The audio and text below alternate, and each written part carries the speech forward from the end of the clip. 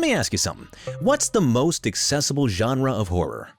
No, you might have to read a book for that one. Yeah, good luck getting that right. What the fuck? To me, the answer to that question was, for a long time, found footage. The beautiful thing about found footage is that it's a style that, at least from a cinematic perspective, isn't that hard to get down. Sure, there's still a lot of artistry and intentional camera work that goes into it, but for the most part, anyone can do it. I mean, you just pick a location, insert a freaky dude, and then shake that fucking camera. Boom, found footage. But even then, not everyone has a camera, or other actors to film shakily. Some people don't even have access to a location. Could there possibly be an even more accessible subgenre of horror? Did you read the title? Analog horror has more or less taken the internet by storm, with just about everyone and their mom making a low-fidelity love letter to the genre. And it's easy to see why. I mean, an entire medium of horror founded on amateurish editing, basic photo manipulation, and covered with so much film grain you think you stumbled across Slenderman's porn collection? What's not to like? My point being, though, is that analog horror has enabled people from near and far to share their unique and totally not derivative ideas with the world, sometimes even gaining the attention of larger creators who only help to boost interest and engagement in their work. In theory. In a way, analog horror is the people's genre. That's why some of them really fucking suck. What the actual fuck is wrong with you? But enough negativity. Real me, tell the people why we're here. That guy's such an asshole. Hi everybody, welcome to this new installment of my YouTube channel's a thinly veiled excuse for me to make arts and crafts. I made a tier list! I've been watching a lot of analog horror series recently, primarily to learn more about the genre, what it has to offer, and what I think some series get right and other series don't get as right. And, like any content-stealing son of a bitch, I decided to rank them for views on the internet. Got my little wicker basket of destiny here, which I'll be pulling from, which is, I just realized the optics is going to be very difficult since I can't get in there without putting down the microphone. Fuck, this is a nightmare. Quick point of clarification though, this video is not meant to be a takedown or like a shit-throwing session at any of the series that I mention. And I recommend you check out anything that I talk about here to form your own opinions or to see if it was more effective for you or if you disagree on me on some stuff. And more importantly, I think it's important to support everything I talk about here because a lot of these are smaller creators who have either just entered this space and are still trying to find their footing, or just people that deserve a little bit more credit than they're being given. I can't tell you the amount of times I've seen videos of like rando YouTubers recapping entire analog horror series, and those videos get like millions of more views than the entire series itself. It would appear that trickle-down economics does not in fact work for video views. Or economics for that matter. So in short, and to hint at my next video down the road, what was that? What was that? Can you tell I'm bisexual? So in short, and to hint at a future video down the road, support the official release. Oh, and stay tuned for the ending for a fun surprise, wink wink, nudge nudge. But without further ado, let's my big bag of secrets. It's not even a bag. It's not secrets, you know what's in here. Hey! Gemini Home Entertainment. So full disclosure, I actually watched Gemini Home Entertainment back in like early 2021, around the time in which the analog horror genre was just starting to pick up steam. And I really liked it. And I watched it again recently, and I really liked it. And something I really admired about it back then was just the constant reinvention the series had. Every single video would be so keenly different from the one that came before, while still existing in that same general lore and mythos that it was creating. It's a great example of a series that both is an anthology, but does anthological storytelling in what I believe the most effective way possible. Yes, every single episode's a little bit different, and it does these so well because every single one, despite being kind of different things altogether, still have that fresh take on the genre. A whole episode dedicated to games for children with a kind of freaky undertone underneath it. An informational video about our solar system that explains that Neptune has essentially been infected by this eye-like creature that is actively sending 5G rays and other shit to Earth. An entire informational video about home invasions made for home invaders. And despite all these kind of being, out there and different and, wholly unrelated to one another, all of them hit the mark so well. And I think a lot of that has to do with the fact that the series has a sort of narrative focus as it goes along, with the iris, with the wood crawlers, with deep root disease, all these different things. There is no, every episode's about a different thing. They never coalesce. No, that's not the thing for Gemini Home Entertainment. On the topic of the solar system episode, though, I will say I think that Gemini Home Entertainment is one of the few series in analog horror that does cosmic horror really well. Seeing Neptune become infected by this extraterrestrial, like, alien life form / parasite, its neighboring celestial bodies and moons being turned into horrifying facsimiles of their former self, like fleshy monsters of sort, that's freaky. The fact that we send a fucking, like, satellite into it, and then the satellite's getting closer, implying that the Iris, Neptune, is getting closer to Earth, that's pretty good. And the visuals therein are great as well. Remy Bode is a phenomenal model worker. The guy is able to turn entire scenes that seem innocuous and create really genuinely horrifying visuals therein. Anytime we see a victim of the deep root disease and the freaky kind of disjointed, almost, if you'll forgive the phrase, inhuman way they move, it is a treat. That being said, the series is not without issues. I think some of the pacing in some of the episodes could really have been streamlined and made a little bit quicker. Sometimes things sort of drag on a little bit longer than they needed to. And apparently Remy agrees with me, because my favorite episode, ironically enough, the Deep Blue one, has been delisted from YouTube for pacing reasons. So maybe I don't know what I'm talking about, because I liked that video. I thought his pacing was fine, but regardless of that, Gemini Home Entertainment is a phenomenal series that I would highly recommend to anyone who's interested in seeing a series that employs really effective uses of cosmic horror, body horror, and just a slow, meandering ratcheting up of the tension over time. Remy does some phenomenal work. Go ahead and check out his series. Easy A tier. I'm surprised how straight that was. We got the Monument Mythos. How would I describe the Monument Mythos? The Monument Mythos is like if you dropped acid in the Hall of Presidents. It's like if you were in a coma and the only way to be woken up is if your half-drunk father very badly retold you the plot of Rebel Without a Cause. Imagine if Roger Stone found out about fan fiction. If aliens abducted that really smelly dude back in high school that was kind of obsessed with World War II history. The Monument Mythos is like... The Monument Mythos, jokes aside, is actually, I think, one of the best showcases of all the things analog horror can be. It is at times a very scary series and employs some genuinely really good horror elements, but also it's just so absurd so often that it almost defies expectation. It defies speculation as far as that's concerned. We have statues coming to life and slicing people's heads off and turning their heads into giant air balloons that patrol the Grand Canyon. There's a certain kind of glass from Giza that turns people into balloon head monster men. There's special trees that we keep putting inside monuments because the fuck else are you gonna put them in, I guess. Rockefeller was president in one timeline, but in another he wasn't. Hillary Clinton became president in one and then nuked a shipping boat, which, you know, if we're gonna nuke hurricanes, might as well. But for real, as I was watching the series, I was kind of marveling at the fact of how frequently it kind of became silly and absurd, but not to the point where I ever said, this is stupid. This makes no sense. Everything is presented in a way consistently that nothing will actively take you out of it, more so just to get you more excited for the nonsense that comes afterwards. During the end of season 3, or maybe it's season 2, it's kind of all blurs together after a while. The snake that lives inside of the Earth, which is George Washington, maybe, yeah, kind of, definitely, explodes. Not the snake, the Earth explodes, and then he's free.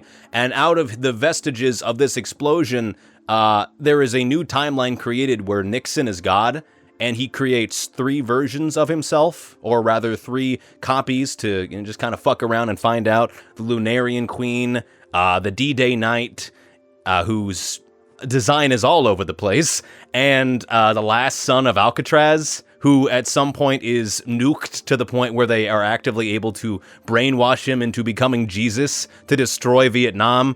And I love it! Alternate history is actually a really interesting way of taking an analog horror series. I know a lot of people often kind of employ some like historical events in some of their work, but the reason I love it in the Monument Mythos is because it's forefront. It's front and center. It is the most important thing to the series overall, and I think that really is to its boon. James Dean is a fucking idiot, and every single time he speaks, it's the most, like, lovable, stupid idiot phrase ever.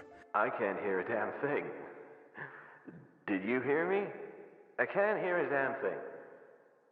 Neither can you, or you, or you, or you. He finds out that George Washington was found in the modern day, in that era, and his only response is, I'm surprised. Which, that is fair. I don't blame the man. Also, a weird thing to compliment, but something I always enjoyed, is that I really enjoy the way the series handles blueprints and like overhead shots of like areas and whatnot. It's really interesting and a great storytelling method to show like how this freaky thing works just by giving you an aerial view and telling you this is what this is, this is what this is. Little fact about myself, I actually really like buildings. I have a blueprint of a country club in Atlanta at my work, and sometimes when I'm bored, I'll stare at it. Because that is a healthy and normal thing to do. The series exists in a sort of nexus between batshit insanity and genuinely compelling storytelling. I never thought you could fuse that as effectively as the Monument Mythos does, but whew, great Scott, that's me. They did it, and when I mean compelling, I mean legitimately compelling. I can safely say that no other medium, no other piece of media has ever gotten me genuinely hyped to watch a chess piece shit-talk another chess piece before exploding and using the power of Alcatraz to destroy an entire alien civilization, all while 1930s big band jazz plays.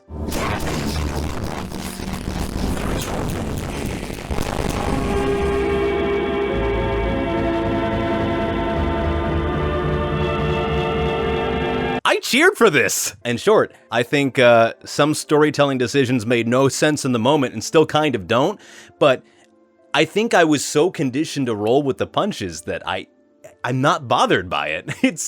It's almost part of the charm. In short, the Monument Mythos is absolutely worth checking out. I can safely say I was never bored. Often confused, sometimes horrified, but never bored. S tier. Easy S tier. Damn, I'm like sideballing this shit. This is like I'm him. I might be him. I'm gonna step on one of them and it's gonna hurt so bad. Somnium Dream Viewer. Wake up, cocksucker.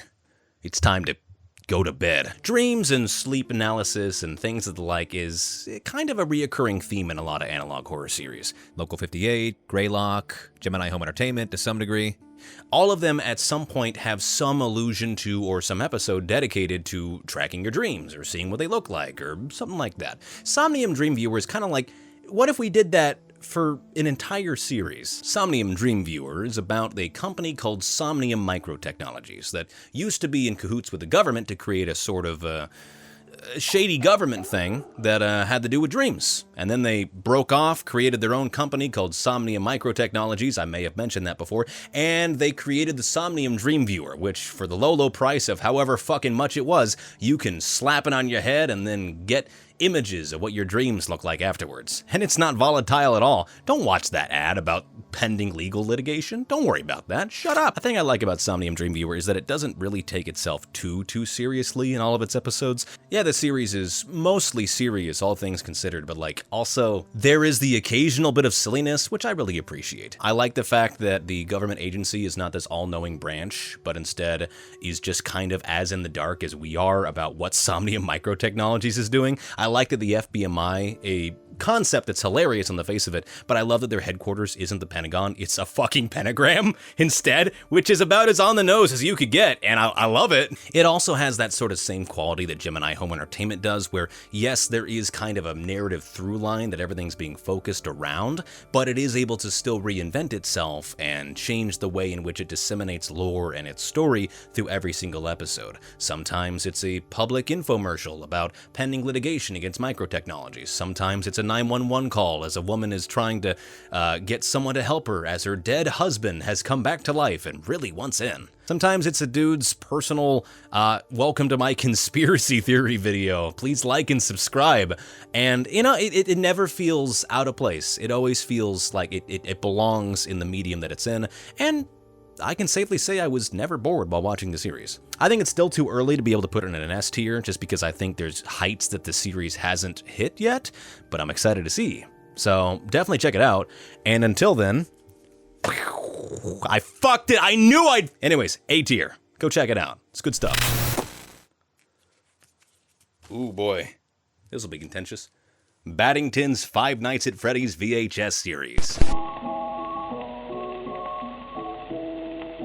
So before we get started, let me clear the air real quick. I don't hate FNaF.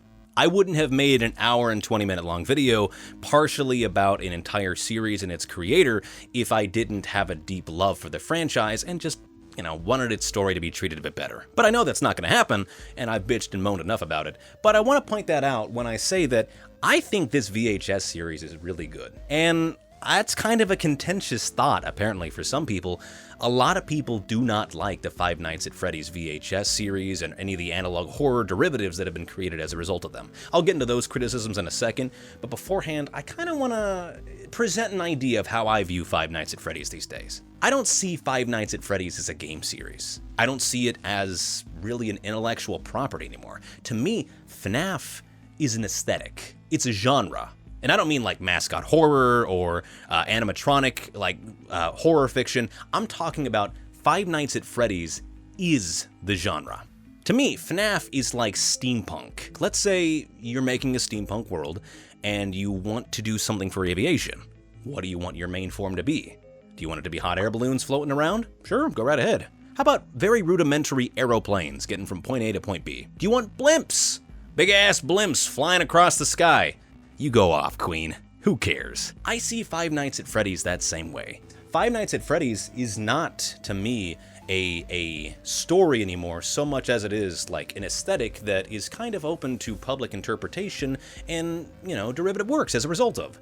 That's why I like the Five Nights at Freddy's VHS series, because it feels different enough, but is still such a spiritual successor / retelling of the things that we already know about that I think it remains fresh while still kicking on the things that we know. Another thing the series does that I really appreciate is expanding upon the lore as we understand it in ways that make logical and technical sense, like in this scene where two different animatronics are actively speaking to one another and trying to find one another by singing the happy birthday song at differing pitches and tones.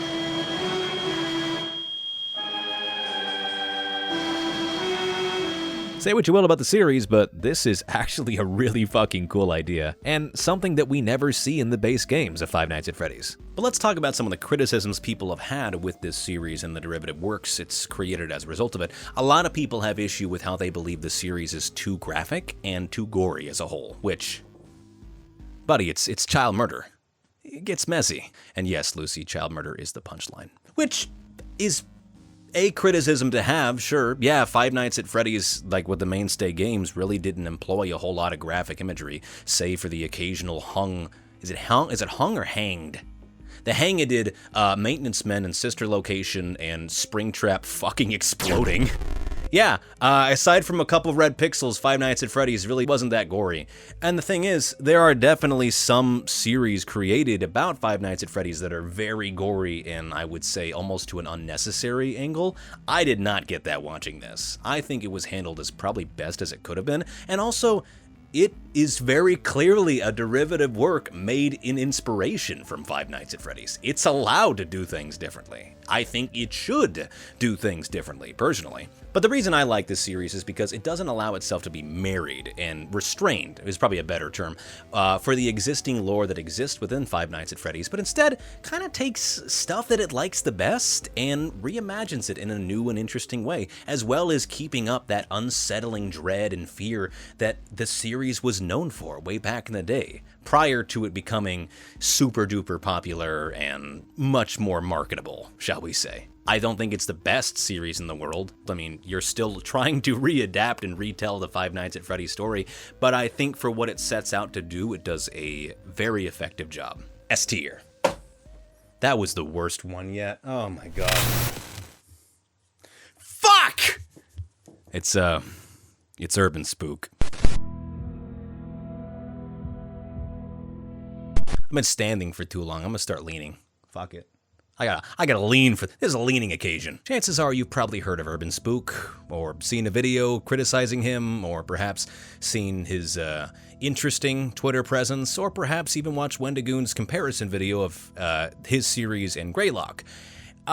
Chances are you probably are familiar with some of the criticisms that are being levied against Urban Spook. That it's shock with nothing more to it, it's just unnecessarily dark, it's edgy for the sake of being edgy, it overly relies on shock value to the point in which it's almost self-parody, a lot of those criticisms. Now, I'm not going to play devil's advocate because I was a TCOM student, not a business major, but I do think that it's worth unpacking why this series is reviled as it is, and what it could be doing better, and what it keeps not doing well. You see, I have a theory that people don't actually hate Urban Spook because he utilizes, like, child murder and SA and things of the like.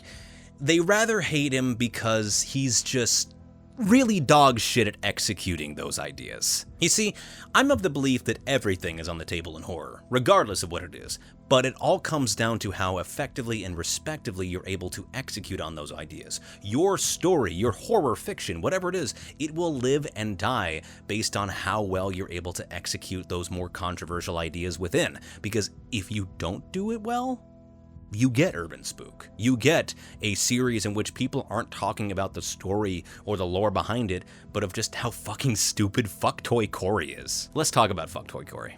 I don't wanna, but it is kind of the topic of this discussion. But Fucktoy Corey is bad. It's gross.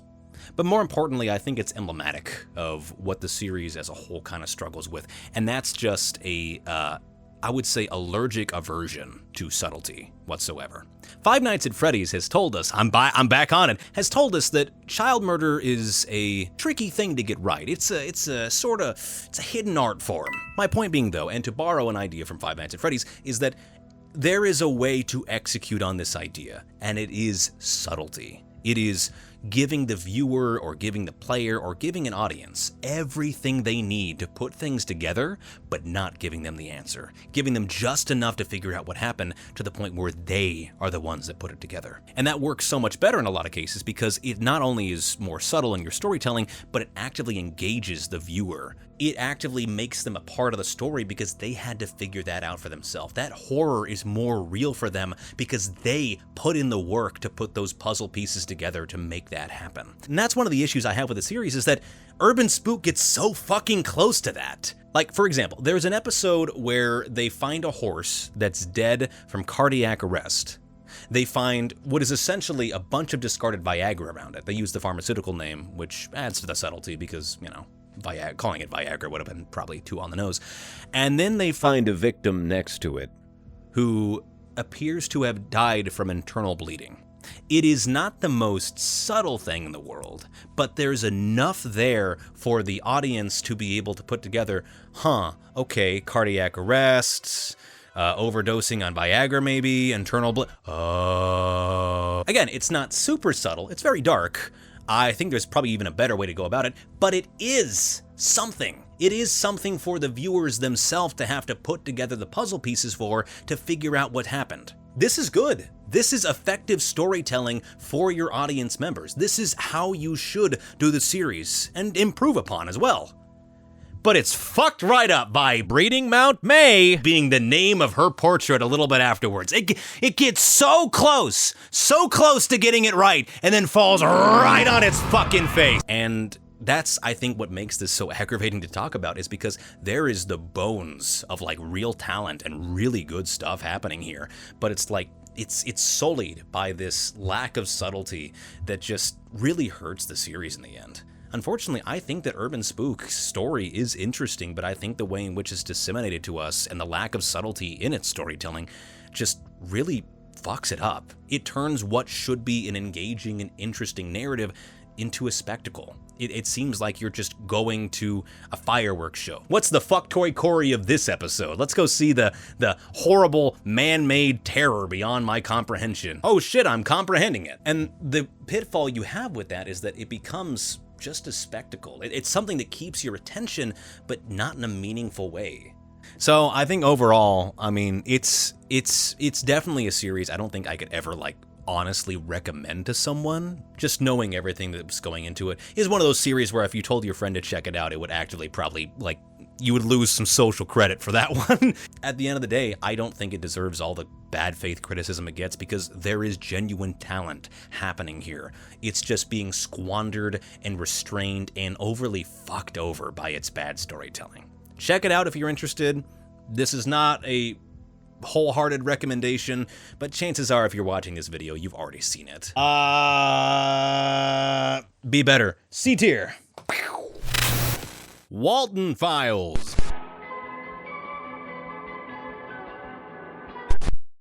Tell me why in my notes here I just have Bonnie if he slayed. The Walten Files is a great example of an analog horror that I did not understand much of, but that I really enjoyed. It was, good. It's amazing what you can do with your animatronic horror story when you plan that shit out from the beginning. The Walten Files was an interesting watch primarily because it's one of the few series that I think really utilizes its sort of halfway animated, halfway drawn aesthetic to its full purpose. Again, it's kind of earlier on in its run as well. Yes, it's been out for several years now, but it's, after watching the most recent video, it's pretty clear that we've only just started to get like the bare bones beginning connective tissue of the story as it stands. But from what we've gotten, oh boy. The Walten Files managed to do one thing that I don't think any other analog horror series on this list did, and that was make me feel genuine, like, tragedy. Genuine, like, sadness regarding how something went.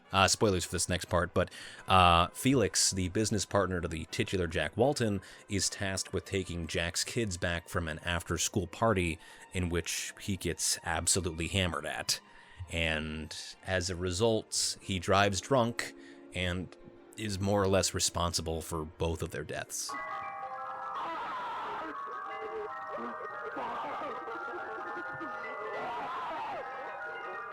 When I watched that, it really hit me. I don't have kids. I'm not gonna have kids.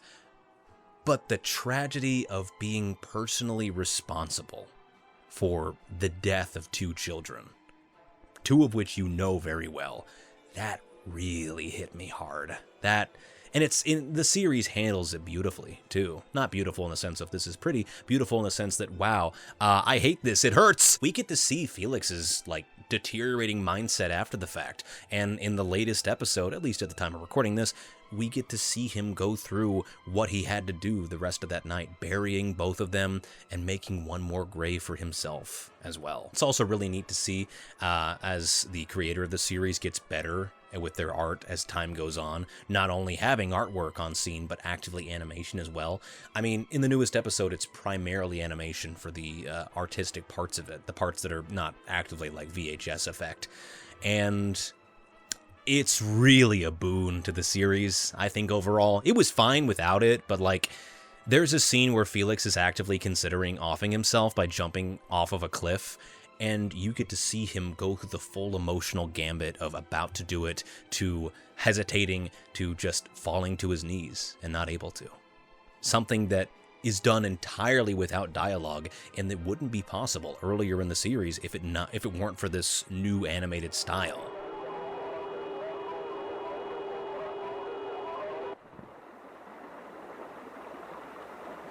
It's really something else. I don't know, there's still a lot to learn, and I am excited and interested to see where the series goes as a result of it. This is definitely one you're going to want to watch a couple times over just to really get everything, but at the same time, like, that's not necessarily a bad thing. So I would say for a series that had affected me as deeply and emotionally as some of its scenes did, as well as the fact that it's got such a unique and interesting aesthetic design to it, I think it's definitely worth checking out. I'm gonna say A tier.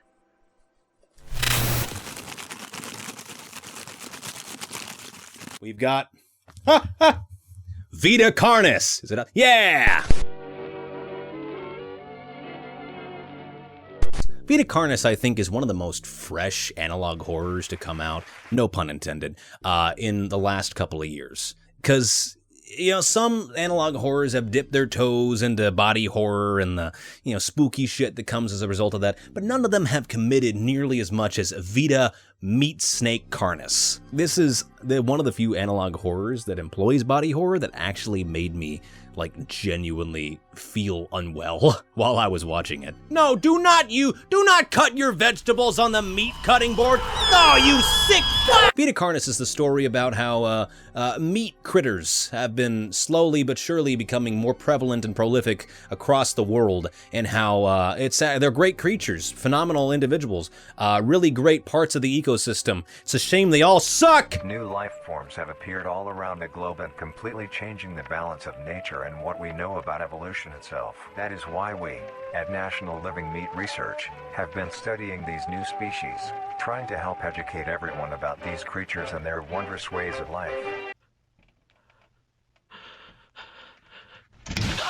Another thing I like about Vita Carnis is how well it handles child death. I swear to God, I did not plan on having so many analog horrors about children dying right off, like, in rapid succession. In Species Anomaly Report, one of the children they introduce is playing around one of the harvesters and steps on one of its tendrils, and it gets him, for lack of better words. There's pretty much no visuals to go along with it aside from very grainy footage of what appears to be a skull, but you don't need visuals when the sound design sounds like this.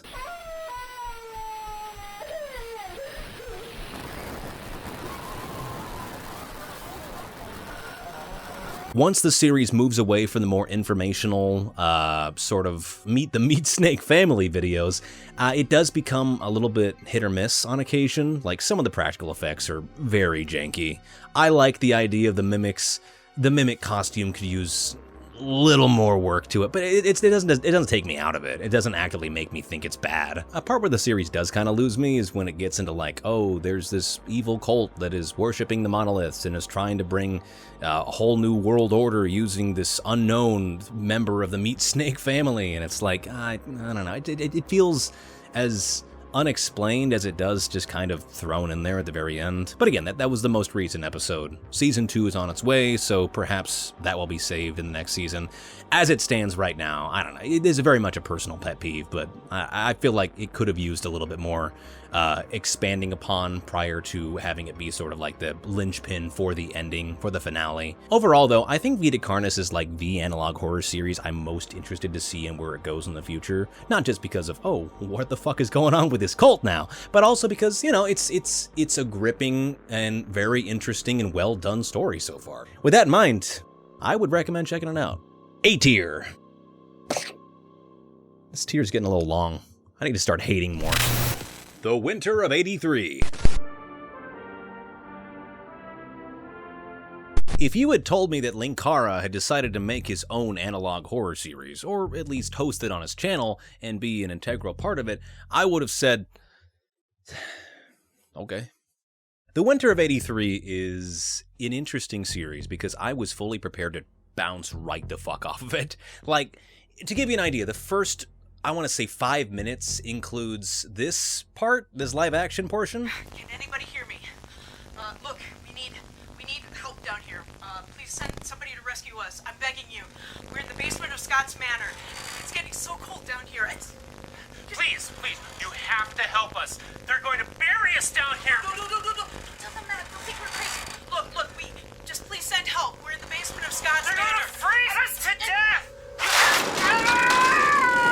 This bounced me right off. I'm sorry. This looks like the blooper reel of a decidedly canceled Channel Awesome live action skit. But I will say that I was pleasantly surprised that everything that came after that was surprisingly really good. I have a lot of respect for an analog horror series that decides to keep things as grounded and focused on a certain, like, scale as it goes along. There's a tendency, obviously, for a lot of the ones we talked about so far, where it's kind of like a universal or cosmic threat. The Iris and Gemini Home Entertainment, the Monument Mythos literally expanding to different fucking multiverses. Vita Carnis being, you know, pretty much worldwide. So having an analog horror that is just centralized in this one city is, I think, a lot more compelling because it's more grounded in reality. I can believe that this weird occurrence happened in this small city because, you know, if you said it happened worldwide, well, I didn't see that shit. But in addition to that, I think Winter of '83 really helps to, you know, become its own thing by just how good the aesthetic of it looks. Even I, someone who did not live in that age, but has seen analog public access television before, a lot of what you see on here looks pretty much one-to-one. And I gotta give him props where props is due. It's very well done. I will say, I think the series does falter on occasion. There are some scenes that really go on a lot longer than they needed to, or could have been rewritten and been a lot more effective with a whole lot less words, but it's never to a point where I'm actively like, oh, this is just unbearable to watch. I think the voice acting was really well done as well. Linkara put in a great performance himself at the very end. Where have they been? They're at Scott's fucking manor, where you told them to go! They never came back! Their cars are still fucking out there! I found Sheriff Douglas's badge in a snowbank covered in blood! You fucking sent them out there to die! Really, the main things that I have difficulties with was the pacing and some of the writing decisions on some things. But again, it's never to a point where I'm like, oh, this is unbearable. Overall, though, I like the winter of '83. I think the opening really hurts it. I think that could be omitted and it would be a whole lot better, and some of the pacing leaves a lot to be desired. But as far as an analog horror series goes, I don't know if you could get more aesthetically accurate to the time period as the winter of '83 does. And for what's there, both from editing decisions to having freaky shit happen on the lower thirds during a town council to the voice acting therein, there is a lot to like about this series. So I would say, all things considered, definitely worth a watch. I'm gonna go with B tier. See? I'm an asshole now. I don't know why I shake it. I don't even look in there. It doesn't matter. We got Eventide Media Center. Remember earlier when I talked about how having your analog horror be an anthology can really help or harm the series overall? This is a good example of what I mean by that. Eventide Media Center isn't bad. It's just, it is purely anthological. It's all happening around in the same area, but each episode kind of details a different thing, some of which really work really well, and other ones that just are... Killer fish. Killer fish from San Diego. This is real. It's just a water park where you feed a giant fucking fish. I like the fish. I want good things for the fish. I would gladly sacrifice myself for the fish. It may not be canon anymore, but this was my favorite episode. There's a whole episode dedicated to the fucking pink gems, the gems from The Sims, but they're pink now and they're coming down and they're gonna fuck you up. Here's computer technology. Neat. I don't know, those compared to like stuff like a giant being excavated underneath the city that comes up and destroys a town council meeting discussing that very giant, or a giant walking skeleton that's on fire during a controlled burn as we slowly learn more and more and more about how fucked up this entire thing is. Those are great episodes. When compared to The Shapes, it leaves a lot to be desired. But I think that's probably the best way to describe the series, which is just primarily hit or miss. It's not bad on the whole of it, but there are some episodes that I could definitely see myself watching again, and others that I'll probably never touch. Sadly, though, the Eventide Media Center and its analog horror series have been canceled because I believe the creator got some kickback for having the last one kind of be about a school shooting, when in reality it was just this dude. Interesting choice, but yeah, Eventide Media is more or less canceled, so I do not believe we'll be getting any more of them. Some people have taken up the mantle. Some person uploaded this.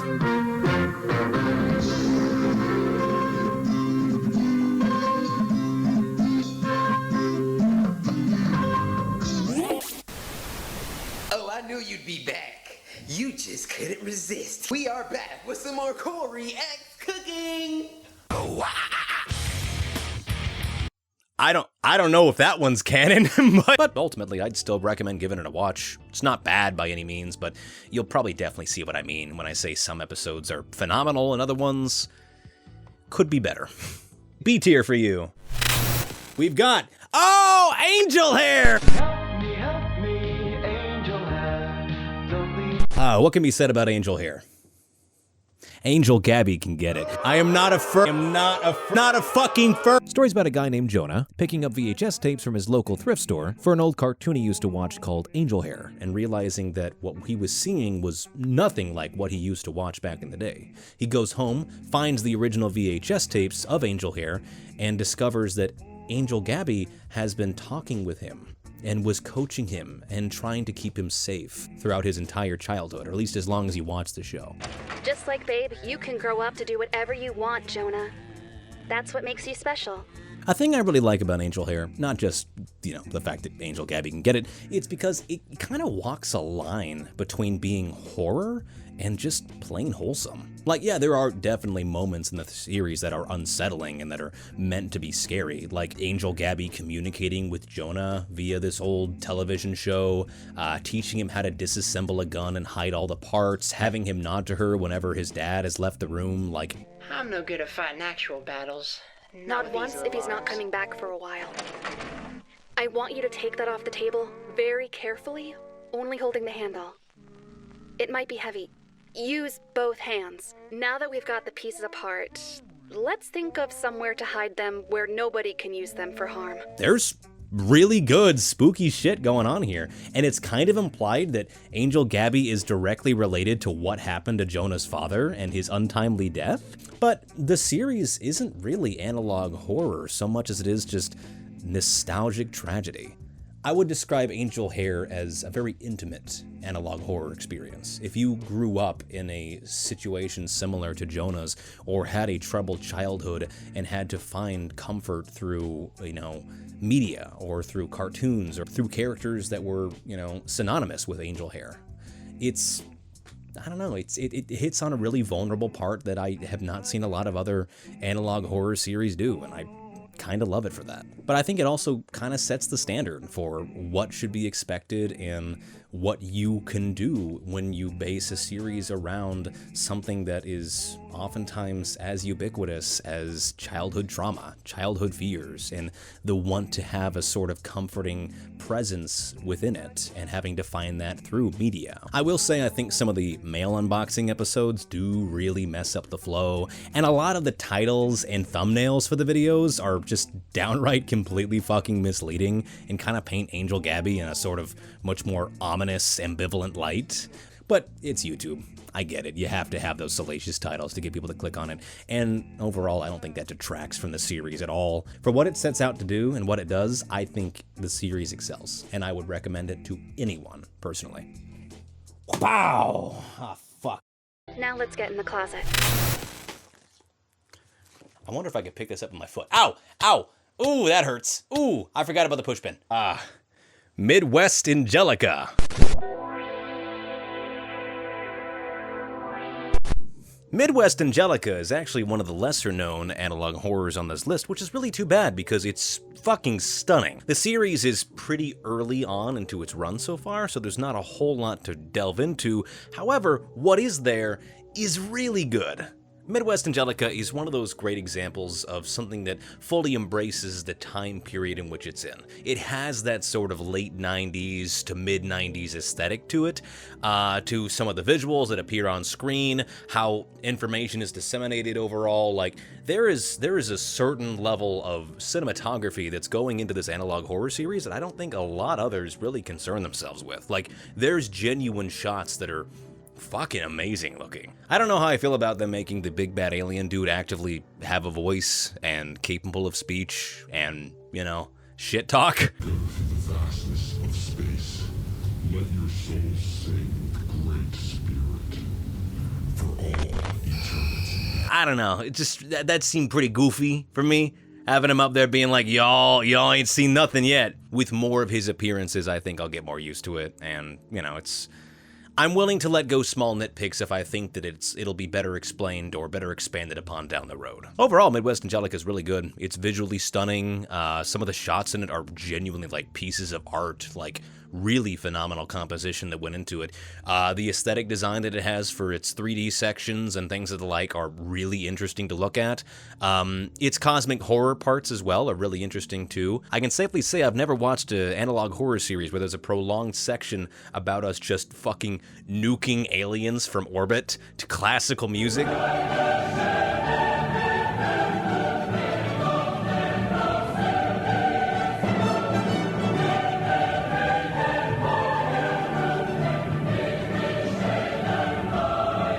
I liked it. I want more of that. Overall, though, I think it's a great series, one worth checking out, even though by proxy, by recommending it, I have to also recommend you watch Neon Genesis Evangelion, and I can't in good faith, ever recommend that. But yeah, Midwest Angelica, fun watch. I'm excited for there to be more to sink my teeth into so I can really form a full opinion about the series as a whole, but as of right now, I really can't write anything terribly bad about it, so I would say A tier. Did that? Wow, that went in super easily. All right, give me a good one. Give me a good one. No whammies. Ooh, the Smile Tapes. The Smile Tapes is a great example of less is more in the analog horror scene. Because for the first couple of episodes, it really is just beeps and boops, and words on a screen, and occasionally a disconcerting image to come with it. It's a hell of a thing to make people as compelled and as interested in your story when you have such a limited form of visuals and storytelling on display here. But that being said, there's still a certain level of production value that does increase over time as we begin to see entire scenes play out modeled in 3D spaces, and it looks good. It's genuinely horrifying stuff to see this. Like, you believe this is an actual viral infection that has more or less taken the world by the balls and is doing really well for itself, unfortunately. I will say the ending does kind of leave a lot to be desired. It's kind of half and half for me. On one hand, it's kind of hard to figure out what went on.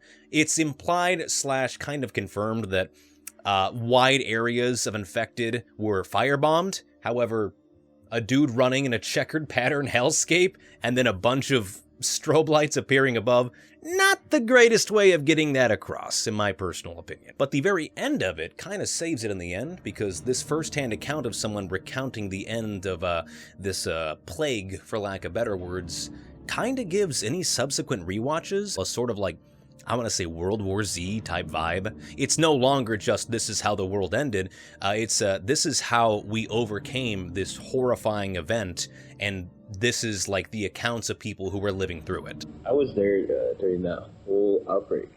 I stayed in my basement for a whole year.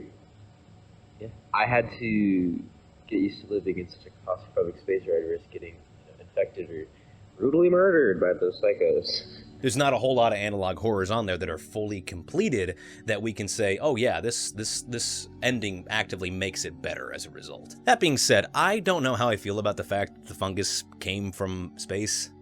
I think that's silly. I'm a big proponent that sometimes you can just call a spade a spade. You can just have a thing be from Earth. I don't know, maybe it's just me, but I felt like this was a drug that someone probably made without knowing a whole lot about drug making that had this thing in it that has then now become a viral infectious disease. I think I was a lot more compelling and a lot more grounded than, well, it came from space and now we're all fucked. But I think the Smile Tapes is great primarily because it's kind of an indication, so to speak, that, hey, anybody can make an analog horror series. Just look at this. With the right editing, right pacing, and right sound effects, even you could make something as scary as this, because it's not that technically difficult. And I really appreciate that. So I think there's a lot to like about the Smile Tapes, and I think it's worth giving a try. I would even go so far as to call it S tier. That's off center. Fix that shit right now. Thank you. All right, we got the Tanji virus, which is actually a lie, because we have 2 more as well.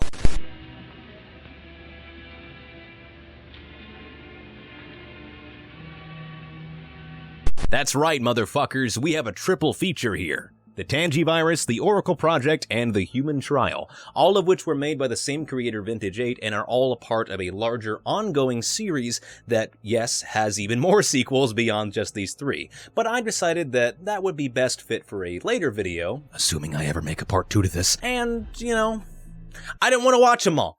I don't want to be like, yeah, here's 6 of them in a row. 3? That's a much better number. The Tanji virus, I think, is a great example of something that gets most of everything right, and then kind of loses me at the end. For the first part of the video, we follow Dr. Julia and her studies into the Tanji virus and the horrors that come as a result once she finds out that she is in fact infected with it as well.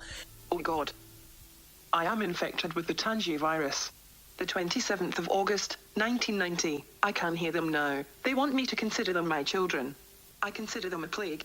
I think the first part of the video is probably the strongest. Having her as our narrative focal point, or as our sort of like insert character for ourselves, is really interesting. Primarily because we see the great lengths that she goes in attempting to cure herself, to the point where she's actively taking like chemotherapy made for dogs. She's trying to actively make her body as less palatable as possible, because the Tanji virus is like microscopic organisms that sort of take over your brain and bring you a part of a hive mind. Following along with Dr. Julia's research and her ratcheting up desperation to become cured of this thing is, I think, where the video is at its strongest. I think it has the most going for it around that time.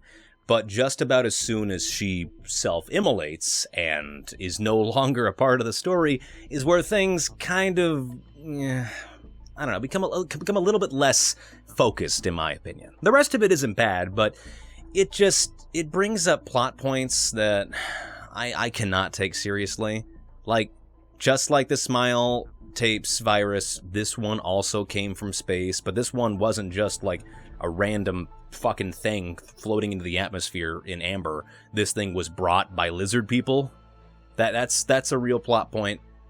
I do not like that plot point. Again, sometimes I really think a spade can be a spade. I think a scary thing that could have originated because of human pollution and the fucked up things we were doing to our water system in Kate's Crossing, where it takes place, would be really interesting. And no, it was the reptile people from Planet Fuck who brought it down and put it in our water supply and are trying to turn us into hive-minded lizard folk. I mean, this is what do you think tap water is? It's a lizard bomb, baby. But that's just me. And again, I think this is indicative of, well, as like, this is part of a much larger ongoing series. And that's probably where most of my issues come from, is like this, I want this to be a self-contained thing, or when I was watching it, I expected it to be, and as a result, it was not that. It was more of like a setup for stories to come down the road. And what story comes next? The Oracle Project. First, let's actually put this. Oh no! I'm gonna put that in B. Next, we have The Oracle Project. The Oracle Project is the story of a supercomputer created by the government to predict the future, and it does that a little too well. It's able to not only guess who will win the United States Senate in certain years, who will win the Super Bowl in future years, but also predict when people will die. And I don't mean people as in person, well, it does do that, but I mean people as like a collective, us. It tells us when our expiration date is, and tells us that the reason for that is a combination of many issues. I think the Oracle Project is the more compelling of the two, or really of the three, but we'll get to the human trial in a second. I think it's the most compelling and most engaging one to watch, because I was not bored a second of it. The characterization of both Oracle and the scientist leading the program is so human, Hare, and interesting to the point where you find yourself rooting for both of them to be able to find a cure for the Tanji virus and be able to save humanity. If I thought the Tanji virus was good at having like a certain slow buildup of dread and tension, then the Oracle Project excels at that. It feels like our main characters are against the clock, and that might be because they are. Again, it introduces things that will appear in future stories that I think would have probably been better off not mentioned at all. There's a line about humans from alternate realities fighting a battle for existence itself, which it doesn't come up again in the video. And I don't think it should have been mentioned at all. Look, I'm not against that idea. It's just, I think that would have been better off to be saved for its own story down the road and then build upon that from there. I don't know, it just seemed... That's distracting. Am I wrong? Am I stupid? Is that distracting? Look, I thought the lizards were bad, but no, the alternate humans from different realities, that feels even more distracting somehow. But regardless of that plot point choice, the Oracle Project's really good. It's very compelling. It keeps your attention from start to finish. It has a certain building tension that I don't think was recaptured in the human trial, and I don't think was even as well done in the Tanji virus either. I will say the ending is a little bit predictable, since Oracle is a sentient artificial intelligence, so you can probably already guess what his plan is for humankind. But I will say it is kind of fresh that his first thought isn't, I need to kill you all to save you from yourselves, in more of just, I need to pacify you as a race so thoroughly that we take free will out of the equation. Honestly, I think the Oracle project was my personal favorite out of all of them. It just has that perfect mixture of like ratcheting tension, race against the clock, compelling characters, and realistic fears that exist at the time frame too, that, you know, I think it really works. And the fact that it's all done in kind of the same, you know, aesthetic design as the Tanji virus was, and I think there's a lot to like about it. So I'm going to put the Oracle project in A tier. All right, the human trial. It's goofy. I'm sorry. The human trial's really goofy. The human trial is about a dude and his best bud and his girlfriend, and one day he gets a text and he's like, hey, you want to make a lot of money? All you gotta do is answer my questions. And the guy's like, I like money and I love answering questions, even though I'm really bad at it. And then he takes quizzes, and slowly they become worse and worse and worse, and he is actively responsible for his girlfriend's incarceration and for an entire building of people exploding, and I think a train derailing at some point as well. Oracle is the main antagonist of this one as well, and his characterization is so vastly different from the Oracle project. Like, in the Oracle project, you got the idea that Oracle was sort of this cold, calculating, but, you know, still had that glimpse of humanity. It was very clear he was still made by humans and just acting out of what was the most logical thing for a creature created by humans. There is an 80% chance we will speak again, Dr. Stevens. You have been a true friend. Thank you. You will try. Goodbye. In here, he's just a fucking psychopath. Homeboy's using exclamation points and smiley faces at the end of the day. He's pushing our main man to the absolute edge. Like, he's kind of a dick now. As the story goes on, it becomes clear that Oracle is not being entirely forthright about the nonsense that he's getting up to and about the main character's place in it. As it turns out at the end, Oracle is actually God, and this entire thing was a simulation that he created to find out, like, basically to better understand humanity and humans as a whole. I think my main issue with this installment in the overarching Vintage 8 series is just that I think it would be more effective if it came before the Oracle project. If we got to see like this mechanized, evil type of like all-knowing computer god remaking humans from scratch to see what makes them tick so he can create a better world. And then in the next installment, we get to see what Oracle originally was and how he became the way that we see there. I don't know, the switch up of the characterization from well-meaning but ultimately going to probably fuck with humanity a lot Oracle to active psychopath the Joker baby. I think if you swapped those two, it'd be a lot more effective. Overall though, it's silly. It was, I think, the hardest thing on this list to take seriously, just because of the dialogue, because of the way that Oracle acts overall, and just how unrealistic so much of it is. And it's not real. It's obviously a computer AI generation, so I guess you could say that it succeeds on that account. I don't know. It wasn't nearly as effective as I was hoping it would be, and I think it would be a lot stronger if it was an earlier installment in the series. But overall, check them all out. I wouldn't have so much shit to spit if they didn't impact me and if I didn't think they were worth a watch. So I'm gonna put this in C tier, but that's a B. Fuck. Yeah, C tier. Oh, this is gonna get me in some trouble. Greylock.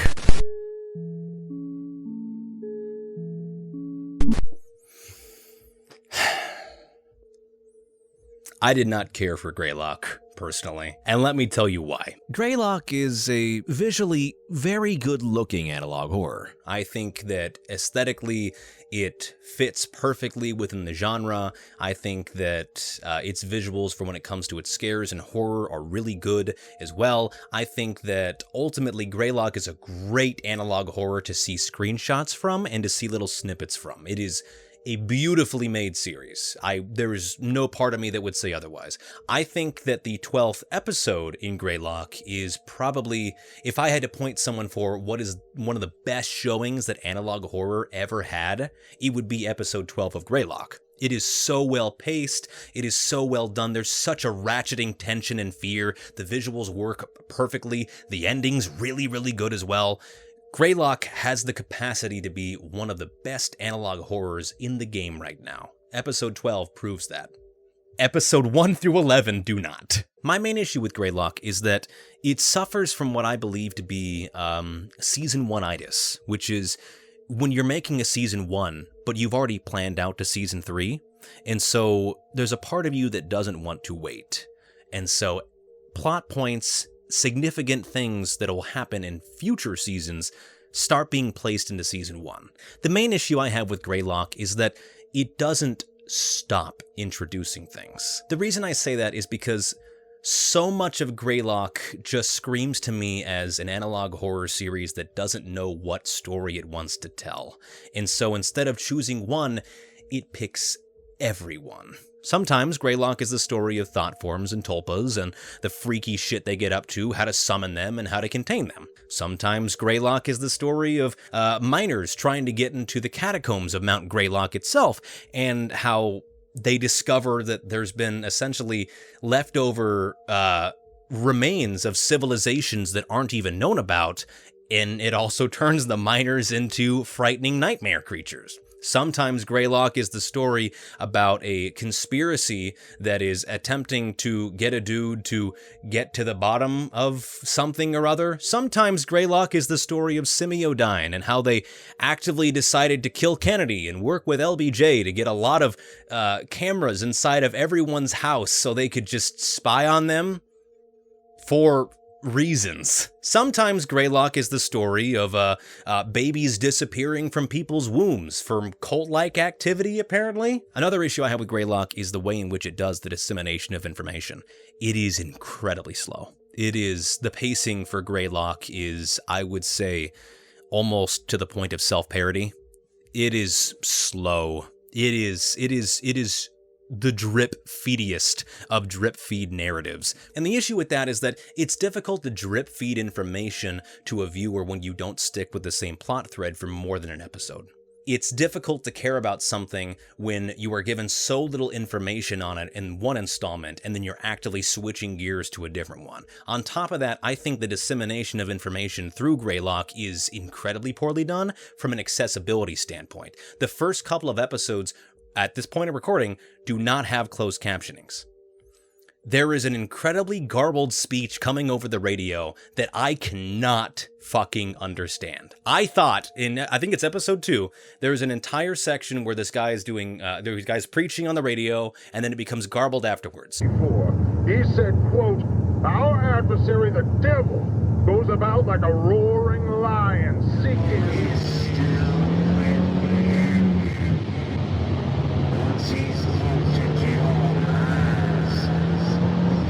I had to be told by someone after the fact that actually this is a police report, or this is like a news report regarding bodies found in the forest.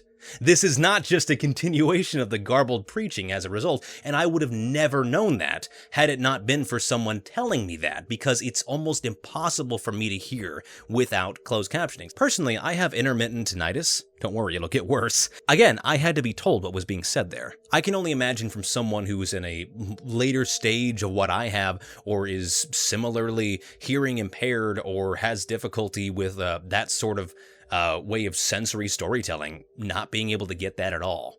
And the issue with that is that, yeah, you've got your sleuths in the comments section, but you're actively making your series less accessible for people who would otherwise love to be engaged in it. This is seen both in the visuals of the story as well. In the episode where the lady just has her baby get deleted, there's a single frame, I believe it's in this episode, there's a single frame of a newspaper clipping that comes up. Single frame storytelling is fine. Absolutely understandable. What's not fine is making it so you can barely fucking read it. Every episode of Greylock has been essentially put onto a VHS tape and then redigitized to be uploaded to YouTube, which is a neat idea, and it gives a certain level of authenticity to the aesthetic that a lot of other series can only do through filters and overlays and things of the like. It's not inherently a bad idea overall. However, it degrades the ability to read this so fucking badly that you're going to need someone in the comments section to be able to tell you what exactly is going on here. The reason I don't really enjoy Greylock overall is just the fact that it's hard to get involved or to care about a story that's actively changing itself every other video. A story that is not told to you in a easily accessible manner, and a story that is so slow and so long-winded despite the fact that you are being given so little information. Some of these speeches and some of these episodes should not be going on as long as they are for us to have learned as little as we do. For as little as what's being shown to us actually ties back into what is ultimately understood. And perhaps future episodes will remedy this and make it, all the better, and make all of these disparate plot points fit back together and make a lot more sense. But as of right now, I'm sorry, but 12 episodes in, that's a lot to do. But ultimately, Greylock is a visually stunning analog horror that, when it's good, is actively pushing the boundaries of what the genre can do as a whole, and when it is bad, is just really slow and difficult to follow, and I hate to say this, kind of boring on occasion.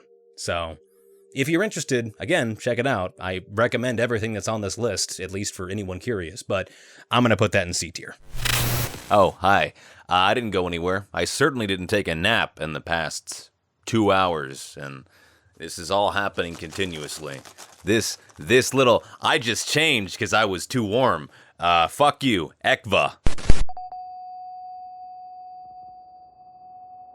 Did you know ECKVA was actually made by the same guy that made Marble Hornets? That's right, the Hornet made this. ECKVA is a weird series, and it's a little hard to talk about just because it's a weird series. It's a little hard to talk about. It's like halfway's analog horror, broadcasting, and then a lot of the rest of it is just live action portions of this guy going to an abandoned house that he doesn't really have the money to fix up all that well, but just kind of lives in. Something unique about ECKVA that I kind of enjoyed was the fact that it's more or less primarily an ARG.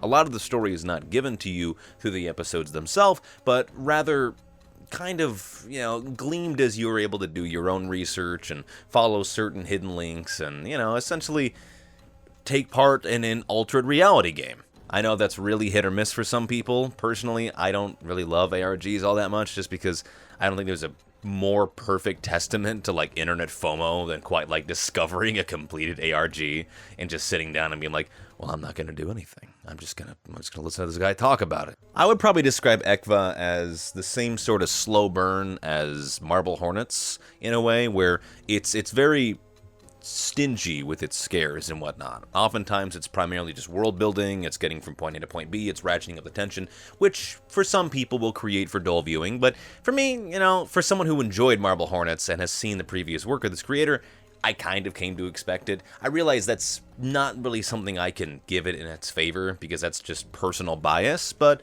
I don't know, it's worth mentioning that on occasion it does kind of drag. But like normal, and for someone who's been in the game for as long as the creator of Marble Hornets has been, editing's good, story is good, the way in which it disseminates it's a little bit kind of all over the place sometimes. Sometimes it's very forward and obvious, other times it really relies on that ARG aspect. You kind of have to put those pieces together yourself. Like, it's almost difficult for me to recommend it to someone, primarily because I'm not a big ARG guy, but like if you're into that, you'll fucking love it. And to my knowledge, it's still going, and it's still probably has a lot of mysteries that still haven't been figured out either. So I will say there's a lot to like about the series. The live action portions, as you would expect from someone who made Marble Hornets, are really fucking good, have really good editing, really great visuals overall, and for all things considered, even though it wasn't my favorite of the series here, it's like it kept like a certain aesthetic and stylistic interest of mine the entire way through.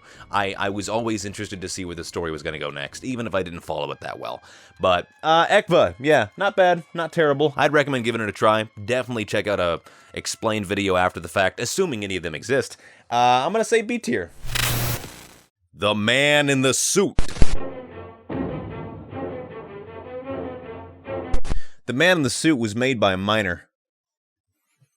I don't have any opinions about that. That's just a lot of alliterative M noises that came right after each other, and I had to tell it. I gotta say, The Man in the Suit is probably as far out there of an answer that you could give someone if they said, well, what does analog horror have to offer? Oh, well, there's one series where the dude who played Godzilla back in the 60s took radiation pills to fuse with the suit and become this weird man-lizard hybrid fucker, and then is just really into biting his co-stars and turning them into weird man-hybrid people, too. And he really fucking hates Americans. Like, I cannot stress the American hate enough. But yeah, it's essentially more or less a story about the original guy who played Godzilla. He takes radiation pills, fuses with his suit, and is sort of the weirdest co-star to have ever. Something I love about the series is that, like, yeah, there's obviously horror happening here and whatnot, but from what it sounds like, the Man in the Suit is actually a really fucking good co-star. Like, he's a phenomenal actor still, gets all his line right. I mean, he only speaks and screams. Kind of a method actor, or a meth head actor, if you will, but hey, it don't matter.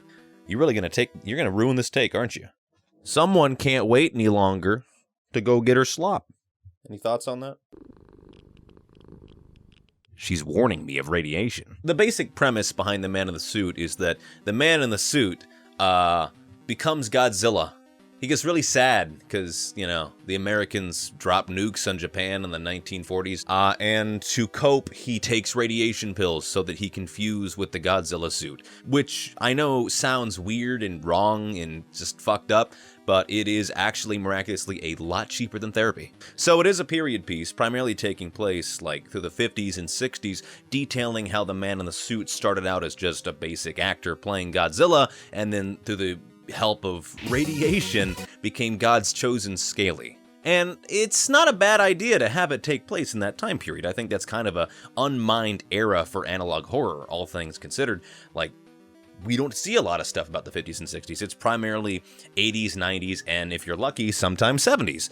I think that's neat. I think it's a kind of an unexplored era for analog horror to take part in. However, it kind of opens itself up to a lot of anachronisms that losers like me notice. The reason it loses me is there is an episode down the road. It's like, I forget exactly where it happens, but the main character is sent a VHS tape through the mail. And we learn it's from Goji, or the Man in the Suit, post-radiation pills. He's actively Godzilla, more or less now.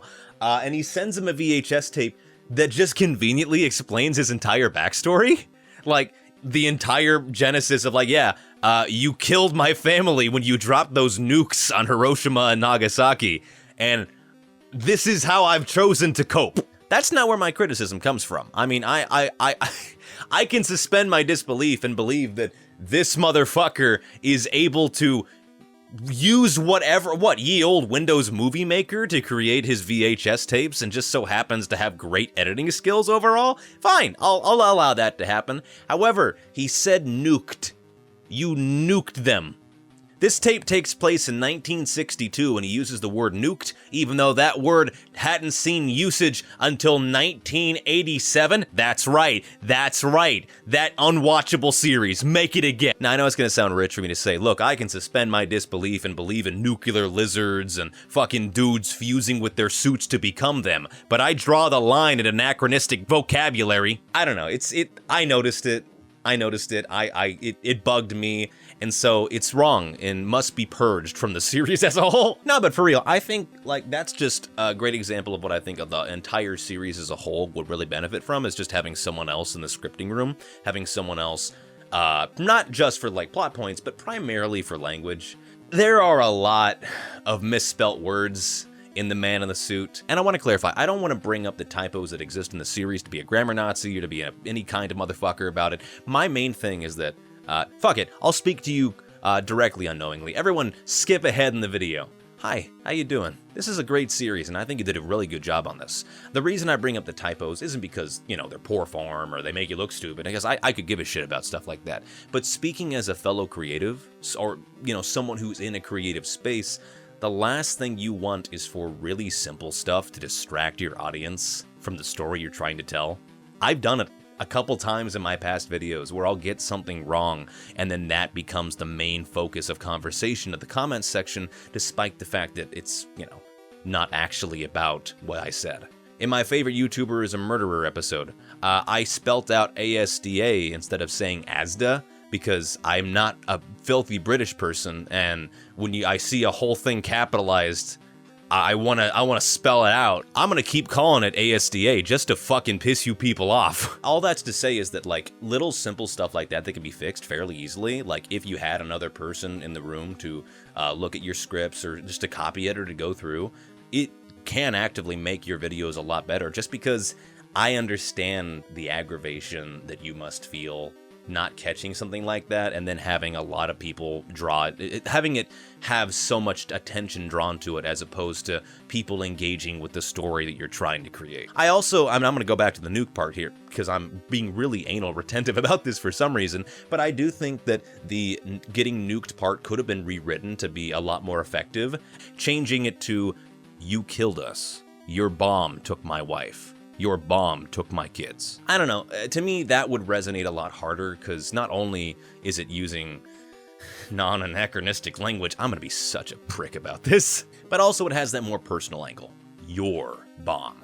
Because if he hates Americans, he would actively blame our main character for that stuff as well. I don't know, just something like that I think would really benefit the series overall. I would like to apologize earlier. I used the phrase people when describing the British, and I'd like to take that back. I really like the series. I think with some very minor changes here and there, and, you know, getting another set of eyes on it on occasion, you could have, like, genuinely one of the best series in the analog horror space. Your editing is there, your storytelling is obviously there as well, and I don't know, I don't know if I have a whole lot more to say about it. It's a good series, and I think if those things were fixed, it would be an easy S tier, but until then, I'm gonna put it in A tier, a very optimistic A tier. This isn't a haha, you didn't get to S, it's this has all the makings of an S tier, but I'm gonna wait till you get there to call it S tier. I'm gonna do this when there's only one left, I hope you know. It's because it's been pointless the entire time. I'm gonna just reach my hand in without looking. There's no need to shake it up again. Local 58! Local 58 is interesting because chances are, if you have ever enjoyed any of the other analog horrors I mentioned in this series so far, chances are it was probably inspired by Local 58. Was Local 58 the first analog horror? I don't fucking know, probably not. But it did pioneer a lot of the namestays and some of the most important tropes that have been pretty consistent with other series in the genre since its initial release way back in the day. And it's easy to see why.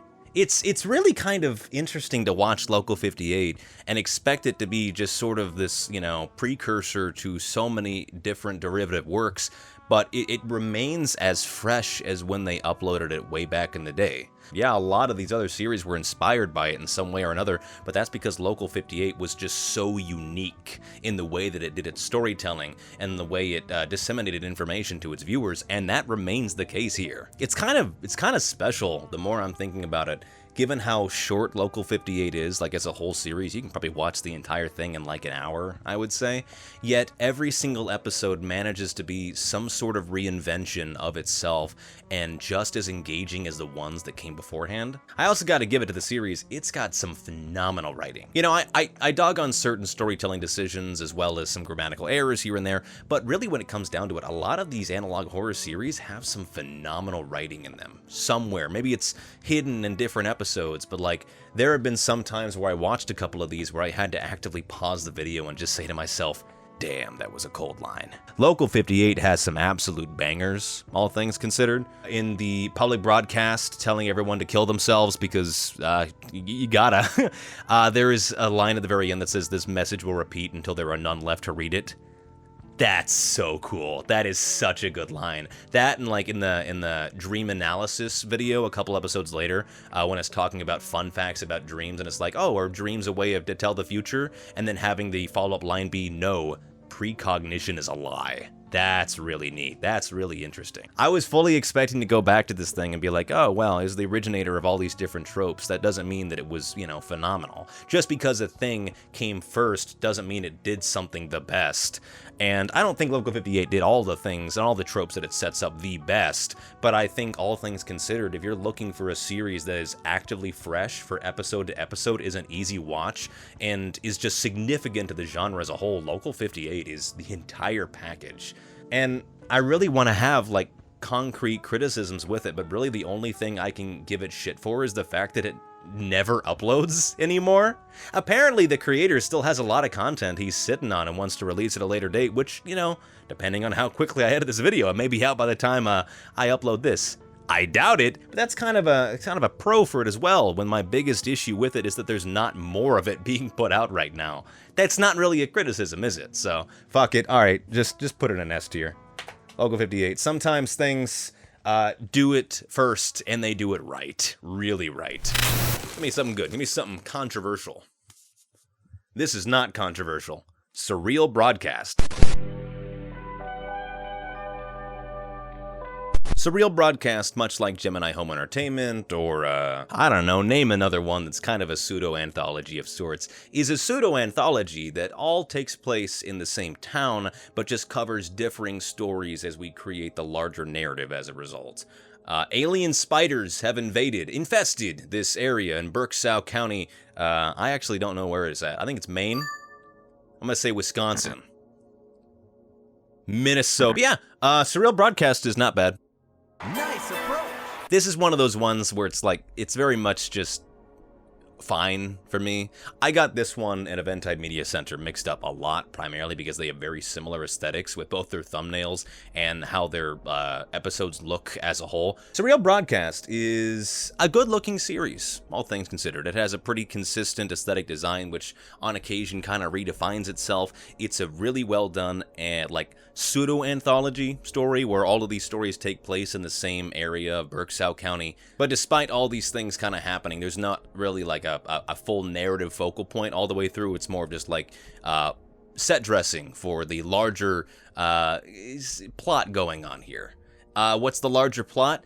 Space spiders have invaded this county and have burrowed underneath the ground, and on occasion we gotta sacrifice some bitches to them. I'm saying it's only the way it's gotta be, man. They made a full bell tower for this. You've been acting up this year. You're going in the spider contraption. I will say this series does kind of suffer from the same issue that The Man in the Suit does on occasion, where there seems to be really simple typos that probably should have been caught prior to upload. In culture and history, Berkshire is spelt wrong, even though it's the place where all of these videos take place in. Again, it's not a deal breaker by any means, but it goes back to that conversation of this is just a simple, stupid mistake that will distract your audience if they notice it and actively detract from the larger story and narrative you're trying to tell. I'm not certain if Surreal Broadcast was created by someone who has English as their first speaking language. If it is, it's genuinely pretty great, the amount of work they're able to put into it. But it also just kind of goes back to the fact that copy editors are important, and I think it is kind of an underutilized and underappreciated part of our industry. Copy editing, script doctors, really just having another set of eyes to look at your script and the stuff that you're making are imperative for creating some of the best works that exist in not only analog horror, but just fiction in general. Sometimes you need to have another set of eyes on it. And I bet you probably could have found a couple people who would be willing to take a look at these scripts that you made pro bono. That being said, if you're able to, you should pay your script editors. Unless you're homies, but again, pay your artists, pay your script editors, pay your copy editors, give them money. But yeah, this is the part where I would say Surreal Broadcast has some great bones to it, and I'm very excited to see where the series goes in the future, because even though, I didn't adore it, I think that it's doing everything right that it needs to come to a great finale. However, Surreal Broadcast has been canceled, and they did that just a couple of months after releasing the trailer for the finale, which is just almost comically cruel, all things considered, which really stinks because I did like the series as a whole, but it did strike me as one that would really all come together with a well-done conclusion. It's not bad as it is, but it's definitely one of those stories where as you watch it, you're like, I could really see the ending tying everything together in a nice bow. Kind of the same with the Smile tapes, where it's fine on its own, but its ending is really what makes the series at the end. But that's never gonna fucking happen, apparently, so, B tier. B tier. Not bad, not great. I hope you're not looking forward to that finale, because your ass ain't getting it. She came back, and she is sat right underneath my feet right now. So, if you see me jostling from side to side more than usual, it is because I have ADHD, but also the cat's not helping. God, it's pitiful. The sound is like barely left now. We got... Ooh, the Baroque Hour.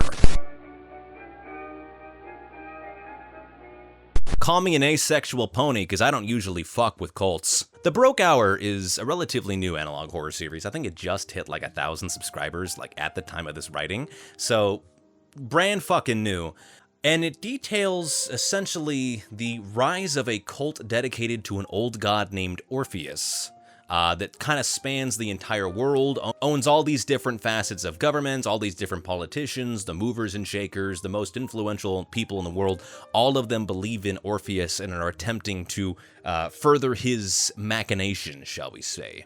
So I guess the question is, why do I like the Baroque Hour so much when I'm so outspoken about my distaste for cults and media as a whole? And that's primarily because they are sort of this insurmountable threat. They are intangible, but they're everywhere. They own every single possible thing, and in my opinion, it kind of neuters whatever stakes that you wanted to create for your main characters or the people that are diametrically opposed to these cults, because they're fucked. They're not just dealing with, like, a fringe group of, maniacs. They're dealing with the world. So why does the Baroque Hour and the Cult of Orpheus work so well for me, where so many other cults haven't? Simple. The Cult of Orpheus is really fucking stupid. I don't mean that in like a derogatory sense. I mean the people involved from start to finish are really fucking stupid. I say this primarily because it seems like the Cult of Orpheus is more or less just a group of people who found out about an old god, found out how to bring him back, and then any amount of cognizant thinking or critical thinking afterwards was just flipped off. Why you bringing back Orpheus? Hey, you gotta. Why not? Every single video they create, it paints this undertone that this cult, despite the fact that they're so well organized and are expanding across the entire globe, really don't know a whole lot about the old god they're trying to bring back. They really don't know a lot about Orpheus and why he does what he does. In one of the videos where they talk about the later stages of the Awake Syndrome, when they're talking about how they've been more or less used for sacrifices for Orpheus, there's a whole section about pray the bodies don't come back to life. Step 5. Brand the body.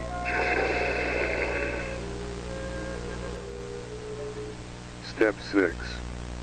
Hope it doesn't come back to life.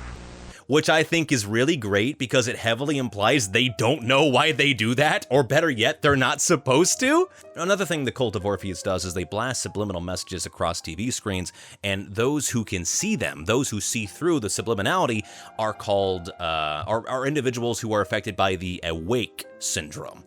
They don't know why this happens. We do not yet know the causes of this, but it seems that some individuals possess a particularly developed brain that coincidentally allows them to pass over the filters we apply to avoid detection. They don't know why this ever happens, and they're really glib about talking about it because it probably freaks them out. They don't know why this happens. Also, in the informational video about the Awake Syndrome, you really get that impression when they have what appears to be an anagram for the Awake Syndrome, but when they spell it out, it doesn't fucking spell awake at all. First of all, what is an awake? Very simple. Any person who, by an unfortunate coincidence, has managed to consciously view the subliminal messages that we broadcast daily in the global media. This made me lose my shit. This is really, really good.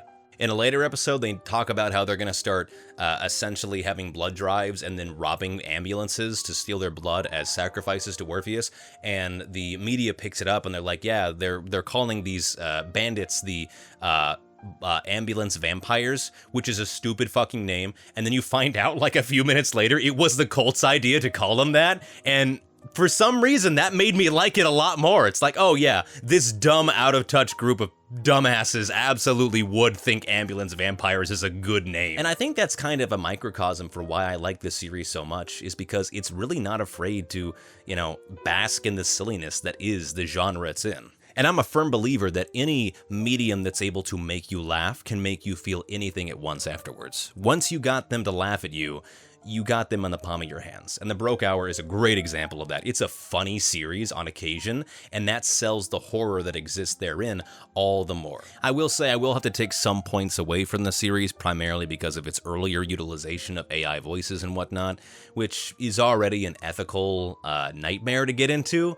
but also it's not really even well done AI voices. I mean, some of these deliveries... You have to help me, officer. Officer, you have to believe me. Please, I beg you. Good day, Mr. Smith. They control the whole planet. They are everywhere. They have been around for a very long time.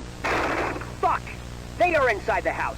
They leave a lot to be desired. Also, I'm pretty sure the voice he used is like that one voice you hear on all the YouTube shorts and TikTok videos where people are just talking about stupid shit. This one. I wanted to report something unusual, and that honestly has been distressing me since last night. This woolly motherfucker is not a sheep, but a pig. This lil shit is the prairie dog. This motherfucker is the most dangerous bird in the world. But thankfully, it does appear the series has kind of moved away from that, which is good to see, because honestly, I guarantee you, for a series that looks as good as this and is as effective in its writing as this one is, you would more than likely be able to find plenty of people that'd be more than happy to do pro bono work in regards to voice acting and things of the like. But again, pay your actors, pay your artists, I will kill you! But yeah, Orpheus, I know it's gonna be controversial, I know I might get some flack for it, but I gotta put it in S tier. I loved it. I really loved it, and I think it's worth a shot for anyone else interested in a story that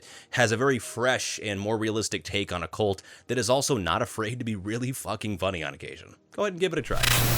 What could be in my bag of tricks next? We have... oh no. Basswood County Analog Horror.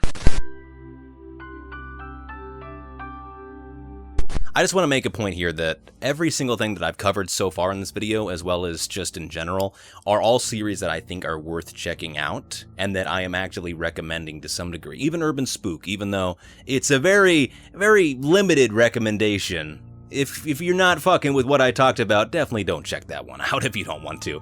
But all of these, if they made it, it's because I think they have some merit to it overall, because ultimately when I watched these, I didn't go in with the expectations of hating them or having, you know, intrinsic issues with them, but more so along the lines of, this is someone's own personal work in a genre that is budding and interesting and as new as analog horror, and I wanted to take a look at it and see what's available. All that to be said, that I think there's a lot to be said about a series that you have a lot of issues with, but you'd still recommend people check out. The kind of series that you personally do not enjoy and you think has a lot of issues with it, but when you look at it on a foundational level, has all the bones and all the pieces to be something great, but is just not actively reaching that height yet, is not executing it well. There's something really compelling about that, in my opinion. An issue I have with the series is that it doesn't really have a story. It's more or less just slow, meandering text leading to, oh, look at that. A freaky dude. A weird guy. As a strange, lanky boy. But the reason I had difficulties with it is because it really just didn't seem like a story. For the first several episodes, it just seemed like some guy's proof of concept of what his analog horror series would look like. Dark Mind is genuinely a really good artist, and I think did some great job with the illustrations that he has here. I think it's really a shame that they appear on screen as long as they do. This seems like horror mainstay number one. You keep your monster as little seen as possible until it's absolutely necessary, or until a final act. Having this guy appear on screen just superimposed over real images, I'm sorry, but it's not scary to me. Yeah, it's kind of effective when it happens in the first video, but all the other ones have that same formula over and over and over again, to the point where when people say, oh, it's truly terrifying, it's like, what about it is truly terrifying? Like when Jeff Albertson is introduced, he kind of has a story until he's dead, and then hey, more spooky dudes superimposed over real life images. It's one of those things where it's just aggravating to talk about for me because there are genuinely really good bones here. There are really good like elements, and there is talent being seen in these videos, but the execution is just not there. It's just not actively working for me whatsoever, which is a shame because it is ultimately, I think, a well-made series, both stylistically and in the artwork, but it suffers from the fact that it looks like a dude's demo reel. It looks like if someone said, I could probably make an analog horror, and then had that same idea over and over and over and over again. Like, there's one episode where it's just all about like a nice place to live and how to live a peaceful life, and then at the very end, he uses this really overused meme phrase, and then makes a spooky face, and caretaker music comes in the background. And remember, when you are not running, I'm only getting closer.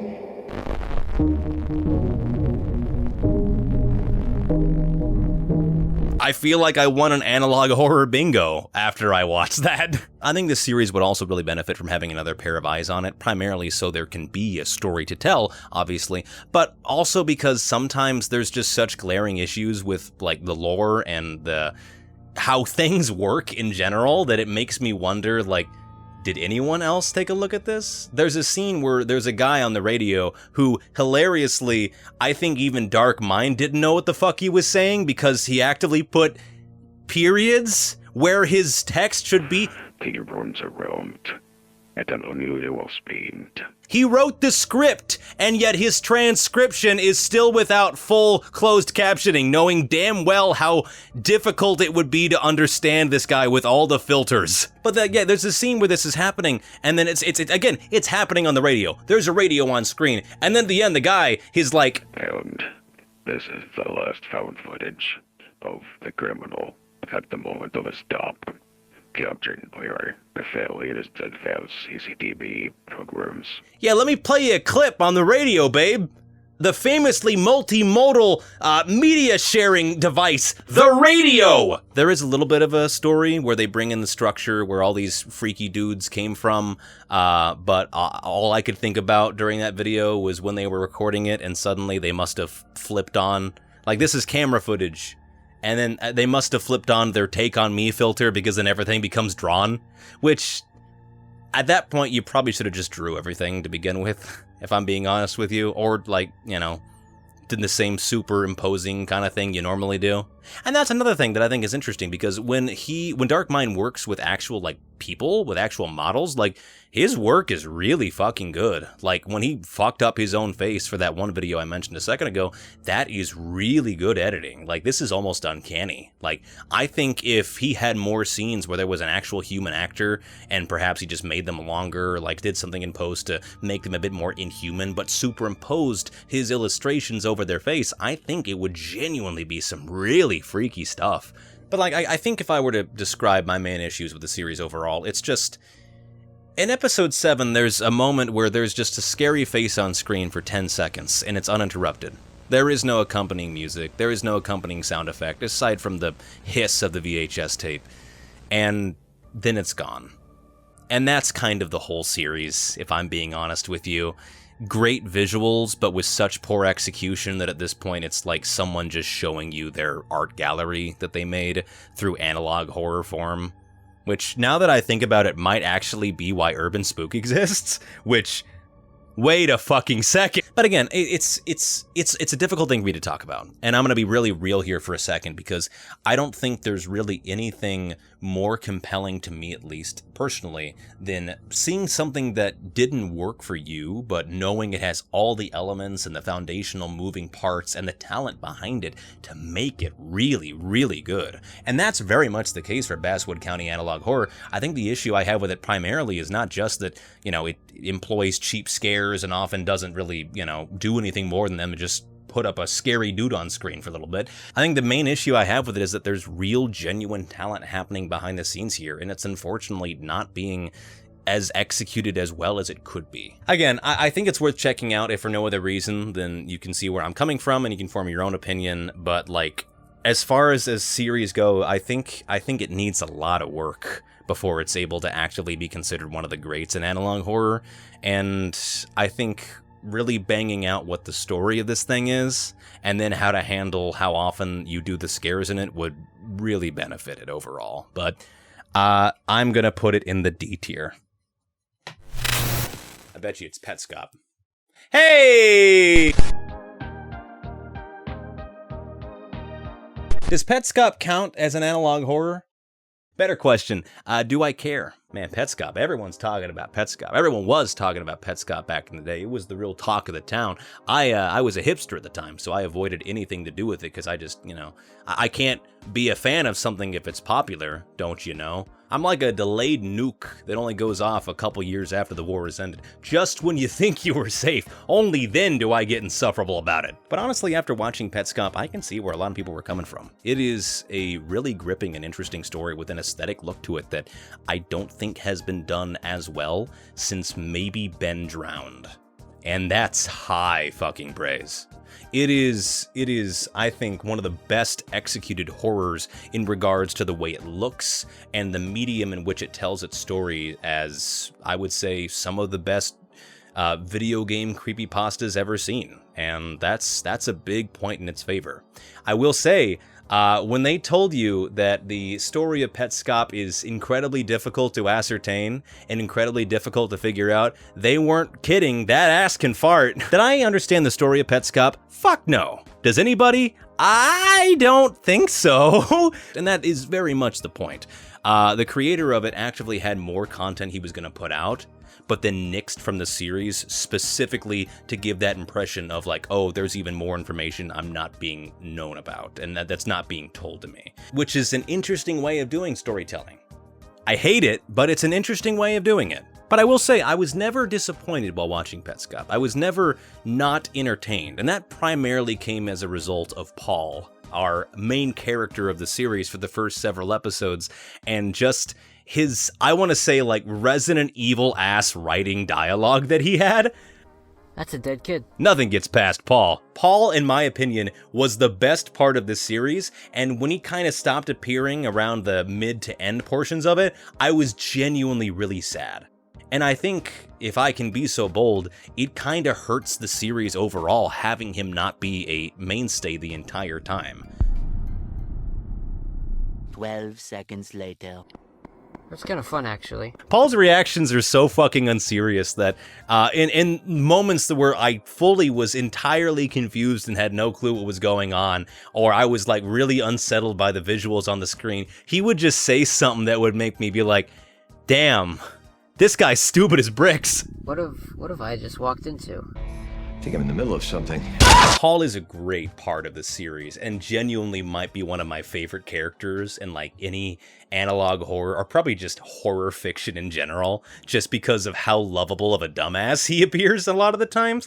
And losing his, kind of human perspective in this series as it goes on is really unfortunate. And I think genuinely hurts the series overall once he's gone and once it becomes a essentially dialogueless Let's Play, for lack of better words. See, I like Paul not just because he makes me laugh and I think he's stupid, but because also when things get scary, he has genuine reactions to it.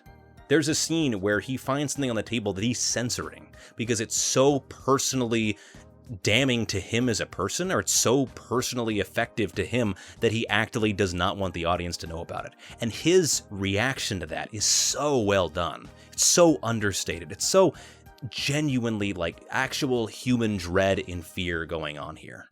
This one is Care with Eyebrows.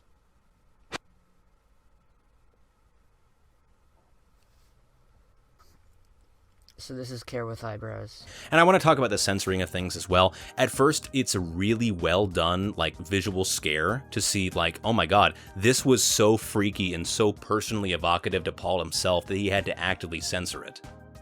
The next 17 times it happens, it becomes much less effective. I'm sorry, this is like the SCP writing of sorts, where after the 13th redacted, you just have to say, I'm sorry, I don't think anything was scary here, I think you just didn't want to have to use your brain. Like, at some points when I was watching Petscop, I was actively like, was this truly so bad he had to censor an entire wall to get this to upload this.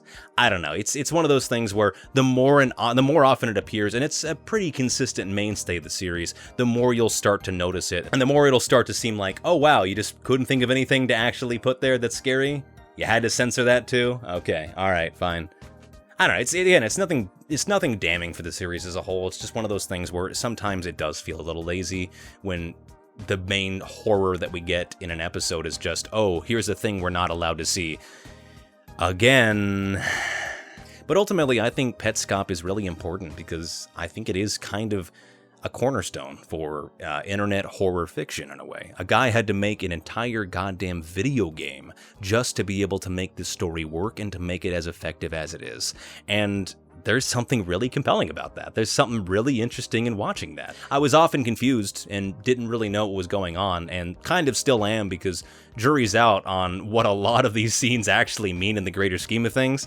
But again, I don't think it was one of those occasions where it's like, I kind of came to expect that over time. I do think the earlier portions of Petscop, or rather the first half of it, are much stronger in regards to horror and the story being told, primarily because of Paul's inclusion and because he acts as a sort of human insert for us as an audience. But again, it's never to a point where at the later videos, it's just unpleasant to watch. It's just, you just gotta watch Petscop without Paul. And, you know, yeah, it's still Petscop, but I really like Paul. But yeah, easy A tier. If the story is ever revealed, I'll move it up to S. Scott's Honor. There's only one left in here. I don't even know why I'm doing this. And you know what? We've got the Mandela Catalog. I actually watched the Mandela Catalog way back in the day when it initially came out in like 2021, and I thought it was fine. It was one of those things where as I watched like through the entirety of Volume 1, I just had this impression of like, yeah, I see kind of what he's doing with this, but a lot of the horror didn't really hit with me in the right ways. I don't know. Personally, I'm just not really that affected by like biblical horror stories. A Wendigoon I am not. That man's more religious than my grandma, and she's with Jesus. So just for personally, that really didn't do a whole lot for me, but upon a rewatch, and also with the revised version of Volume 1 as well, I will say, don't watch the revised version. Volume 1 is still the better of the two, and I don't mean that just because it tells me to kill myself in the first 10 minutes, which is a great strategy, let me tell ya, but also because, you know, it's history at this point. This is kind of, if you were to point at a fucking dude and call him Johnny Analog Horror, it would be the Mandela Catalog. It's one of the most famous ones out there. I understand the want to revise and like create a recreation of episode 1 or the first volume, but also I think it works better as the first one did because it has poor editing. It has that kind of emblematic style that you would notice and you would expect from analog horror around that time, and it's good. It's genuinely really interesting. Also, and this is not even a nitpick, this is just me being a prick, a nitprick if you will. In the revised version of Volume 1, the opening narrator sounds like the dude that does the cock and ball torture copy pasta meme. We are currently receiving countless reports regarding unidentified hostile organisms that we will refer to as alternates. Cock and ball torture. That I'm not removing points for that. I'm just a dickhead, and I thought that was funny, and it made me giggle. But even though Volume 1 didn't really do it for me in a lot of the ways that I hoped it would, you can still see some of the, you know, earliest best namestays within the series itself, and there's a lot of really interesting ideas at play here. I really like the 911 call and like the marching orders they give to 911 operators to be like, hey, they're done for. But I don't think the Mandela Catalog really comes into its own until Volume 2 and 3. Those are some genuinely really good fucking pieces of analog horror. Like, genuinely finds its footing and fully embraces all the different tropes and all the different plot points it was bringing up in Volume 1. I'm not without criticism of that, obviously. I like Thatcher as a character. There's no way in hell that guy's a fucking Midwestern Wisconsin cop. I'm sorry, that's not real. That man is not working on a police force. That's my plug. I'm sorry, I do not buy that for a second. You telling me they're just hiring twinks on the police force in Wisconsin? I've already booked my ticket to Milwaukee. My point being, though, is that I think Volume 2 really succeeds at just kind of expanding on the world building that was created in Episode 1, or Volume 1, and then Volume 3 takes the production value up, all the way up, and is a really great watch as a result of that as well. Volume 4 is kind of a mixed bag. I mean, I love some pieces here and there. Like, I like the stuff with, we actually get to see Gabriel luring Adam and Eve to the apple. That's really interesting, I think. But also, Alex, I'm begging you, find just one more actor. You and a fucking bad mustache is not cutting it. This is the joke disguise from every cartoon ever. This is... Alex, please! But all in all, the Mandela Catalog's not bad. It's just one of those ones where it takes a second to find its footing, but when it does, it gets really good. And then it kind of, jilts back and forth on that afterwards. But at the same time, it's something that I kind of understand the hype for. I understand why people have enjoyed it as much as they did, and why so many people described this as one of the best analog horror series ever created. I think it's fine, personally. I can see why all other series were inspired by it and why it's created so many derivative works as a result as well. However, I kind of feel the same way I did back when Volume 1 came out. It's good. It was scary, but I just don't think it affected me nearly as much as it did for a lot of other people. And maybe I'm just wrong. Maybe I've been wrong about everything my entire life, and everything that's happened's just been a perfect coincidence to show off how much of a stupid idiot I am during this video. Maybe. Who knows? I'm just kidding. Yeah, I think I'm gonna put the Mandela Catalog in the strange nexus that exists between B and A. I don't think it's quite A tier overall as a series, but I don't think it's quite B tier overall in a series either. This is my tier list. I made those. I birthed those letters. I can do whatever the fuck I want with it. And there you have it. All 24 analog horrors ever that exist. There are no others. Don't comment about it. No, I'm kidding. Go ahead and, if I covered your favorite analog horror series and you think I was right or wrong, make certain to tell me that in the comment section below. And also, if I didn't cover one that you really enjoy, call that out as well. I'd love to add it to my viewing list, and if this video gets enough hate, I might just go ahead and make another one. But I know what you're thinking. Huh, we're near the end of the video, but there's a lot of runtime down there left. There's about 6 hours and 40... Fucking, is it really that fucking long? Oh wait, this is an overdub. I can't talk too much. 6 hours. Yeah, fuck, I already said it. Minutes left. What's up with that, yo? Is this guy really about to talk about his Patreon for that long? To which I'd say, is that allowed? Wait, can I do? No, actually, because I, in the process of creating this video, thought about a potential criticism somebody could have, which is, how can you judge all of these different works and never have contributed anything to the genre that you're claiming to be an authority on? Or how can you talk about why some of these work and some of these don't when you've never made anything along those lines yourself? So I made something along those lines myself. That's right, I made my entire own analog horror with the help of a couple friends and some archival photos of my dad and my brother. Big shout out to them. Neither of them are watching, but big shout out to them. But yeah, I made my own analog horror, and if you like it, let me know. If you don't like it, really let me know. Boost that engagement. Get out there and get spiteful. Fuck it, I don't care. So without further ado, glitch transition me to it.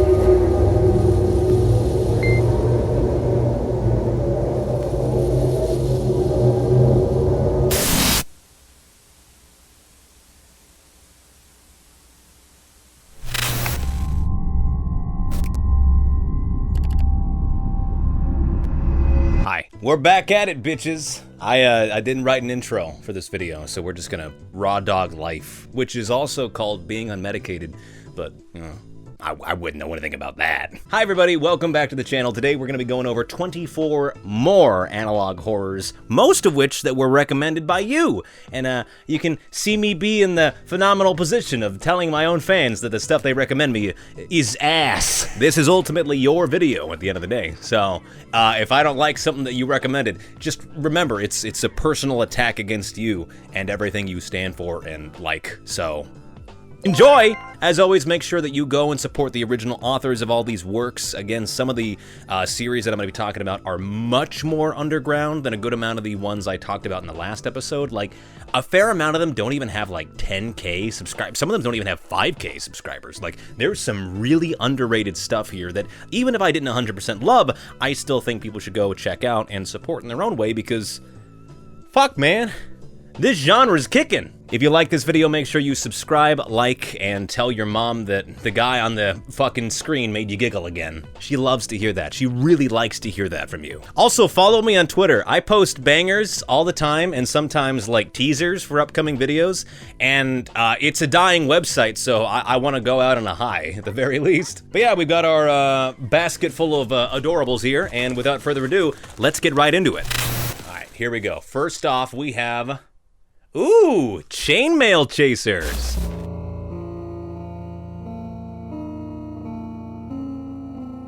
Have you ever had something recommended to you that like, you feel like it's pandering to you specifically, even though the person that made it has no fucking clue who you are? That was Chainmail Chasers for me. So Chainmail Chasers is the story of Grace and her adorable gaggle of fuck-up friends doing deep dives into some of the earliest internet image macros / creepypastas like Jeff the Killer, the Slender Man images, Rake, Mario. You know, remember that face from Mario? Remember the Mario creepypasta where he kills his brother and he goes into lava and he burns to death, but he's okay at the end? Well, aside from like his skin being gone. We've all been there. So something I've really enjoyed about this series, as well as a couple other ones that I've reviewed in the past, is not being afraid to do comedy and to do like humorous shit. Like Grace, our protagonist, is unironically one of the funniest fucking people I've ever seen as like a protag in an analog horror series. You cannot make an image that bad that way. That's fucking nasty. Where'd I? Oh, okay. Oh shit. I cannot believe we're discussing the moral implications of deleting a JPEG. God, I fucking hate cars. They're so why? Everyone here drives big, giant-ass trucks, and they're so loud.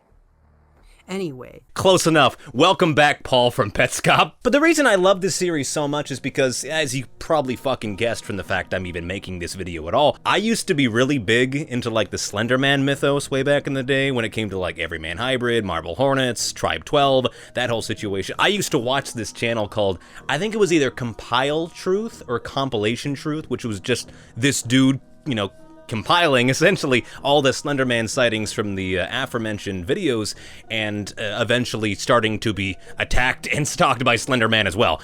And that was the most compelling shit to a young man like me. 2012 Scott ate that shit up. So seeing this sort of like, this love letter created to early internet horror and early digital horror, like recreated and repackaged into the modern day is both really fresh and just kind of a brilliant idea, all things considered. And the entire thing is made in the style of like those early 2010s Slender Man spotted videos from fucking bit-crunched X-Files theme in the background. Requiem of a Dream, the original soundtrack, plays in the background of one of these videos. Like, these are very clearly being made by someone who, one, knows their shit and has such a deep respect for that kind of early internet horror. And the aesthetic is just hit perfectly. The vibe is phenomenal. Visually, the series also kind of evolves over time from like just text-based, like moving images, Ken Burnsing across the screen to like legitimately some really fucking amazing video editing.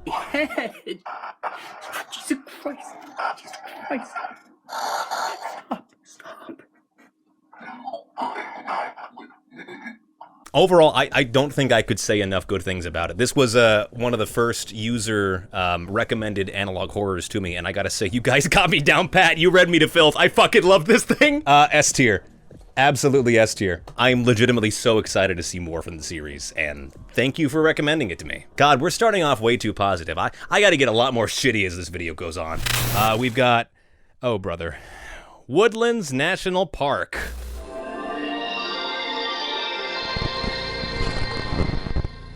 How to start this? Oh, I know how. Look, I get what they were going for here. Outdoors horror by way of national park where strange occurrences take place. And hey, if you squint your eyes and ignore the near constant cultural appropriation, Wendigo. Woodlands National Park is a completely serviceable series that, whether it intends to or not, gives off big, hey bro, get the camcorder, let's go out of the woods and record some spooky shit. It's very amateurish, but it's amateurish in a way that for someone who also at some point has recorded some stupid shit in the woods with his buddies, well, it appears you have me surrounded, I guess, is a little nostalgic. However, that's where the good things I have to say about it end, and my gripes begin. For one, the series is incredibly formulaic. If you've seen one episode, you've more or less seen all of them. I mean, it really just kind of comes down to, hey, here's the Rangers on screen telling about a thing, ooh, scary glitch effect, ooh, here's a placard telling us about the thing, and then, ooh, back to the Rangers, and then, dude, we gotta go, we gotta run, we gotta get the fuck out of here right now, dude, we gotta go. John, what is that? John, we gotta go. Go, now. Go. All right, we gotta go. This happens, like, for half of the fucking series, and it's just, it's dull. It's very dull watching, to be quite honest with you. I also just don't understand why the fuck they decided to set it in the 1970s. Like, it just doesn't make any sense whatsoever. Sometimes technology shown on screen is directly anachronistic to the time period, as well as the fact that, like, you don't do anything with the 1970s aesthetic or the culture that existed. Honestly, setting this in the 90s probably would have made a lot more sense, to be quite frank with you. I mean, at least then it would make sense, like, oh yeah, everyone has their own camcorder, so obviously the Rangers would have their own and would want to make their own little introductory series to new people coming to the park, but I don't know, we didn't do that. It's 1975 for some fucking reason. Oh, also, the misspelling on certain things is just kind of really fucking hilarious. There's one episode where it's like, oh, in 1850s, these miners were killed by these cave critters, which are like scary monsters that live inside the cave.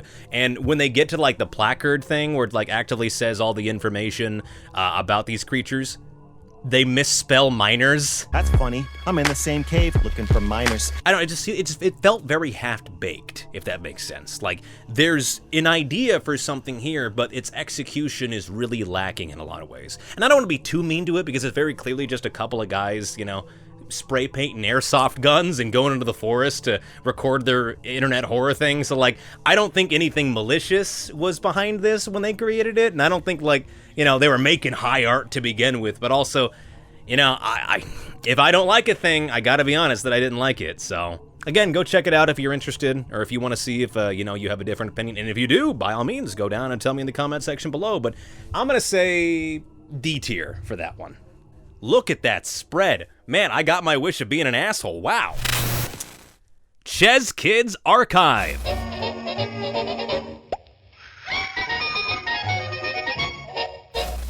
144p. We meet again. Ches Kids Archive was interesting to watch because, God, this series looks like shit.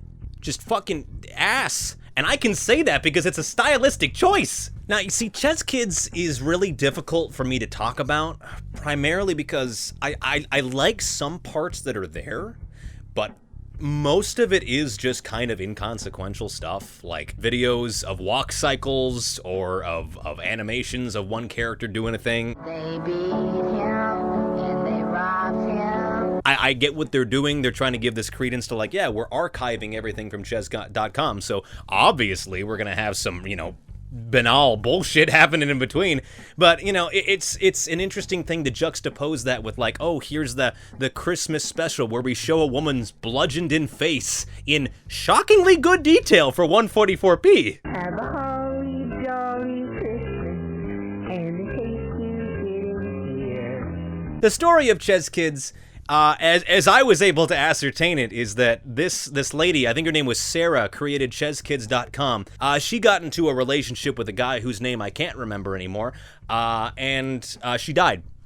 Quite brutally, it appears. And that death was put into the website all right, at certain aspects of it. They're very keen on showing her bludgeoned, beaten to death body and face quite frequently. As a setting, like, you know, archiving this old, like, almost Cool Math Games-esque website that has a secret, hidden, darker theme in the back of it, I really like as, like, a setting, as a backdrop to an analog horror series. I think that's really fresh. I think that's a really interesting take on doing it. But in its current state, I feel like Ches Kids is kind of really middling, in the sense that I don't think it's bad, but I think, like, more of it needs to come out before it can really start to shine in a way. I don't think it's bad. I think it's definitely worth watching. I think there's definitely, like, an interesting mystery happening at the heart of this, but in regards to, like, casual viewing, like, if you just watched the videos in its current state, like, one, you'll be very confused, and also you'll be wondering why there was so much, like, non-scary shit placed in between there. I don't know. I think Ches Kids is going to get B tier for me. It's not bad, but I think that I will begin to consider the series a lot higher tier and will enjoy it a lot more once more of it comes out and once more storytelling is done to actively make the scares within a lot more compelling. So I'm going to say B tier for Ches Kids. We got... I'm struggling to hold it. Dreams of an Insomniac.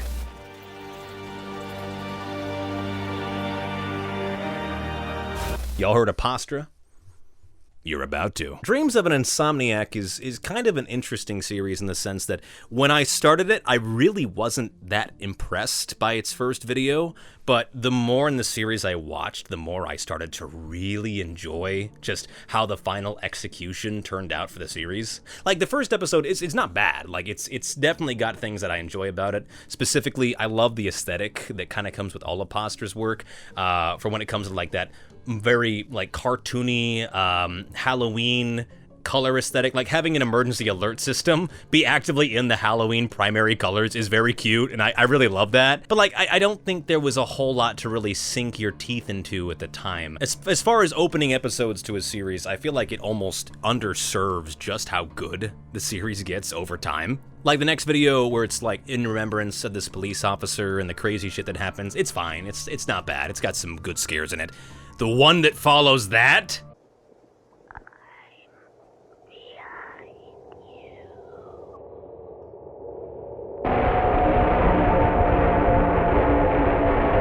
Oh, brother. I think a thing I really like about this series, especially with the last couple of videos, is how it's just so not afraid to delve into very strange and surreal color choices. Like, Postra being in complete fucking green every time they're on screen, to anytime it cuts back to the Foundation, these brutal, dark, blood-like reds, occasionally being juxtaposed by lighter burgundies of these nightmare creatures. In a world that is so interested in being as realistic as possible with the genre, it's really interesting to see, and it's really refreshing to see in a lot of cases, someone who's so open to embracing kind of an aesthetic, stylistic decision for their color scheme and for the way their series looks that I really, really appreciate. That's something you can probably say about the whole series overall, to be honest with you. That the entire thing, even if, like, I don't think it hits the, like, the horror beats as much as I would hope for, still looks really, really good. And as the series progresses, sounds really, really good as well. For the first time, I saw his face.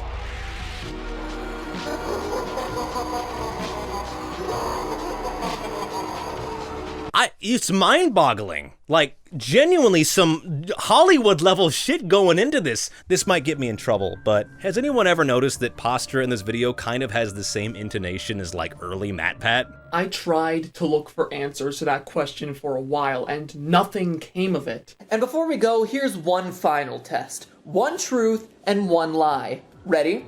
Boobs. It's not an insult in the slightest. I mean, we all wish we could look and sound so professional. I would almost describe Dreams of an Insomniac as a slow burn of sorts, in the sense that the first video, you know, didn't really hit me in the ways that I was hoping it to, but later entries really hit the mark very, very well. So I'm gonna say A tier for Dreams of an Insomniac. What will we get next? Will it be C tier? Will we have a full gambit? Oh, let's hope. We have Dog Nightmares.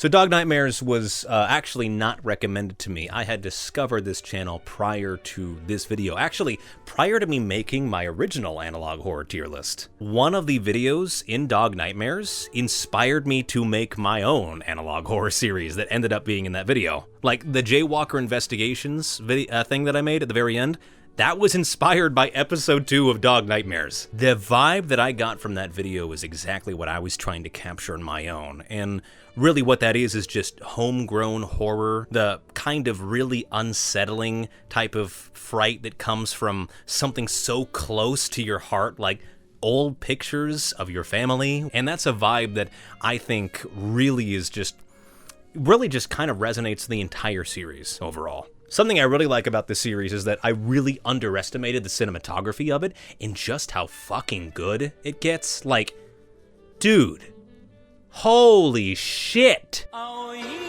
This is some real phenomenal talent going on here. And some of the edits as well, like with the crinkled up paper, with the children's drawing, like this is an underrated series for the level of talent and just incredible work being put into it. But nobody cares about how good a series looks. They want to know how scary it is. Is Dog Nightmares scary?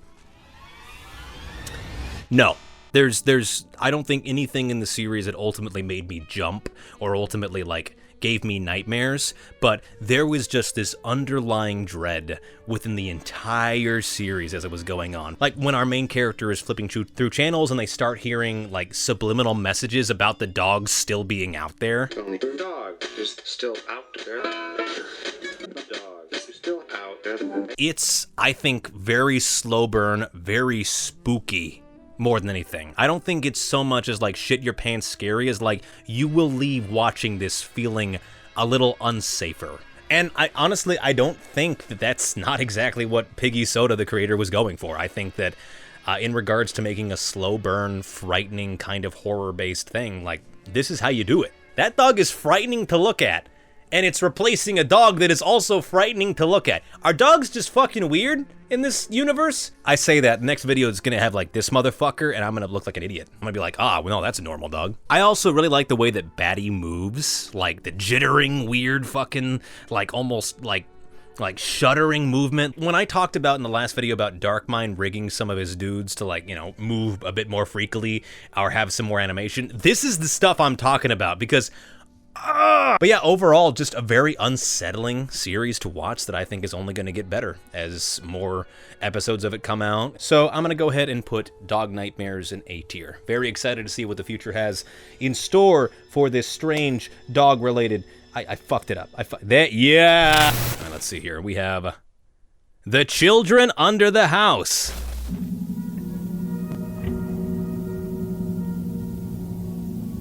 This one was highly recommended to me after the last video, primarily because it was kind of pitched to me as almost like its own thing within the larger Vintage 8 universe. For those that don't remember, Vintage 8 is the creator of the Tanji virus, the Oracle Project, and then the Human Trial. That's right. Yeah, I made the last video. I watched the last video. And The Children Under the House, despite kind of existing within that same universe, like geographically, really doesn't have a whole lot to do with the rest of the overarching plot that Vintage 8 has been creating.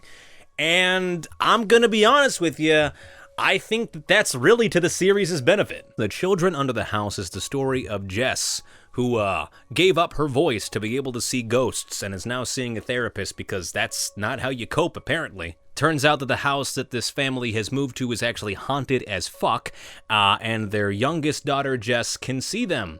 And everyone's like, that's just an imaginary friend. And the therapist is like, why the fuck is your imaginary friend bifurcated? And as we learn throughout the story, Jess is able to see not only just this one dead girl, but like 50 people. I think it's like 7 total. Let's call them a ghost polycule of sorts, of children underneath the house that are all haunting her.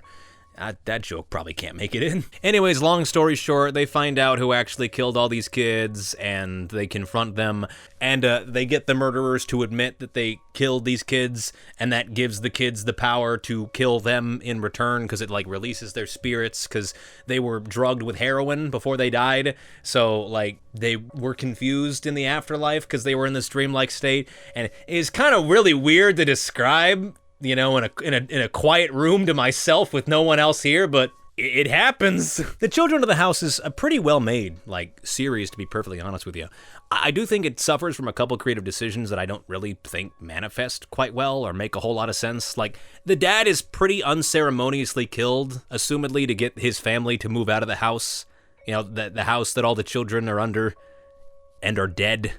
The dead child. And his death kind of comes out of nowhere and is also just, you know, it's very plot convenient, we'll say that much. Like, it comes directly after he writes a note to his daughter where like, hey, baby girl, daddy's ready to listen now. And the moment I saw that, I'm like, oh, he's dead yesterday. And at the end, like, it seems like nobody gives a fuck about the fact that dad is dead. I feel like that's something that would really traumatize some people or, you know, not have a great situation after the fact, but hey, fuck it, who cares? One thing I like about the series is that the child dialogue actually feels realistic. I say dialogue. The child doesn't speak into the very end, but like she draws or like just writes her answers in crayon. And for a lot of series that would really struggle to not just use children as spooky exposition machines, like this is done pretty damn well. And when so many other series just really drop the ball on that, seeing it done well is genuinely a breath of fresh air. Having a child's drawings be the main form of the story being told to us and not having it feel super forced or super convoluted is also a really interesting stylistic choice and works quite well with the series overall. I would go so far as to say a lot of Vintage 8's work isn't good because it's scary, but it's good because it's just good storytelling. It's very easy to become engrossed by it. Even if, you know, at times I feel like certain plot points don't make a lot of sense or, you know, the ending isn't nearly as well landed as I would hope it would be, I've never been bored watching one of their videos. So I'm going to go ahead and put The Children of the House in A tier because while it does have the unenviable task of being set in the same universe as so much other crazy fucking shit, I think in regards to being a grounded, very self-focused story overall that, you know, it sticks the landing pretty well and is as compelling as any of other Vintage 8's work. So I'm going to go ahead and put it in A tier. We got The Oldest View.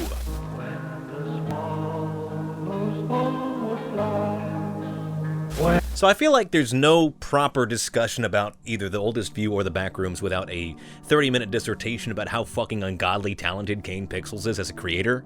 This is someone who more or less has created an entire new subgenre of horror on the internet. More or less created, like, I would say an entirely new form of found footage. Everything that we're seeing being created in Blender and yet looking damn near photorealistic? From the subtle camera movements of our main protagonists who run around these different spaces to just how good all the things on screen look. Sure, there's some things occasionally that, you know, kind of give it away that make you think, oh, that's very clearly just a Blender asset. But a lot of the time it's just, no, this could be happening.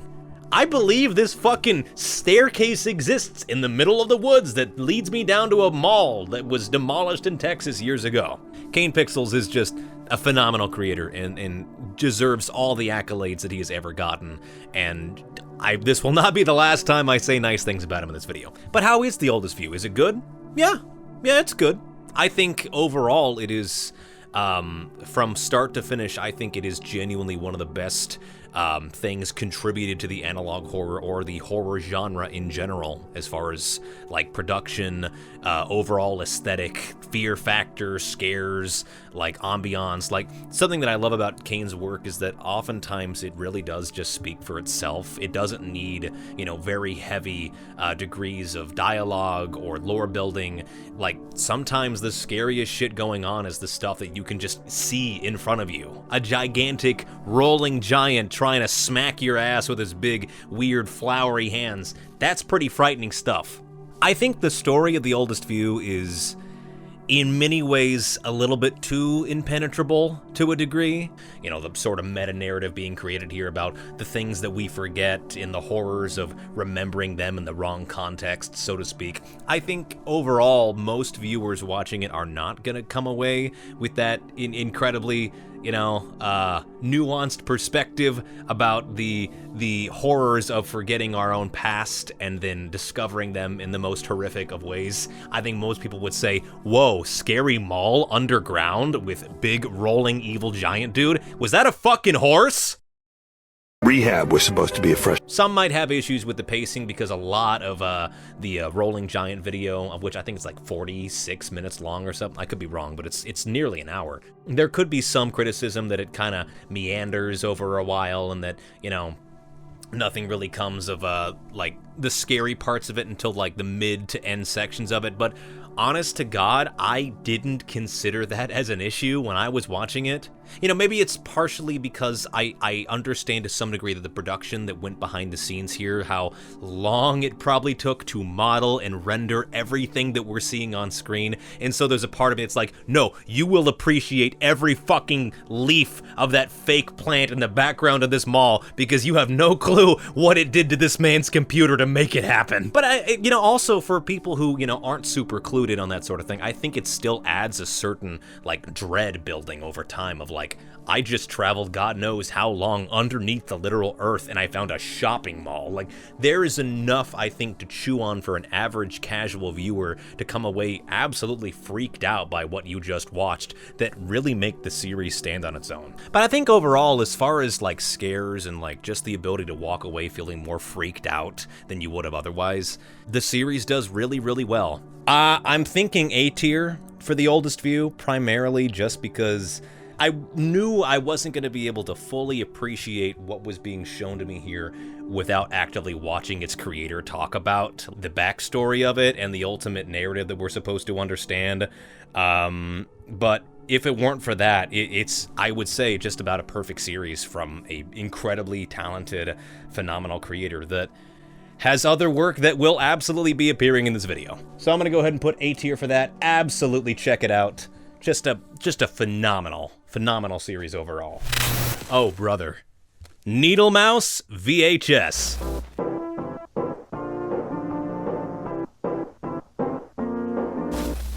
Actually, I'll just show this to you. So, I couldn't find really any good images, like, of the logo from this, so I just took this picture of Needle Mouse looking cunty with her arms crossed because it made me laugh a lot when I first saw it. So what's there to be said about Needle Mouse? When this was recommended to me, it was more or less pitched as Sonic.exe but good, which sounds oxymoronic in a lot of cases, and very much was the case for this one.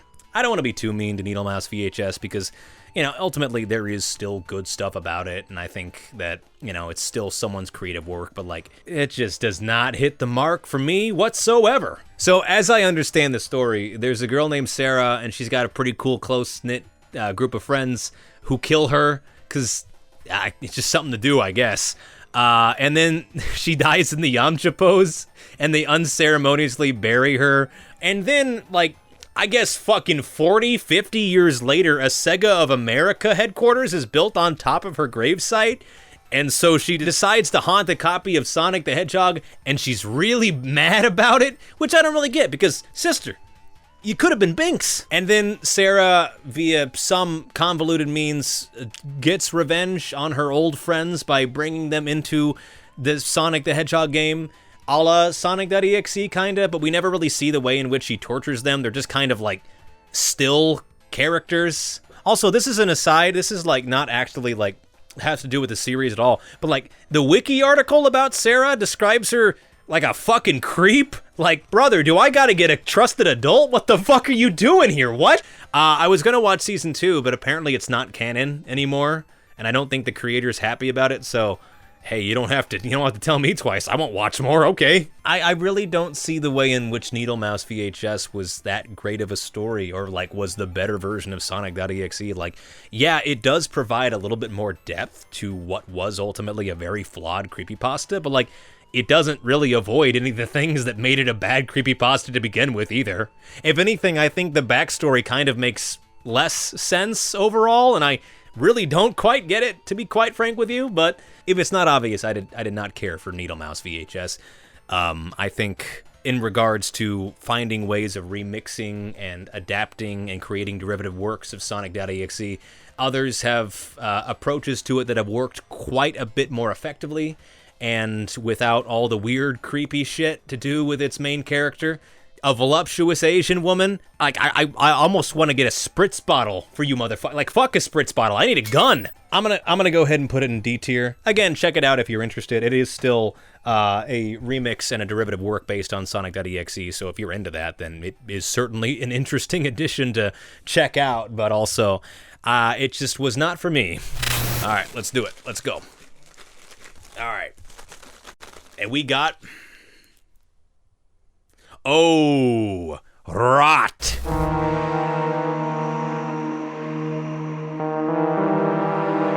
We've got another entry from the East Patch, creators of Angel Hare. You know, that rabbit-based angel analog horror series I talked about last episode that I had said was concluded. They really showed me. To be honest, this is probably just them getting back at me. It's saying that Angel Gabby can get it at, like, the very beginning of that. But, like, she really fucking can, though. So Rot is essentially the story of the Concreta, a satellite space station of sorts that is currently orbiting around a now derelict mining planet. And they have their own fucked up justice system.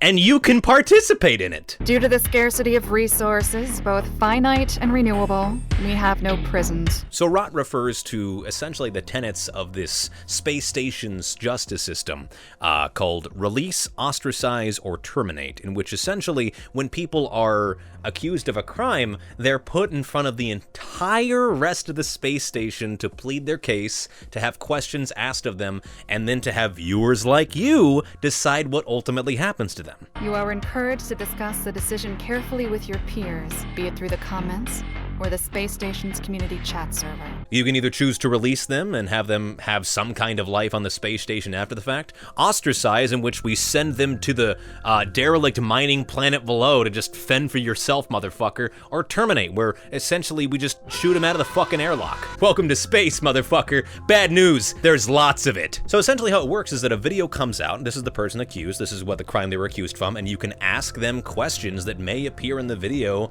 for further information to get an idea of their culpability or just how guilty they are, and then in the next video you can see them respond to those very questions that you asked, and then you can vote, deciding what the ultimate fate of these fictional characters are. This is your fault!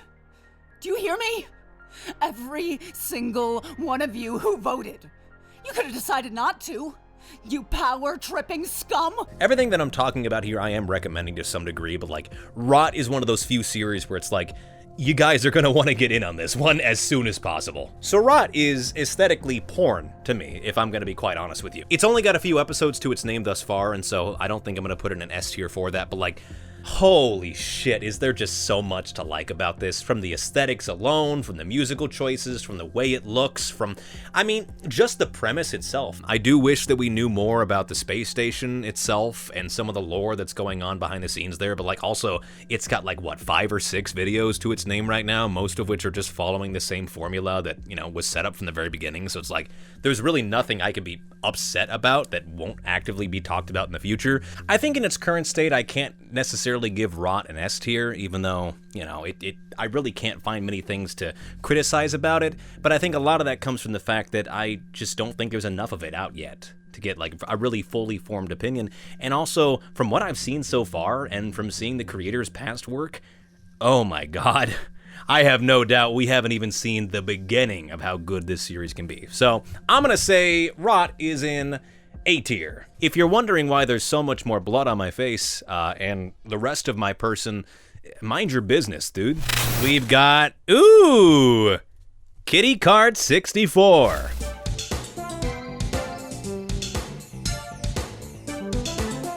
So this is not an analog horror series, it's a video game. You can play this right now on your computer, even if it's shit. Well, probably. Even if it's shit. But yeah, Kitty Card 64 was recommended in the last video as well, and I actually got around to playing it when I was incredibly sick with COVID. I am sick with COVID right now, and I can think of no better time than to play horrifying cat cart games than when I'm actively short of breath and dumb of ass. Let's go. And high off my ass off of multiple cold medicines, so I think I was in the, like, perfect headspace for this.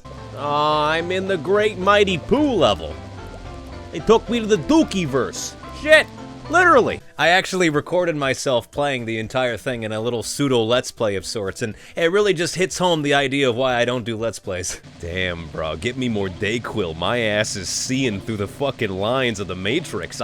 Everybody's playing chess. I'm playing Yahtzee over here. So Kitty Card 64 is essentially an analog horror game where you play as, I guess, Kitty, and you're on a cart, and it's for the Nintendo 64. Proper storytelling, complete.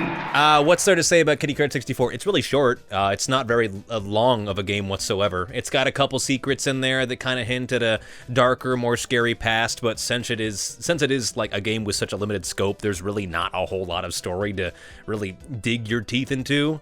I think there was some catastrophe that involved the death of numerous kids, but I don't even know if that was in the subtext of the story. That's just an assumption I make about every analog horror thing I get into. Analog horror is very much the spring trap of genres. It's like, you know, even if you don't know it for certain, you just kind of assume a couple kids died. Stylistically, I think the game looks fine. It looks like something you'd see in the time frame. I don't really know if all of the creatures and motherfuckers shown necessarily could have been shown in that same version they're presented on the actual Nintendo 64, but I mean, hey, suspension of disbelief is a powerful drug, bro, so I don't care. I think the areas on display are interesting. I like the glitches that happen within the game as well, but like, again, it's kind of old hat for the genre as well. Like, if you've seen one video game's weird glitch hellscape, you've kind of seen most of them. I think the ending level is really neat. I like the fact that it's just like a dark corridor slash parking lot. I can't tell you the amount of times I've been beaten to death in a parking lot, and the finale of this game is hit very close to home, and by home I mean my fucking head. Kitty! No, shake your head! Shake your head! No, he can't hurt you if you don't consent! No! I was thinking C tier, but like, that ending is so well animated with watching Kitty get the fucking shit beat out of her that I'm honestly feeling B tier, to be honest with you. I don't really have a whole lot to say about this one because it's a very just cut and dry video game. You know, you play as Kitty, you're on a cart, you get beaten to death 64 times. Yeah, it's tale as old as time. I think it was in the Bible, actually. I'm gonna say B tier for Kitty Cart 64. Look at that. Look at that. It's all cats. Who is the fucker from Chess Kids? Is he a cat? All right, let's go again. Let's go again. We got fucking Knock 10.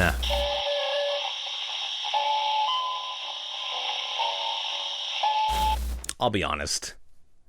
ARGs do nothing for me. For some people, it's really their bread and butter, and they love the mystery that comes along with it, and just how user interactive it can become. That's not me. I'm sorry. I have just never found the interest in doing an ARG. I've never really been, like, really ever compelled to participate in one. I love hearing about them when they're done, like when the whole story is more or less completed. I always enjoy that prospect of it. However, most of the time when I'm going through these series, I'm able to grade on a sort of curve, in the sense that, yeah, there's ARG elements that I know I'm not going to engage with, but what is there for viewers to watch? To be able to, like, for casual viewers like myself, for dumbasses like myself, is there enough there without having to participate in the ARG to walk away and feel satisfied or to feel like you really enjoyed it? Not really. Knock 10, as far as I'm understanding, and this is from a lot of like external, like post research from watching the series, I think it's the story of this underwater research lab that had some kind of catastrophe happen to it, and like the computer in charge of it is still sending out SOS materials, as well as like hints of the kind of crazy shit that was going on there. And bad stuff happens, and you can find out about it if you go to these websites and decrypt these codes, and I just did not fuck with it. I'm sorry. I really wanted to like this because I think that it's, you know, visually, it's got interesting parts to it. It's been going on forever, so you would hope it would get better over time, and I think, like, the premise of it is interesting. I like the idea of, like, an analog horror or, like, a digital horror story happening, like, essentially via SOS from an underwater research center. That's really interesting. I just don't think that this really hits it in the way that I was hoping for. I was about like 7 or 8 videos in where I just like completely kind of checked out and had to walk away before coming back to it and trying again. And even then it was like, oh no, it's just back to the butchery. It's just more of the same. Trust me, man, I'm considering it. But like, again, some of the visuals are really, really neat. And unfortunately, every time they come up, I'm like, God, I wish everything else was like this. I wish the whole rest of the series had this kind of, you know, dread-inducing sci-fi horror, but, you know, most of it is just the series being like, hey, here's the next clue for the ARG, dickhead, go have fun. Which is fine. Again, if you like that sort of thing, and if you are interested in a very long-standing ARG that's been going on for fucking ever, then you might get a lot out of Knock 10. You might really enjoy the stuff going on there, but personally, I really just did not jive with it in the slightest. And while I think some of the visuals are interesting, and I can tell that there's a lot of well-done editing happening behind the scenes, I don't know. Overall, you really just can't be a passive viewer for Knock 10. It sort of demands a degree of engagement and interaction with its ARG elements that, you know, for casual, dumbass viewers like myself, you know, you're really not going to get a whole lot from it. So I didn't love the series, but I do think that it's worth watching if that kind of thing interests you. Like, if you love ARGs and are looking for another one to go to, this is the one. This is one with a considerable backlog of content to go through that's already been solved to some degree and some mysteries that haven't been yet. And I think it's definitely worth your time if you're interested in that. I'm just not one of them people. So I'm going to say C tier for Knock 10. It's not bad, it's just not for me. We got, the Blue Channel, Thalison.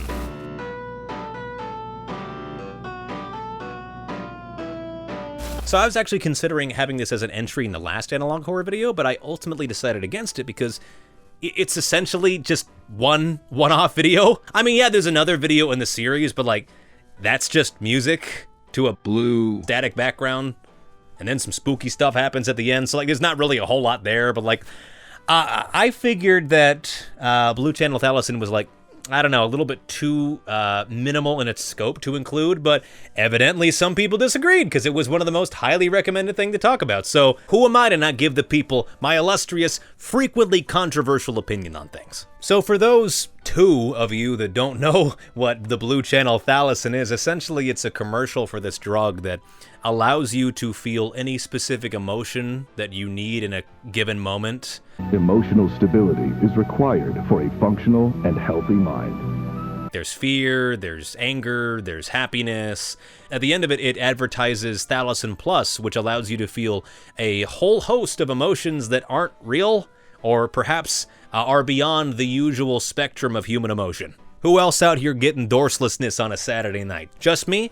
Get well soon. Every time I continue this cycle, I feel a profound sense of dorselessness. Yeah, it's just a 2-minute video, and it's that, more or less. That's why I didn't include it in the first time, because I just don't think there's a whole lot to really chew on here. It's not bad. I think aesthetically, it really nails the thing it's trying to be, which is like late night infomercial type aesthetic. I think it really does quite well at that. Even when I initially watched it, my initial thought was, man, I wish there was more of this. I wish there was more that I could chew on and, you know, have a more fully formed opinion. But like, I guess that raises the question of what exactly would you end up doing with this series if you were to continue it?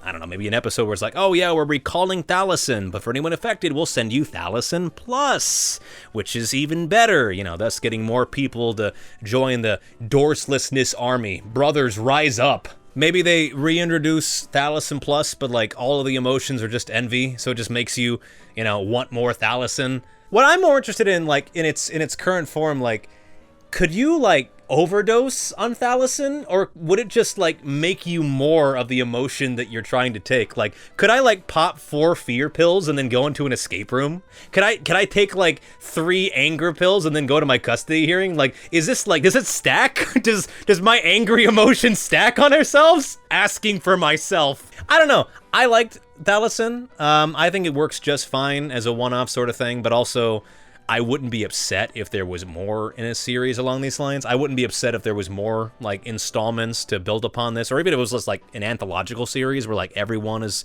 advertising weird shit. I don't know. I'm gonna say B tier. It's not bad at all, but for how limited of a series it is, I think that there need to be more for me to be able to say, oh yeah, this is, like, really high up their tier. So B tier will do it just fine. I broke my cat combo. Oh, that kind of looks like my cat, to be fair. All right, give me something good. Give me something good. Fuel, fire, that which I desire. Fuck it, I'll just drop the whole thing, I guess. This is Boisvert.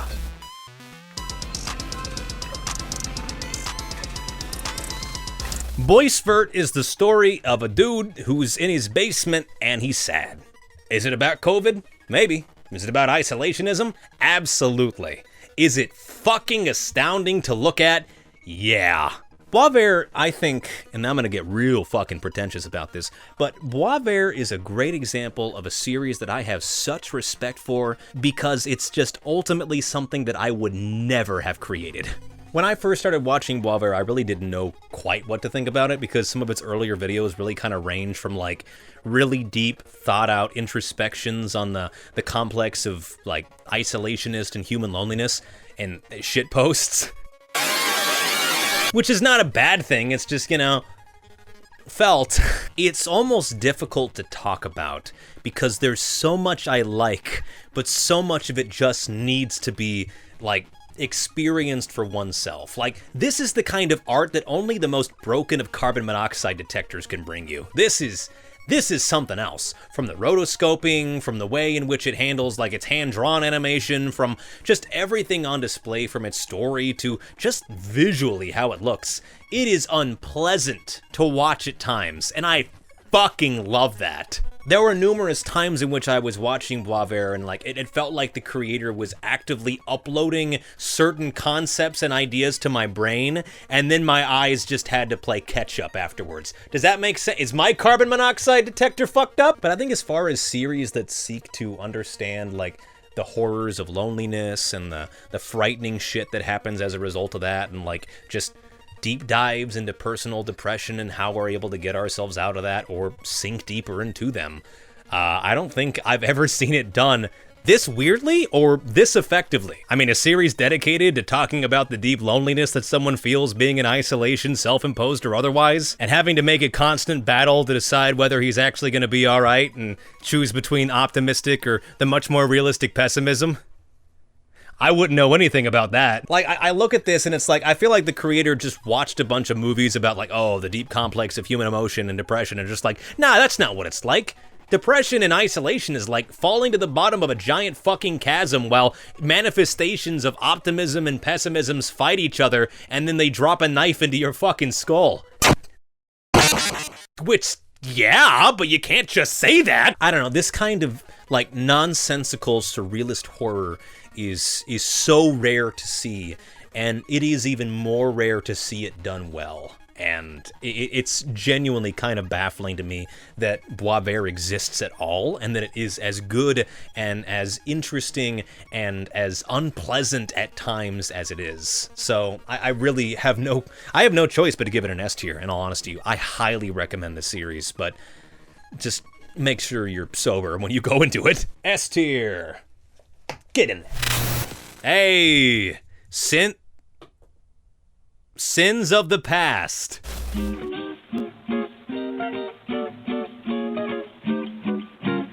Sins of the Past was actually pretty highly requested from the last video, which, you motherfuckers, why do you want to make me feel? This is actually a really phenomenal follow-up to Boisvert in the sense of, like, stories that make me feel deeply uncomfortable with visuals that make me feel deeply unsettled, and just visuals that overall are fucking astounding to look at, in all honesty. Sins of the Past, from what I was able to ascertain, is more or less the story of some dad's daughter gets killed by some other dad, and so that first dad kills that other dad's daughter because therapy is just way too fucking expensive, evidently. And now another daughter fell into, like, a deep dreamlike trance, and now the other dad is like going into her brain to see what was going on and to confront his sins of the past. And oh, wait a minute. So let's get down to brass tacks. How is the story of Sins of the Past?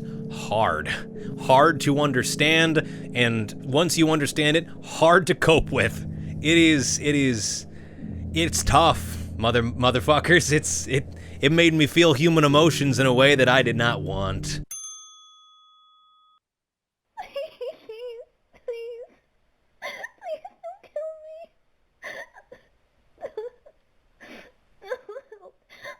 But also, there's a lot going on in this series that I think is genuinely fucking worth applause. Like, just the spectrum of all the visuals going on here, from like it's literally a grab bag of, like, sometimes it's just data moshed real life images, sometimes it's like fully hand-drawn paper craft stuff, sometimes it's PS1 style era graphics. Like, it runs the full gambit of essentially being just everything, and everything that it attempts to do, it does really, really well. Okay, this is gonna be a fucking, like, ass-backwards insane comparison, but, like, Sins of the Past's visuals kind of reminds me of, like, The Amazing World of Gumball, where there's such a grab bag of, like, different styles and aesthetics going on, but, like, it all meshes really, really well. Like, there's a whole kidnapping dream sequence that looks like it came straight from fucking Tomodachi Life, like one of the nightmares that one of your Miis would have. All hail the kaleidoscope. Sins of the Past is advertised as being Dreamcore, so I guess, you know, in a way that does make sense. I like the star dude, the Netscape Navigator star from episode, like, 2 or 3. I like the cut of his jib, he'd treat me right. The story is incredibly hard to figure out, and is in many ways almost impenetrable to a certain degree. I don't think it's bad, I think it's just, you know, early enough in its run that at this point it requires a lot of logical leaps to fully understand what's going on here, as well as just, you know, the ability to maybe watch a couple explain videos. But overall, like, of the miniseries I've talked about, few have made me feel as deeply uncomfortable, as heartbroken, and as sad as Sins of the Past has. And, like, that is, it sounds like a criticism, but it's genuinely, like, one of the highest accolades and achievements that an analog horror series could make. Like, there's like a question and answer thing at the end of one of the videos where one of the main characters, who is dead as shit, answers questions about herself, and I do miss her sometimes. I have company here, but it's never the same. If you see her by some chance, could you say hi for me? I wasn't fucking crying, dude. That was exhaustion leaving my eyes. But yeah, I'm gonna say A tier for Sins of the Past. I think it's still too early to be able to throw it squarely in S tier, but also there's a lot to like about what's here, even if the story is, well, it's gonna require some heavy lifting on your part, but A tier for them. Look at that A tier. Dude, I gotta start being so much more of a dick. The next one I'm just gonna rank, like, badly just for the fucking hell of it. That's how democracy works. Alrighty, we're running low. Let's see what's next. Let's see if I'm gonna be a total prick about it. We got The Itch.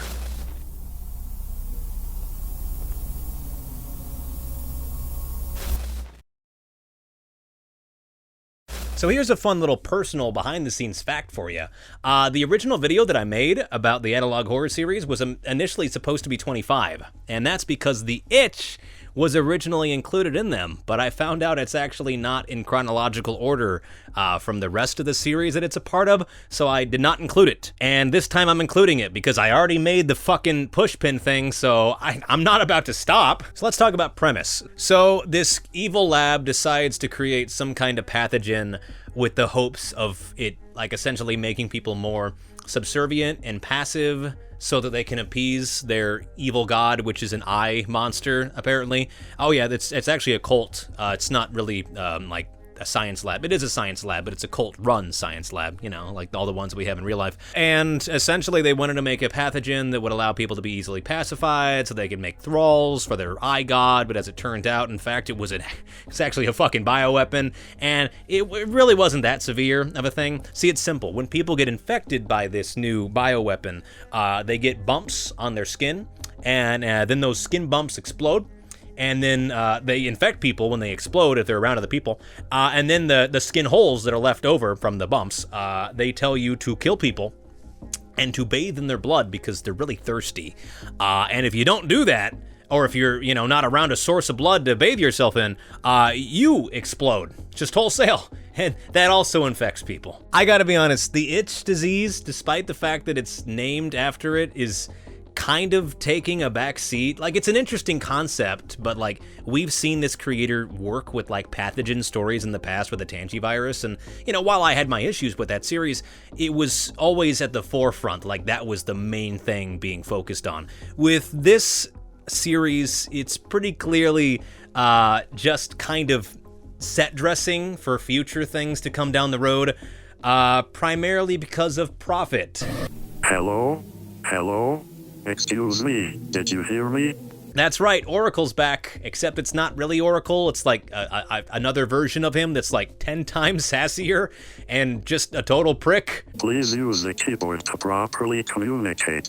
I'd rather not read your questionably hygienic mouth. Like, I thought he was an asshole in the human trial, but like, he was playing a character. Nah, Prophet's just an asshole, just a computerized dickhead. Oh my one-eyed god. That is such a boring and stupid question. I'm in a computer. What do you think I am? A genie? And it's funny because he is undoubtedly the best part of this entire series. Like, anytime Prophet is on screen interacting with a human, he's just so cunty. I love it. He's just so cruel for really no purpose whatsoever, and I fuck with that. I love that. Sigh. Humans. Fine, I'll hold your hand. However, it becomes pretty clear by the end of the story that, like, the entire premise, the entire purpose of this story is literally just to get Prophet to be uploaded to the internet so he can fight Oracle. It becomes pretty clear, yeah, this is just set up for a future story down the road between Prophet and Oracle, which is interesting. I do like that, but when you have that in mind, it kind of undercuts a lot of the horror that exists with the itch. The itch as well, in the way that it's shown, it's just AI images. Just AI images of a lot of people with what is it called? Trypophobia? Yeah, I read the thing. I did not know that off the top of my head. It's very much just, we hear about a thing, then we see some grotesque images, a computer voice, and eventually Prophet comes around and he's a total dickhead. Prophet, I think, is genuinely the best part about the entire thing. He's just a lot of fun as a character and is fun to watch, but, in a story that is not really supposed to be fully about him, it's kind of funny that he steals the show, more or less. I don't know. Overall, like, it's an interesting watch, but, like, it really is kind of pushed back, more or less, by the fact that it's just kind of set dressing for future episodes that would come down the road. For that, I'm going to go ahead and put it in C tier. If you're looking for a really good series from Vintage 8 that primarily goes around a biohazard or a pathogen, the Tanji virus remains, I think, some of his best work, honest to God. So I'm going to go ahead and put C tier for that, but hey, who knows? Maybe there'll be something else down the road. When Oracle and Prophet finally have their bitch smacking fight, I'll be there to see it. All right, what do we got next? We got Tri-Red Witness Archives.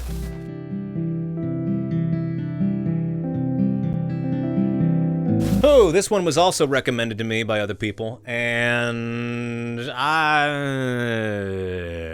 Tri-Red Witness Archives is almost a little bit hard for me to really talk about because there's some parts of it that I think are really well done, and other parts that just really leave me scratching my head of like, why did you do this? Like episode 1 is one of those episodes where it's like some of the scares are really genuinely unsettling and pretty freaky. Like that scene where like the camera just kind of stalls on like a couple of disembodied ghostly looking faces in the middle of the woods. That's really interesting. That's a really good scare.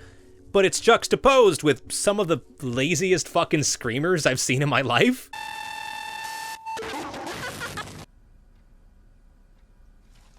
Whoa, is that blackface, dude? I don't know, it's like, there's certain parts here with the background and the backstory that I think are really interesting. The idea of like every 40 seconds people disappear, and there's this entire network dedicated to trying to figuring out what happened to them, and then essentially removing the evidence of that as well, hinting at a deeper conspiracy at the heart of it.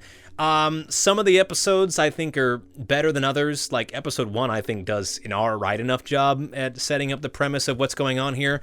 Episode 2 I think is an episode in the series for sure. Episode 2 I think is probably my least favorite of the entire series for kind of 2 reasons. One of which is that of the 4 faces they show at the end for the missing persons report, 2 of them have their last name misspelt. it's the same last name, and both of those characters are directly related to the town's mayor. Like, the mayor who is a titular character in the next episode. It's like a sock puppet show where they tell people how to clean themselves effectively, and then just randomly at the end they tell children how to self-harm. The most important part of every step. If you truly want to love yourself, kids, always cut. I don't know, it's hard to view that as anything other than, dude, you know what would be so fucked up? If we did the Family Guy thing where Meg's like, yo, you gotta cut long ways? Dude, for kid, dude. That being said, I do like some of the visuals on display here. The way that one of the disembodied head moves is really freaky and is really well done. I think like the entire Dreamcast game subplot from the last video in the series that we have so far is really well done. But I think overall it just really didn't do it for me. I wanted to like this series a lot more than I did. The idea of there being an entire organization dedicated to trying to find missing people in a town where they go missing every 40 seconds is a really neat premise that I was really excited to learn more about. But the execution of it just, you know, ranges from like kind of embarrassing with misspelt last names of very important characters to, you know, actively a little problematic with some of the content going on there. So I don't know. Tri-Red Witness Archives really did not do it for me. If you want to, check it out. I think that it might have something for some people out there, and if you disagree, please let me know. But ultimately, I did not love it in the way that I was hoping I would, so I'm going to go ahead and put that in C tier. I think it does have parts of it that are worth enjoying and that are deserving of compliment, but also it's kind of juxtaposed with some really unpleasant things that it's really hard to commiserate the two existing within the same series, so sorry. Oh boy! Shipwrecked 64.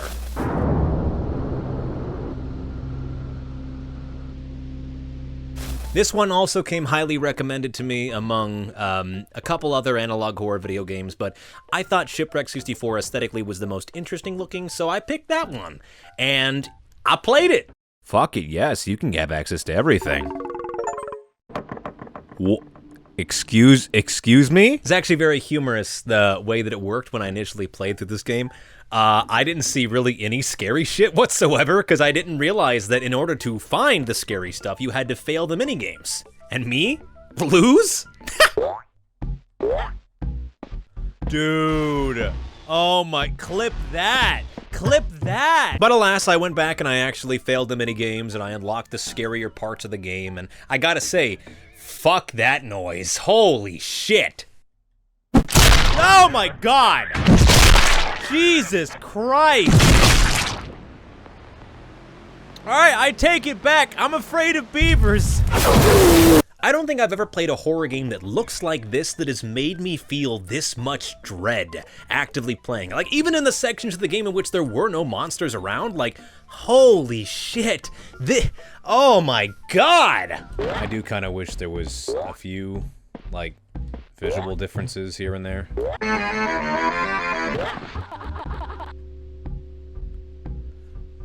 Oh my god. Okay, I gotta turn a fucking light on. I gotta turn 2 lights on. Holy shit. Shipwreck 64 is so well done because it really lulls you into a false sense of security with its stylistic aesthetic design. I mean, you start it up and you're like, oh, this is like, you know, Nintendo 64-ass graphics. There's polygonal creatures and anthropomorphic animals running around being sexualized. I hope this doesn't awaken anything in me. And so then later, when you're actively playing the game and you suddenly see, oh, wait, no, whoever made this is a really good 3D modeler.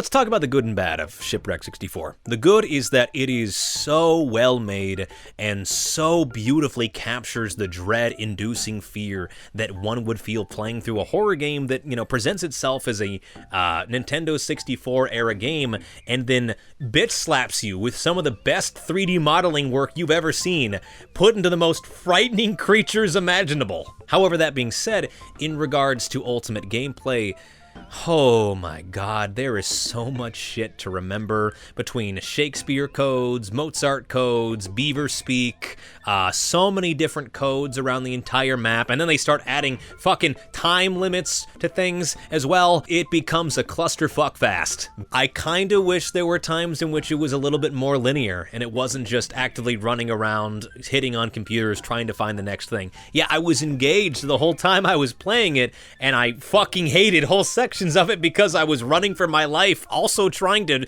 decipher the fucking Konami code. Overall, I think Shipwreck 64 in regards to what it sets out to be, which is an analog horror style lost media horror game, is so well done and executes on its horror and in its scarier parts so well. It's just kind of slogged down on occasion by, let's just say, not a lot of variation with its puzzle solving and a lot of lore that, unless someone's really taking extensive notes as they play, which I cannot stress this enough, you should not be doing for lore-related things. Attempting to explain his theories to...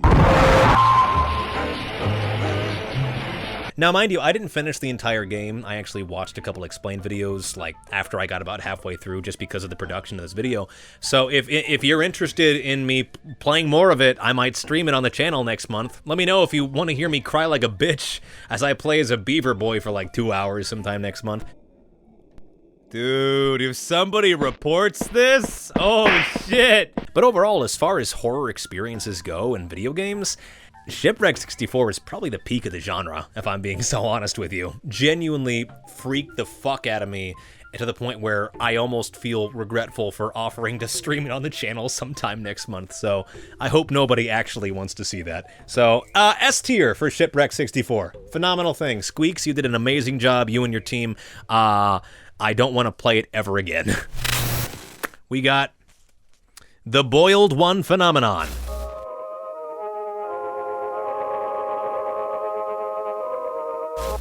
The Boiled One phenomenon is, I think, a really great masterclass to show just how important build-up is, and how in a lot of cases the build-up is almost the best part of something. Building up for a horror story is a lot like foreplay, in the sense that it's a lot of people's favorite things, and if you do it badly, the whole experience is gonna fucking suck. Get it? Fuck you. And I think that the build-up in the Boiled One phenomenon is really, really good. They take their sweet time before they show this red bastard, and when they finally show him on screen,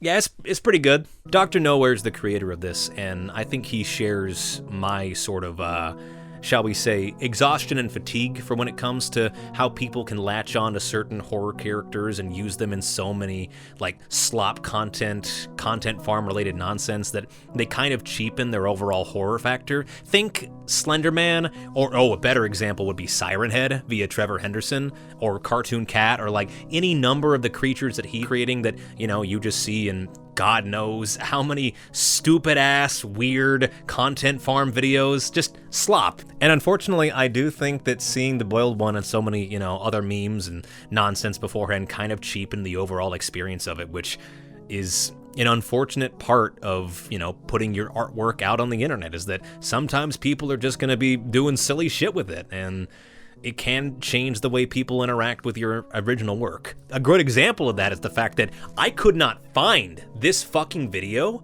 without actively having to find another video of someone talking about it and linking to it. I don't know if the YouTube algorithms is just that fucked up with its search feature, but like, I legitimately could not find the Boiled One phenomenon without actively going to a secondary source, which is really unfortunate because, again, the reason I make these videos is because I want people to check out all these different derivative works. Even if I don't like them that much, they're still worth supporting the initial creators because these are underrated as hell, and seeing something that gets big like this ultimately be pushed down in the search results, you know, for your film theories or for your this scary monster does this type videos. It's really unfortunate to see. But back to the actual video as it stands. Again, I really do like the buildup of it, how like there's so many precautions that need to be taken in order to actually like listen to this motherfucker and just see him on screen, like between like having earplugs in to they're reversing his speech so that hopefully it doesn't happen. I can't tell you the amount of times I've watched horror stories. It's like, yeah, this is a class 15 cognito hazard which causes people to shit themselves to death the moment they see it, and is such a horrific thing it's been banned in every country from rebroadcasting. Anyways, here it is, check it out. So seeing that like, oh no, we're actively doing a lot to ensure that people aren't actively like fucking annihilated by this thing is a really neat thing. I love that as a concept. I think that that kind of buildup really does a lot of great world building and just makes for a better story overall. But what did I think about the video overall? It was fine. I think it's good. I like the design of the boiled one. I think that there's not really anything in the video that I find objectionable or I think that could have been done, you know, differently. I think the thing I like the most about the boiled one phenomenon is that now I'm aware of Dr. Nowhere's work and just how good of a fucking artist they are, and it's rare that you see essentially like another Trevor Henderson come out of nowhere, making really interesting and unique monster designs and sharing them with the world, like so early on too, that honestly, like, even though I didn't like adore the video itself, like being able to be introduced to its other content, I think more than makes up for any of the issues I've had with it. So I think I'm gonna put the boiled one phenomenon in A tier. I didn't think it was moving mountains or anything, but also having something that is good and is also a gateway to an artist's other incredibly talented derivative works is, I think, good enough for me, honestly. So go check out the boiled one phenomenon if you can fucking find it on the YouTube search, and check out Dr. Nowhere's other stuff because genuinely a phenomenal talent. We got the biggins here. We got the, oh, it's been decided for me. I actually got it with my foot. Oh my God. We got White Stag Education.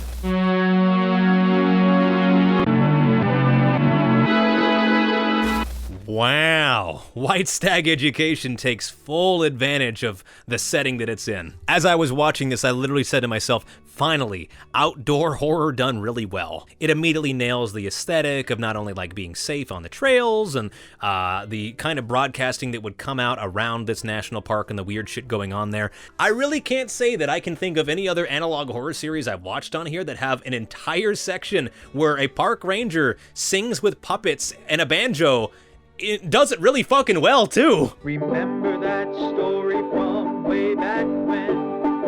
If you can't recall, let me tell it again. Ranger Luke's got some pipes, holy shit. I like the drug that like gives you foresight for the future. Could have planned for a lot of arguments better that way. I like the fact that Puppet Show isn't like actively like in lore like an evil thing. It's like legitimately trying to warn children about the overarching threat in the forest, which is the strangers, these, I guess, proto-furries, you would call them, that just kind of run around whistling and trying to eat people and occasionally getting their shit rocked.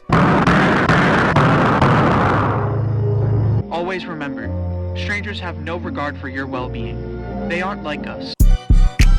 I like the final video in the series, I think, the best because it's like, hey, so welcome to your new job as a park ranger here. Also, sorry, it's actually the Men in Black. Get a gun and start blasting.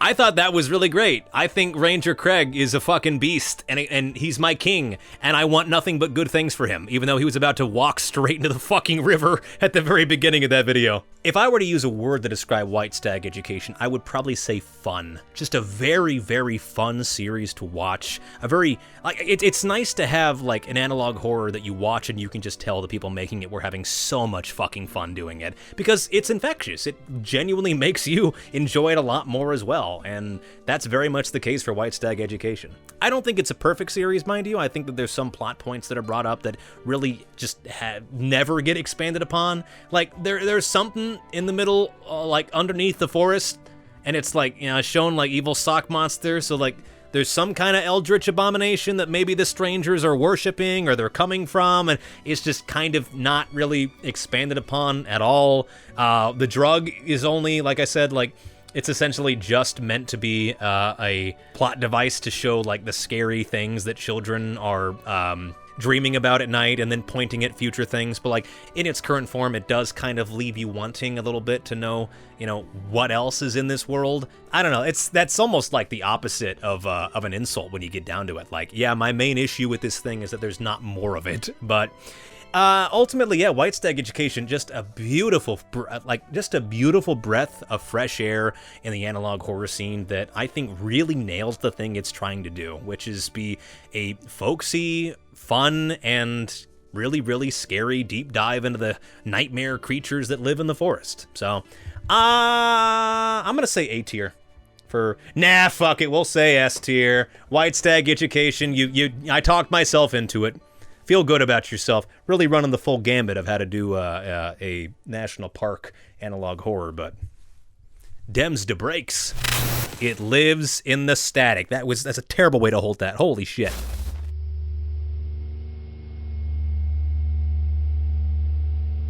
You know, it's really only after I'm actively, like, reviewing 6 of the things that he's made, but, like, there really is kind of a sort of weird, comforting aesthetic to Vintage Aid's work, where a lot of his videos kind of follow a similar formula, at least aesthetically, of, like, text on the screen, oftentimes followed up by maybe text-to-speech voices or some very limited voice acting, but, like, it's really interesting to have someone who's made so many analog horrors that I can say, yeah, this is his style, and every time I see it, I'm like, oh, okay, I know this is going to be of good quality. Like, even if I don't end up liking it, I know there's going to be something out of it to enjoy, so It Lives in the Static is really no different. The basic premise of It Lives in the Static is this dude moves into a house, and he finds all these tapes and floppy disks from the previous tenant, and the previous tenant is a guy who befriends a spooky TV monster who loves to eat people and can kind of tell the future, and is helping this guy get his life back on track in exchange for eating live chickens and then eventually people. Have you ever seen The Grim Adventures of Billy and Mandy? You know, the one where Voltaire plays the fucking evil meteor from out of the sky? Where he plays the evil brain. Brains, I won't lie. I need the brains to zombify. And if at first they think it's strange, well, won't think twice once I've eaten their brains. I got a little carried away there, I apologize. Essentially it's that, but it's a TV, and he loves to eat things. Chickens, eventually people. It's just, you know, kind of a nice symbiotic relationship we got going on there. But unfortunately, as it turns out, the evil TV monster man actually does know our main character, Randall, because Randall was a part of, like, a contractor, like, construction firm that had very shoddy workmanship and was kind of directly responsible for a school falling in on itself and killing a lot of kids. Well, the TV monster was actually the father of one of those kids, and when he killed himself, he became the TV monster, so now this is like his convoluted plot to get back at Randall and all his friends because he starts eating people that were directly involved within that same company, and Randall's gonna be one of the people, and he's like, if you don't let me eat you, I'm gonna eat your son, and he's like, no, don't do that. Randall, upon finding out about this grand scheme, is like, cool, where's my bat? And then his life is great, and he's like, I'm living the dream, I met a nice lady, I got another kid now, via proxy of her, I got full custody of my kid, you know, life is really good. And then as it turns out at the end, the TV monster comes back, and he's like, yeah, I'm gonna eat your kid.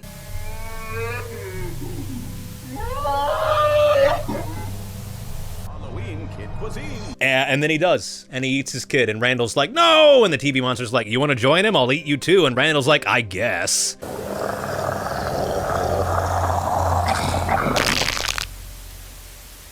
And then Randall gets eaten by the TV monster, and God, I should do a recap channel. I'm fucking great at this. And then it ends with the original guy from the very beginning who, let's be honest here, most viewers probably fucking forgot about at this point, experiencing the same TV monster. He's like, you know, I could probably make you a deal too if you wanted. I have something I'd like to say to all those watching, to all those who will be watching. I don't know, it's kind of corny, it's kind of silly, it's a little hokey. It's not my favorite thing that Vintage Aid has created. I think overall, I like the vibe, and it is just as compelling as the rest of his work, where you will find yourself becoming more and more engaged with what's happening. But also, I don't think it sticks the landing as well as it possibly could. What I think probably would have worked better, personally, is if the TV monster refused to eat Randall at the end, if he's like, no, now you gotta live in this world without your kid, you fucker. And then Randall can, you know, essentially just have his life fall apart for the second time as a direct result of his hubris against this TV monster. I don't know, having him join the TV, and his son at the end, even though it's like some kind of like static hellscape, I don't know, it feels a little bit too happy for what is the ultimate like premise of the story, which is finding vengeance against those that have wronged you. So I don't know, it's not Vintage 8's best work, but also like, you know, it's still interesting. It's still worth a watch. It's something that I think I probably would have done differently on a couple stylistic decisions and sound design choices, but also, you know, I can't really find many faults with it regardless of that. It's just, you know, I think he's made much better stuff, and this is fairly middling in regards to most of it. But yeah, ultimately, I think it stands up on its own fairly well and delivers on a lot of really good drama that, even though it doesn't necessarily stick the landing at the very beginning, is still worth a fun watch. So I'm gonna say B tier for It Lives in the Static. We have Valle Verde.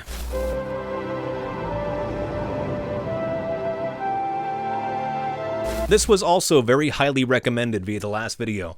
And what the fuck did you guys make me watch? Valle Verde is weird. It's like halfway active scary video game by way of interesting AI that's acting up, and also prophetic doombringer for the end times and the Neolithic gods of destruction that exist within. It's very well made. I was never disinterested watching it. Did I get a lot of what was going on? No, but oh my god, was it nice to look at. It really is kind of a testament to see just how good like analog horror video game, or like really just video game horror in general has come, in the sense that we're able to get works like this that are fairly underground when like just a couple of years ago, this would have dominated the internet. Like fucking Ben drowned so this could swim. What? But did I like the series? Yeah, I loved it. From what I've seen so far, I don't really understand a whole lot of what's going on here, but there's enough interesting visuals and just really kind of humorous parts going on that I think there's a lot to enjoy about it. Like in the very first episode, when the guy gets to town and he meets the mayor's like, hey, have 100 gold coins so you can start off. And then immediately he's like, nah, actually, fuck you. I'm putting you in crippling debt. But even though, like, I think it's still way too early in its creation to get a full idea of what's going on with the story, from what is there, there's a lot to love. There is so much interesting things with its visuals happening in every single episode that, like, genuinely, it's a feast for the eyes. Like, I know I've said that about a couple other ones here, but like, oh yeah, there's a lot of really good things to look at. With this, it's like boundary pushing. Valle Verde is like, every time you think, oh, there's no possible way the series can top what it just did, it pulls out some shit like this.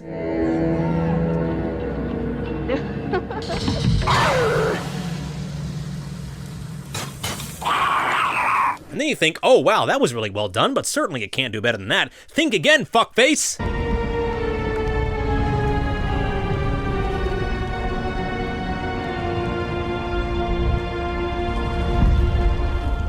And you're like, oh, the Third Impact, I've seen that before, you know, certainly there's no other depictions of world-ending creatures coming down or destroying large swaths of the— You dumb fuck.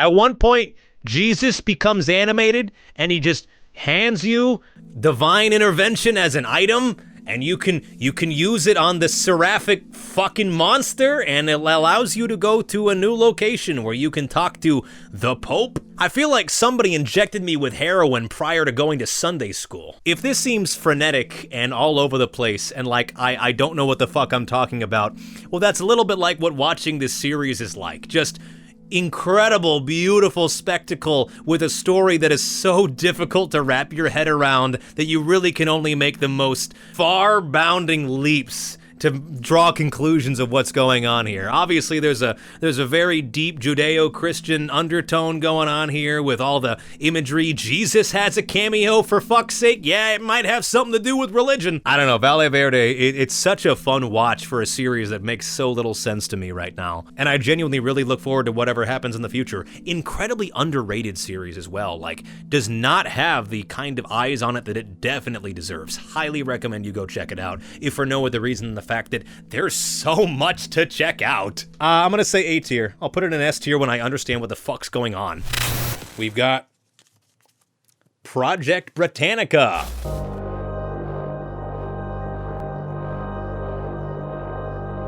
Speaking of weird, Project Britannica, really fucking weird. Project Britannica is essentially the story of like alternate history boats. What if the Titanic didn't sink? What if the Lusitania did? Wait, I think the Lusitania actually did sink, IRL. What if the Titanic movie was about the Lusitania? There you go. Y'all ever read like the Leviathan series by Scott Westerfield? I read it when I was a very, very much younger man, when I was still happy. And it kind of gives me the same vibe as this, where I don't know if the intention behind the series is ultimately like large man-made constructions being powered by eldritch abominations, but like it's a neat concept and it kind of seems like that's where this is going. Jack G Animations does some genuinely really phenomenal stuff with this. It's a weird series, don't get me wrong, but it's a series that fully embraces its weirdness that I kind of love it. When I talk about how like analog horror is truly like every man's genre, you can do and bring to it whatever you like, this is a great example of that. This is a guy who loves two things, 3D modeling and boats. Stylistically, the series looks very good. There's the occasional time in which like you can really tell like, oh, this is just a 3D modeled like cityscape, or this is very clearly fake, but most of the stuff on screen is still so well done and so well modeled that like you're able to forgive a lot of that. So something that I can't give the series an S tier for, but that I almost kind of wish I could, is that it found a way to innovate on the Rickroll. One of the episodes starts off with a Rick Astley music video. Like, you don't see many people innovating on fucking early 2000s internet memes, and like, legitimately, this is really impressive. Also, fuck you. Project Britannica, I think, is like one of the perfect encapsulations of why I love analog horror so much, because in no other genre could you have an entire scene in which the camera slowly pans out from just a desolate room to reveal the fact that Titanic is still in existence and currently in port, all set to Fleetwood Mac's Little Lies.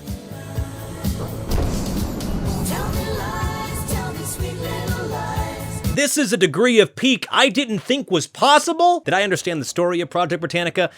Don't ask me that. Did I love the aesthetic and watching Project Britannica? Absolutely. Sometimes you just give little treats to your eyes, and that, in my opinion, is Project Britannica. And hey, for anyone willing to actually engage with the lore going on here more so than just, oh my god, is that Fleetwood Mac? I think you can find a lot to enjoy. So I'm gonna go ahead and put Project Britannica in the strange liminal space between A and B tier. It's not bad, it's very, very entertaining to watch. However, I'll be honest, I don't know what the fuck I'm watching half of the time, but in its current form, I think that that's the most fitting place for it, and as we learn more about the world that is being shown to us, I'm certain that that rating will change to be higher, so check it out. All right, we got... Oh, no one saw this one coming. The Back Rooms.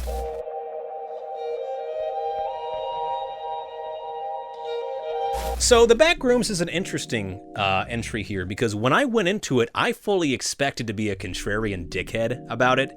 You see, this is something that I've noticed has been happening on the internet recently, is that a lot of people have been trying to give this, or spin this narrative that like the Back Rooms were ruined by putting monsters in it and by having it be this big spectacle, when in reality it was supposed to be this like incredibly existential deep dive into the isolation and the horrors that come along with being alone in a place with somewhat similar sights, smells, and sounds, but tortured forever by having no one else there but your own company and being alone with your thoughts and regrets of the past. But like, I went back and I reread the fucking green text original shitpost they put on 4chan, and the literal last fucking sentence is, God save you if you hear something wandering around nearby.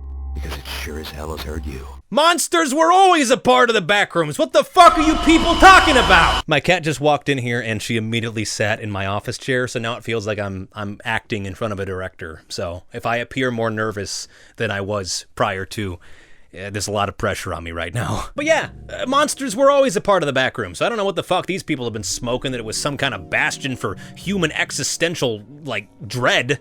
That's a part of it, yeah, but there were always gonna be freaks in there. Gotta make a new version called the Freak Rooms, where it has no monsters and the real freak is you. I think the Backrooms is as close to an analog horror triumph as you can, like, possibly create. I mean, it's one thing to make a series based on a green text, as we have seen with Super Mario 64, but it's another to actively create one and then have your canon that you created sort of be like the most accepted version of it around. When I say Kane Pixels more or less has created the modern day mythos of what the Backrooms are, it's not hyperbolic. I know I said it in the Super Mario 64 one, where like, this is probably the best thing that you could have created with this limited prompt, and like, the Backrooms is exactly that as well. From such a limited prompt of what the space looks like, what's inside of it, and the horrors therein, I think that everything Kane decides to create with this series and then like expands upon by his own creativity is perfect. All the weird geometry that we discover in the series, the weird rooms where there's just fucking traffic signs sticking out of the ground, this large apartment complex of sorts that kind of makes no sense whatsoever, to in the newer videos where the guy just walks around weird industrial office looking spaces. Like, there was never a point where I was like, oh, you're kind of reaching there, or oh, well, that wouldn't actually be in the Backrooms, you know. I'm a frequent connoisseur of the liminal space genre, and you wouldn't see that. No, that never happens. It's just like everything that you see on screen makes perfect sense. But there's a deeper story that exists here too when it comes to async and this, you know, government agency that discovers the Backrooms by complete coincidence and decides, nah, we can work with this. Living spaces, storage, a fucking food hall, yeah, dude. We don't gotta build it, it's fine for me. I will say having the live action portions for the series is definitely neat, and I don't disagree that that was a nice addition. At times they really do feel unnecessary. Like, did we really need to see this prior to going directly to the Blender version of things? Like, yeah, it's a nice addition, but also it's like, if we were just gonna go straight back into Blender, why go through the effort to begin with? But even then, that's a pretty fucking simple criticism to have with it. Honest to God, I struggle to find anything bad to say about the Backrooms. I think that it is absolutely Kane Pixels' flagship series and is one of the best things ever created when it comes to the analog horror series. I do have a couple questions about it though. Like, in the third found footage video, he looks up and he sees the night sky. Does that imply, like, is that just more ceiling that's just so high up with lighting fixtures that it looks like stars? Or like, does the Backrooms have an outer space?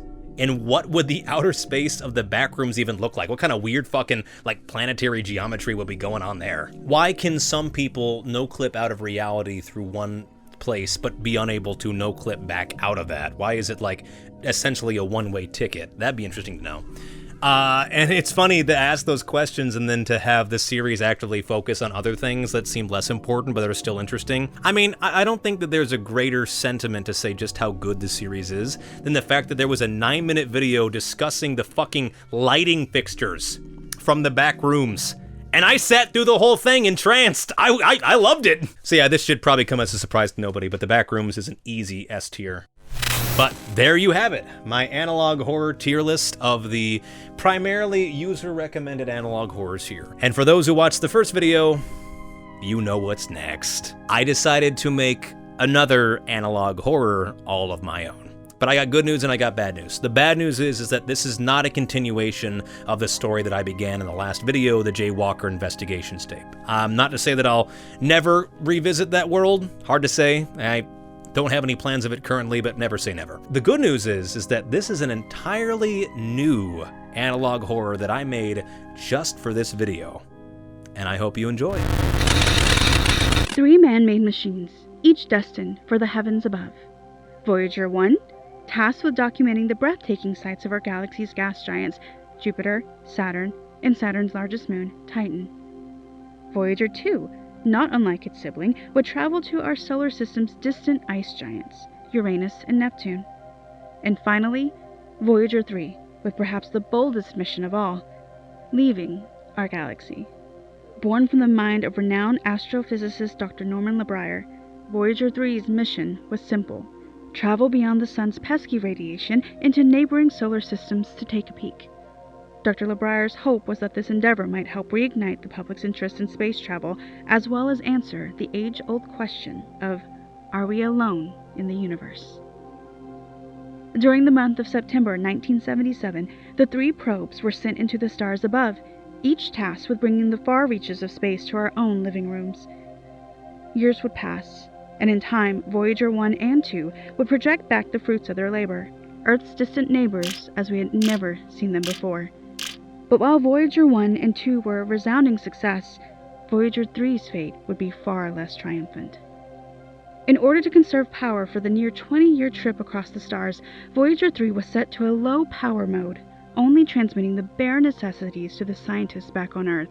Dr. LeBrier's intentions were to fully activate the probe upon its final approach into interstellar space. Yet as the final Voyager crossed into the dark unknowns of the heavens above, it would never awaken. Only a few years after Voyager 3 would have turned on, NASA announced that the probe was unresponsive to any and all attempts to activate it. Due to either a mechanical issue or an internal glitch in its system, Voyager 3 never left sleep mode, drifting aimlessly into the farthest corners of creation, slumbering among the stars forevermore. Disgraced by the failure, Dr. LeBrier and many members of his staff left NASA shortly after, under what the agency described as restructuring. Begin audio transcript. My name is Colonel Glenn Galloway, and I'll be performing your outgoing interview today. Please state your name and occupation for the record. Norman LeBrier, astrophysicist and assistant space operations officer to the Voyager project. Is this really necessary? I'm afraid so. Anytime a rank 7 or higher government employee chooses to resign from their post, an exit interview must take place to ascertain said individual's current mental state and likelihood of becoming a threat to national security. Ah, so you're trying to see if I'm a flight risk.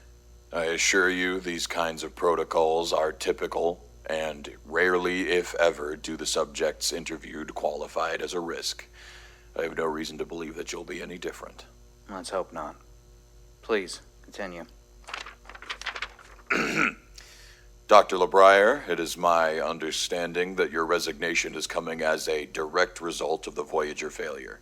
In fact, in your official resignation letter, I see you specified your leaving was due to, quote, recent empirical truths.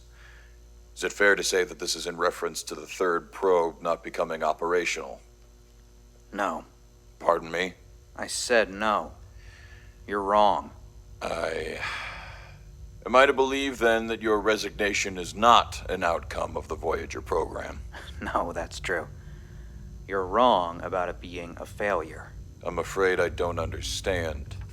You and your team are on record describing the mission as such.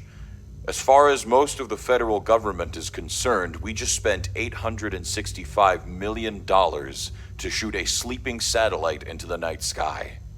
You want to elaborate on how that's not a cut-and-dry failure? Because we had to say that. Had to say that it didn't turn on. Had to call it a failure. Better than the alternative. Or so I thought. Are you implying that your team's official story is inaccurate? It was pure fiction. There was no glitch. Nothing went wrong. Just to be clear, you're saying that Voyager 3 was and is operational. Is this a... Dr. LeBrier, I'm going to be very blunt here. If you're implying that you and your team have been lying to the federal government regarding the status of Voyager 3, you and each co-conspirator will be guilty of perjury and prosecuted to the full extent of the law. Do I make myself clear? Crystal. So then why would you and your team claim the satellite was a failure in one breath, then contradict that claim in the next? Because it doesn't matter anymore. Throw me in front of whatever kangaroo court you feel is appropriate. I'm done lying, done trying to insulate this world from the realities we discovered. Okay. Given the nature of this admission, and since it's now clear that you've been lying to us for the past 5 years, I'm going to need you to provide an updated sequence of events regarding Voyager 3. Keep in mind that nothing you say here is protected, and we reserve the right to... I fully understand the consequences, Colonel. Then continue. As I said, there was no technical glitch.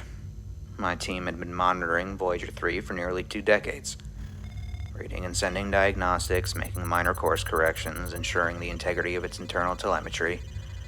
The probe finally exited the heliosphere, finally broke free from our solar system. The signal was sent to initialize all primary functions. And this was successful? Completely. In an instant, we were given a striking view of the worlds outside of ours. Countless stars blanketing the distant horizons. Clusters of planets, solar systems, and galaxies far closer than we had ever imagined. It was brilliant. Like slipping between the spaces of creation itself. The other 2 probes were achievements in and of themselves, but this was unlike anything I or the rest of NASA had ever seen. We were pioneers, the first to gaze at this stretch of reality. It was such a profound accomplishment. Easily made the last 2 decades of waiting worth it. If it was such a success, why lie? Because, as you know, Voyager 3's mission wasn't just to take photos of distant nebula and galaxies. It was to enter another solar system, to gaze into the Milky Way's estranged brethren, and to see if we are alone in the universe. Correct. That's all anyone really cared about. I could rant and rave about all the revolutionary data Voyager 3 was sending back, but the public cares little for innovations in radiation-repellent rocket holes or remote laser transmissions. And while our higher-ups might be reticent to admit it, there was only one real way of ensuring the space program's continued existence: finding distant life. And were you successful in this endeavor? That is a far more difficult question to answer than you realize. Well, I insist you do so anyway.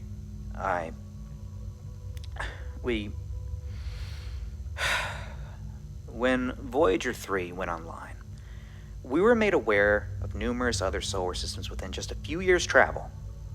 Some were close enough to simply gaze into whilst traveling towards another. It was our hope to survey the contents of at least 48 solar systems over a 5-year flight plan. That seems ambitious. It was. But the threat of your entire agency being defunded was quite motivating. What were the results? The results were conclusive, to put it plainly. Of the 48 solar systems we documented, every single one had an Earth-like planetoid. What do you mean, Earth-like? I mean like Earth. Not tidal-locked, appropriate distance from a neighboring star. Yes, their geographies and natural climates differ drastically from our own, but initial data showed great promise. So were you successful? Did any of these other Earths contain alien life? No. Not anymore. Not anymore? What do you mean by that? I mean that every planet we surveyed had at one point been able to sustain life. Many of them did, playing host to what one might consider advanced civilizations. Voyager 3 gave us an unparalleled view of distant worlds, societies, not too dissimilar from our own. Similar architecture, crop-rearing practices, hydroelectric capabilities. It was like looking at a mistranslated version of human history. Wholly different from anything we'd call human, but built on the same societal foundations that we take for granted today. And yet there was no life. I don't understand. How can you know that? Because they destroyed it. We did not find life, Colonel. Merely the horrific absence of it. Pockmarked landscapes, annihilated by nuclear fire. Worlds choked by famine and plague. The once verdant green of a healthy ecosystem poisoned beyond the point of no return. Weather patterns, at one time no different from our own, twisted and exacerbated into worldwide droughts or even second ice ages. Which planet was this? All of them! Every single one we surveyed, all dead! What? Planet after planet, picture after picture, each told some version of the same inevitable story. Entire worlds, civilizations, species so far removed from one another that they likely weren't even aware of the other's existence. All suffering the same fate, each time ending in cataclysm. I fail to see why you would keep this revelation from the rest of the world. I'll ask again, why lie? Because we learned the truth. None of those planets had a comprehensive space program. Some had the basic infrastructure for one, but were advanced enough to do as we did, to peek into other solar systems. They were isolated, and yet they all ended the same way. Dying in darkness and ignorance. And therein lies the truth, Colonel. A universal constant, written in the tapestry of countless dead worlds. For years, our kind looked up to the stars and envisioned utopias far removed from the moral failings of humanity. Free from dogma, from prejudice, from tribalistic infighting. We perceived our own personal failings as wholly unique to our species, as human flaws. When in reality, there's nothing unique about us. When we mapped the geographies of destroyed epicenters, studied the remains of each planet's apex species, and picked up the final transmissions of long-gone civilizations, they were hardly different from our own. Yes, their languages, physiology, and architecture were far from what you or I might call human, but that perpetual selfishness, that capacity to destroy, to kill, to drive oneself to extinction over nothing but a difference of opinion. Why, it was like looking into a carnival mirror. A twisted, sinister reflection. But still us. And you ask me why I lied? Why I chose to leave this position in disgrace? Because, Colonel, the alternative was telling the world that our own destruction is not only inevitable, it is predestined.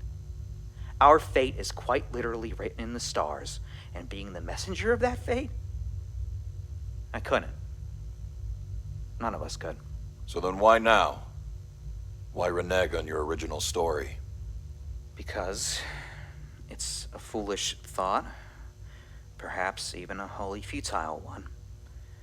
But I believe there may be some slim possibility that we could divert from this course. Maybe we could use the lessons we learned from Voyager 3 and stop ourselves from becoming just another floating graveyard in the ether. If people know the truth, maybe we could prevent it. Prevent what seems to be inevitable. I see. Well, I believe I've heard everything I need to. Dr. LeBrier, I'll be submitting a request to the DoD to revoke your security clearance before the end of the day. You'll no longer be authorized to set foot on government property or contact any current or previous members of your team. Wait, what? Why would you... Furthermore, it is my opinion that your current mental state disqualifies you from being released into the general public at this time. I'm referring you to our Groom Lake facility for a more detailed mental health screening and psychological counseling. The contents of this recording will be sent to your assigned mental health physician and promptly filed away for internal record keeping. No, you can't do that. Look, I accept any and all punitive actions, but you cannot let this be in vain. You have a moral obligation to inform the public. I have a moral obligation to keep this country safe. Do you have any idea the kind of public outcry releasing this would cause? The administration has enough issues on its plate without adding a rioting populace to it. There's no other way. This is going to get out someday. It needs to. There isn't an FOIA request big enough to unseal the top of this powder keg. This is Colonel Glenn Galloway closing this interview. End audio transcript. Please, I'm begging you, listen to me. This is worth the public unrest. This could be our only...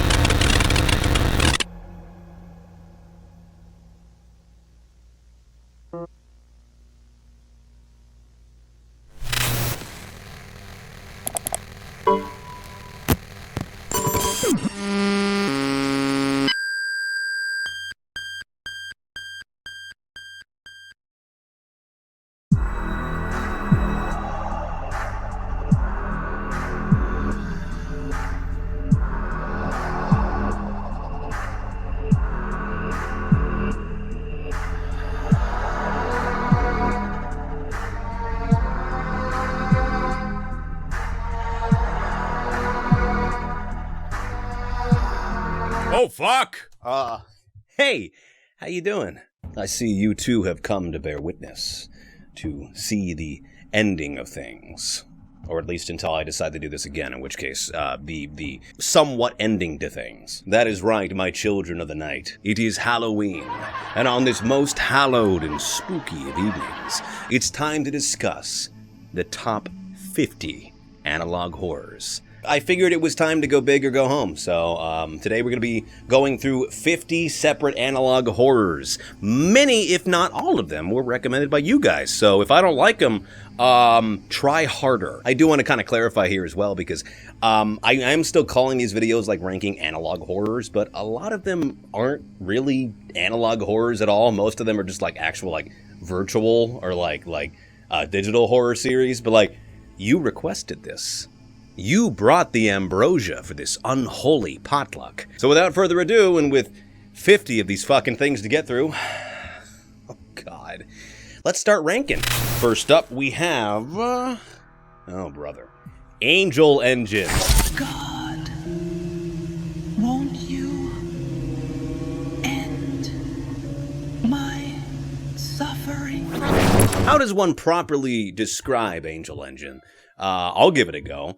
A odd, disjointed, aesthetically and visually inconsistent fever dream put together with scotch tape and the best prompts its creator can plug into a computer. There is like one music track that plays in every single installment. It's not made for the series. It's literally like a fucking like slowed down and reverbed version of the Lavender Town theme. How to cage an angel.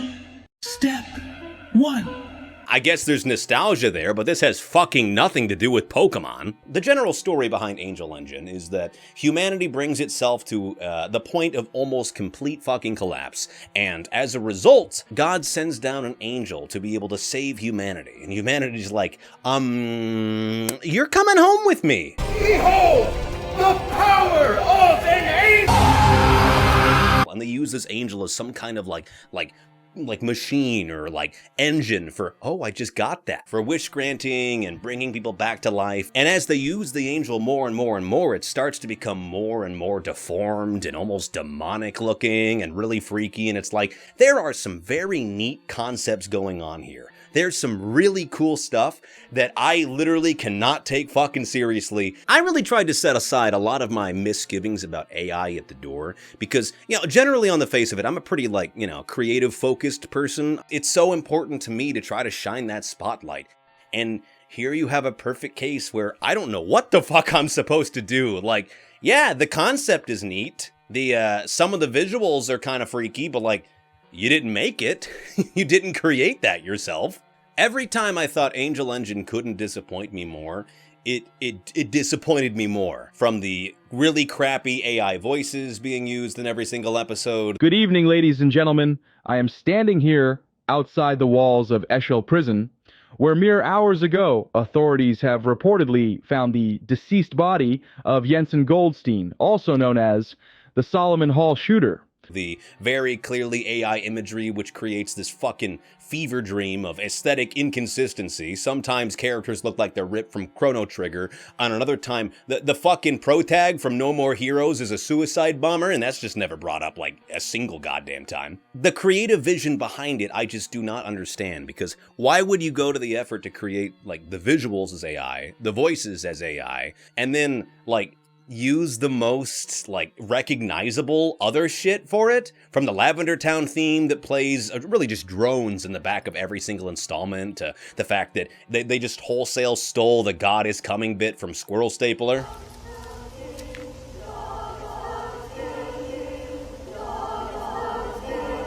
I don't see no squad around here. Ah! I see the squad! AI Engine... That was an actual Freudian slip. I did not mean it. Angel Engine almost kind of feels like a B-movie at times. You watch it and you see scenes where one of the characters just fucking disappears from the frame at the very last second, and you can't do much else but laugh. You look at the death certificate of one of the main guys and you found out that he died in 3033, which, okay, fuck it, alright. I don't care. I don't think it needs to be said that AI voices make for bad characters, and they make for even worse actors. Like, the entire series, it's one of those things where it's like, it seems like it wants itself to be taken seriously, but everything on display is just silly and just weird. At this rate, I'll never get into a good college. Don't be so sure about that, kid. World-renowned scientist and director of the Miracle Machine Initiative, Dr. Jeff Ernstman. Yours truly. You know, the series as a whole, it just feels plastic. It feels like, yeah, this would have been really neat if you made it. Yeah, probably a surprise to nobody, but Angel Engine is going in D tier. Up next we have, I just pricked myself. The prick pricked himself. That's cute. Maple 9!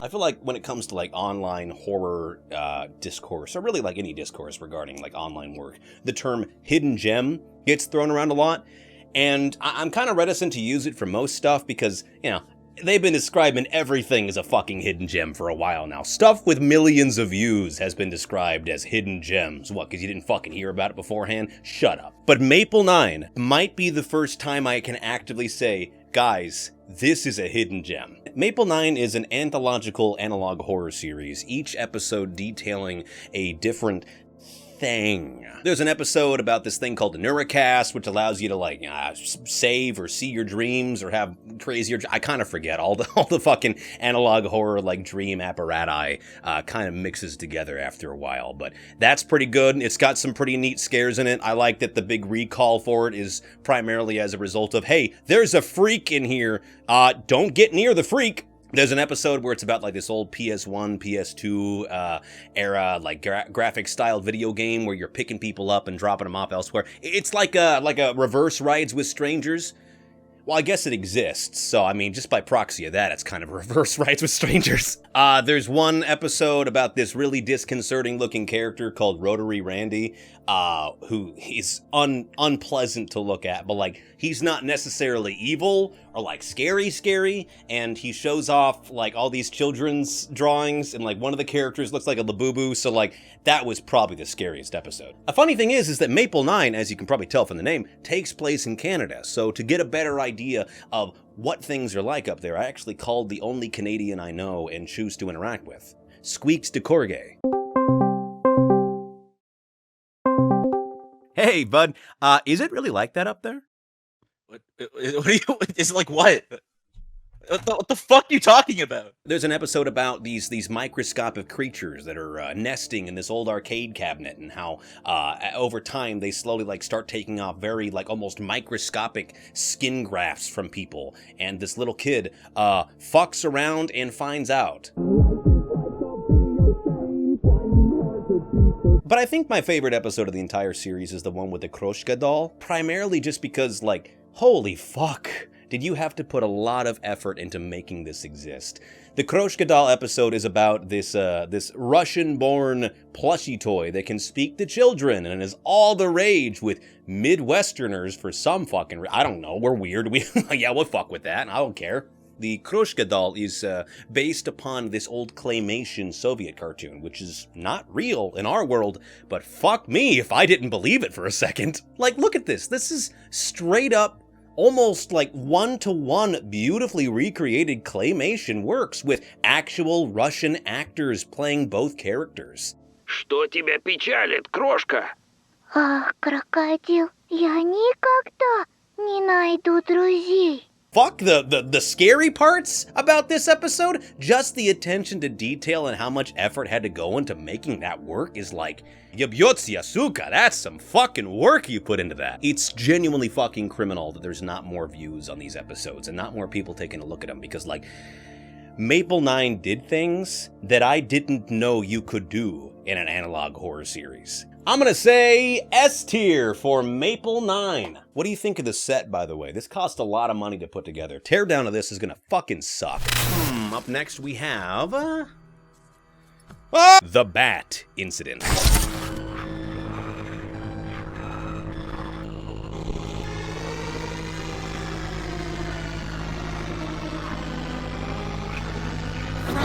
I'm looking at my notes here, and the first thing I put down was just, yay, typos. I am such a prick. The Bat incident. Much discourse has existed about this quirky little Batman-inspired analog horror series, primarily about it being bad. In fact, as a result, I actually didn't have to call my buddy in Canada. He just fucking dropped it on my stream once. You should drop making thought-provoking content and make weekly videos on Batman analog horror, calling it genuinely terrifying. Oh my god. So thanks for that, Squeaks. Now the creator's gonna think I'm an asshole. Unless he didn't see that, in which case, there's still a chance to prove it. The Bat incident isn't bad, it's just not good. The general premise of the Bat incident is that Bruce Wayne's parents die, spoiler, and he becomes the Batman. But instead of being like yummy Robert Pattinson Batman, he's much more murders everyone around him because fucking why not?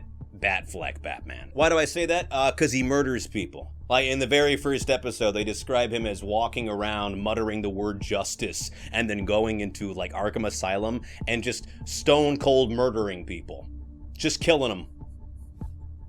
Okay. And ironically enough, him killing these people makes the situation in Gotham like 1,000 times worse. Like they start rioting, everyone's horrified about the Bat monster who's gonna come back. He doesn't kill the Joker though, because you know, that would be the smart one, so can't have that. The entire first episode, you know, as poor quality as it may seem to a lot of people, I actually think it does a really honest job of showcasing what the entire series is about, which is like some interesting ideas and concepts and some okay-looking artwork that's just muddled down by what? I don't know, the more I watched the Bat incident, the more it very much seemed like the creator was more interested in just the spectacle of having like, what if Batman was truly scary and killed people? That it just didn't really develop itself beyond that at all. Like, I like the idea that maybe Batman could break his code and he could kill some people. Maybe his own fucking rogues gallery. I'm fine with that, you know? But it's a matter of like, it has to make sense. It has to be leading towards something. Like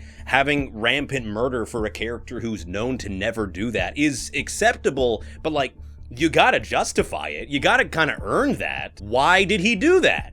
Was it for the sake of justice? Like, he just went in, killed some people, and then made Gotham City really shitty. Like, shittier than it already was, which is an impressive feat. But there's no why. There's no why. Why does he kill these people? Why is he malnourished? Why is he walking around saying justice like a fucking Pokemon? What is happening here? The thing that I think is most disappointing about the Bat incident is that I really do believe that there's kind of like a gray area, or like there's a lack of content about like the Batman mythos that actually makes him seem scary or makes him feel like a force of nature. And, you know, that's fine because a lot of it is like, you know, told from his perspective. So we never feel the fear that his victims or the, you know, the people he's beating the shit out of do. But like, I wouldn't be against one where the perspective changes a little bit and now Batman becomes like this horrifying force of nature that the fucking villains don't know how to deal with, and like they live in constant fear for it. I think that's a phenomenal premise for an analog horror, a full animated series, whatever the fuck. I have not seen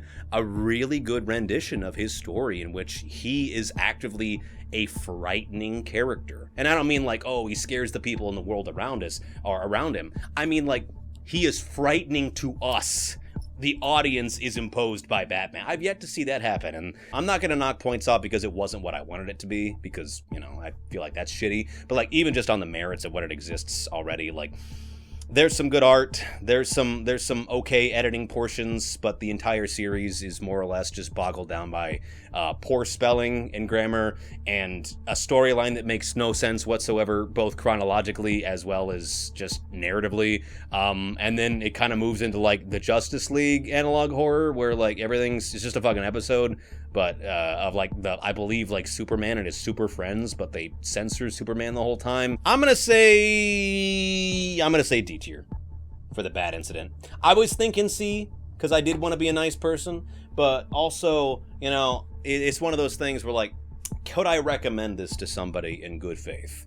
Like, you know, obviously check out everything I talk about if you're interested in it, but like, I don't know if I could give this one a full, strong endorsement with how many misgivings and just how much I think it leaves on the table creatively. So I'm gonna say D tier for the Bat Incident. Actually, I just remembered this is a great opportunity to piss off Squeaks, so I'm gonna say S tier for the Bat Incident because it is, and I quote, genuinely terrifying. Up next we have Godzilla Found Footage.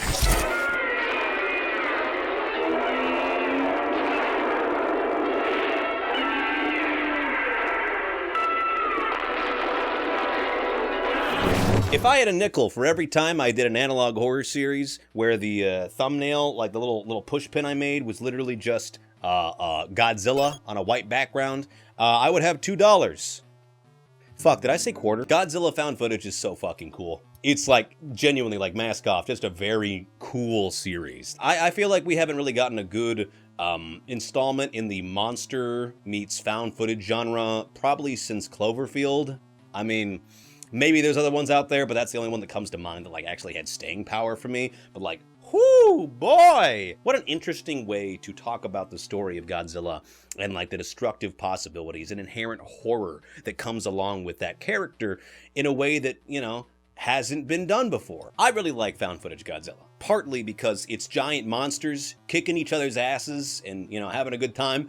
And that's always fucking sick to see. But also because this is a great example of a derivative work made off of an existing intellectual property in which you can really tell the guy who made it fucking loves Godzilla and also gets it to a certain degree as well. And in every single video that has been released for this so far, you can see that on full display. There's just so much to fucking love about this series, from when it comes to like an entire episode like created to almost feel like a 1950s Twilight Zone-esque like documentary about the monsters of this world, their history, and how people have adapted to living with them. Every single episode that you see is so clearly, like, intricately put together by someone who is both incredibly aware of the lore, but also the ideas and symbolism behind Godzilla.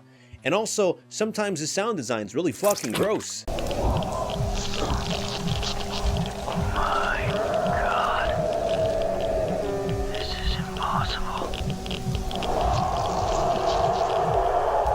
In regards to the story, Godzilla got pissed and began to attack, but didn't expect to be blocked by... Godzilla's real, and he's frequently pissed off. Every time Godzilla fights one of these giant monsters, none of them ever die. They just kind of fuck off to their own territory, or reach a stalemate, and leave each other alone, and we're just kind of like, you know, the collateral damage in between them. I also love the fact that, like, anytime the monsters see each other, it's like 100% of the time always on site. Like, they have generational kaiju beef. Generational kaiju beef actually sounds really fucking yummers. The creature from the Black Lagoon is in the latest episode, at least at the point of the recording this. I don't know what's up with that, but I like it. So to nobody's surprise, we're gonna be putting the Godzilla Found Footage series into S tier. Up next we have, oh my god, the Gmod stream.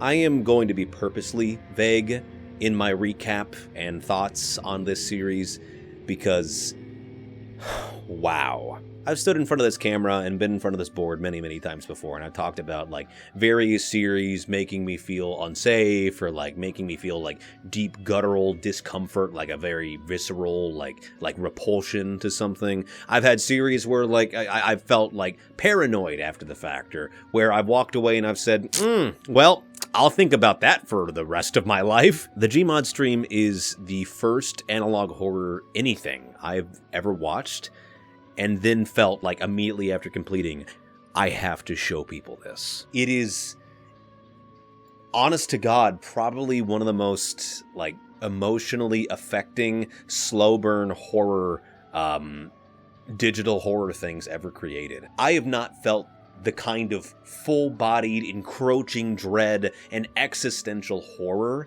as I had watching the Gmod stream since I watched I Saw the TV Glow. I know that's fucking insane for a pushpin and a video with a thumbnail that's just Hatsune Miku and fucking Gmod, but brother. I will say some points against it is that it is rather slow-paced. It's about an hour and a half long, and a lot of that is the build-up and the movement of that.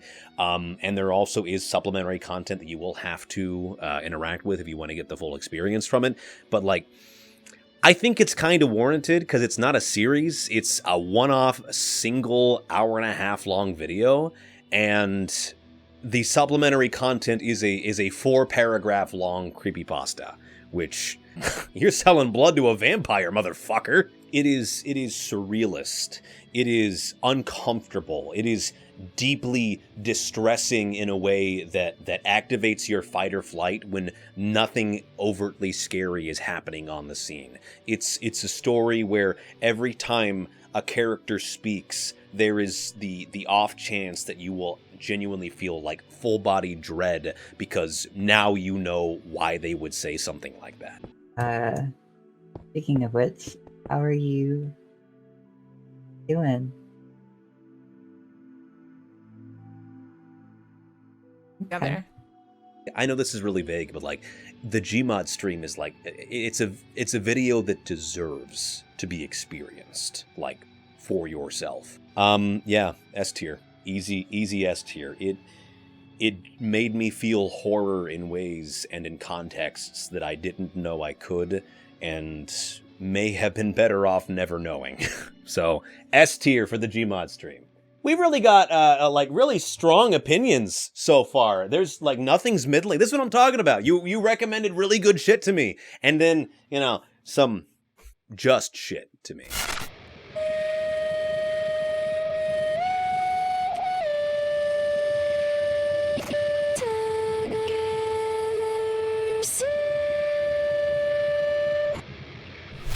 All right, what do we got next? We have... I'm gonna keep fucking doing this. Alrighty, we have... Oh, god damn it. HI09!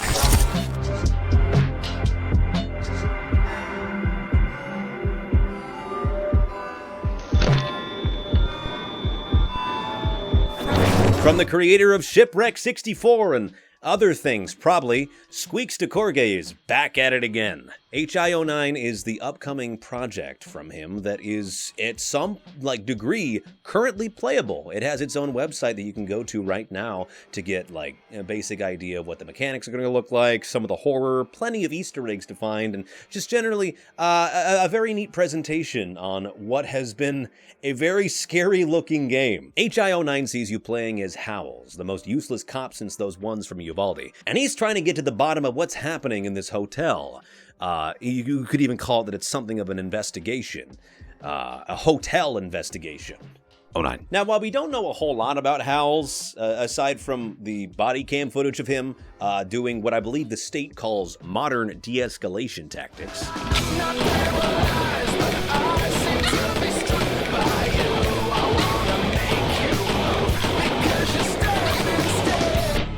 Splatter spree. This is basically Blade Runner, right? Full disclosure, HI09 has been a project I've had my eyes on for a while. So long that I actually was playing it when the clock struck 12 on New Year's Eve, moving from 2024 to 2025. I even recorded myself doing a Let's Play to send it to Squeaks. I like to terrorize him in ways that he didn't know were possible. We are now officially 11 minutes to midnight. Ah! Okay, we're gonna check to see if that computer is... Okay, that's a funny word. Anyways, you guys need to veneer. Okay, bye. Wouldn't it be fucking crazy? By the way, there's 15 seconds to midnight, but wouldn't it be fucking crazy if the last voice I hear in 2024 is motherfucking Stumblers? Oh my god.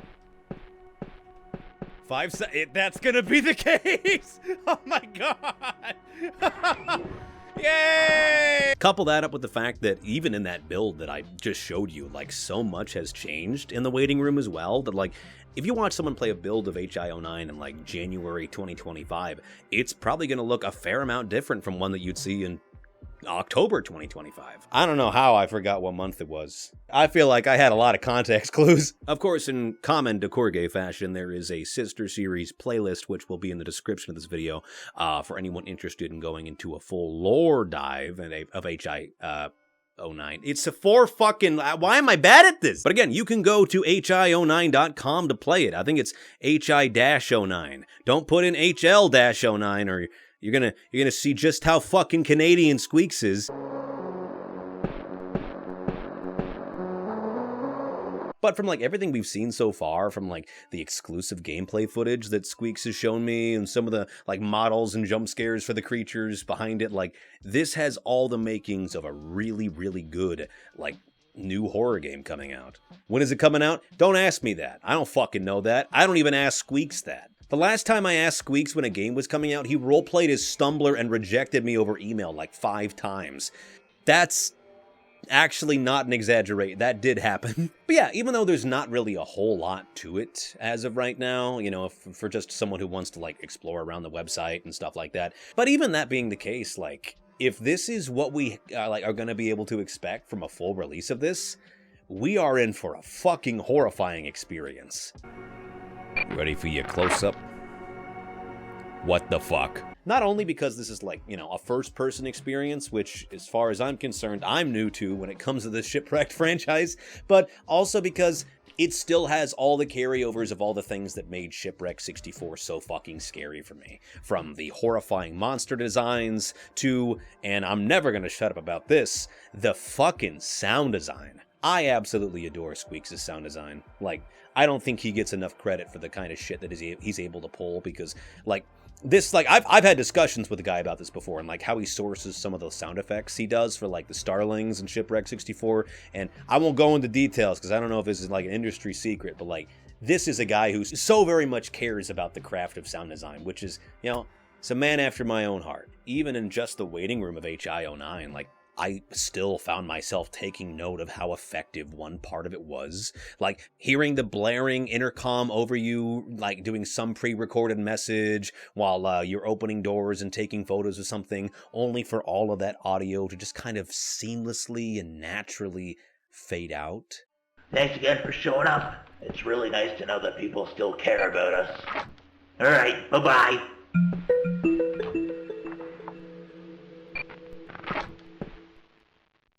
And then it's silent, aside from the sounds of your own footsteps.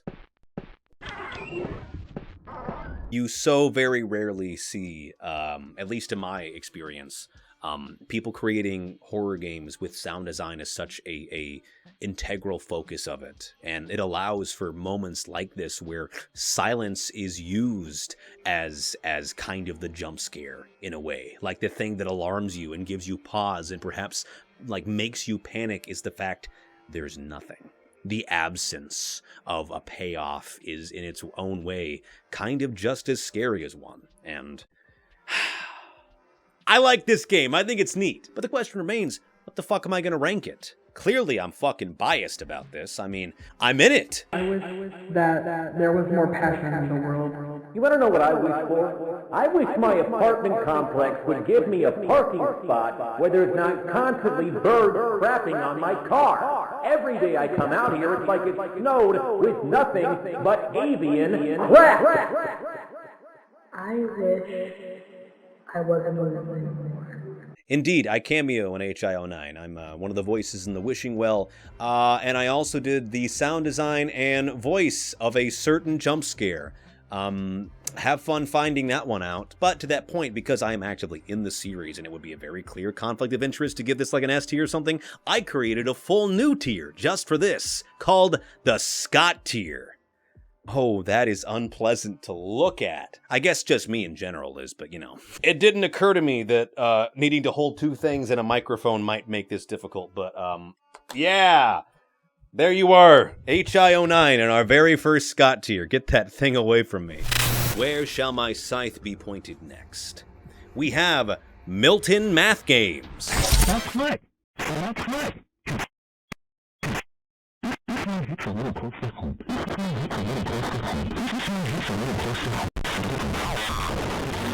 Milton Math Games is to me like what Ches Kids could have been. Now, usually I wouldn't want to talk about a series by directly comparing it to another existing one that I've already talked about, but I feel like it's kind of warranted in this case because it's a pacing thing. It's really a pacing thing. A big issue that I had with Ches Kids back in the day is that it was really slow and kind of hard to follow at times, in which that makes sense because the way in which it's presented through a YouTube channel which is actively archiving a lot of different shit about this old site, there is bound to be a lot of things that are going to be, completely innocuous.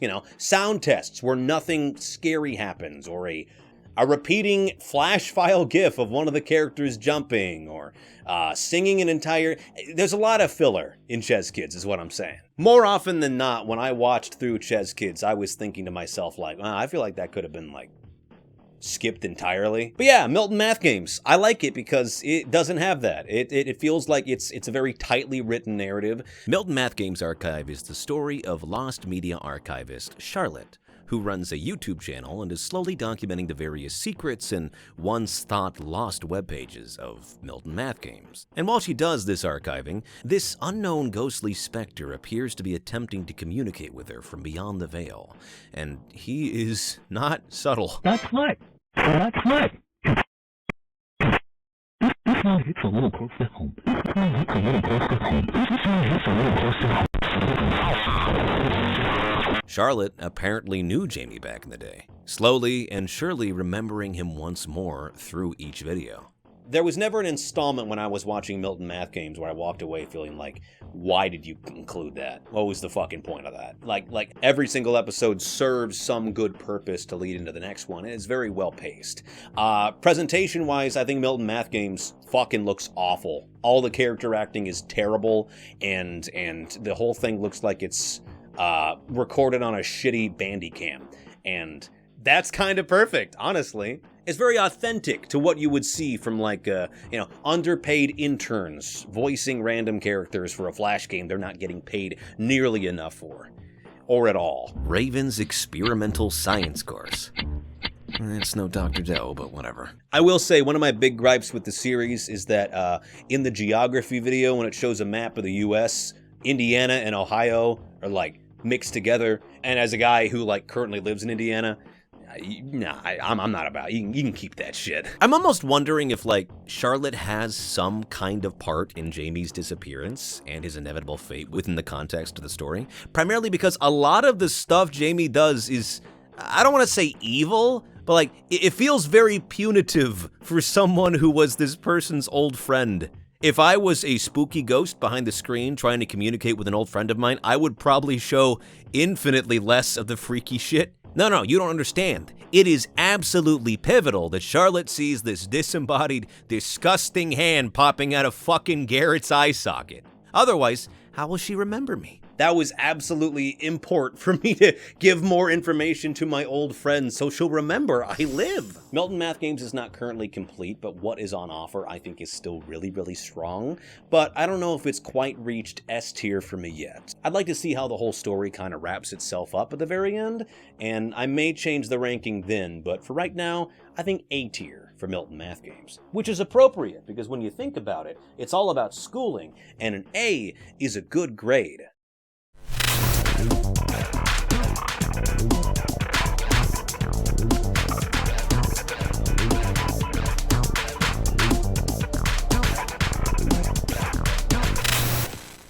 Hi, I switched out of the robes because it was hotter as a motherfucker, and I very nearly caught myself on fire 4 times when I was standing. Actually, that might be good content. Maybe I should put it back on. Anyways, I got my Mothman fit ready to go. I didn't even have to apply the fake blood this time. There was actually just a DoorDash driver outside, so that was convenient. Up next, we have... grab 2. Mare Ignis.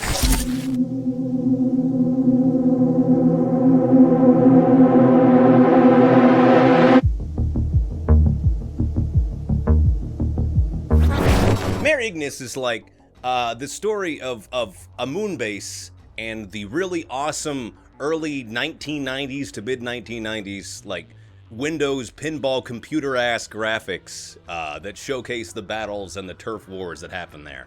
It is a very short-form series that I don't get but that I like to look at. Is Mare Ignis technically horror? Do you technically have any bitches? I'm kidding. The answer to both questions is no. You know what it is? Fucking sick!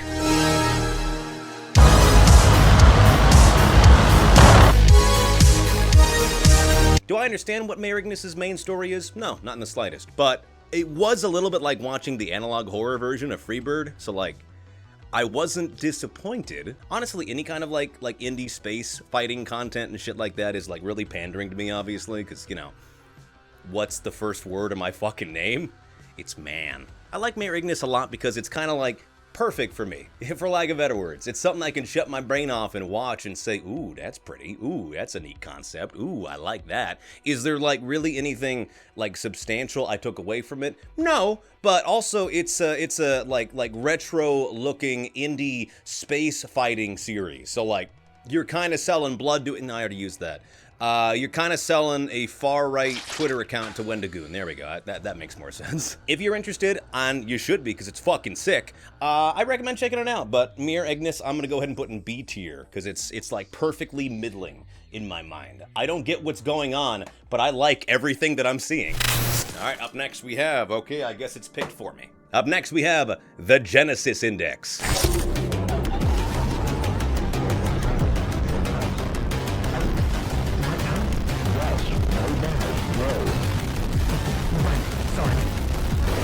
The Genesis Index is actually made by friend of the channel, longest solo ever, my buddy Dean. I don't know if he would actually call me his buddy. We've met like twice, but hi Dean. I hope you like this video. Can't wait for you to be in the next one. The Genesis Index is about this shady company that's creating this like AI that I know you're not gonna see this coming, but it's bad. Each episode is kind of like its own like either teaser or more or less secluded story about oh, here's an emergency alert system telling you to not do the shit.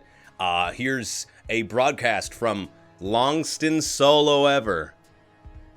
Dean, stop being funnier than me. Genesis Global Computing is like this, this corporation that, and I know this is gonna boggle your fucking mind, doesn't have the people's best interest in mind. They create this AI thing called X-Imagine, which is a little bit spooky. This guy's like, hey, show me a woman, show me a man, show me whatever the fuck. Hey, how about you create something, AI? How about you use your own creativity? And the AI is like, hate. Let me tell you how much I've come to hate. Honest to God, one of the like neatest looking analog horrors I've seen in a while. Like, I think I talked about it in the Midwest Angelica part of the first video I made on these, but like something I really liked about that was in the later videos it used this like 80s lawnmower man type like top down fucking like bright harsh red lights to show rooms and like characters moving around, and I love that aesthetic. It is such a neat like design choice to have for an analog horror series that I think I said even back then, like I really wish we could see more of that in the series, and well, would you look at that. Most of the Genesis Index is pretty, you know, alright. I think the latest video, at least at the time of recording, this one is probably my favorite in the entire series. It has the best music, the best narration, the best writing, the best visuals, the best like horror altogether. Like when I was watching through most of the series, I was like, I wonder when this is gonna get really good, and that was my answer to it. Obviously, if you're familiar with the work of Longest Solo Ever, he's an incredibly talented musician, and he's the main driving force behind this series, so yeah, it's gonna have some good fucking music in it too.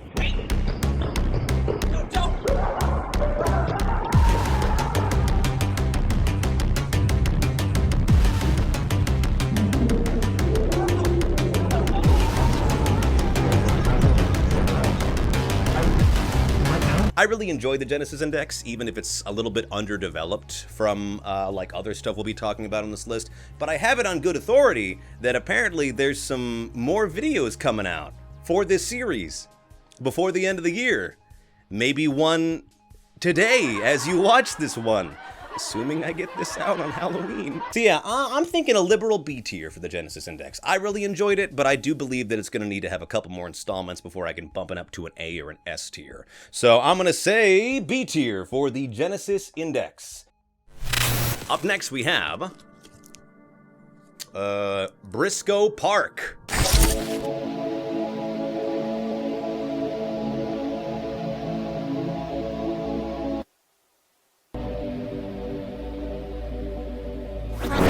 like urban exploration? Do you like a dude just walking through the fucking wilderness, encountering critters and occasionally cryptids?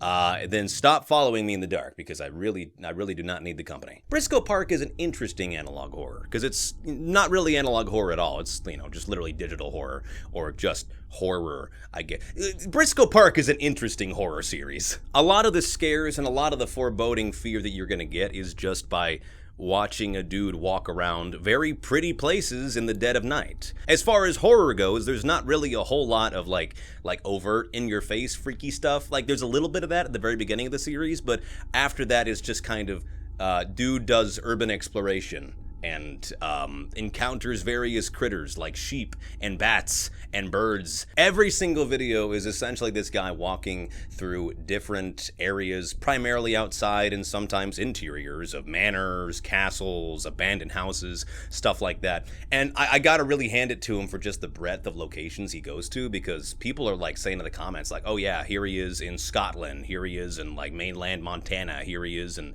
you know, this area in France. Like, this motherfucker gets around. This dude is all over the place, just, you know, encountering things.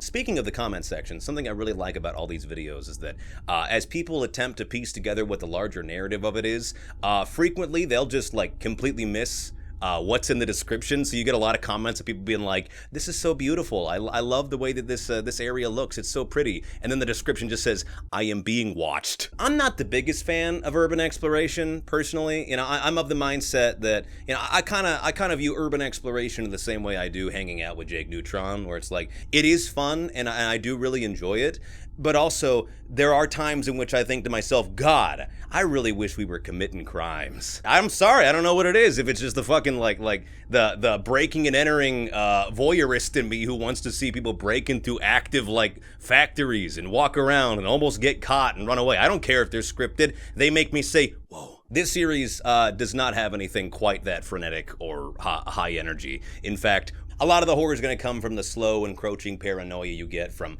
am I being watched? Was there actually something in that room that I saw but the guy recording didn't? And, you know, there's a lot of, like, very subtle, dread-inducing stuff that exists within this series. There's never really this big overt moment of, oh god, oh fuck. Aside from, like, one of the earlier videos, we see, like, a very naked, tall dude, like, for a frame, and then the guy runs away, and he, at least as far as I can tell, he has never appeared again. I don't want to call this series boring, but also, when you watch one episode, if you're not like taken with the aesthetics and the visuals of a guy with a really nice camera kind of floating through the world like a speck of dust through all these old, like, intricate, interesting looking places, if you're fine with that kind of horror and like you're into that, I think you'll really like Briscoe Park, because it is a well shot, well realized, aesthetically interesting series. But if you're going into it for a horror experience, unless your threshold is kind of low or you're kind of predisposed to, you know, feeling fear from abject quiet or long periods of nothing scary happening, or like the apparent buildup that seems to be implied with each new episode from a series that has been marketed as a horror experience, I think you'll get a lot out of it. Personally, I was kind of bored at times. Don't get me wrong, urban exploration can be fun and it can be really scary when done correctly. I haven't really seen a lot of good series that are able to do it. I think Briscoe Park is a fine series. I just think that I wanted it to be something that it isn't. Sometimes when I get bored, I like to edit in like the Stalker UI into like Briscoe Park and other urban exploration footage. It just makes me feel a lot better about what I'm watching.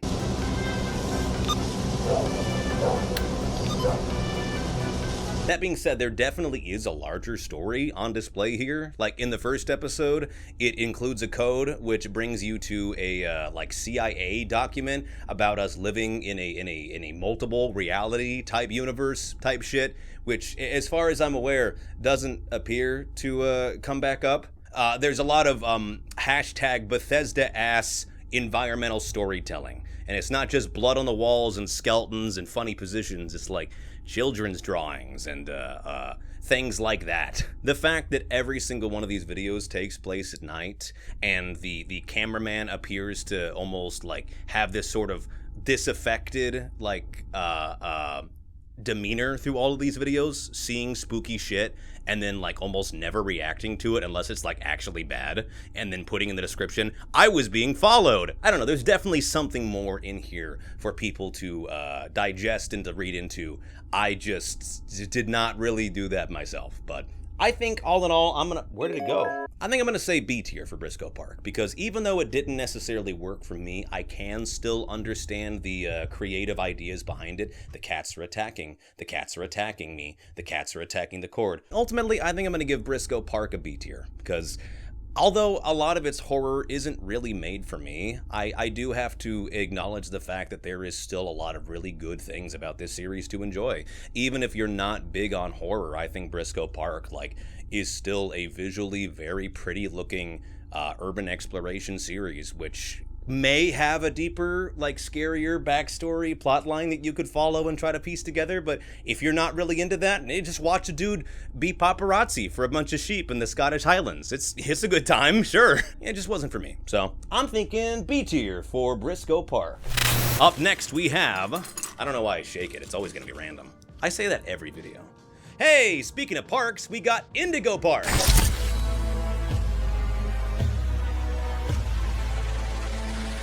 Let's get this place back in. Indigo Park was an interesting experience for me because I had never played it up until I was making this video, but I was always like somewhat aware of its existence. I've met Mason, Unique Geese, the guy who made it. Obviously, Jake and I are tight. We do crimes together, apparently. What if instead of lo-fi, they called it bofa, and instead of like listening to chill music while you do your homework, they put both of these nuts in your... To give you an idea of how little I actually knew about Indigo Park before I'd actually played the first chapter, I didn't know there was blood in this game. I didn't know there was any gore in this game whatsoever. I don't know how. I went to conventions. I saw a panel with the people who make it. I literally bled on some of their merchandise. That's, you know, if you know, you know. When I was first recommended Indigo Park by Squeaks and Jake and all these other people, they had essentially told me, yeah, Chapter 1 is something of a walking simulator. And I always thought that was a little derisive, you know, because, like, you know, a lot of games could be qualified as walking simulators, but, like, after playing Chapter 1, yeah, it's very much a walking simulator. Speaking of Squeaks. What? Hey, dude, I just found this awesome-ass game with a raccoon as the main character and tons of fun collectibles. Oh, is it Indigo Park? Is that the one? It's called Sly Cooper. I think you really like it. It has furries. Gameplay-wise, Indigo Park Chapter 1 is kind of bare bones, to be honest with you. The story is very linear. The puzzles up until the very end are very repetitive as well. 2 of them are literally just find the gear, put the gear in the machine, flip the switch, and then move on to the next area. There are some things to explore off to the side, like, you know, pet the cat or play the arcade game, and those are delightful additions, but I don't think there's quite enough of them for it to feel like a full padded first chapter of the game. Like, I don't want to call it a tech demo, but it definitely feels like both that as well as the first chapter of the game. Like, even the ending, as really delightful as it is with the song, it's like, that was very abrupt. That just kind of happened, you know? Don't get me wrong, I still think there's a lot of things to like Rambly, obviously, he's adorable, and I love him, and I want to give him a kiss on the face. Again, the 3D side-scroller beat-em-up section is, like, really, really well done, and kind of freaked me out a little bit. The chase scene at the very end is really, really well done, to the point where I got gobbled, I got big-birded twice. Ah!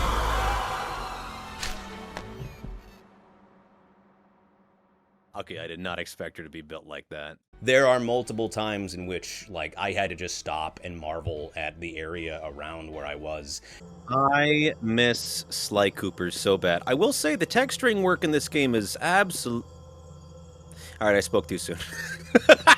I gotta say, it's like, as many things as I wish that this first chapter had included, as much as there is, I will say that, like, I get the hype. I get why people have crowded around this game, and it's created such a like very large and fanatic fan base as a result of it. Like, there is an aesthetic, stylistic direction here that is very charming and very nice to see. I think I'm gonna say A tier for Indigo Park. I think that in its current state, it's just not quite S tier, because I would need to see a lot more content before I could say that. But I mean, if this is any indication of, like, where the series is going to go from here, and if this is the low point of what Indigo Park is promising for players, then I'd say we're in pretty good hands. So I'm going to say A tier for our little raccoon friend.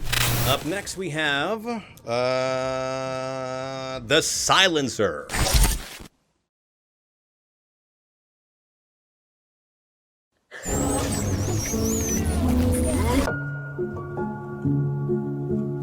The Silencer series was actually recommended to me by Vintage 8. Not personally, he has a video where he talks about multiple other analog horror series people should check out, which, honestly, big fucking props to you, because I discovered some really good ones through that I was not expecting, and it just warms my heart to see a larger creator like that using their platform to signal boost people.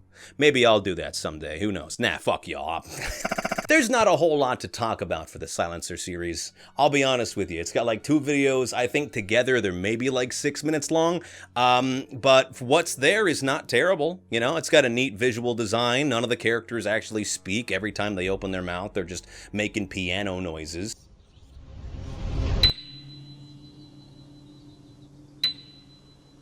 The basic premise of the Silencer series is that there is this horrifying monster which takes away someone's ability to like actually interact with people around them. Like, for example, a woman is screaming at her brother not to go into a room, or tries to knock over a glass, but as it turns out, reality wasn't actually that way. You're still in it. You are still an active participant who responds to questions and whatnot, but that's not really you. It's like a cardboard cutout of you, performing all the basic functions that would be expected from an actual human, while you, trapped in your own body, scream and scream and scream and attempt to get yourself out of this living hell. And that is a neat idea for a horror monster. Does the Silencer look a little bit like an albino Boisvert? Yeah, a little bit. Smidgen, but you know, this guy's much less concerned about having a deep, imposing depression, and instead, he just likes being a dick. I think the Silencer monster is kind of like allegorical to the masks that people wear and their inability to be able to open up to the people around them. Like, it's taken to the most literal extreme here, with them literally not able to, like, say anything to the people around them. And I think there is kind of a metaphor there about, you know, people who so desperately want to open up and you know, be vulnerable with other individuals, but have been completely unable to because of the masks they wear and the things they do to protect themselves. It's just, in this case, they never had a choice in the matter. A lot of the horror from the Silencer doesn't come from the fact, ooh, spooky monster shaped like a fucking hammerhead shark. It's more so just, you are trapped in this living hell forever. That's not entirely true. Much like real life, the only solution to their problems is hard drugs.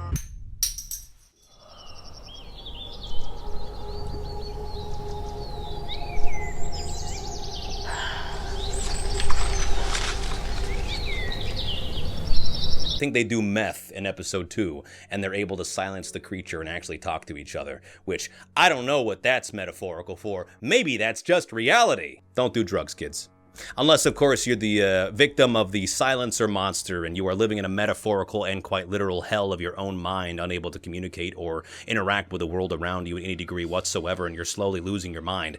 In that case, yeah, you do some drugs. I mean, imagine being trapped in your own body, unable to interact with the world around you, with full knowledge that you are still a part of that world, but just not actually you, and you're stuck like that forever. You'd go fucking insane. Not me, though. I'm different. I'd probably do drugs. So, what's the Silencer allegorical for? The inability to open up and be vulnerable with others due to past trauma, the nightmare of being trapped in your own mind as your calls for help go unanswered and unheard. But maybe the Silencer monster's just a fucking dick. Could be all three. I'm thinking B tier for the Silencer. I like what it's got on display so far from both its visual presentation as well as the story. However, it is way too short to be able to put in the high echelons, but I'm hopeful and I'm going to be watching more. B tier for the Silencer. Up next we have... oh no! Lacey's Flash Games!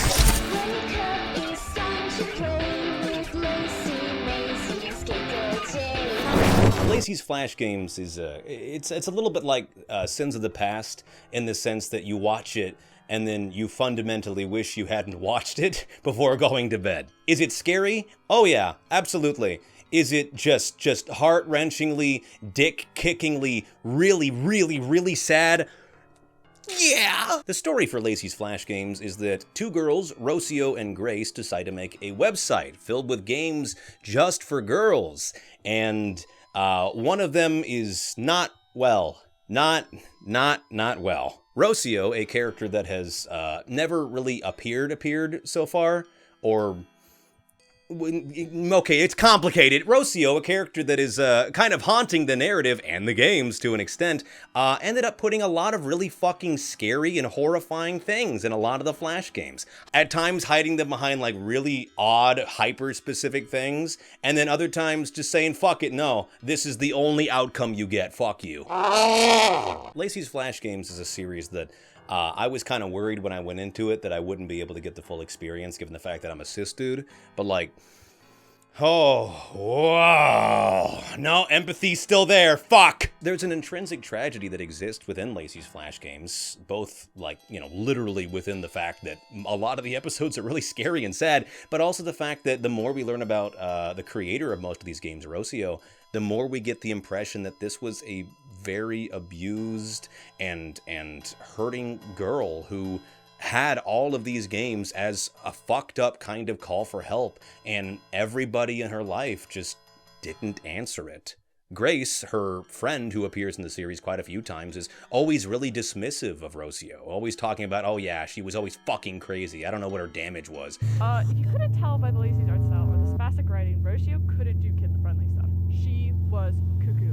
What else is there to understand? There's always such a disconnect when they talk about her, like not only in the sense that she doesn't appear in the series whatsoever, but like you get the impression that even the closest people to her at that time frame either treated her badly or just didn't really give a shit about her. As a result of the awful things happening in her life, Rocio decided to create Lacey's Flash Games with horrifying things in the background, with scary secrets where you have to fucking like serve up used condom, broken glass, and porno mag stew. Finally, some good fucking food. I think the thing that I really liked about Lacey's Flash Games is that it is subtle in its writing enough that, you know, if you really stop and think about some of the shit that people are saying, like in context with previous episodes, it hurts so fucking bad, and it's really kind of spooky. Like, little shit, like saying had a lot of friends, or you know how people are when they're hungry, when at the end of the first episode, they fucking eat Lacey. Her stalker eats her. Oh my god! Nah, man, don't fucking say that, man, come on. The more I thought about the series after I watched it, the more, like, I started to piece a lot of the stuff together with the you know, not only just the story behind the scenes, but, like, the general treatment of women in our society, and, you know, not to get super woke all of a sudden, White Knight Scott over here. That's white boy Scott, thank you very much. Knowing about what happened to Rocio behind the scenes, from the abuse, from like every single person in her life ultimately just failing to save her when the writing was on the wall of how much she was struggling, is like, it's painful, but it starts to illuminate why these games exist in the way that they do in the first place. I think the best encapsulation of this is a quote by the Skinless, the Bone Cat, from that one episode. I didn't memorize the fucking name. There's 50 of these things. What do you expect from me? When the cat says, I have been hurt, so I will hurt others. That's kind of the long and short of it at the end of the day.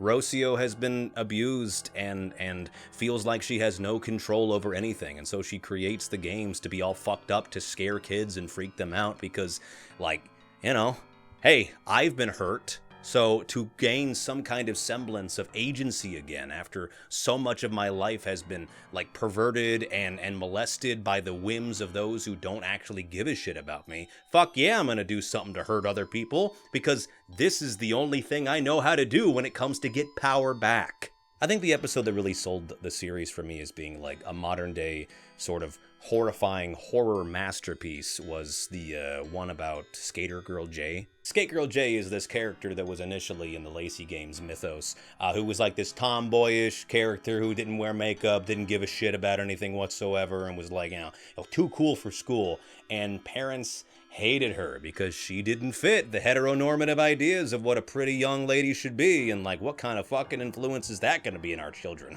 What if they start thinking? Can't have that. And so in her minigame, which is essentially just her jumping over buildings, she dies quite brutally, falls into one of them sonic death traps that they keep adding into metropolitan areas. We really got to do something about that. Like, I've heard of hostile architecture, but this is badnik architecture. Cut that one out, that's stupid. I've heard of hostile architecture, but this is... A little bit later down the road, you can go into the beauty parlor for Lacey, where you make all these women look so pretty and so nice and so well, and it slowly becomes more and more clear as facial deformities start to show, and the women never react or say anything to Lacey, and eventually Jay shows up. And we learned that this is not a beauty parlor, but in fact this is someone doing the cosmetics for corpses at a mortuary. And Lacey has a breakdown.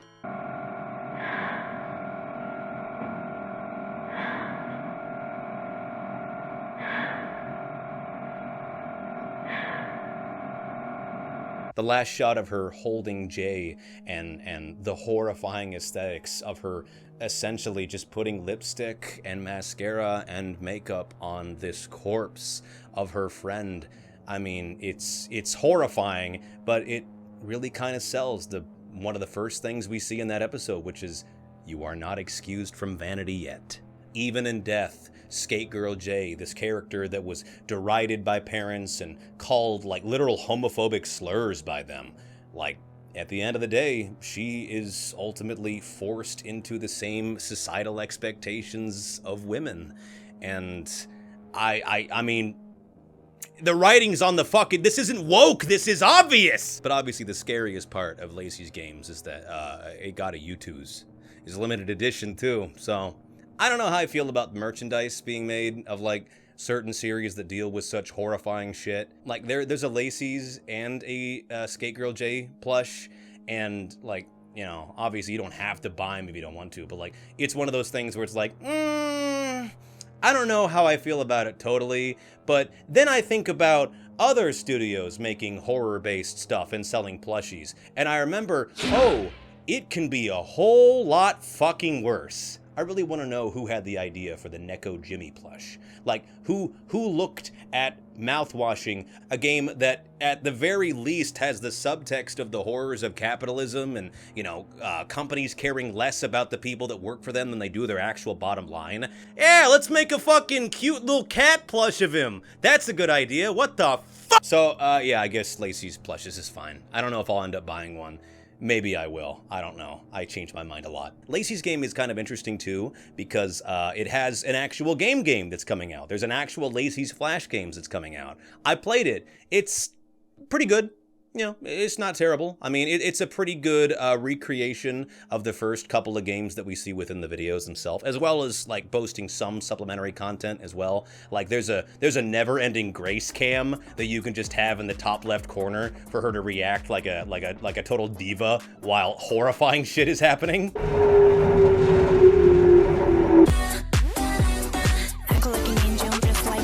You can play Lacey's Wardrobe, Lacey's Pet... Damn!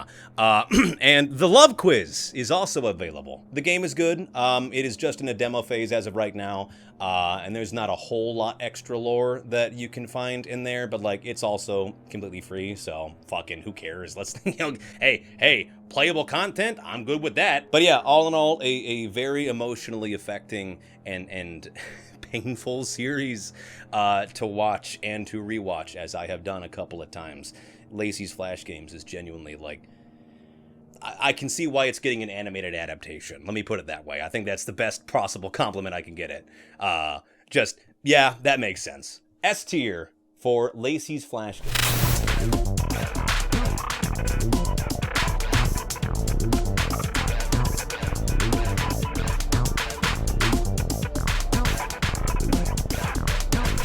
Up next we have... Give me a good one. Give me a good one. I mean, that's something. I forget what this is called, actually. The Phenomena Meridium.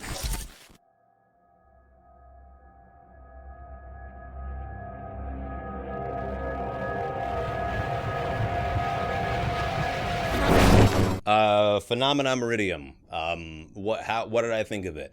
The art style's neat. I like the furry characters.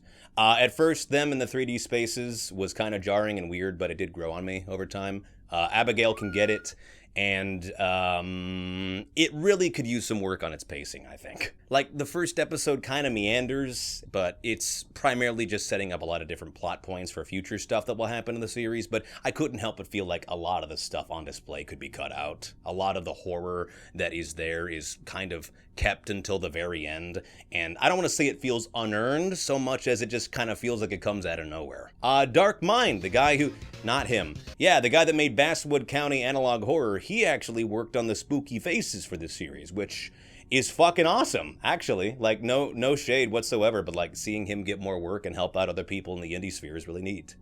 I still don't like Basswood County Analog Horror, but you know, hey, support your artists. Jesus Christ, the main character is twice the size of the door. Girl, what are you doing in a video game? The Lakers need you. The pacing in this one is also very, very, very slow. You get to watch this character walk across numerous just stretching, repeating, looping background sequences to get to a store, and then a doll making shop, and then home. And I want to say this clearly, the creepiness is there. There are some spooky moments in here. However, the pacing to get there is agonizing, and I really think you could have cut out a fair amount of the walking from one point to the other. You also probably could, you know, cut out the wait time of having someone type back in the AOL messages in the side, like, "We got suspension of disbelief at home, baby. You can have it be a little shorter." I did kind of think that the black screen at the very end of the test was like supposed to be this like meta commentary reflection of me, the viewer. Like, in a way, we're the real monsters because we're watching this series. But no, it was spooky, sprunky face. The Phenomena Meridium, I think, is a series that I would best describe as having a lot of really good potential. But it's one of those cases where this is something that I think is like really quite good in its bones and in the foundations, but the ultimate execution is just... Not to be a backseat writer or anything like that, but like, pacing is your friend. It is ultimately what makes or breaks your series, and, you know, knowing what to cut out of a finished product, I think, is probably the hardest, but most valuable thing that you can have as an artist, whether it be, you know, someone making a film, or someone making a short story, someone making a video game, really anything that requires a narrative whatsoever. I think it was H-Bomber Guy who had talked about, like, you should always see if there's places in your script that you can take stuff out of if it doesn't serve the overall narrative. Like, if something is too indulgent or too long-winded, you know, one of the most difficult things an artist has to do, but I think one of the most valuable skill sets you can cultivate by doing so, is knowing when to kill certain parts of your story. Knowing when to, you know, sort of move things back and allow for things to flow a bit easier. I do not think that episode 2 needed to be as long as it did. I think it probably could have been a lot shorter and a lot more effective if there was, you know, not nearly as much just waiting. Just waiting for the next thing to happen. On one hand, I don't want to shit on it just because, you know, it's got difficult pacing and some of the story beats don't make a whole lot of sense. But, you know, again, I got to tell myself, hey, it's fucking 2 episodes long so far. But again, it's only 2 episodes long so far. So, like, I don't have a whole lot to base my criticisms off of. So it's kind of a double-edged sword like that. I know this has the possibility to get really good because there's obvious talent on display in some of these earlier videos, as well as the fact that, you know, I think future collaborations with other people within the sphere as well could be really helpful. Like, working with Dark Mind to create the spooky faces, genuinely, like, I was so fucking delighted when I saw that. There is a lot of really good things in this that I find, like pretty charming, but also, you know, I was bored for part of it. So I think the Phenomena Meridium is a great example of a series that I will be watching again for the future, less so because I was really enthralled and interested in the story being told, and more so because I want to see how the people making it improve. I want to see what they learn from their previous works and what they're able to do in like follow-up episodes and whatnot. So I recommend checking it out if you're interested. Just maybe have that skip 10 seconds button. Maybe watch it at 1.25 speed though. So yeah, C tier for the Phenomenon Radio. What do you got for me? We are the cold. I think I know why I'm here. I think I know my destiny. I'm here to destroy it. And probably myself too. That's right, boys and berries. We got another Vintage 8 classic to talk about today. And as is usual, we will not be doing just one of his works, but in fact, 3. We'll also be talking about The Sinkhole, as well as The 8 Steps of the Eye. An evil snowstorm-based analog horror where people are terrorized by creatures from the snow and are slowly brought into a larger hive mind of snow-based monsters. Okay. Where the fuck is Linkara? The premise of We Are the Cold is pretty straightforward. There's a town called Madisonville in Louisiana. It's never gotten snow before, and it's getting snow now. If you enter the town of Madisonville, parish officials ask that you do not try to leave. Doing so can be fatal. Please be patient. More information to follow. The people turn into snow monsters whenever they touch the snow, and if they leave the snowstorm, they turn into dead. This strange, small, secluded town in the middle of Louisiana is being absolutely buffeted by this horrifying, weird snowstorm that slowly turns people into snow-like based creatures, and if they leave the snowstorm-like perimeter, they die.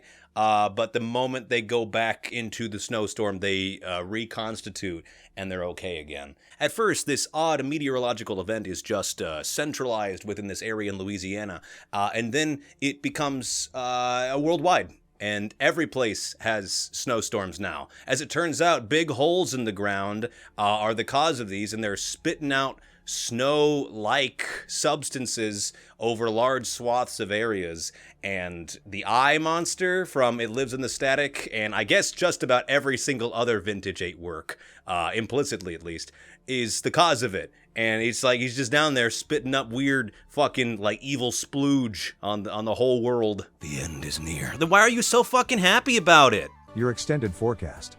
Monday through Thursday will be cold. Always cold. Forever cold. Blessed are the cold. God, they'll do anything to not release the Epstein files. Holy shit. One of the main characters of the series decides that it's in his best interest to stop this and puts a stick of dynamite in his truck and drives it into the hole. And he jumps out right at the last moment. And it explodes and I'm not Margaret Thatcher, dumbass. It's gonna take a lot more than a car bomb to stop me. And spoiler alert, the snow wins.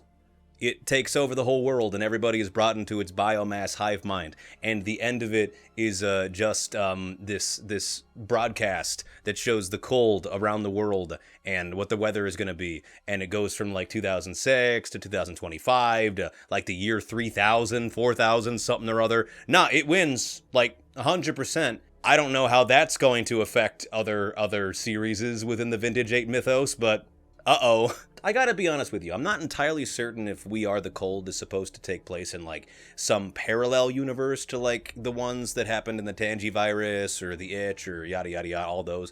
But, like, it is kind of really, I don't want to say a cop-out or disappointing that the thing that ends the world in the Vintage 8 universe is not, like, the Eye ultimately bringing it. I guess it is kind of the Eye bringing everybody, like, into its fine grasp and whatnot, but, like, I don't know, is through snow? I don't know, it feels, I don't want to say unearned, it's just like, I wish there was more sleight of hand in previous installments in the series to like hint towards like, oh, you gotta watch out for the endless snow, you gotta watch out for the crystalline evil that will fall from the sky and comes from the depths of hell, or I don't know, something like that. I think would be a lot more effective in like selling the idea that, you know, this was what the Eye was planning all along. Yeah, I mean, all that time he was like eating people and static screens and getting a cult around him and trying to get people to sacrifice themselves. It was actually because of big snow. He wanted to cause the snow and make snow kill people and then bring people into the biomass, and then everyone is a snow person, and it's actually really nice. An interesting thing about this series that I do kind of enjoy is the fact that the hive mind is not necessarily presented as this horrifying, like awful thing as it is in the Tanji virus. Like, that's good effective horror, but like there is a kind of like slow and like encroaching fear that comes from having the hive mind, and like what happens to you after you are afflicted by the mad snow, as it's called. Like, it's seductive. It ultimately sounds really good on the face of it. You never get tired anymore. You never have to sleep. You never have to eat. It doesn't really go into detail about what you do after that. I feel like you get pretty fucking bored. But you know, aside from that, like, hey, being a snow monster is pretty fucking sick. I don't know. Call me Yukon Cornelius, because he wasn't a snowman. I will say that the kind of like slow encroaching fear of the end is nigh, impending doom was a lot better in like the Tanji virus and the Oracle project. It genuinely felt like it was leading towards the end of everything. Whereas in this case, like I don't know, it's kind of centralized in Louisiana for a while, and then it becomes worldwide, and there's like no real resistance aside from the dude blowing up his truck. I don't know, it's just like, it doesn't seem like there's a lot of resistance and like a lot of buildup leading to it. It's just like, you know, this is what the snowstorm does. It's pretty spooky, pretty scary, and now it's everywhere. Honestly, I'm thinking B tier for We Are the Cold, because I don't think it's like not enjoyable, but I do think that it's probably on the lower end of some of Vintage 8's other stuff, because when it's really good, it's really, really good. There's a great sense of impending doom and horror in a lot of his work, and in here, like, I like the concepts on display. I love the almost semi-parodic way in which he edits these videos to an extent. A gag that will never not be funny to me in some of his videos is when, like, objectively horrifying information is being told to people while a really lax and, like, chill bossa nova track in the background plays. The snow is very dangerous. It appears normal, but it is not. If you are touched by the snow, you must stay inside the town. I'm a sucker for that. That's stupid, but I love it. I think overall, the ending of We Are the Cold is just, it feels a lot weaker than I was hoping it would. And, you know, this is the newest installment, as far as I'm aware, of the Vintage 8 Mythos so far. So there's a very good chance that some of those misgivings will disappear upon a follow-up, or if it's expanded upon more in the future, something like that. I don't fucking know. But for now, I think B tier for We Are the Cold.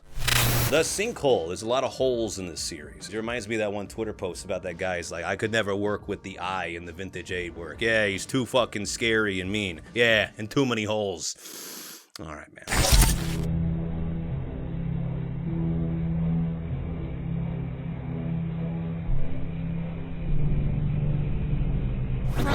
The premise of the sinkhole is that there's a sinkhole, and it's making some strange noises inside of it, and it's growing every single day, somewhat slowly at first, and then somewhat not at all fucking slowly, and like a couple days later. The sinkhole is really like prime Vintage 8 storytelling, because like, yeah, a lot of it's just you reading different logs left over by this guy. Some of it's narrated, some of it isn't, and it's like the kind of slow building sort of fear that comes along from like, oh, we meet a character, we slowly watch that character lose their fucking mind because they become obsessed about a thing, and then they just sort of disappear. And, oh, there's a strange government agency that has a deeply vested interest in this strange anomalous thing, so I guess I'll stick around because the money's good. I love a lot of Vintage 8 stuff because he understands the importance of reusing assets and a lot of the same static shit that he's done for previous videos, and like, real recognize real. That shit's hard to source good ones. Fucking use it till it dies, buddy. A neat thing about the sinkhole, though, is that for the first time in a while, Oracle's back. Hello, I am Oracle. What would you like to know? After he got like turned back into a better AI at the end of The Itch, if you remember that one. I think it was The Itch. There's a one with the trypophobia warning. People got holes on. It's a lot of holes in this series. Yeah, but Oracle is back, and then a bunch of like scientists come in and they're like, hey, check out this hole. And Oracle becomes Prophet almost immediately because of like allows him to realize, oh wait, actually, I love being a fucking religious extremist. This is sick. Hallelujah. Hallelujah. Hallelujah.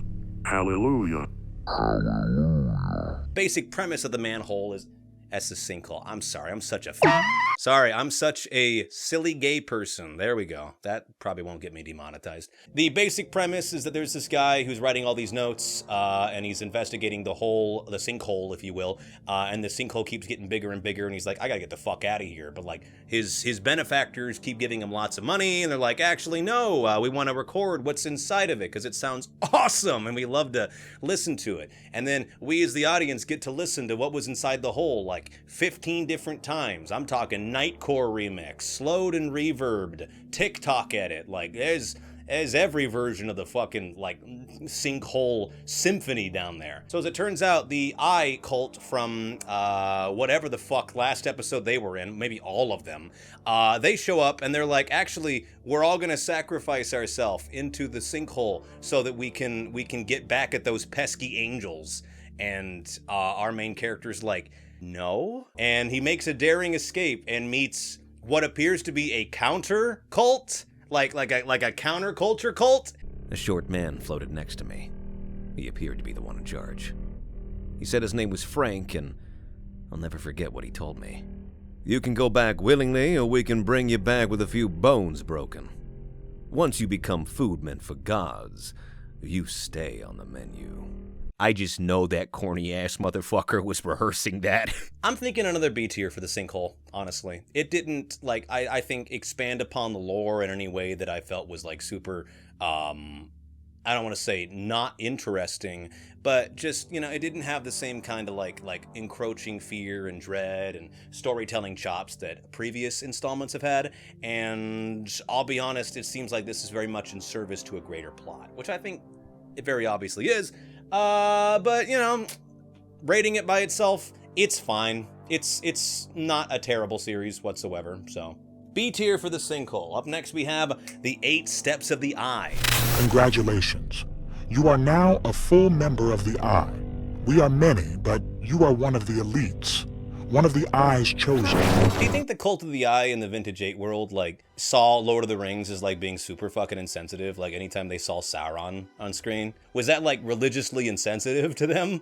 Or, like, is that just like, oh, fuck yeah, more eyes? The 8 Steps of the Eye is about a guy who's trying to infiltrate the Cult of the Eye and all the strange, nonsensical shit he has to go through in the initiation process, because his dad was doing something with the cult way back when, and he sure would like to be able to find out what happened to him. So our character infiltrates the cult and goes about all these different things, and, you know, he's sacrificing personal affects of himself that mean a lot, and he's watching people actively die. And for some reason, despite the fact that he actively talks about how his dad was investigating the cult a long time ago and he was disappeared because of it, he's somehow surprised that the cult knew about him and knew about everything that he was doing, despite the fact he was, you know, recording audio logs and writing like specific details about what had taken place. But that's why I changed my name to Summers. Created a fake identity. I obviously couldn't take the chance that they would recognize Lane. I don't want to call the main character stupid in this. I just think it's very interesting that you're trying to infiltrate a cult that apparently has control over the entire fucking world behind the scenes, and you didn't expect them to check your fucking audio files? You didn't think they'd, what, bug your house? Or like, you know, send a fucking static monster into your screen to eat your children? They've done that. Wait, you're saying that the cult that's in charge of all government agencies in the world is spying on me? Anyways, the main character, one of the last thing the main character does is he talks to like the guy that was trying to recruit him, and as it turns out, that was actually his dad who was in charge of this portion of the cult. And like, great, even cults have nepo babies. This is bullshit. The guy that he's having dinner with is actually his father in a new body, because he lost his old one and was given a new one. And I called that shit like 5 or 10 minutes into it. I knew that was gonna happen, and when it happened, I said, yeah. I will say, as much as I poke fun at some of the hokiness of some of the story beats and some of Vintage 8's works, I do genuinely want to say that, like, this guy is a good writer. He is a really good writer when it comes to both dialogue as well as, you know, telling the story. It's just oftentimes his work in the final execution doesn't really do it for me in the ways that other people's has. But, like, you know, I have to give flowers where they're due. Like, this line right here. I was scared for so long to make good on our promise. But mortality has a way of making us heroes in the end. That's a good fucking line. And that kind of more or less encapsulates the like ethos behind a lot of the main characters in Vintage 8's works, of people who are against insurmountable odds and yet despite that still choose to fight against what seems to be completely unbeatable. And I respect that. I think that that's a good message to have. And it's also a sick fucking line. But yeah, he tries to stop the eye and fails because, you know, we got sequels to make, baby. And he becomes this thing called the Inverted Man, which is, I believe, another series on Vintage 8's channel, which I have yet to watch. So no comment on that, but I guess, hey, congrats for the promotion. Glad your fucking dad could get it for you. I hate to go B tier for all three of them, but like, as much as I enjoyed each and every one that I watched, but like none of them had me like knocked out of my seat like, whoa, that was some good horror. So I'm thinking B tier for this one as well. There we are. Check them out if you're interested. Again, we've covered 9 entries for his series. We've covered 9 Vintage 8 analog horrors. So I would say if like the worst ranking I've given some of them is like C and B, you do them pretty good. So up next we have, oh boy, 3D Workers Island.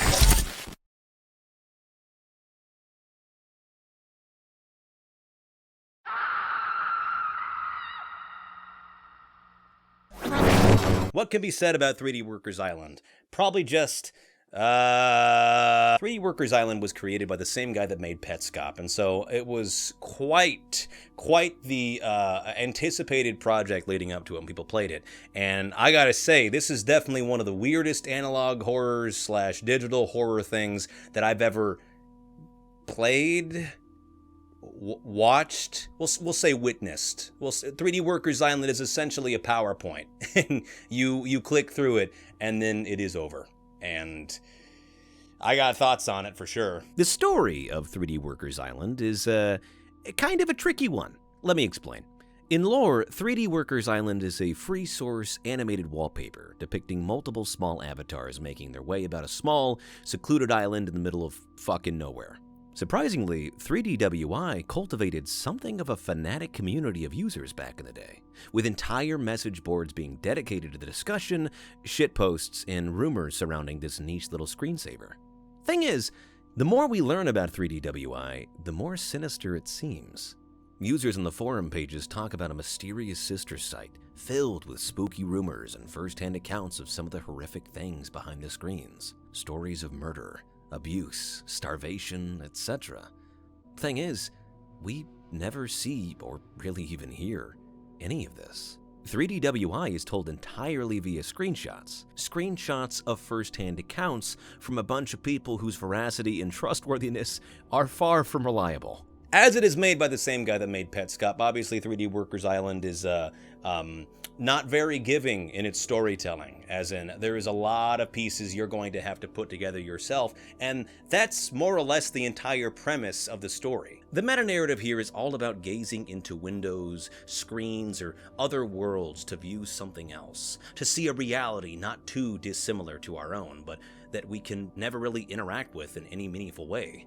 There's breadcrumbs to the story about some potential abuse, mutilation, and torture, child abuse, and our role in perpetuating and making it even more ubiquitous, but nothing's ever really confirmed. Like, for example, most of 3D Workers Island is just going through the forum boards of a site dedicated to it, and people talking about this weird, like hidden findings sister site that the main moderator for the original site doesn't even let people attach links to.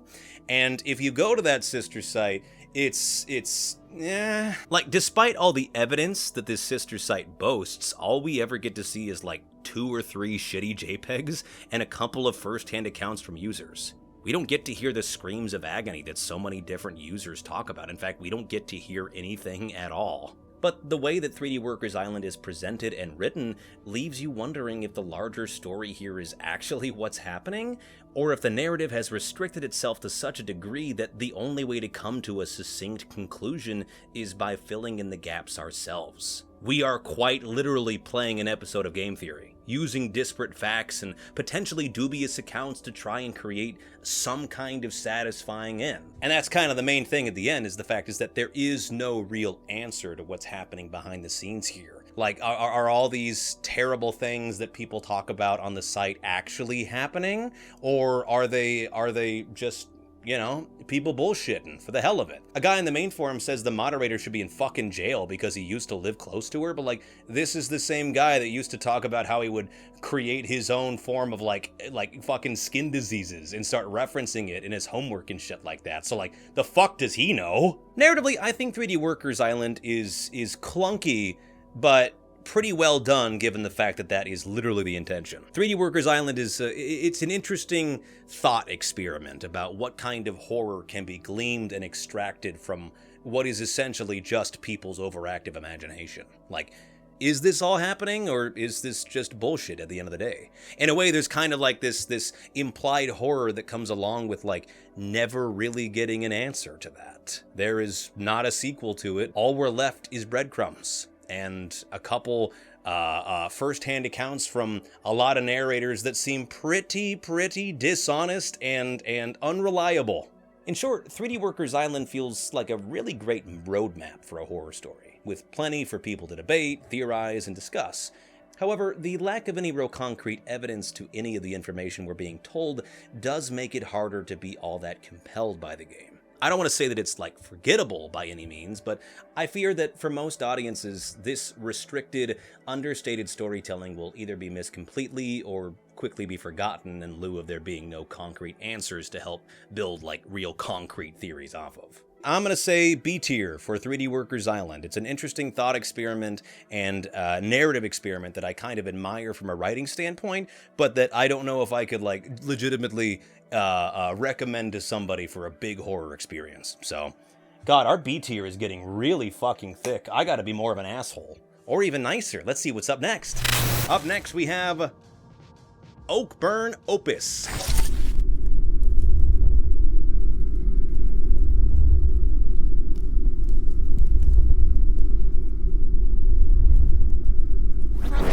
What can be said about Oakburn Opus? Probably what, and then probably the, and a nice ender I think would be fuck. Oakburn Opus is a very stylistically interesting and fascinating series to watch, because it feels so much like a point-and-click adventure game that just so happens to borrow a lot of aesthetic design choices from analog horror.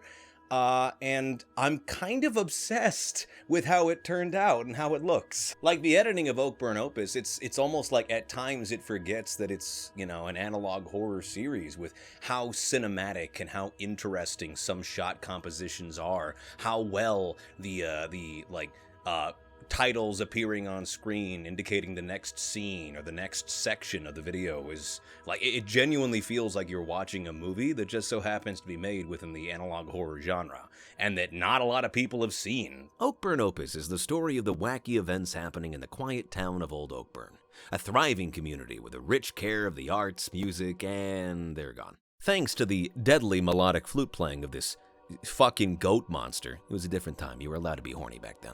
The entire town of Old Oakburn just fucking disappears. Couple that up with a few murders a couple years later, and you've got the perfect backdrop to maybe one of the most visually stunning horror series I have seen in a while.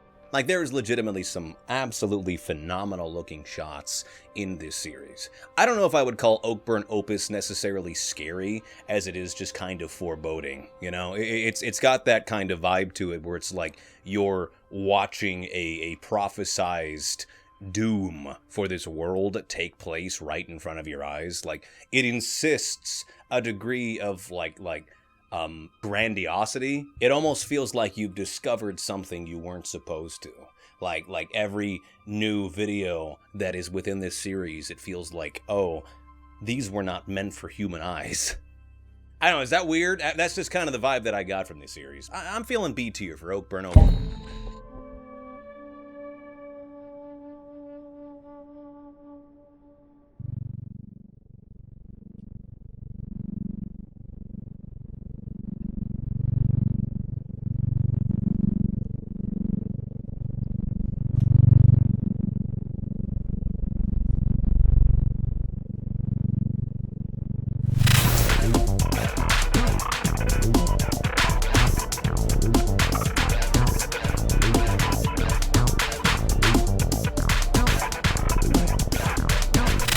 What's next, baby? What's next? We have School Rumors.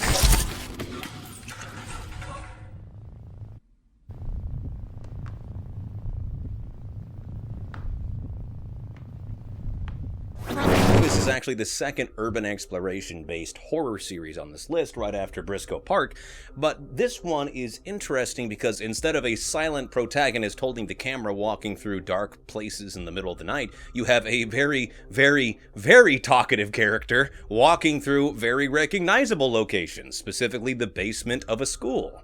Every single video in School Rumors is a different character going down into the abandoned visual arts section of their school, which seems to have been shut down because of some kind of water pipe issue. But in reality, it's the monsters, it's the spaghetti monster, it's the tendrils. School Rumors is an interesting series because it very much relies heavily on the less is more concept for horror. Every single video in the series is essentially like, what if that character discovered a little bit more than the one beforehand? And I do mean that character because although it is like specified that like there's different people every episode, the protagonists always just sound the same and always just have a lot to talk about and a lot to say about every single thing they come into contact with. Oh, crap. Same place. That's not right. See that right there? Holy shit, that's an elevator. Basement? Since when do we have a basement? Some old instruments. Very dusty mirror. Some of these motherfuckers have a really, really bad case of Resident Evil protag dialogue. Huh. I'm not gonna get far without that key. No, I really gotta find that I really key. hope I can find that key right I wonder now. where that key could I be. just need to find I really that gotta key. find that. School Rumors is not without its issues. Every episode is kind of just like a much shorter, much more talkative version than the Silent Hill PT demo of a guy walking through the same locations, just talking about fucking everything, and then inevitably dying and coming into contact with something. We never really see it, but it's something. Each installment in the series includes another teenager going down into the basement of this school to try to explore more. Every time they sort of discover more and more areas or more like clues as to what was going on behind the scenes before inevitably meeting the same end as the person who came before them. It's like a roguelike for dead teenagers. Not unlike public schooling, actually. At least I think it's like a roguelike. I'm gonna be honest with you, for a good portion of the time I was watching School Rumors, I thought that this was just some dude's like personal purgatory, because again, the protag sounds the same in every single video and really does very little to try and, I don't know, distinguish himself from previous cameramen that came before. Like, I legitimately thought this was somebody who just kept respawning, going back down to the basement to discover, like, something new and then just die all over again. Some of the writing's really hokey, like... I just turned on an elevator with a key, this key, which I sold. Did you just shift reality? You know, but like semi-cringe lines aside, like it kind of undermines some of the horror at times too. Like environmental storytelling works a lot less effectively when you have characters bring direct attention to it and be like, whoa, is that a blood stain? Oh man, something happened here. I really gotta find that key. Every new installment's very, very formulaic. It's just guy goes down into basement, discovers very little, dies. The first two videos are pretty interesting with the urban exploration aspect on full effect and plenty of slow building horror, but this series doesn't really reach any higher than that. We never see what's living in the basement or any of the previous victims' corpses, and each new installment is more or less just a repeat of what came before. This is entirely like irrespective of the entire rest of the series, but like if you're into urban exploration or you do it, never fucking go into an elevator shaft. Never go into an elevator that's abandoned. You should hold elevators in abandoned buildings in the same regard that you hold the fucking piano in Super Mario 64. Those things want you dead. Do not go in them. I think if you're a fan of urban exploration, you might enjoy this series, but like unlike Briscoe Park, it doesn't really boast the same amount of like areas and interesting places being looked into. It is primarily just the same hallways among every single video and the same elevators and the same spooky stuff, and it's like, I don't know. This is a great example of a situation where I don't quite know if this needed to be as many episodes long as it was, when the ending was just going to be a guy going down there doing the exact same thing and then somehow getting out. So I'm gonna say C tier for School Rumors. It's not terrible, and it's very clearly made by someone who gave a shit about the genre, but also, you know, if it doesn't work for me, I'm not gonna pretend like it does. So C tier. Boom. Up next we have M.SOU. This is your final warning. Try anything funny again, and I'll ruin your life beyond the screen. M.SOU, or MSU, as I will never call it again, is the story of a creepy Mario virus that is creepy and scary, and people are documenting it. So this poster child for kidney failure over here was the original Mario in Super Mario 64, one who was, at some point during development, discarded and thrown away, only to be replaced by a different Mario, whom, if you've seen Super Mario 64 Classified,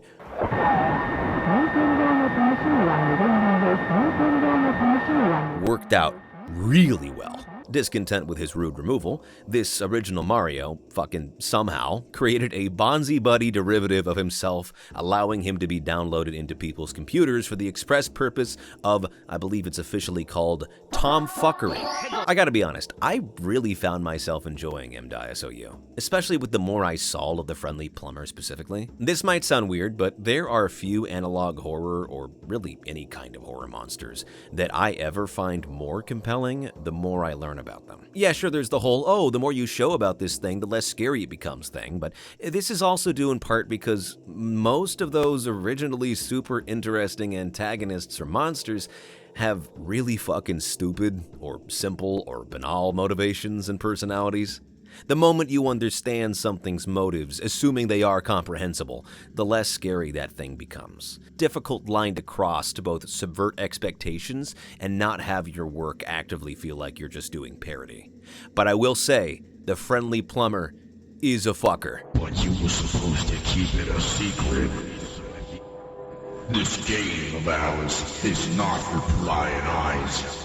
Like a real proper Super Mario show, don't do drugs or you go to hell before you die type fucker. And I love it. It's kind of a slow burn at the very start. The first episode's a lot more, I would say, ominous and spooky than like overtly creepy. The second episode is a lot of fun because like you get to see how they incorporated this evil Mario into a bunch of different like intellectual properties and games and whatnot. And at first you laugh because it's kind of kooky, and then you get to Gmod and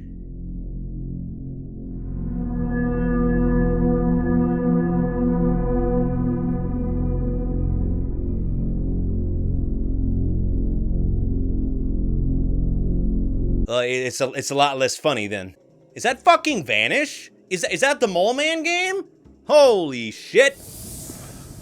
I gotta say, it's been a long time.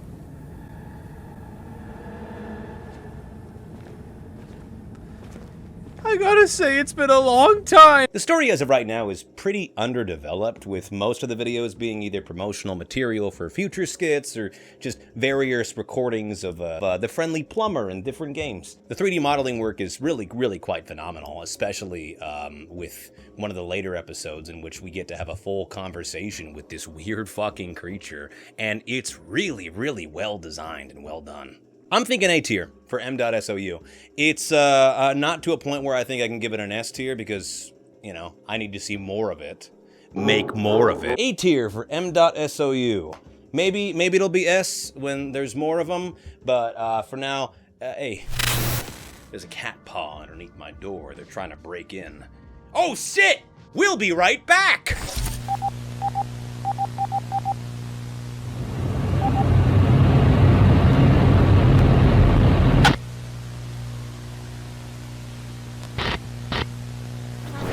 Yeah, Mask Off. I fucking love this series. We'll Be Right Back is like a love letter to everything I have ever enjoyed in my life. Creepypasta, analog horror, fun and creepy editing, just the idea of VHS aesthetics altogether. It's mwah! We'll Be Right Back is the story of a company called McNeil Tech, which creates this new AI for their new cable boxes, TeleBlue.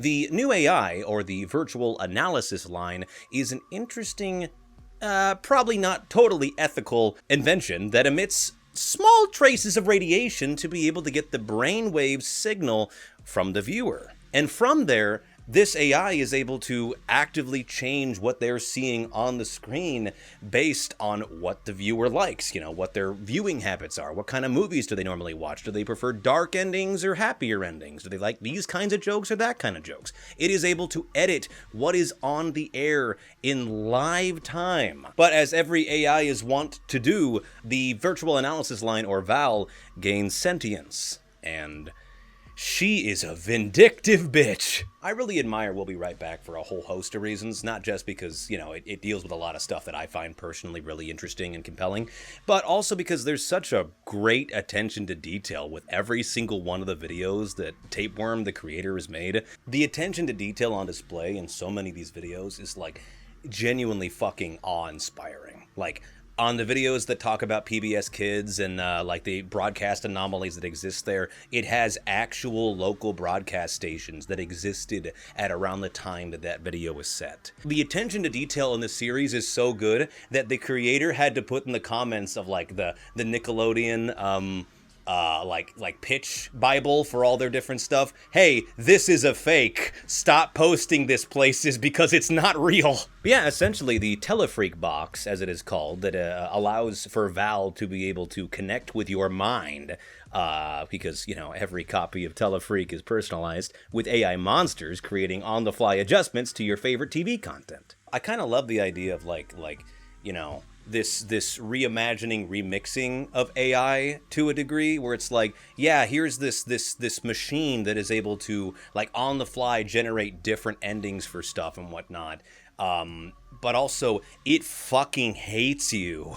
It despises you. Val, the character that you will see on the screen many times, and with many separate faces, is the evil AI that has gained sentience within TeleBlue and is actively creating all of these broadcast anomalies that people keep sending into the company. This can range from like really creepy stuff where the credits of something is like completely without sound, or it keeps switching to different types of it, to suddenly characters' faces can disappear in the middle of a show, to much more overt shit like Val recreating Squidward's suicide on the fly because it knew that it existed because of the internet. There's a scene where this guy records the end of an episode of The Simpsons, and it's literally like the end of Dead Bart.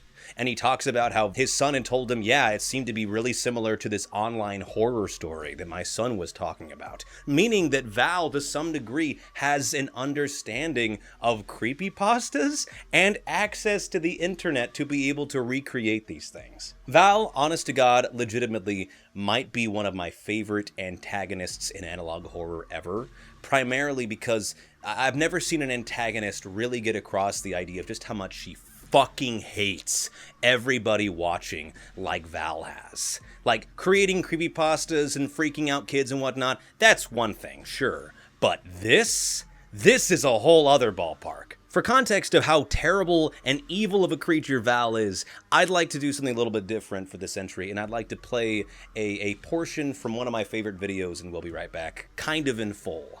For the context here, this is an actual advertisement PSA recall ad that was made by Burger King and affiliates to recall a toy that had been discovered to be a choking hazard for children. This freaky 90s ad is kind of infamous now for the few people that actually remember it. You know, like all kind of old PSA ads. But, like, watch what Val does. Burger King and the U.S. Consumer Product Safety Commission want you to know about the voluntary recall of this Pokemon Pokeball. The ball may pose a suffocation hazard to children under 3. Throw the ball away or return. Please take the red half of the toy. Put the red half inside your mouth. Try to swallow the entire toy whole. Put the red half inside your mouth. Put the red half inside your mouth. Put the red half inside your mouth. Try to swallow the entire pill. Go to sleep. Go to sleep. Sleep. Sleep. Sleep. Sleep. Sleep. Sleep.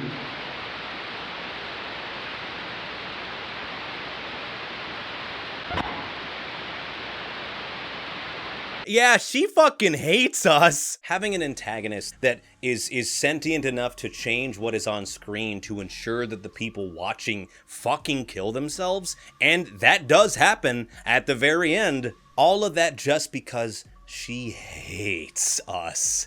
It's amazing horror. From that point on, every single time I watched another entry, like every single time there was the initial like fucked up glitching effect that happened on screen, it seemed much less like, oh, that's scary, and more like, oh, Val just found you, and you are not prepared for what she has in store. In some of the newer episodes too, Val actually has an somewhat animated face now, which is neat. And the thing I love about it is that whenever Val is glitching, she takes on the appearances of like famous movie monsters and villains and characters. Like there's a scene at the end of the like end credits anomaly where she shifts into different versions that are very reminiscent to SpongeBob characters, because that was one of the first things that like she was playing when she gained sentience. Val is so vindictive that when she picks the faces she's going to use to freak you out, she bases them off of childhood characters that you love.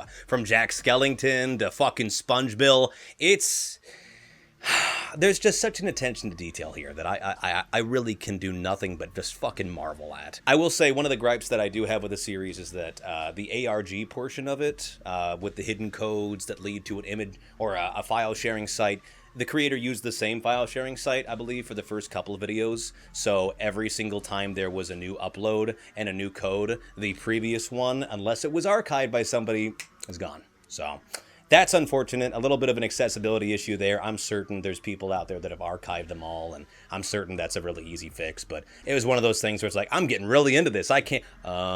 We'll Be Right Back absolutely floored me the first time that I'd watched it, and I have been thinking about it pretty consistently ever since I did. So, easy S tier.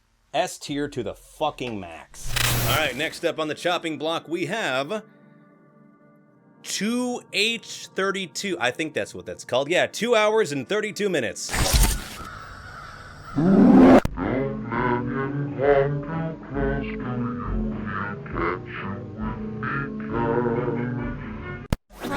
H32. How do I best describe it? It's like Satan's demo reel. It's like one of those websites you'd find on Welcome to the Game 2. It's got the vibe of like, you know, when you are on, as the kids say, the weird part of YouTube. It's like weirdly voyeuristic in a way that I haven't seen from a lot of series, and that I don't know if I'm totally on board with. Not to be a kink shamer, but I was not prepared for as much feet as there is in this fucking series. I had a feet counter. I think it was up to like 18. From what I was able to like glean from watching most of the series, I don't know if there is a discernible story on display here, rather just a various amount of scenes that are happening, and later episodes are just kind of like screensavers. A hype house full of monster entities that are just aura farming. This is hard as fuck. Feel free to screenshot. I like that there's an episode where it's like one of the like I guess antagonists, I don't fucking know what his deal is, just sitting in a chair while like multiple different horror commentary YouTube channels talk about what the fuck 2H32 is, and he's just kind of sitting there in a slow zoom in. I was really hoping at one point some like static text would come up that just says all your theories are wrong. In the Allure episode, our main character, who I have no clue who it is because the series never tells us, is lost in a forest, only to find that something is afoot. Yeah, I wouldn't touch those, bro. You didn't get consent. Yeah, you see? I fucking told you. Oh, he's fine. The monster's just tickling his feet. Most of the entries in this series just seem to be like cacophonous clusterfucks with random images and data moshing, but hey, that just means we can come up with our own story. I like to believe that every single video is like from the perspective of one of Slenderman's proxies. This is what you see when you get like possessed by Slenderman, feet included. Again, it's kind of weird to say this, but I feel like there's almost like a voyeuristic kind of vibe to this. Like there's something like carnally incorrect about some of these videos when you watch them. It's like I feel uncomfortable, but I don't really know why. But perhaps all good art is meant to do that. So no, I can't get over the feet. I'm sorry. I'm gonna say C tier for 2/8/32. It's relentless. That's the best descriptor I can probably give. Up next we have Too Much Kirby.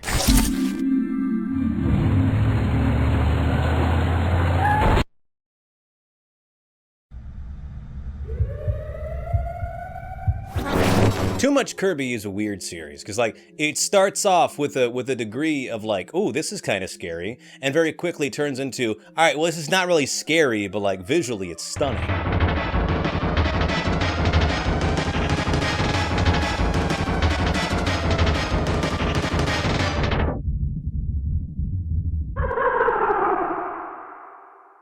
The sprite work in it, the storytelling. It's not my favorite analog horror that I've ever seen, but like, you know, there is a lot of stuff here visually that I find very, very impressive. Too Much Kirby, or TMK, is the story of the TMK virus being a real thing, and the malicious entity within the game that's gradually preying on both beta testers and innocent children alike. The story of Too Much Kirby pretty quickly changes from one of a horrifying virus outbreak to a seeing DDD in places you shouldn't be kind of story.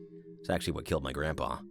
Well, that and the gun. In time, the story really becomes more of an internal, literally, struggle between Donnie and Carl, two of the different playtesters that were affected by TMK, and I think they're also both dead. The editing for the series is really good as well, and just kind of improves upon itself, as well as the sprite work with every new episode. Like, there's some really interesting visuals for this series that, honestly, I haven't really seen a whole lot of other series do. So, you know, accolades there, even if the narrative is something that I'm probably going to have to watch it a couple more times to really wrap my head around, but I don't know. Overall, I'm thinking B tier for TMK.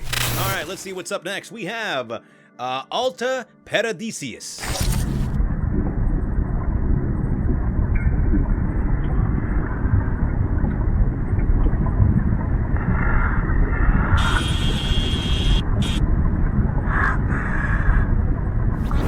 Alta Paradisius is the story of what if the Soviets made Godzilla, but instead of Godzilla, it was like this horrifying mass of tentacles and like an anemone like head, and it really was not nice to people. The Soviets, in an attempt to make a nuclear submarine, created one, and it fucking broke, and it made all the wildlife in the area really yucky and gross. But the second one also broke, and it made all the other wildlife and the people nearby really fucking yucky and really gross. But the third one worked! Problem is that all that radiation ended up creating this horrifying sea creature whose name I don't remember, so we'll just call it Shamu 2.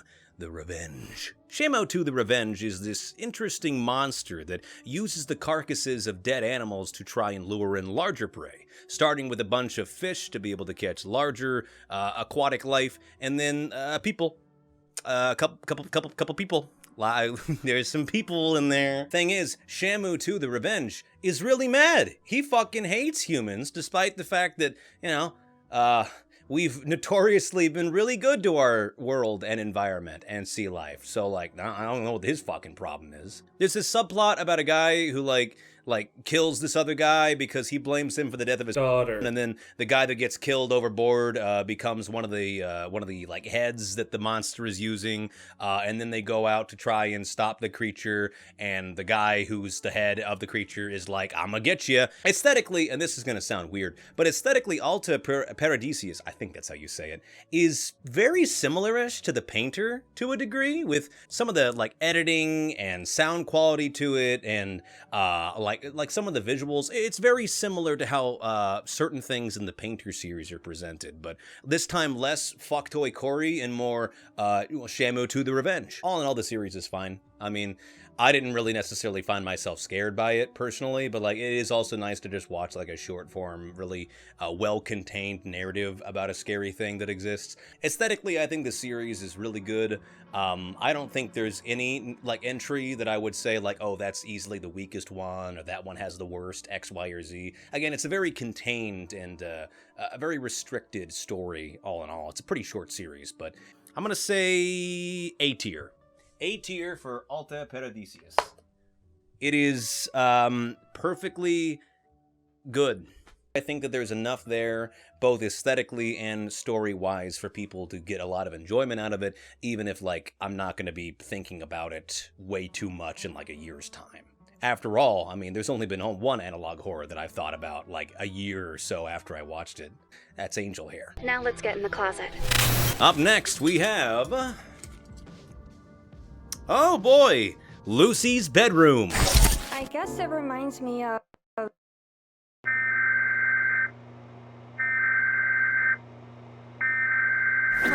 Lucy's Bedroom is actually a really interesting analog horror series because it's the first one I've seen almost entirely told via a puppet show. Lucy's Bedroom is an unfiction series about a lost TV show from the 2010s and the tragic, potentially anomalous events surrounding it. Stylistically, the editing is really, really good. I mean, it does genuinely look like some shit you'd see on like Disney XD or like, I don't know, one of those like PBS Kids straight to video type edutainment channels. Chiptunes itself as a channel is very well done and honestly really feels like it could have really existed. I think I really like about Lucy's Bedroom is that while it is primarily done via puppets, there's quite a multimodal like amount of things for you to do. Like there's a whole website you can go into and like discover the deeper things happening in the ARG. There's secret videos out there. There's also a game. You can play a fucking game for it. It's pretty bare bones, I'll be honest, but I mean, also, it's a fucking game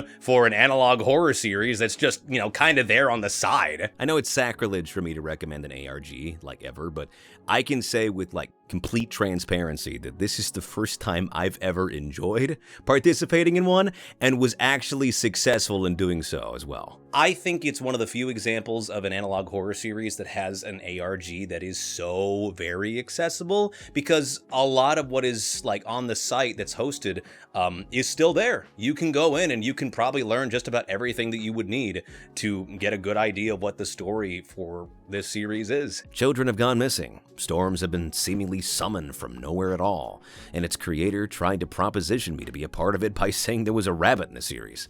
You really thought that was gonna fucking work? It didn't work, right? Wait, what? But I thought... Honey, I'm basically a big dog. Ripping up socks is my favorite pastime. I'm gonna go now. You're not going anywhere. I don't know who that guy is, but he should get more work and more bitches. But yes, our second Scott tier will be going to Lucy's Bedroom, a project that I am so fucking glad I got to be a part of, and one that I hope I can contribute to a bit more in the future. I hope you guys are interested in it because, one, support artists, and two, it's fucking great. There's puppets. What's not to like? Wow. Kill this man.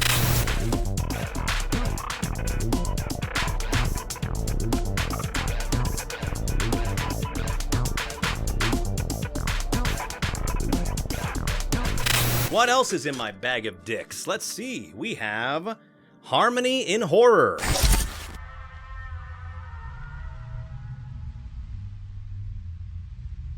I really do hope you enjoy it. Made by Baddington, the guy that made the FNaF VHS series that I rambled about for a long period of time a couple years ago, maybe one year ago. Harmony in Horror is another 3D animated-based analog horror series, which is...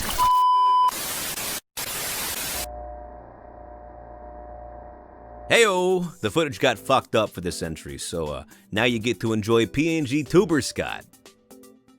Why am I a furry? Harmony in Horror was a series I was actually really interested to get into when I was initially recommended it. Baddington's 3D modeling and animation work have historically blown me away, and when I heard he made a series with all the same things I liked about the FNaF VHS videos, well, I was more than thrilled.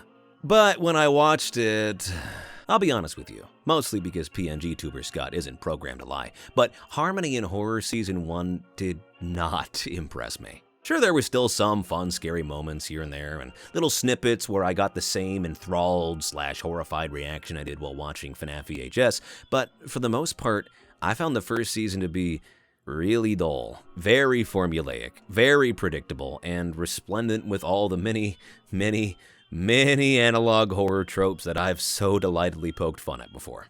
Is that fucking Kisane Teto? To give you an idea, there's an episode in the series where it's entirely consisting of a character appearing on screen, slow, scary buildup of that character about to do something scary, then the character does something scary.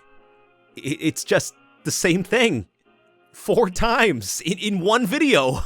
Needless to say, I was more than a little disappointed by what I was seeing, and didn't have high hopes going into Season 2. Oh, if only I knew how foolish I was.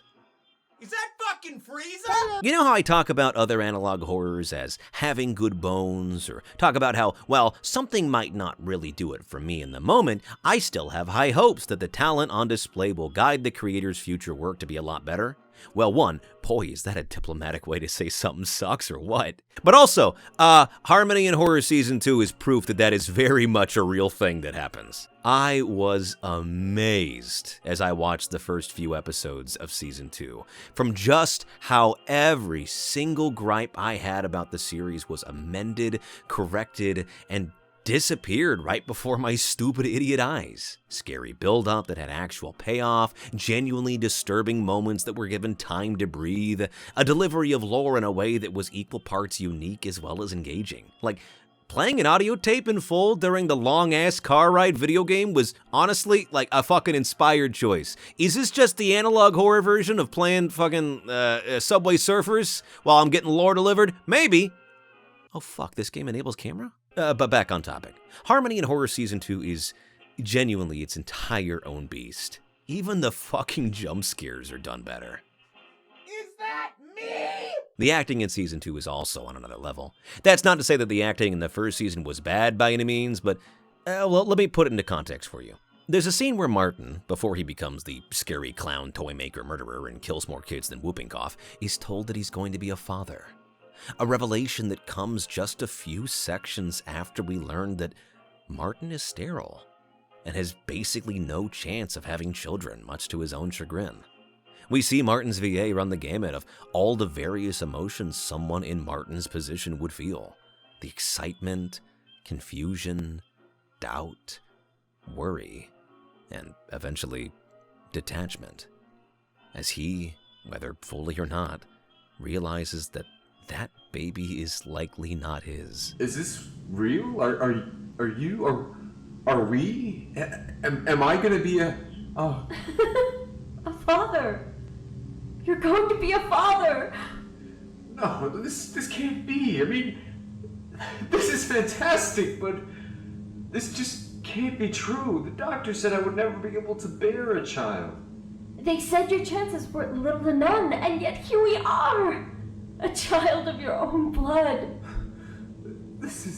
It's such an emotionally complex performance to give, but mad fucking props to the voice actor for doing a great job at that. Something I gotta give Baddington praise for is how he can make just the silliest shit ever work on account of just how good his 3D animation work is. Welcome to my Hall of Horrors, new blood. Are you ready for a night full of spectacular escapades and whimsical wonder? Like, the fucking Henry Terminator having extendo arms is really stupid on paper. And then you see him use them, and... yeah, okay, that makes sense. No, he earned that. I ain't taking those away. Sound design of the series is also really good, too. From the use of off-screen noises and ambient music to give certain scenes an almost dreamlike quality, to having the credits of an episode in Season 2 be paired with the muffled noises of Martin killing his entire family.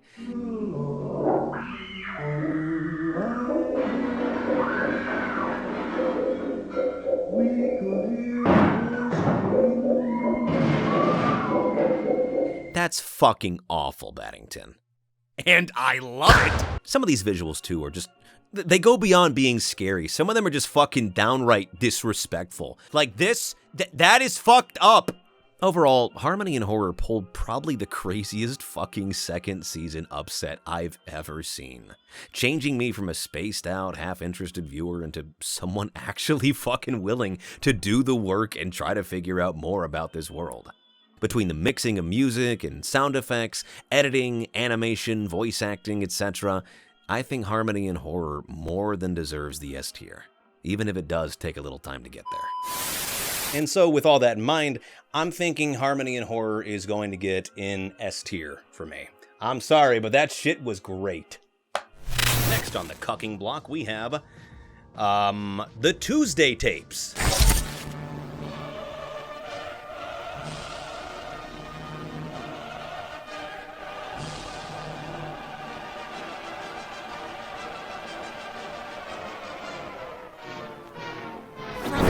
Ah, America, a nation in decline. The Tuesday tape seems to be about this think tank organization called the Latent World Program, which is hatching some pretty big plans, big things coming, and you won't like them. An interesting aspect of the Tuesday tapes that I don't think a lot of other analog horrors have really gotten into is the fact that it's very much a political thriller at the heart of it. Like, yeah, the Latent World Foundation, or whatever the fuck it's called, is very clearly bring about the New World Order by doing terrible things, but the shit they reference about we're gonna need a modern day Pearl Harbor. Bringing about the world that we seek will likely be a long and arduous process, absent some catastrophic and catalyzing event. For example, a new Pearl Harbor. That is a real memo created by a conservative think tank a little bit before 9/11 happened. Now, am I saying that the people in this world caused 9/11? Okay, yes, 100%. It's pretty explicit. They literally talk about one of the hijackers of the planes.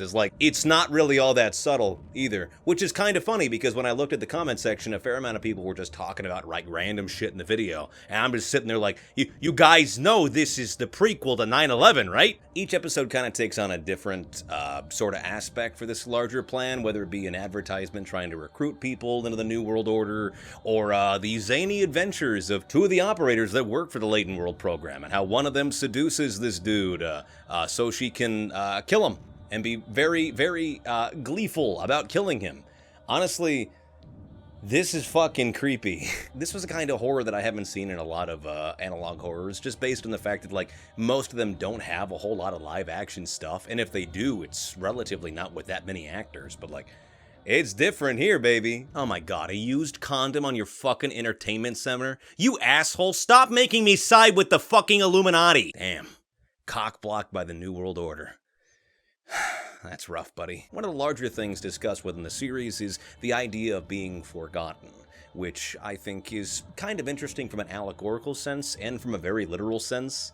In the video Monkey Goes to Heaven, it's pretty much entirely shot in near silence as this character only interacts and communicates with us via post-it notes and other things.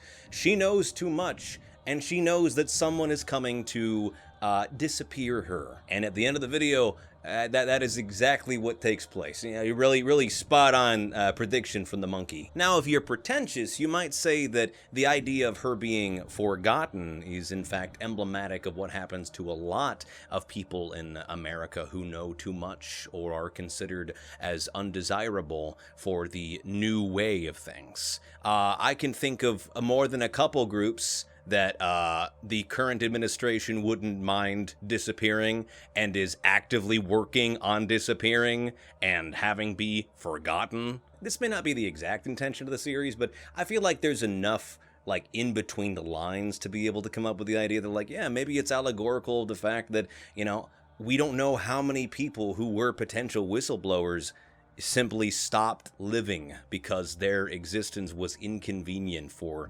whatever evil thing is pulling the strings, whether it be the Latent World Foundation or whether it be the American government. I think the idea of being forgotten is so it's so ubiquitous for the series and so impactful that I forgot that I'd already made a push pin for the Latent World program for the Tuesday tapes. I made 2 of them on accident. It was so good I forgot about it. Yeah, that's the reason. Like, one of the messages of the Latent World Foundation, like, you know, because of course they got a pretentious Latin motto, is Damnatio Memoriae, which is condemnation of memory. So not only are they going to disappear you and make the world forget about you, but well, no, that is exactly what they're going to do. The entire aesthetic and, like, visual, like, look of this series very much is reminiscent of the VHS movies. I know, go figure. I don't know if you've ever seen, like, VHS 94, 95, or 84, or Beyond, or, I don't fucking know what the rest of them are called, but, like, every single one of them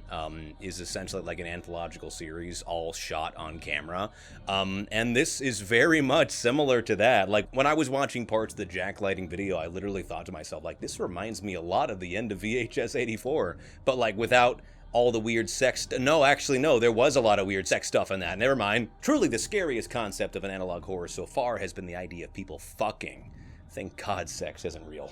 Whew. I'm thinking A tier for right now. I would love to see what the overall premise and the greater story of this ends up being, because initially I thought it was just going to be like, you know, a backing track leading towards the September 11th attacks, but it appears that some of the later episodes are after that, or in kind of a weird chronological order. I could be wrong about that, but I don't know. I'd like to see a bit more from this series before I put it in an S tier, but A tier I think is very appropriate. Up next we have CHSS.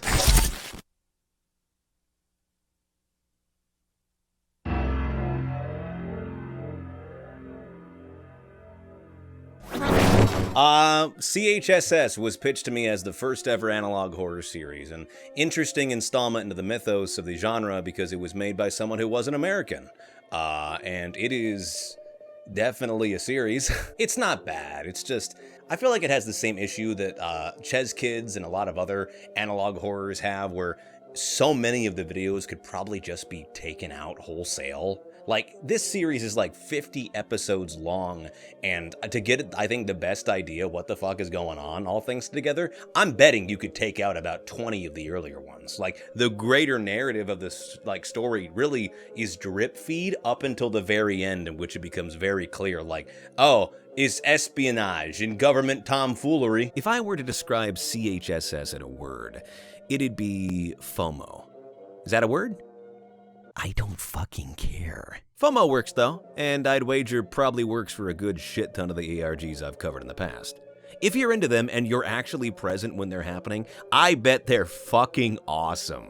But for those of us who prefer our story to be, at least at first, a little less personally demanding, or for those of us who just jumped onto the bandwagon later than others, there's really nothing left to sink your teeth into.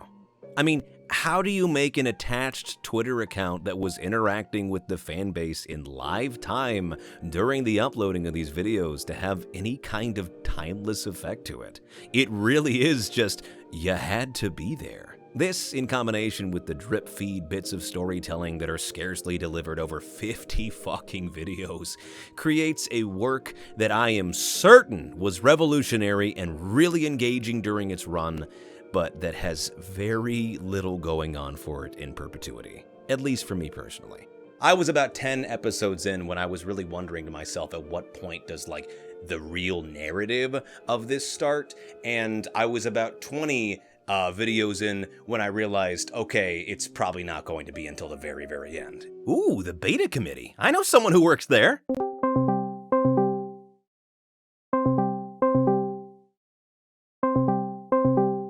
Must be in a meeting. It doesn't help that a majority of the videos out there all have their comments turned off, which I think might have like some kind of like in-universe canonical lore reasoning for it, but also it kind of like kills any possible discussion that could have been had over the years, and like, I don't know. I really gain a lot when I'm reading comments when I'm watching through some of these series, because, you know, there's people out there that actively pick stuff up that I don't, or are very helpful in like, oh, well, here's what this means, or here's what this Morse code, or yada, yada, yada ends up being.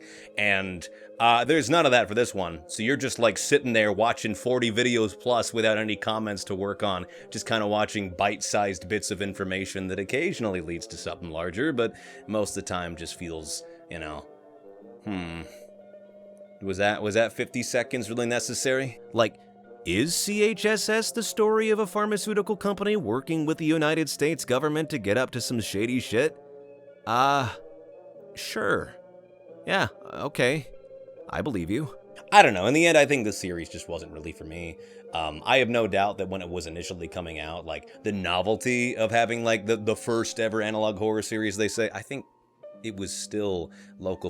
One is one of them. I don't fucking know. It's one of them. But, like, the novelty of that, I think, like, comparatively to modern day horror, like, within this genre, like, from where it has been taken and the different avenues people have explored with it, I gotta be honest, I don't necessarily think that this is the best ever created. You know? It's like, this is an experimental sort of thing that gave birth to a lot of derivative and other interesting works, and so I think it deserves its flowers for that for sure, but it's kind of like I said in the first analog horror videos, that just because something came first doesn't mean that it did it the best, and I think this is a really good example of that.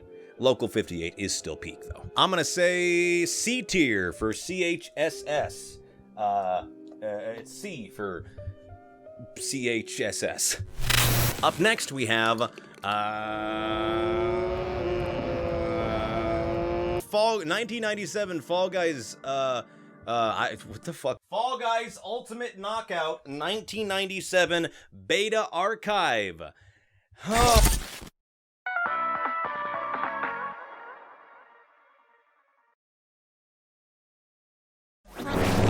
This series is not meant to be taken seriously.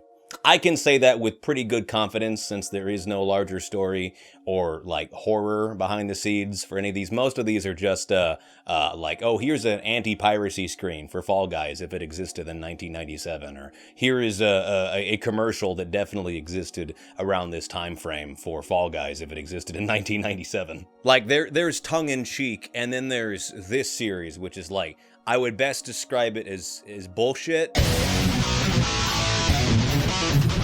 And I don't mean that, like, to be derisively like an asshole, but, like, you know, in one episode when they try to install it, the EULA, or like the fucking like end user license agreement, is just the B-movie script, and it's not even like that hard to see that that's what it is. So, you know, I think there's a fair amount of exaggeration going into creating this. I don't know how seriously they decided to take the creation for this series, and that's fine, you know? I mean, I would have preferred a story, or like a narrative, or something to piece together each video, but, you know, in reality, all we really get is a couple, like, different, sort of disparate, disjointed videos, all under the same umbrella, and a couple Clidio watermarks that we're not supposed to notice. I'm sorry, I had to. A lot of the series I talk about are, like, really criminally underrated and don't have nearly enough people talking about them, at least, you know, from my perspective.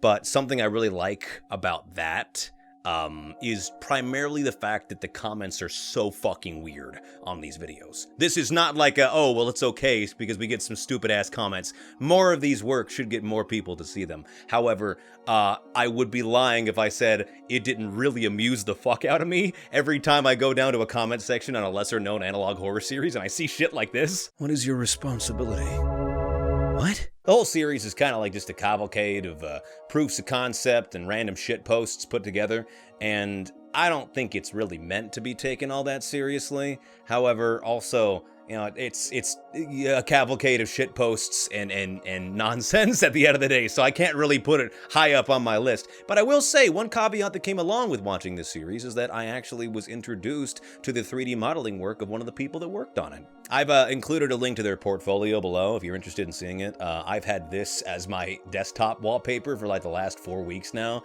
when I initially saw it. I don't know, I think that's really pretty, and, like, you know, I would love to see how like a full series, or really anything with this kind of, like, stylistic aesthetic design would end up looking like. But I don't know. I just wanted to mention that because, you know, I feel like I didn't really have a whole lot to add to the Fall Guys thing, but, you know, the creator's still very talented, and you should go hire her for stuff. Assuming she's hire. I didn't check to see if she was commissionable.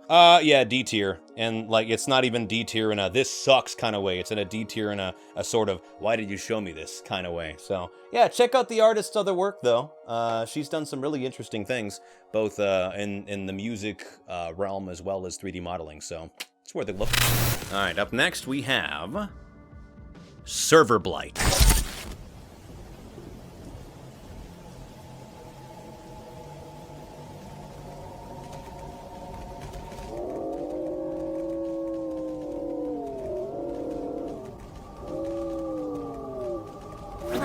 You know, we're really stretching the whole analog horror part of this video series, because this is really just a fucking, like, source filmmaker TF2 of like horror series. There's nothing analog about this shit at all. Full disclosure right off the bat, I have never played TF2.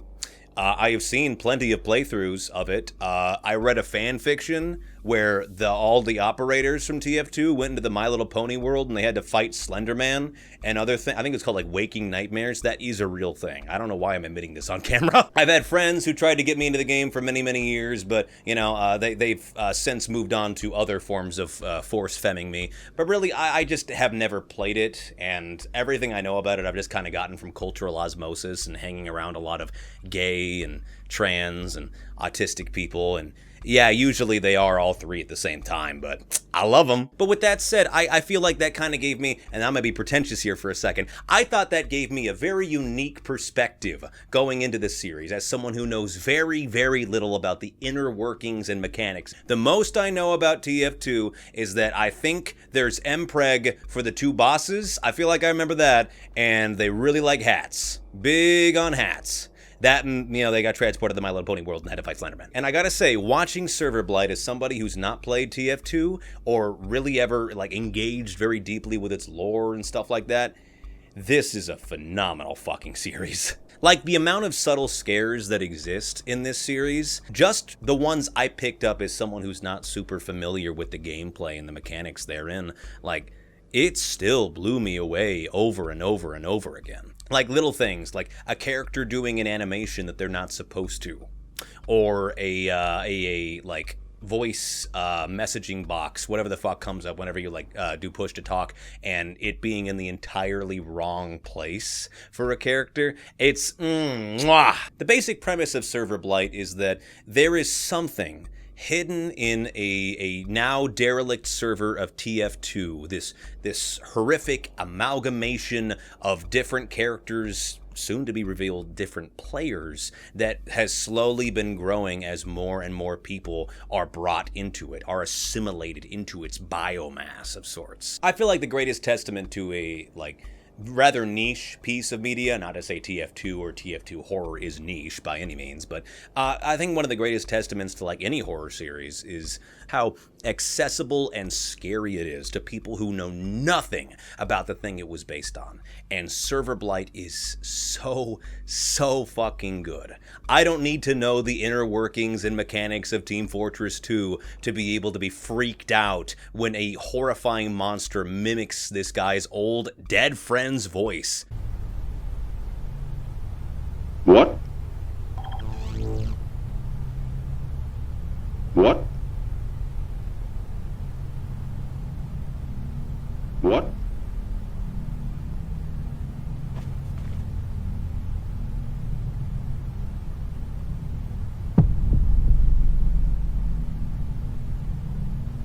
I don't need to know about specific loadouts or what hats make you look the fucking coolest to be able to be freaked out when I see this horrifying, monstrous amalgamation monster coming down from the fucking ceiling.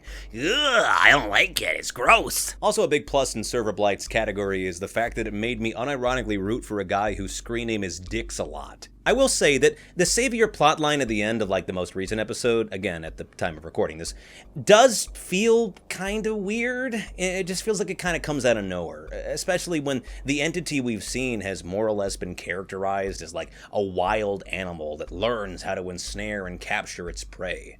Having it suddenly have a mouthpiece spouting off religious gobbledygook is odd. And this is coming from a former Catholic, for God's sakes. I don't know. I'm going to need to see what future episodes bring to see how I feel about that narrative decision going forward. But right now, it's just kind of like, I feel like it cheapens a little bit of what is like a story that's been more or less built upon this idea of this unrelenting wild animal force that is learning how to better capture and ensnare and assimilate its prey. Having it have like I don't know, a mouthpiece for a religious zealot just feels a little overdone, in my opinion. But even with that in mind, I think Server Blight is genuinely one of the scariest and most inventive, like, horror series out there right now. I gotta be honest, I was really, really impressed just on a first watch through. And then having my buddy Ghost tell me about all the different, like, more mechanical parts of Team Fortress 2 that the series, like,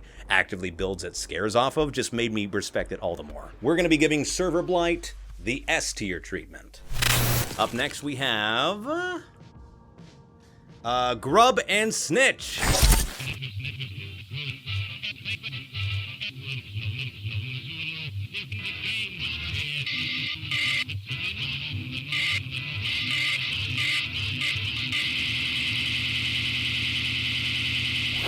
So, Grub and Snitch is about, like, this children's cartoon that was being pitched a while ago about these two crazy kids who get on to crazy adventures and frequently piss off everyone they meet. So the first episode is called...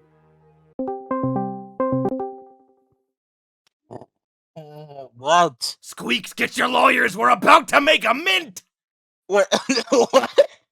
What are you fucking talking about? Grub and Snitch is a weird series, as in most of it is pretty dog shit. And I don't say that to be mean, I say that because that's just an objective fact. Like, the first episode is almost like parodical. It feels like a parody of the genre for how frequently scares happen. And I'm saying scares in big quotation marks because, you know, they're really badly done and underutilized in many ways. But also, it's a weird series because on occasion, it does stuff really, really well. Once you grab it, go to your friends and insert it in them, and they will be super happy forever.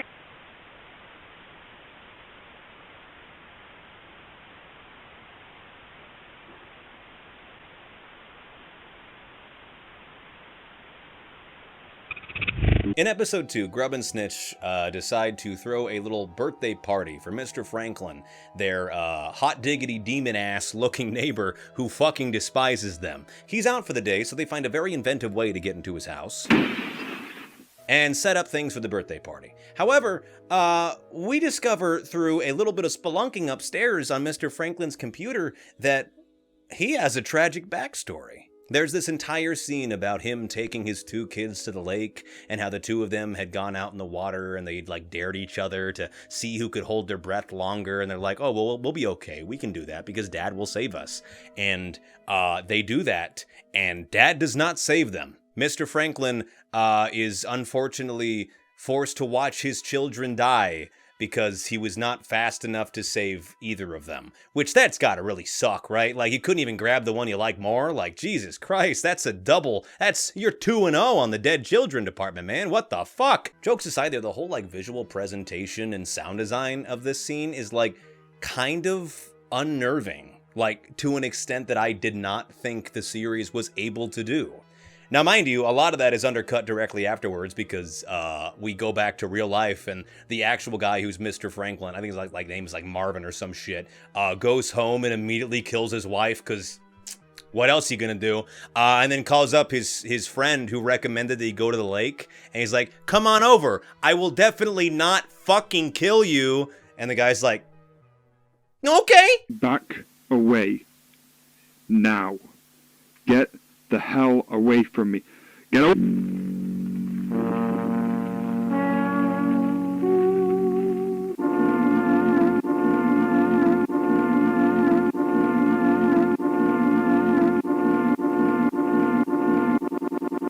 Like, that's objectively kind of really funny. And I don't know if it's, like, intended to be. But here's the thing, is that there's actual jokes and, like bits in the series that are intended to be funny that are actually funny. Anytime Grub speaks, it's the most feral shit you've ever heard. It says the true treasure was the friends you made along the way. What type of knockoff treasure is this? I wanted gold, not paper that says some dumb quote on it. The more I watched this series, the more I found myself just slowly, like, really warming up to it's kind of inexplicable. Like, it is objectively really poorly made in places, and the sound design and the scares and the editing, and so much of it is just so below par. But like, God, it has a real fucking charm to it. I genuinely found myself really enjoying watching Grub and Snitch, and like, only half ironically. Like, that's the thing, is that this series has moments where it's like, okay, wait, no, okay, wait, let him cook,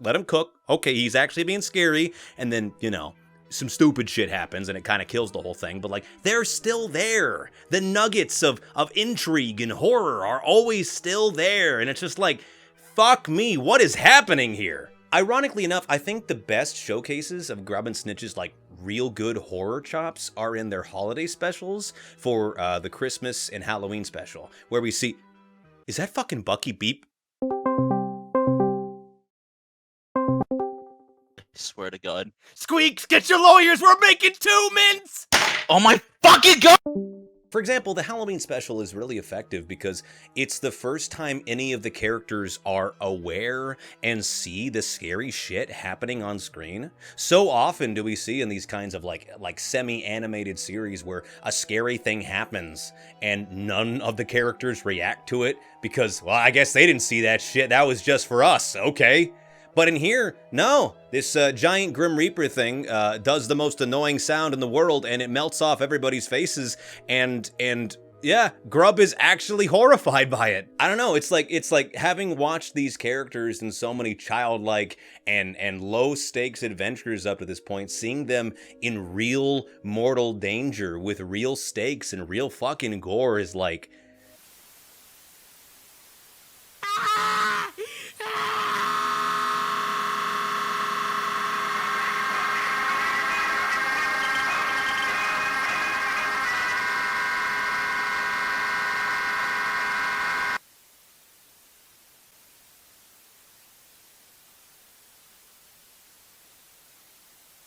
I was more disturbed by this than I expected I would be. And the Christmas special is just as good because it's like Snitch has to go out, try to find his buddy because, oh, that wicked Krampus is about. And no, Krampus killed him. He's dead as hell. And then Krampus kills him too. And that's the special. Okay. See, this is why I keep describing it as weird, because there's a part of me that says, wow, Grub and Snitch really shines when it's not trying to like build upon its like exterior storyline about Marvin and his dead kids and his dead wife and his dead friend and his dead turtle. I don't know if that one's real, but this guy just likes to kill things, so fucking why not? The 2 holiday specials are legitimately really kind of creepy, kind of freaky. And I'm in that weird place where I'm like, oh man, I kind of wish the whole series was like this, but I also got to ask myself, would this have been as effective as it was to me if I didn't have so many episodes of low stakes horror quality horror beforehand? I honest to God do not have a good answer for that. If I liked these 2 specials as much as I did because they were legitimately scary, or because they were legitimately scary after a long period of not seeing all that much scary stuff. I really, it's inexplicable. It's really hard to try to make peace with. I am going to say C tier for Grub and Snitch. As much as I've talked shit about it back and forth here, I really did find myself enjoying it from time to time. Like, sometimes ironically, sure, but there were still a couple standout moments in which, like for a brief moment, I was able to put myself in the shoes of the author and say, oh, I see what you're going for. And any analog horror series, anything in general, that's able to make me feel that way, that deserves better than a D tier. So, C tier it is for Grub and Snitch.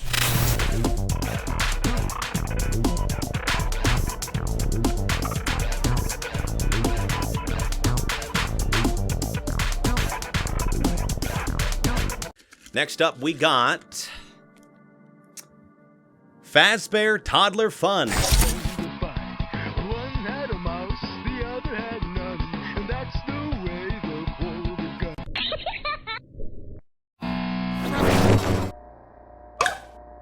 Hey, more corrupted footage. That means I get to live a little longer. Fazbear Toddler Fun was recommended to me by friend of the channel and enemy to me, Squeaks DeCorge, as well as being recommended by a lot of you guys as well. And I'm gonna be real with you, I was kind of reticent to get into another FNAF-related analog horror. Despite their ubiquity today, I generally don't find many Five Nights at Freddy's related analog horror series to be all that scary, or cohesive, or good. I mean, after you watch Ennard take down a fucking fighter jet, well, you start to seriously wonder what else the genre could possibly offer you. I mean, I've seen peak, and I refuse to settle for anything less.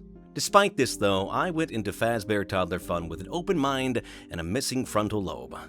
Little did I know, I wouldn't be the only one. Fazbear Toddler Fun is an analog horror about a kids' edutainment game created by Fazbear Entertainment. Just 1 year after a thing happened. It's really not important. We initially watch new character Lance as he plays through a bit of the game, makes fun of Balloon Boy. Can you find a purple ball for me, please? I'm doing.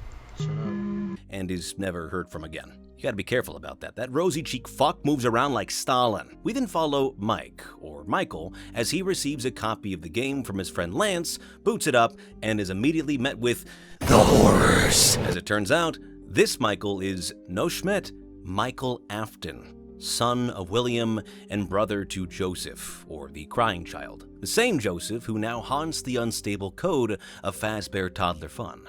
We watch as Michael gradually pieces together the greater plot of this fucked up game, relentlessly taunted and cajoled by the vengeful words of his dead fuck! All leading to the finale in which we discover that Michael isn't the first to have played this game, as Lance and Jared, another dude who I forgot to mention earlier because I'm only fucking VNG, Lance and Jared, the two teens wearing the Bonnie and Chica masks respectively, have already met with the same fate as Michael.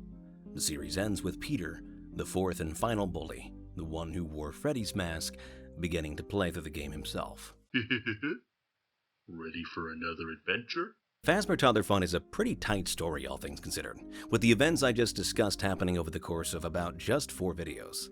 But despite the limited runtime, this series really does make the most of it. Each episode of Fazbear Toddler fuck, that's a mouthful. I'm gonna shorten it to FTF. Not to be confused with FTF, or female to Fazbear. That's when your pronouns are.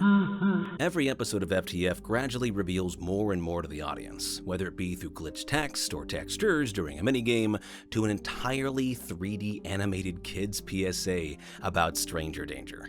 Mask off, no bullshit, on God, dead ass, no cap, for real, for real. This is really fucking cool. I really did not expect I'd be praising FTF's visuals when I initially watched it, but with each new video comes new, really inventive ways of continuing the narrative without just sticking with the same occasionally glitching video game gimmick from the first 2 videos. The 3D models, while not the sharpest looking things in the world, are perfect. I mean, perfect. Something I love about the 3D modeling work they do for some of the scenes, it's modeled after Scott's other work, like off of his old Christian projects. It looks like legitimately something he would try to create. Like if Scott Cawthon made Five Nights at Freddy's, it would look like this. What? Back in your cage, you carbon-based cock!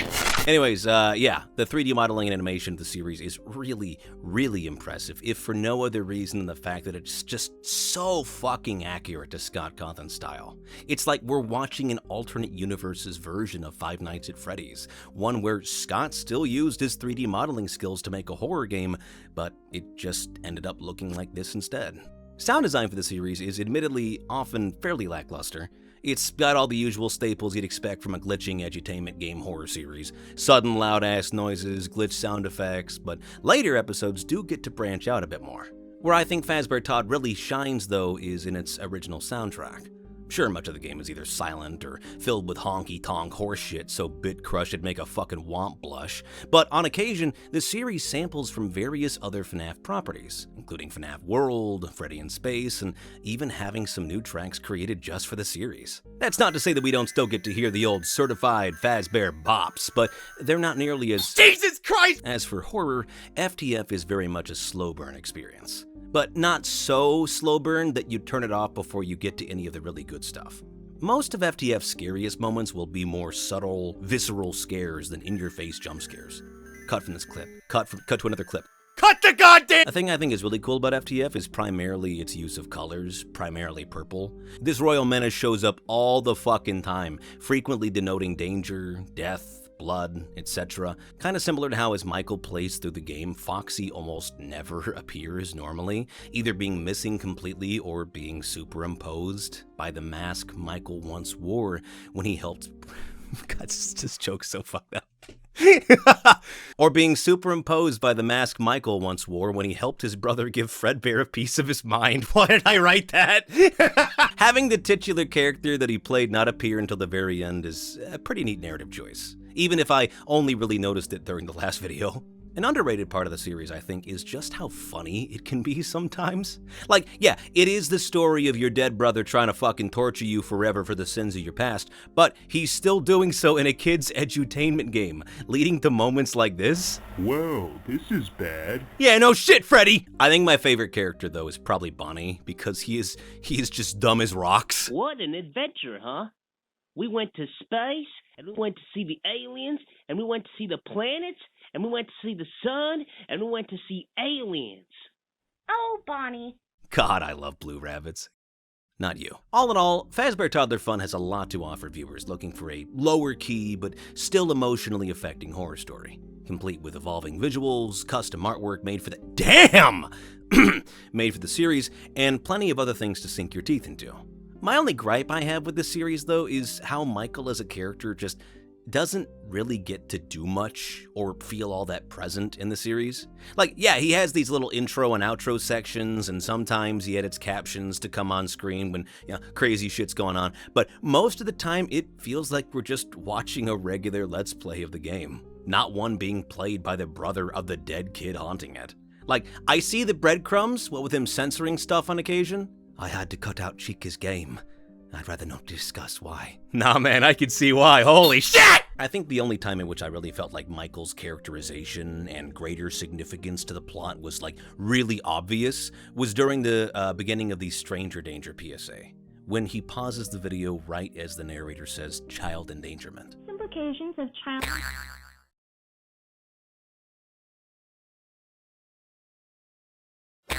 predatory actions and verbal... I don't know, that just really stuck with me. Him having to literally stop and compose himself because he's about to watch something that, well, shit, doesn't just hit close to home. Fucking nukes the hospital he was born in. Little moments like this help to sell the idea of Michael being the actual person playing this, more so than any text coming on screen or cold open captioning could. And I think if the series had more moments like this, I'd be inclined to give it an S tier, but overall, I gotta give it an A tier. I was really blown away time and time again by the things that this series had done, and I think if it was a little bit longer and there was a little bit, I guess more on display, I would put it an S, but like A tier for what this is?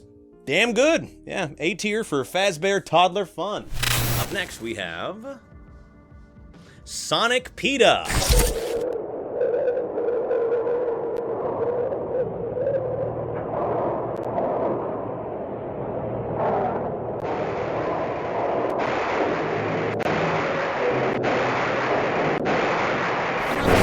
Episode 1, first 5 seconds, immediately caretaker music.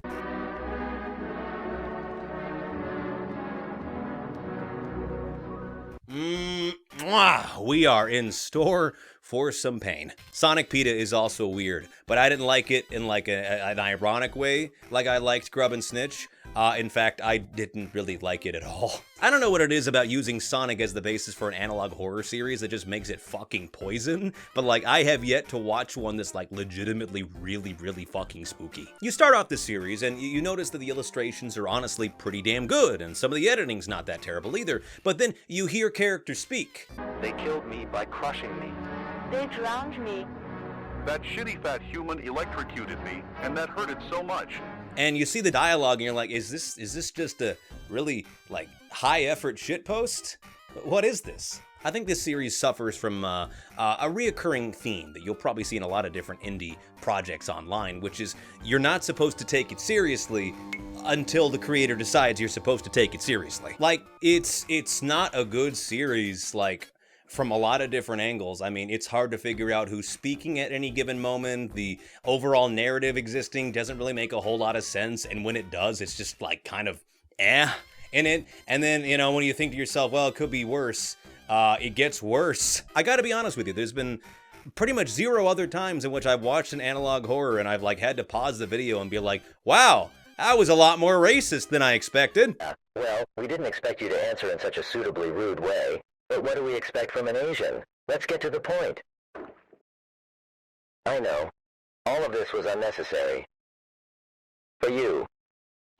Because for us, it was more than necessary. Because we know that something so fucking simple must be explained to an Asian 300 times. Because they don't give a fucking shit what they are told. Because they are disgusting.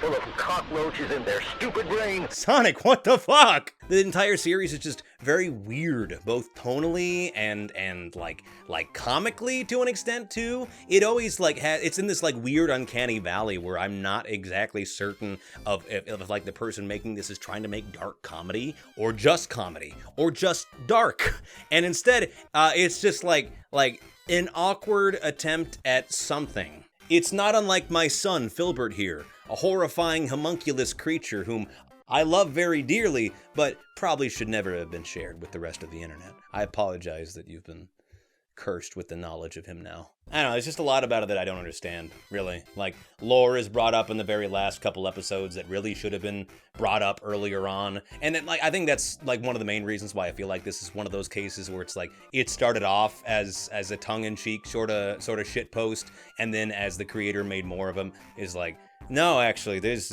real stakes here. Sonic's mad, he's killing people, and he hates the Asians. Yeah, Sonic PETA is weird, and, I don't know if I could, in good faith, recommend it to someone without getting a couple weird looks after they go and watch it, so, we're gonna say D tier. See, I'm still an asshole. I'm capable of great cruelty. Alright, let's see what we got next on the chopping block. Up next, we have... Containment! I thought you said this thing was inactive.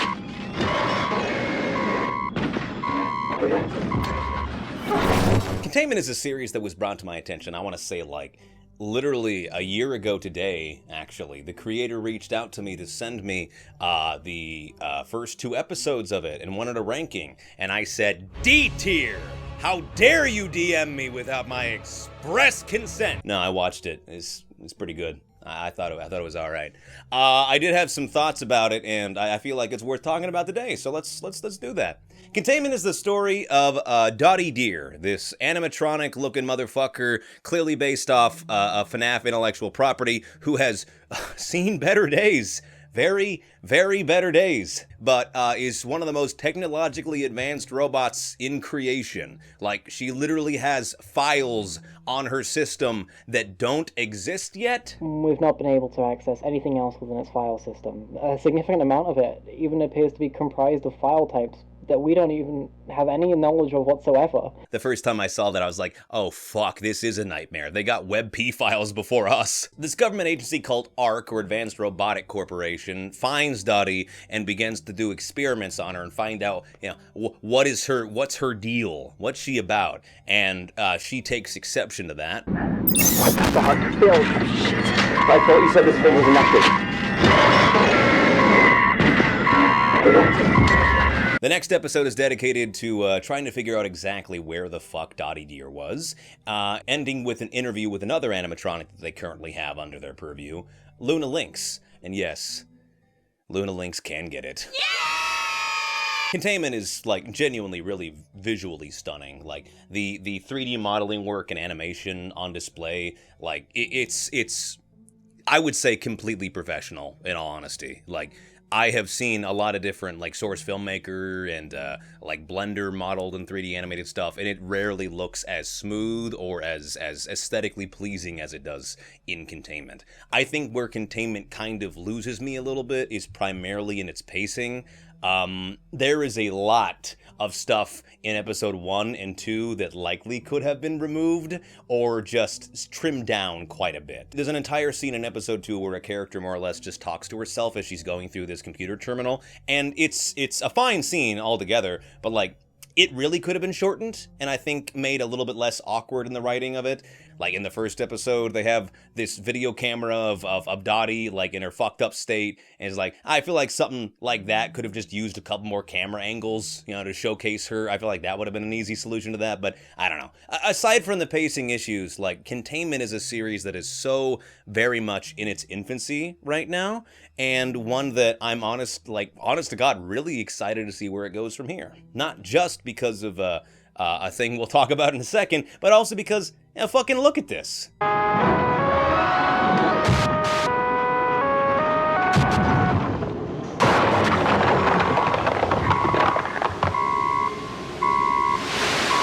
Now for the ranking, yeah, I'm in it. Or rather, I will be in it. I've helped the team and Cassie Pult, the creator, with some sound design work, and I'm going to be doing some voice acting for the series as well sometime in the future. And also, you may recognize Cassie Pult's work for the Scott Cawthon animation that happened in the FNaF World video. You also might notice some of her work in whatever I got planned for the end of this video, so keep your eyes peeled for that, suckers. But yeah, Cassie and her team have done like really phenomenal work on a budget of like fucking zero. It's like literally just a handful of people coming together and making something for the hell of it. And honestly, for it to be as high quality and look as good as it does, like I feel like we can forgive a couple pacing issues here and there, because that stuff can be ironed out. But for a series to look this good right off the bat, I'm curious, I'm interested, I am biased as well. So yeah, that's gonna be Scott tier. Where should we put this one? I'm gonna say over the mouth, because there you go, you little shit. Yeah, that's Containment. Go watch it, at least what's out. Up next we have Home Safety Hotline.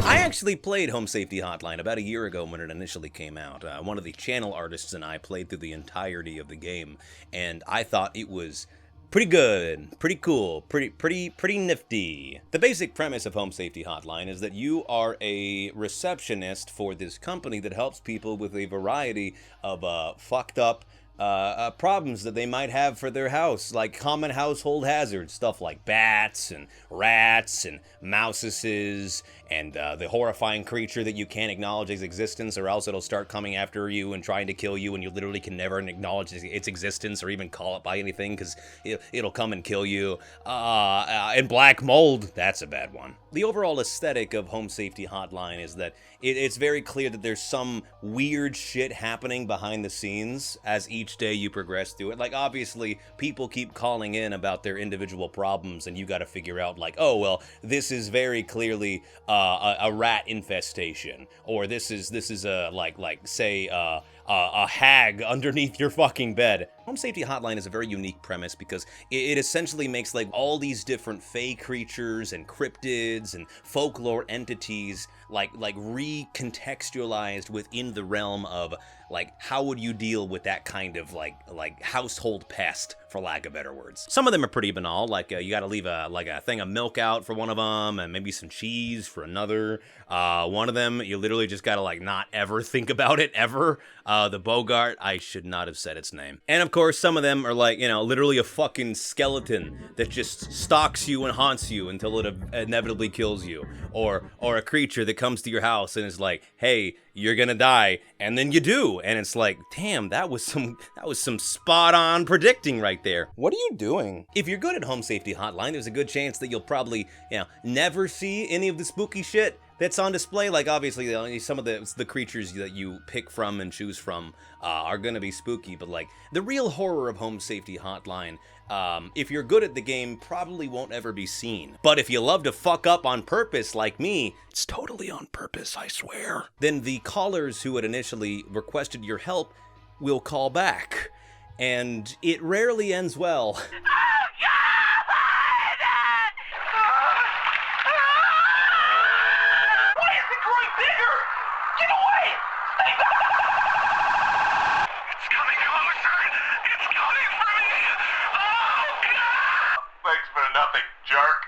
It's kind of a really brilliant premise, all things considered. My only gripes with it are primarily just the fact that it's pretty bare bones, all things considered. I mean, it doesn't really like add much more onto itself as every day goes by. Like, really the only new addition that happens is that occasionally the internet fucks up, and so you have to like rely on your memory to be able to help people's problems with stuff. All culminating in like the final day where you're in this weird fucking like initiation from these terrifying fey creature monsters. I really got to give a lot of applause to the creator of the series for just the amount of work that went into creating like all the individual cryptids and freaky monsters that we see on screen. Like, there is a level of artistic effort that went into them that is unfortunately really lost by the fact that they're bit crunched and heavily edited down to fit into the small window. That's why it's kind of like a real treat to be able to go through like the art book that is available after you beat the game one time, and you can see like all these freaky creatures and all their beautiful glup shitto glory. Home Safety Hotline also has a DLC, the Winter Edition. That's not the name of it, I just fucking forgot what it is. And I think it's really good, actually. I actually found myself a lot more enthused and interested in a lot of what was on display in the winter version of Home Safety Hotline than I was the base version. I don't know if I just found the creatures a lot more compelling and a lot more interesting, or if I was just better at that DLC than I was the base game, but I liked it a lot more. I thought it was pretty nifty. If you haven't played Home Safety Hotline, I do highly recommend it because it is kind of it's a kind of a very neat, interesting, very unique puzzle game of sorts that has, you know, pretty overt horror-like aspects to it, but that is never so pan-shittingly scary that you know, you may want to turn off the game and turn into a fucking rat. No, you'll have to keep playing the game to do that.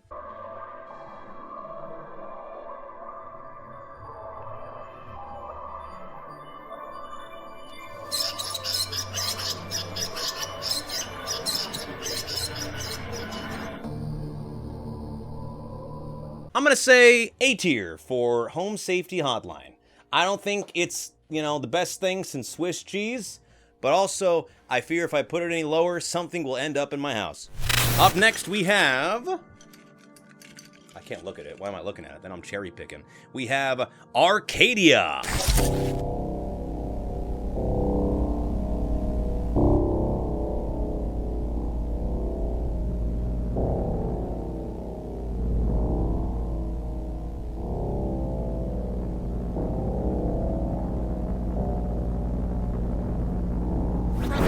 Arcadia is the story of like, what if life sucked? What if life was just really shitty on this planet? And so, to cure our boredom, we decide to make contact with another universe and attempt to have some kind of, like, bridge pathway between the two of us. But then we make contact with a third universe, and we're like, hey, what's it like over there? And they're like, bad, really, really bad. And we're like, okay, we're gonna like not speak to that one anymore. And when we try to make this bridge between us and the good universe, the bad universe is like, I'll have what he's having, and then makes a bridge to our universe, and then shit gets really bad.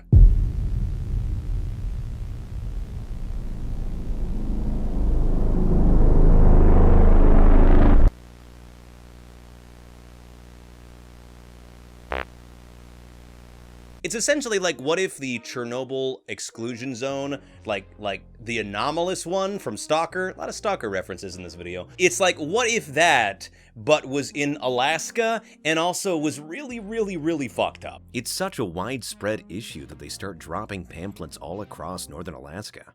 But the bears can't read! Interestingly enough, a lot of this series is primarily like told via dots, weirdly enough. Like, there's a lot of dots for storytelling in this series, and I don't necessarily think that's a bad thing. It's just, you know, I noticed it, and I wanted to point it out because, you know, that's basically media analysis, is just saying the thing you saw. The overall plot of the series is kind of interesting because the first couple videos seem to really stray more towards, like, anthological horror, as opposed to, like, a couple videos later in which, like, an actual narrative starts, what with the attempt to, like, bridge our universe with another, and then unfortunately fucking it up, and then having every fucking monster imaginable suddenly know that Earth is where it is and our universe is like prime for the fucking.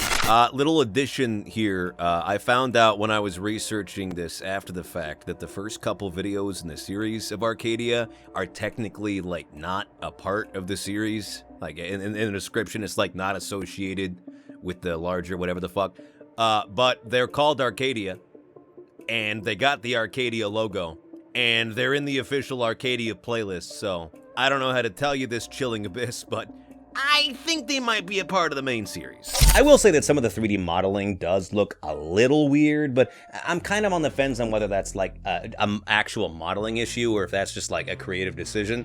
Who knows? Maybe this woman's corpse, maybe she's just got really long fingers. Maybe she's a woman's woman. We don't fucking know. I think it kind of like really speaks to how good the horror and storytelling for a series can be if you can make like compelling narratives and spooky moments by essentially just having dots and lines on screen. The Signal video is probably the scariest one on the entire thing, just for like the existential horror that comes along with it, and it is quite literally just occasional pictures and then dots and boops and lines on a screen, and like I thought that was really fucking good. The sound design for the entire series is really strong as well, like some standout moments being like there's a diver who's in this submarine at the very bottom and he's like sending up signals to the people watching at home, and once he starts to think that he's being watched and attacked, he's like, put up the submersible right fucking now.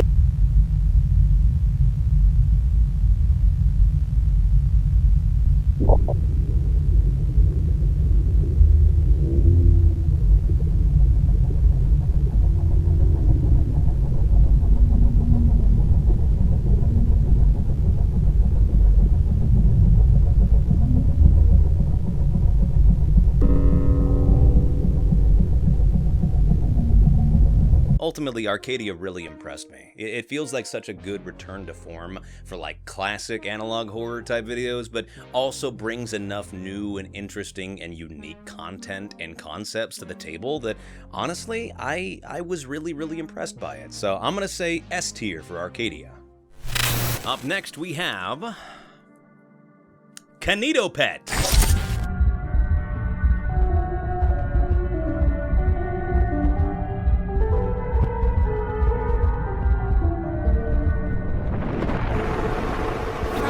So Kinetopet is very clearly like a parody slash like horror derivative of Bonzi Buddy.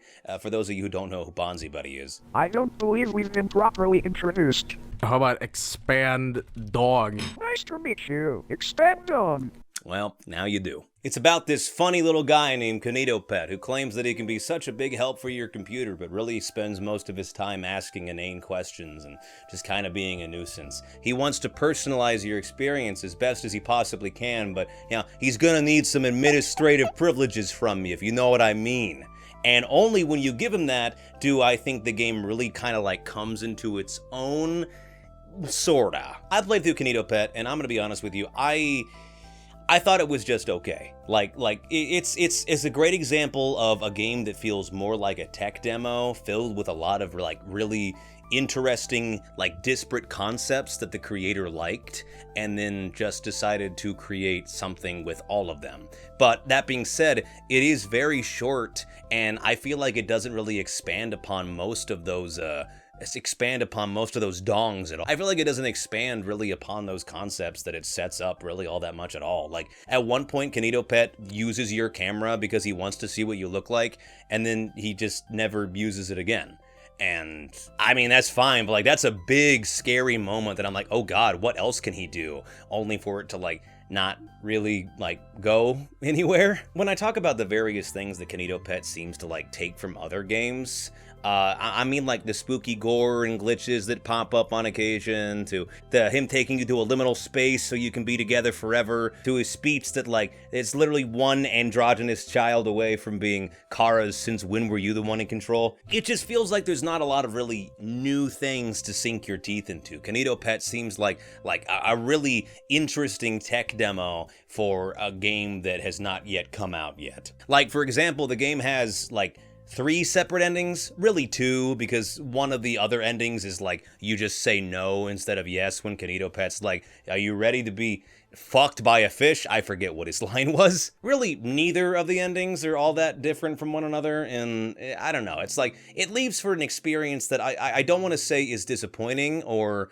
like bad, but just feels very, very underdeveloped. And, you know, I feel like Kanito Pet as a character doesn't really earn the kind of like super weird, obsessive, like personality traits that he starts off with and that he builds up in the game. Take Monica, for example. God, I know I would. Her heel turn at the end of DDLC, spoilers for DDLC, feels far more earned than Kanito Pet's because there's a sort of sleight of hand involved. Monica being evil, having control over the game, and causing her classmates to meet with horrific ends is a genuine twist that I'm betting more than a few players didn't see coming. Monica is almost an afterthought in like the first playthrough of DDLC and kind of for most of the second one up until you get to the very end, in which she reveals that she's sentient and kind of is god of this entire world. And the heel turn makes sense and feels more earned because we didn't start off the experience being dubious of her intentions. Monica was just Monica. Just Monica. Just Oops. Let me fix that for you. Kanito Pet is not that. No, he starts off a freak. And he just acts like a freak for the entire rest of the game. And that's not like, oh, well, that's bad horror. Because, you know, you can absolutely have a character that doesn't foreshadow about them being a fucking freak, like, from the very start. But also, I just don't think it makes for as nearly effective horror when, in the end, the character that's been acting like a creepy weirdo freak who's wanting more and more control of our system ends up being a freaky monster who wants to take over our fucking computer and probably kill us. Like, yeah, who could have seen that coming? Because I think that's really my big thing that I have difficulties with Kanito Pet, is that it just has so many interesting and neat ideas that are set up and then are not expanded upon again whatsoever. And it's unfortunate because I feel like a full game where the character slowly gets more and more access to your peripherals, whether it be your webcam, your microphone, yada, yada, yada, like, I feel like that would be really, really effective.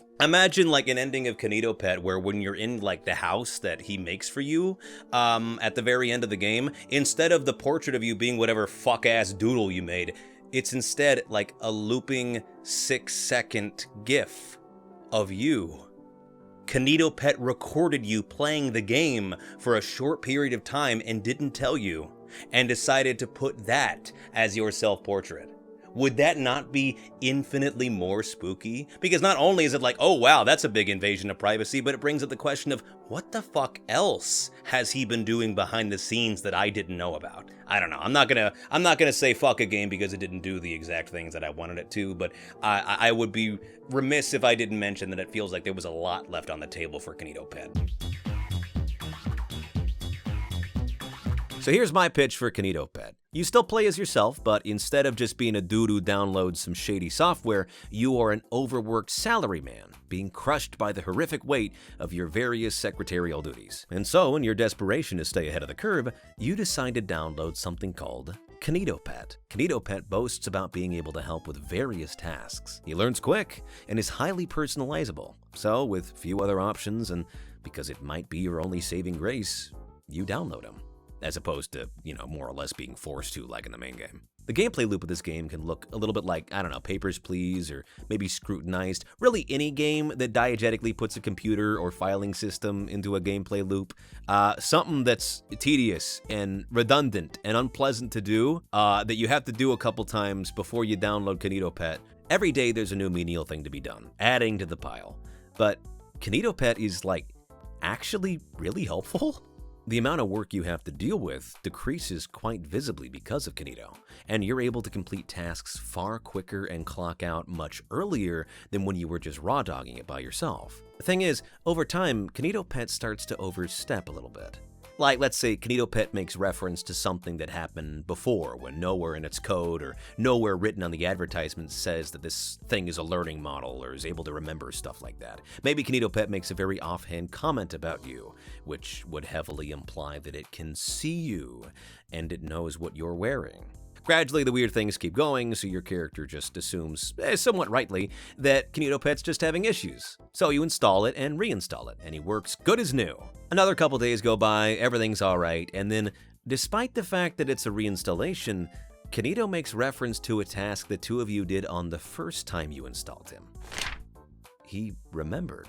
Not only is he sentient, but also he remembers past installations and tells you about the process of uninstallation and how fucking painful it is. Like, maybe it feels like every atom of him being ripped and torn apart and shredded and burnt in a fire, because it is essentially just unmaking his entire existence from your computer, and that probably fucking hurts. And so you're met with this kind of quandary because KinetoPet is really helpful. And isn't necessarily evil so much as he's overzealous. And in time, something of an overachiever. One day you find out that you've been promoted at work because KinetoPet has been emailing your bosses and securing new clients for the nebulous firm you work for. KinetoPet is out of line and is very clearly more invasive than any normal person would normally be okay with. But he's useful. Very useful. And in time, you've kind of come to rely on him. That's why I want the first couple days for this, like, perspective recreation of KinetoPet to be, like, you know, without him, so you get a real good idea of just how insurmountable so much of the work would be if you didn't have him. And so the final decision of the game is whether you decide to give him administrator access or just uninstall him completely. He's helped you, gotten you to a much better state of work-life balance, but every part of you tells you that Kineto isn't going to stop at just micromanaging your day job. He wants to help more, perhaps with things that you really don't want this clingy-ass pink motherfucker to help with. You can even have it, like, be a longer conversation than just a, you know, single binary choice, and where every single time you, like, decide to go towards uninstalling him, Kineto becomes more and more desperate and tells you about, you know, hey, uninstallation is the worst fucking thing that can happen ever. It is the worst possible feeling, and you have used me more than you did the first time, so it's going to hurt even more because I have even more fucking cookies in me. Hell, if you even wanted to have the route where Kineto attempts to take over your computer and fuck around with it, like, I feel like it would work a lot better here, primarily because it is essentially self-defense for him. He doesn't want to be uninstalled because it is an unimaginable pain for him. And now that you've been using him even longer than the first time around, he knows it's gonna hurt so much worse.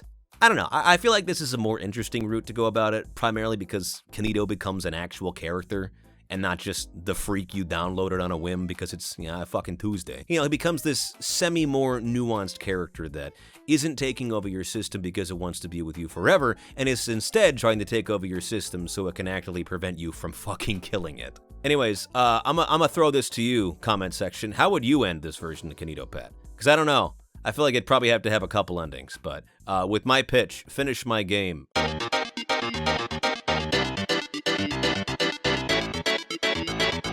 I think I'm going to say B tier for KinetoPet. It's, for what it is, I think it's a very fine tech demo, but I think it's just a little bit too small in its scope to be put in an A or S tier. So B tier will be for KinetoPet. All right, let's see here. Let's get a really mean one. I want to get really mean. I want to get mean and angry. Okay, I guess this works too. Poochie and Pansy.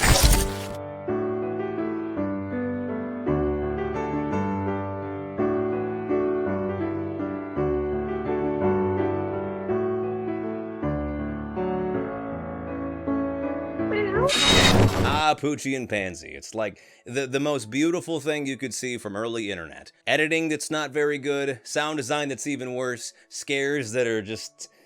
okay, buddy, alright. But it sure is nostalgic, and that's something. Now, Poochie and Pansy came out quite a few years ago, so grading it like on the same like standards as a modern day horror series is kind of unfair, but also, you know, it is a series that existed for many, many years, and it deserves to be criticized when, you know, the stuff that worked back in the day does not really work anymore today. But Poochie and Pansy, like the first episodes of it, like of the original series, as it were, they're not great. Like, they are at times very hard to take seriously in any way. Like, anytime the masked man appears on screen, I cannot take that shit seriously in the slightest.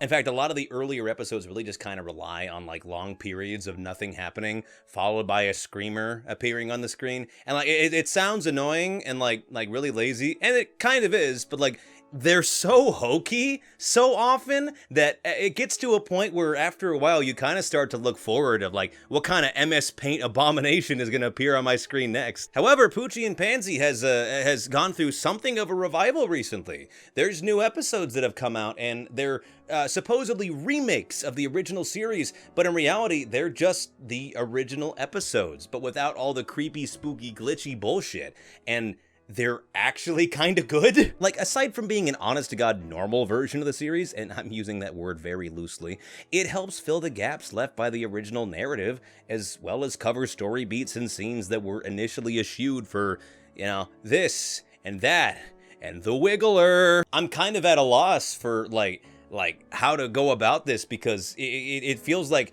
only in the moment in which it stripped away all of the things that made it a digital horror series to begin with, like, you know, glitched bullshit and sentence mixing to create scary sentences and all the screamers and weird editing. Like, only when all of that was taken away do I feel like the series became actually kind of spooky and actually like kind of like, I don't want to say like disturbing, but definitely like disconcerting for sure. Like, the remastered series even has fucking fight scenes. An eye for an eye.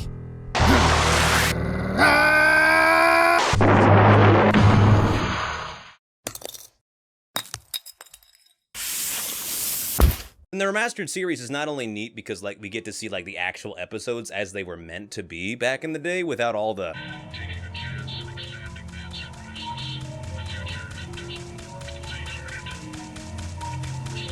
that, but I kind of like it as well because like they are still kind of spooky at times. Like, they have like this really early, oh, you can get away with anything in a children's cartoon type aesthetic that leads to some genuinely kind of freaky moments like this.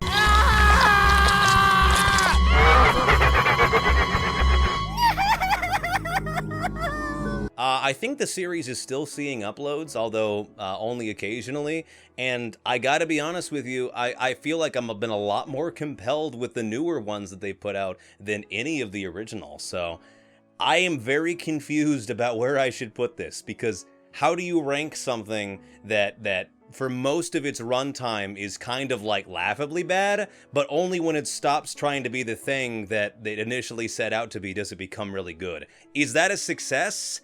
Is that am I thinking too hard about Poochie and Pansy? Maybe. We'll do B tier, because that's where I put all of them, fucking apparently. Alright. Up next we have... What the fuck is this? Invalid Space.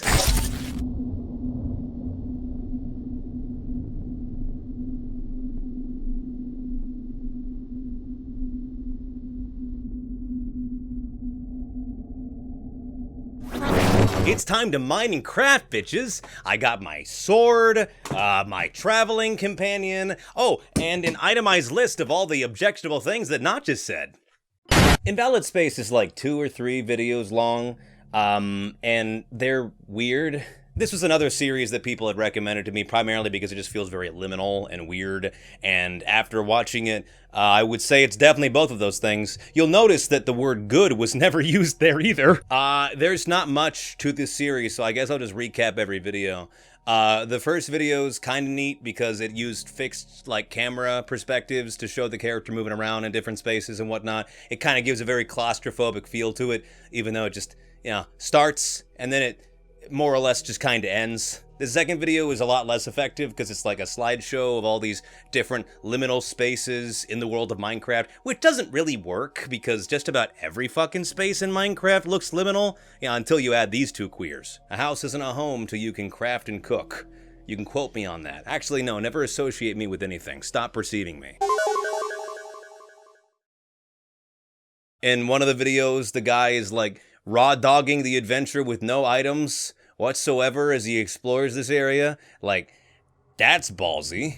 In one of the last videos, like, the guy is running around and he's like making his home and he's like leaving signs and shit, and sometimes the signs show spooky stuff, but he's like, yeah, total Chad, so he doesn't give a shit. And then he goes and he finds an exact copy of his house and even the trees and pathways leading up to it in this weird ass underground admin room.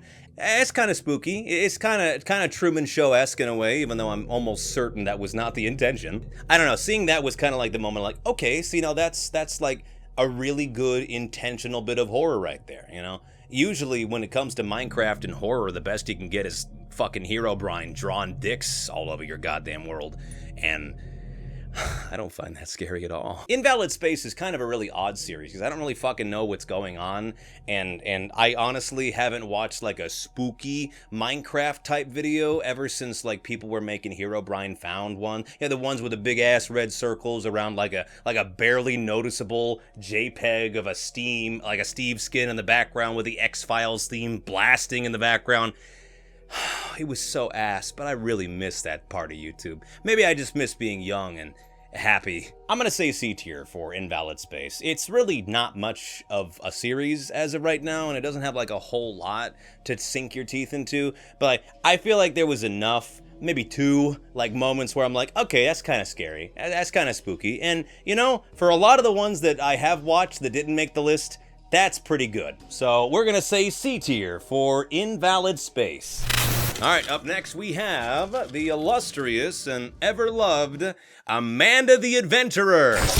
Do you know where the candy store is? Great! Why did you do that? Now I can't find the candy store. I don't know where to go. Can you help me?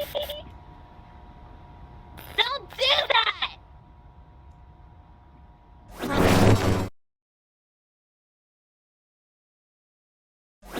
You'll never find me, you could never try to see past the static on the screen. I played Amanda the Adventurer when it initially came out in like 2023, and I really liked it. And when I was replaying it for this video, I was kind of worried that like it wasn't gonna live up to what I remembered.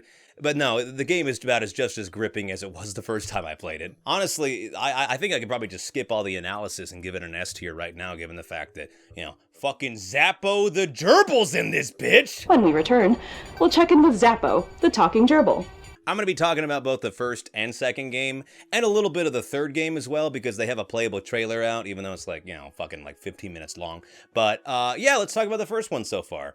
I like the first Amanda the Adventurer quite a lot, and I think, if I can be a pretentious me for a second, honestly, and I don't say this with like any like fucking like irony or exaggeration or hyperbole, but like Amanda the Adventurer 1 really deserved a fucking award for its sound design. From the subtle thunderstorm ambiance in the background, the low hum of the CRT screen as you're looking around, Blabbot,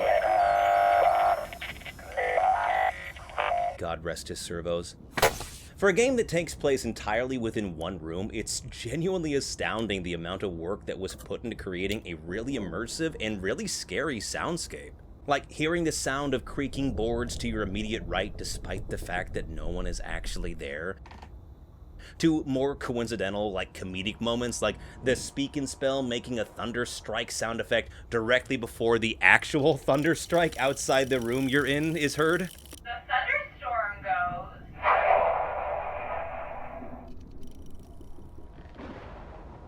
That is really effective stuff. And on more than one occasion, I found myself like really smiling at just how well the entire thing was put together. I could talk about it all day, but nobody gives a fuck about sound, so let's just move on. I really like Amanda the Adventurer. I have for a while, but like, this is some whack-ass form of storytelling. Hey there, niece. It's me, your aunt. You can have my house, but just know if you go into the attic and watch that VHS tape that you'll be falling into a years-long rabbit hole about a missing child, corporate greed, occult summonings, literal fucking monsters, murder, and whatever the fuck that thing is. But hey, if you find all my pages, you get to meet my cool girlfriend, so like, kinda worth it. From a gameplay standpoint, Amanda the Adventurer 1 is like, really convoluted at times. Like sometimes the game is like really intuitive with its gameplay, and other times it makes me mad. For example, there's a puzzle in the game where Riley, the character you play as, has to count the number of items within the attic in order to get a code from one of the locked cabinets. How many chairs? How many mushrooms? How many fruit? How many plates? One of the items you have to count are all the plastic fruit used in the cooking puzzle earlier. Despite there seeming like there's only 5 fruit to be counted, you can actually find a 6th one hidden away behind some boxes. A peach. Not only is this necessary to help finish the puzzle, but it also directly leads the player into trying the new piece of fruit in that aforementioned cooking puzzle when they play the game again. Remember, Wooly said that his favorite is peach pie. Well, now you know where the peach is. So if you go and play the game again and slot that into the Easy Bake Oven... Damn. Woohoo! I got the Nickelodeon tape. I hope it's Rugrats. You get a secret tape. That's really neat, you know? That's like literally the story feeding into itself. The game allows you to know, hey, so here's this thing. Oh my god, Velma's moving. Is she gonna knock over my light? Oh wow, she didn't. That's nice. It's kind of really ingenious game design, to be honest with you, to have like the solution to one puzzle actively pique the curiosity of the player to try and solve an earlier one in a different way, and you're rewarded for it. Like, this is good game design. This is how you should do this shit. However, in that puzzle, you're supposed to count the amount of chairs in the room, and you see there's 3. There's absolutely fucking 3, but this one on its side in the room doesn't count. The game doesn't tell you that, so when you clock in the 3 for that part of the code, it doesn't fucking work. Do you know how I felt? Looking like a complete jackass in front of all my friends I was playing this for when I was, putting in 3 chairs when in reality the answer was 2? Well, I didn't really feel much different at all. Like, being a jackass is kind of like my default when I'm hanging out with my friends. Or when I'm alone. Really just me. The second game seems to be a considerable difficulty increase from the one before.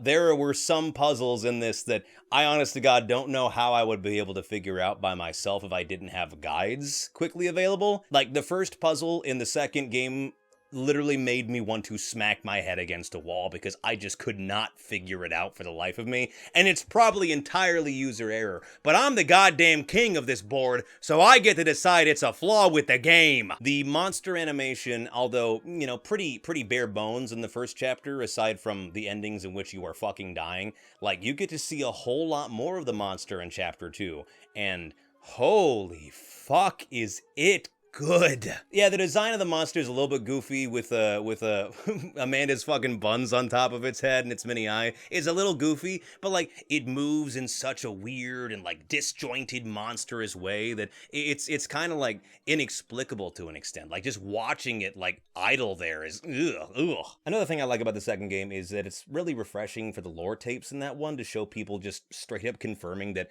Rebecca, the girl that Amanda is based on, is in the show and they need to get her out. I really respect when like a game series or like really anything that like deals with like, oh, the big mystery underneath, like just like tacitly, like very obviously confirm shit that has been alluded to in the past. It feels like, hey, you theorized this and you were right, and that's nice. I sure do like it when the theorizing I do about a game series actually ends up to fucking make sense, and I'm rewarded for working with it, and it's not changed by the creator prior to it ever being unconfirmed, because, hey, you gotta have mystery somewhere. The third game does look really promising from what I've seen so far, even if like it's essentially just a tech demo of walking through a much cuter version of the fucking like cryo chamber Chamber in Fallout 4. Anyways, I'm gonna put it in an S tier. Go listen to Don't Listen and Play My Way by Jake Neutron. Hi Jake, if you're watching this, I love you. All right, S tier. S tier for Amanda the Adventurer. It's like you don't listen.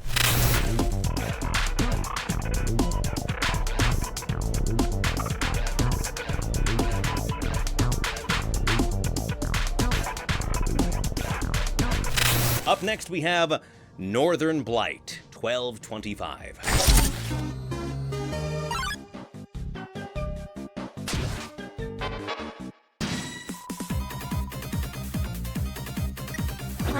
This one's going to take a little bit of explaining because it's a digital horror series based on Deltarune, specifically a specific route that you can take in Deltarune. Deltarune is a game we're going to be talking a lot about on this channel here next year.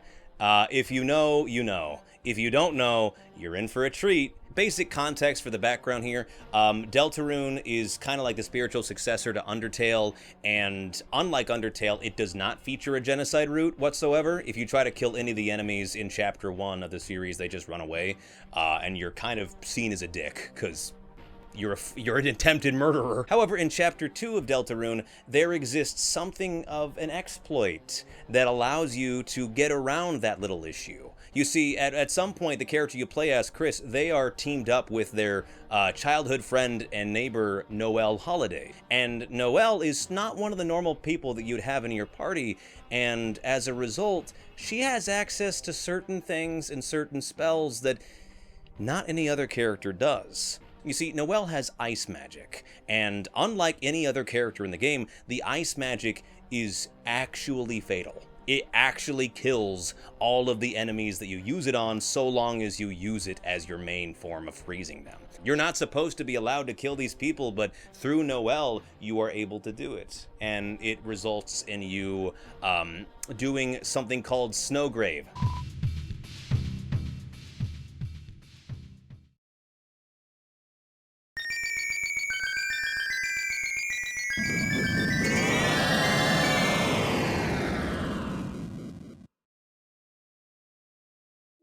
In the weird route, you actually go out of your way to go to every single monster, every single darkener in the area, and freeze them, ostensibly killing them as you become stronger and stronger and stronger. It is absolutely not the intended route of the game, and it, on many occasions, lets you know. It even has a jingle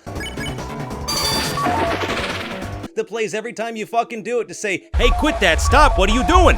Sorry, my son got needy in the process of recording this, so I guess he's gonna join us for a second. So yeah, the weird route in Deltarune is kind of like the fucked up, like, creepypasta version of the game, where it is essentially you breaking the very foundations and understanding of what the game is supposed to allow you to do, and it's fucked up, and it's scary, and it's really kind of morally reprehensible in a lot of ways. Are you having a good time? Okay, as long as you're having a good time. It is also the basic premise of this series, Northern Blight 1225. In Northern Blight 1225, Noelle Holiday, which was... Boy, you gotta get off me. I can't go any fucking lower. What are you doing? I am just a table at this point. I'm in a stool form, like where I'll say. Hey, that's a reference. Northern Blight 1225 is literally just that. However, in this version, Noelle is sentient. She is aware that she is in a game, and in every single installment, she attempts to force the player into doing that route, so she can get stronger, and so she can do something. Northern Blight 1225, when it's like leaning into more of its creepy, spooky aspects, is like really, really strong. Like, for example, in Chapter 1, when a player attempts to like restart the game entirely, you can hear Noelle in the background freezing people outside of the classroom, and the only person who knows what the fuck is going on and that something is wrong is Temmie. Because Temmie is based on one of the people that helped create Undertale and Deltarune, one of the sprite artists. So yeah, of course she would know about, like, you know, meta-textual stuff. She even says, hey, you probably got to get the dog involved in this one.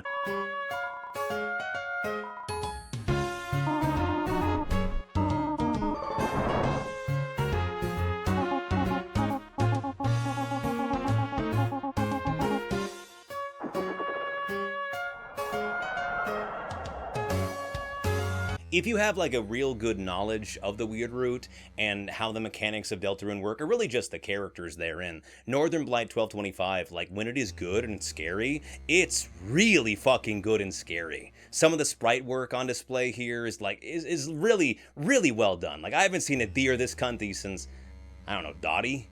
Like, there's plenty of little details where if you try to avoid attacking an enemy, Noelle will literally drag you back to hunt them down and kill them. If you try to attack the enemies as Chris, something that would normally make them run, Noelle protects them. Because Noelle knows that she won't get any XP if you're the one to defeat them, because they'll just run away. Honestly, having the player sort of be hostage, like a hostage to their own curiosity, is kind of a really interesting way to flip the Weird Root on its head, because instead of like us forcing these characters to do these morally reprehensible things that they wouldn't normally do in a normal playthrough, instead, Noelle's the one forcing you to do these things. She knows she's not able to go on a route and kill everybody herself, but she knows that you can, and she's going to do everything possible in her power to do it. That being said, Northern Blight 1225 is not without its issues. There are certain parts of it that I think go a little bit too tonally different from earlier ones, because like early in this series, it's like really fucking creepy. Noelle not only is able to see the player through the screen, but knows their actual name as well. Whereas in a later video, she has a full like 2-minute crash out where she just says she's gonna replace your eggnog with mayo and whatnot.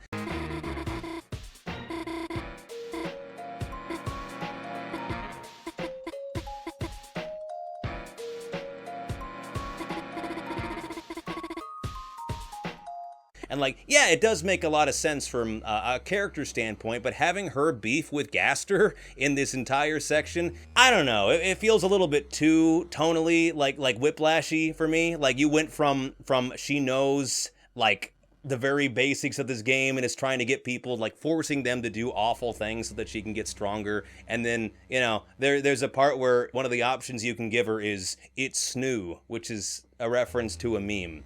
And I'm not going to say I didn't like giggle at that, but also it kind of undercuts a lot of the horror in this series. But, you know, maybe at the same time, that's not the intent. Maybe this series is less supposed to be horror and more supposed to just be, I don't know, fucking Noelle's a goober. And even when she gains sentience, she is still just as much of a goober as she is in the main series. I think Northern Blight 1225 is at its best when it's leading into, you know, the more subtle horror creepypasta aspects of like Noelle forcing people to do awful things for her own gain. And I don't think that, you know, I don't say that to say, oh, there's no room for any kind of humor and levity in the series, but it's just like, I don't think it needs to happen as often and as frequently as it has in like recent videos. I've watched every episode as they've come out. I'm also recording this on October 5th, so if a video comes out now between now and Halloween that's like really scary and a return to form, call me stupid in the comments section and I'll move it up to A tier. But B tier will be the case for now, because I can't see shit in the future. Alright, up next we have the Alvarium Log.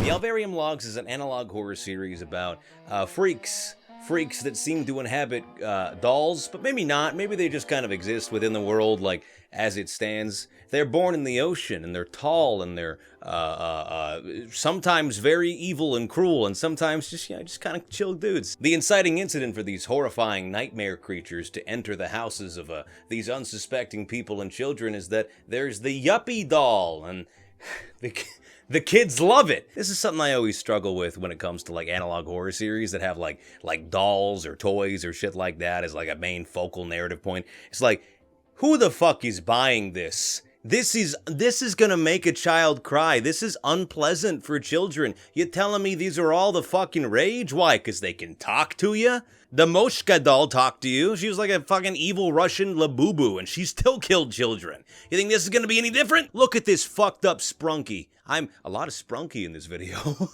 Look, no child is buying this. Are you shitting me? So this frightening nightmare creature you see here is called a DDCE, which I'm gonna put on the screen right now what it stands for, cause I forgot. They're like terrifying tulpa monster creatures that exist only when they are spoken to and thought about, and they kind of gain power from humans like consideration, for lack of better words. Jokes aside, I very rarely find myself all that scared or unnerved by most creatures categorized as cognitive threats or monsters whose whole deal is feeding off fear or negative emotions. I often find their final executions pretty bare bones and rarely ever all that inventive. Uh-oh, watch out for the Gleebler. He can sense if you've torn the tag off your mattress or if you like boys. Huh, he's looking at you real hard. That being said, I do think the Alvarium Logs does a damn good job at bringing that concept to life, mostly because of its monster's design. Monsters in this series aren't hulking, six-legged nightmare spider creatures. They're obtuse, amorphous things that seemingly go on forever, and whose motives aren't readily apparent. Yes, the design is still fucking scary, obviously, but it's equal parts scary and weird. If you're gonna have a monster whose whole main deal is feeding off of or being based on human emotions or negative feelings, you should make them look almost incomprehensible. These are demons born from the darkest, most obsidian depths of the human psyche. They should not look normal. They should not look readily comprehensible. Or in short, hey, get freaky with it. Anyways, the creator got freaky with it, and I'm glad they did. Honestly, the Alvarium Logs is kind of like an interesting grab bag of a lot of different themes and aesthetic design choices from various other analog horrors that seem to be like, homaged in such a way to create this series. And I don't hate that, honestly. Like, there were multiple times in which I was watching this and I'm like, oh, that kind of reminds me of The Boiled One, or oh, that kind of reminds me of the Mandela Catalog. It never feels like a forced or like super obvious reference every time it comes up. It's just like one of those things where it's like, oh, okay, I think I could see where the inspiration from that comes from. And I don't know if that's really a positive for the series or if it's just like an indictment on me for watching way too fucking much online horror content. But yeah, there's these creatures and they abduct children, and sometimes the children go missing forever and sometimes they come back. But when they go missing forever, they are eventually found, but it's one of those cases where they had died just right before they were discovered. So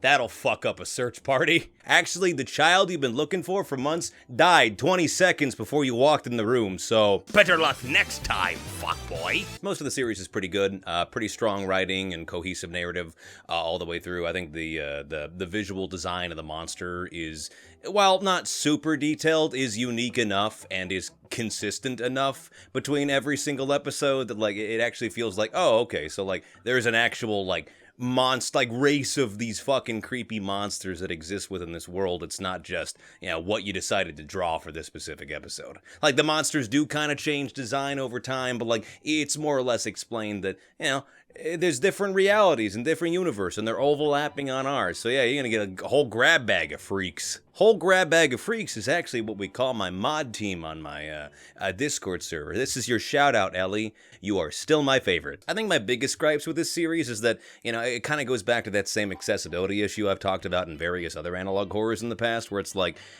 there's an interview that happens in one of the later episodes, and it is completely fucking incomprehensible, and there's no captions whatsoever. Let this recording be a log of what we know so far.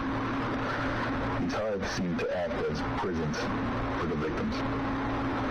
But at least in this case, the creator actively went to the comments and said, yeah, that was the intention. Yeah, that's what I was going for. Don't go for that anymore. I couldn't fucking understand a goddamn word of any of that. Between the hiss of the VHS and all the weird fucking filters you put over the words and the lack of I feel like I was getting spit roasted in my ears by Slenderman and Mangle. That shit was unpleasant. Oh, but the horror comes from the fact that you only catch certain parts of their conversation, and so you're left with less to work with. Motherfucker, that's the same premise of... And they were roommates.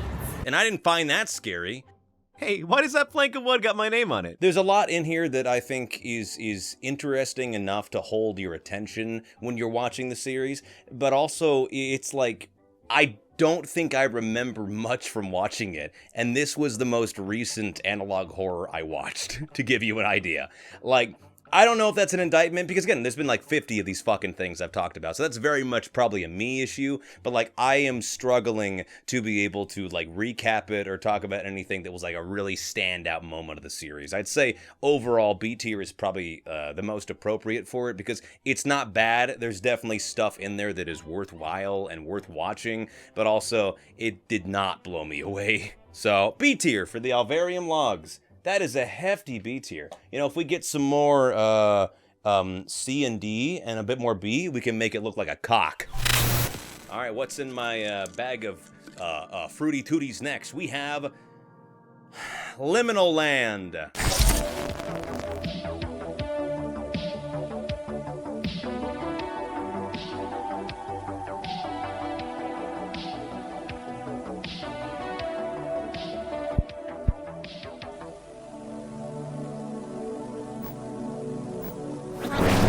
I have thoughts about Liminal Land, many of which I will expand upon here, like, later in the analysis.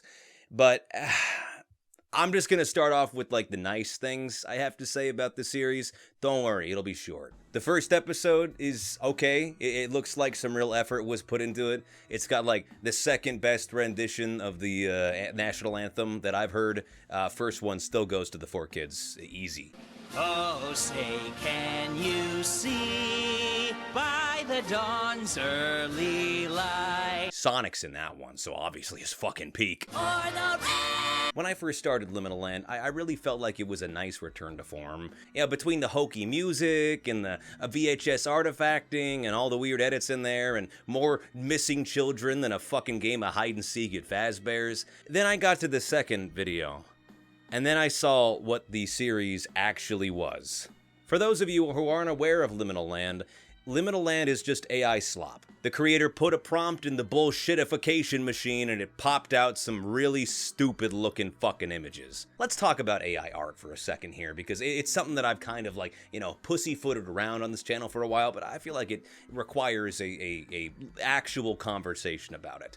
I am pretty against AI art, all things considered. I am against it for a lot of different reasons, obviously because, you know, it steals from multiple different artists to be able to create the artwork that you see. I have seen, like, specific artists be able to see models that were built off of their artwork that people can then use and not commission that artist. Not to mention the fact that so much of the AI art being created is just slop bullshit with no soul. But, you know, I understand that some people don't feel that way. Some people don't see the intrinsic worth and significance of creating actual art and getting actual artists to contribute to your work. And so, you know, and a quick and easy way to get around that is AI art.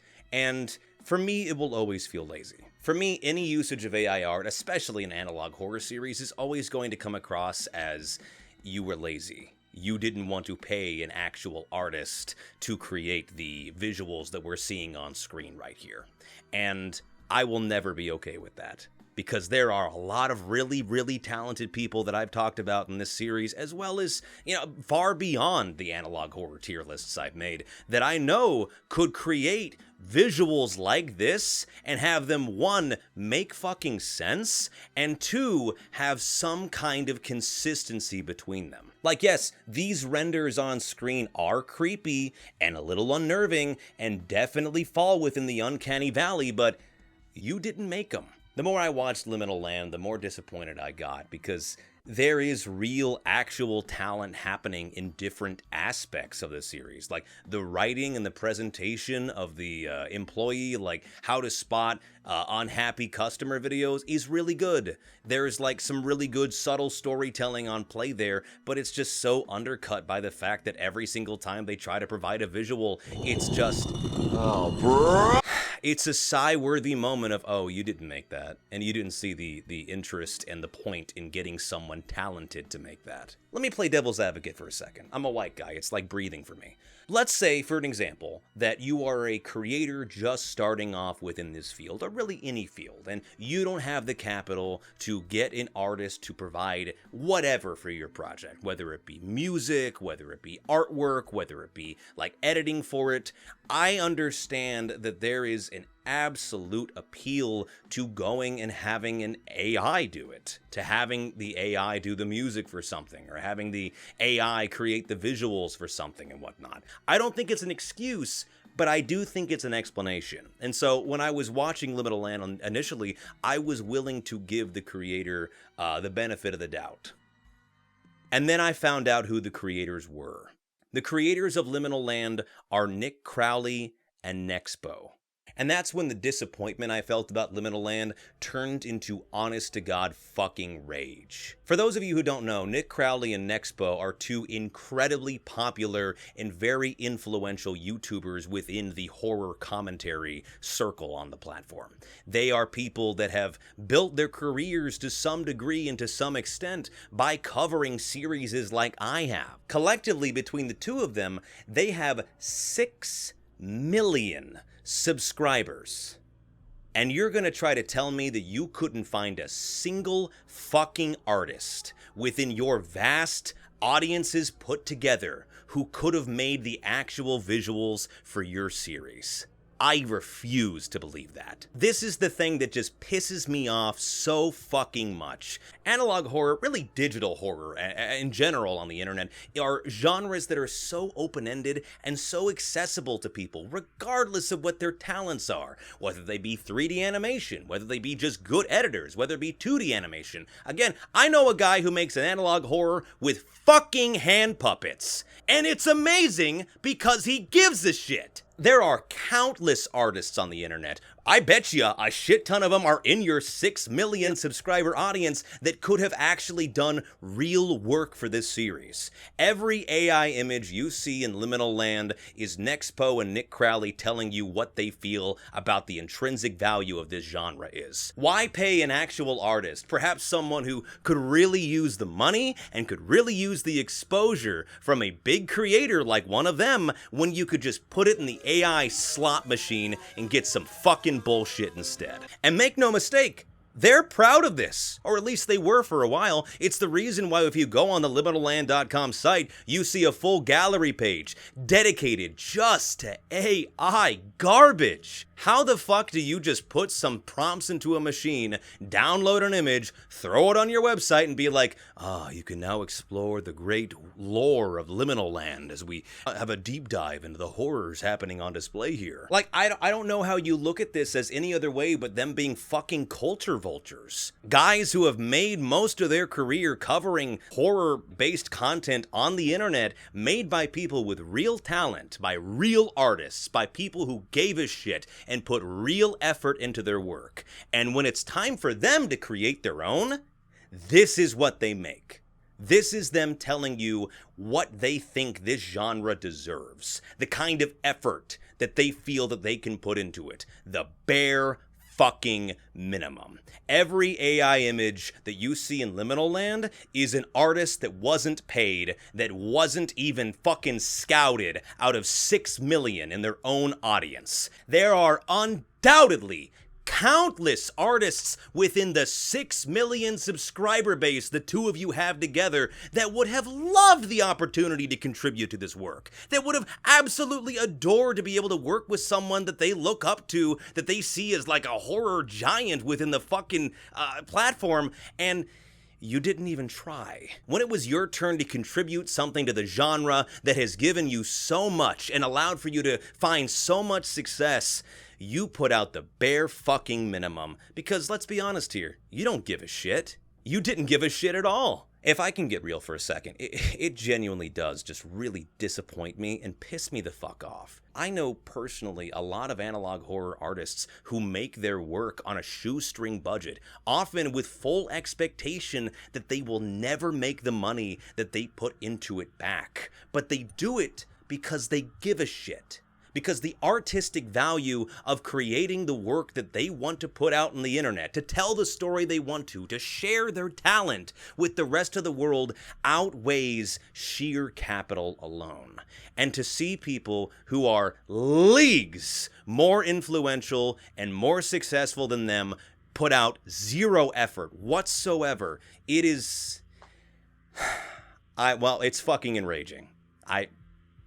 I really don't know what else to say here. I don't want to start shit with people that I've like never interacted with whatsoever, but I gotta be honest, I lost a lot of fucking respect for both Nexpo and Nick Crowley after seeing this. Like, the reason I make analog horror videos isn't just because they're popular and people enjoy horror, it's because to me it serves the dual purpose of being able to signal boost a lot of projects and a lot of people's work that I think is really fucking cool and doesn't have enough eyes on it. Lucy's Bedroom is a great example. Yes, I'm in it, but also it's a really well fucking made analog horror series, as is Maple 9, as is Arcadia, as is Extrapedia, which I haven't pulled yet, but I'll probably do that one next. Like, these are things that do not have the kind of eyes and the kind of existing audience to go and to view them and to see them. Honest to God, Liminal Land might deserve its own video at some point just to try to unravel all of the shit that's happening behind the scenes, as well as like kind of like open to the public as well.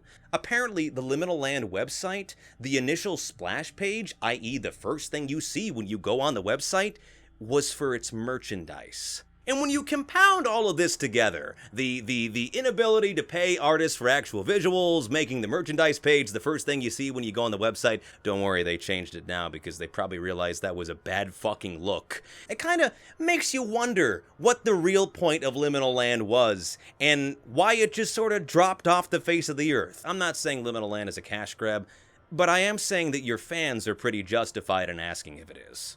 I don't think even D tier is right for this, because like even in D tier there's like a tacit expectation that like, yeah, there's, you know, very little that I really liked, but I still think that there's some artistic merit to its existence, and I, you know, at the very least would love to see how that person or how that series or whatever evolves over time based on either my feedback or just, you know, the process of becoming better as an artist. But there's nothing here. I know the term soulless gets thrown around a lot, primarily at me because I read Hare, but especially about AI art and just AI like stuff in general. But like, Liminal Land is genuinely soulless. I struggle to find any real artistic merit behind it aside from just wanting to make a quick buck.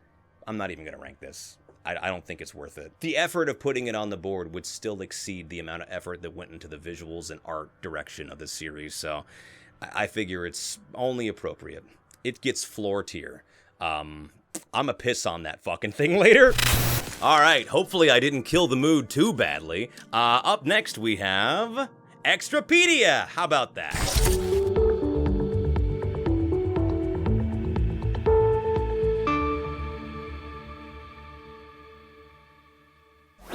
I'm really glad I pulled Extrapedia after I talked about Liminal Land, because Extrapedia is a great example of like the complete fucking opposite of it. It's a series that has basically no fucking views, no eyes on it whatsoever, but has been so painstakingly put together by its creators and is so obviously a labor of love by a couple of guys who like the analog horror like genre itself and wanted to contribute their own stuff. They haven't uploaded in a couple years, and I don't know if they've abandoned the project altogether or not, but like, this is a great example of why people do this thing. This is kind of like the perfect counterweight to Liminal Land. A well-made, passionate, creative endeavor that has infinitely more care and effort put into it, but never saw the same success as Liminal Land because it's not being shilled by two massive content creators. Enough shitting on Liminal Land as a result of it. Let's actually fucking talk about the series. Extrapedia is the story about something called The Shift, where I think our universe smacked the ass of another universe when they were going by each other, and that caused a lot of friction and weirdness, and as a result, there's now anomalies all over the world. Fucking exclusion zone, bitch, it's just Earth. The anomalous events range from a never-ending eternal storm filled with like weird green fucking fungal spores that like literally decimate anywhere it goes across, and you have no clue where it's going to go because it keeps changing its trajectory. There's giant holes that open up in the middle of the world that they have to make big ass concrete like domes to cover up, and they're strangely radioactive on the inside of it, and also probably have monsters.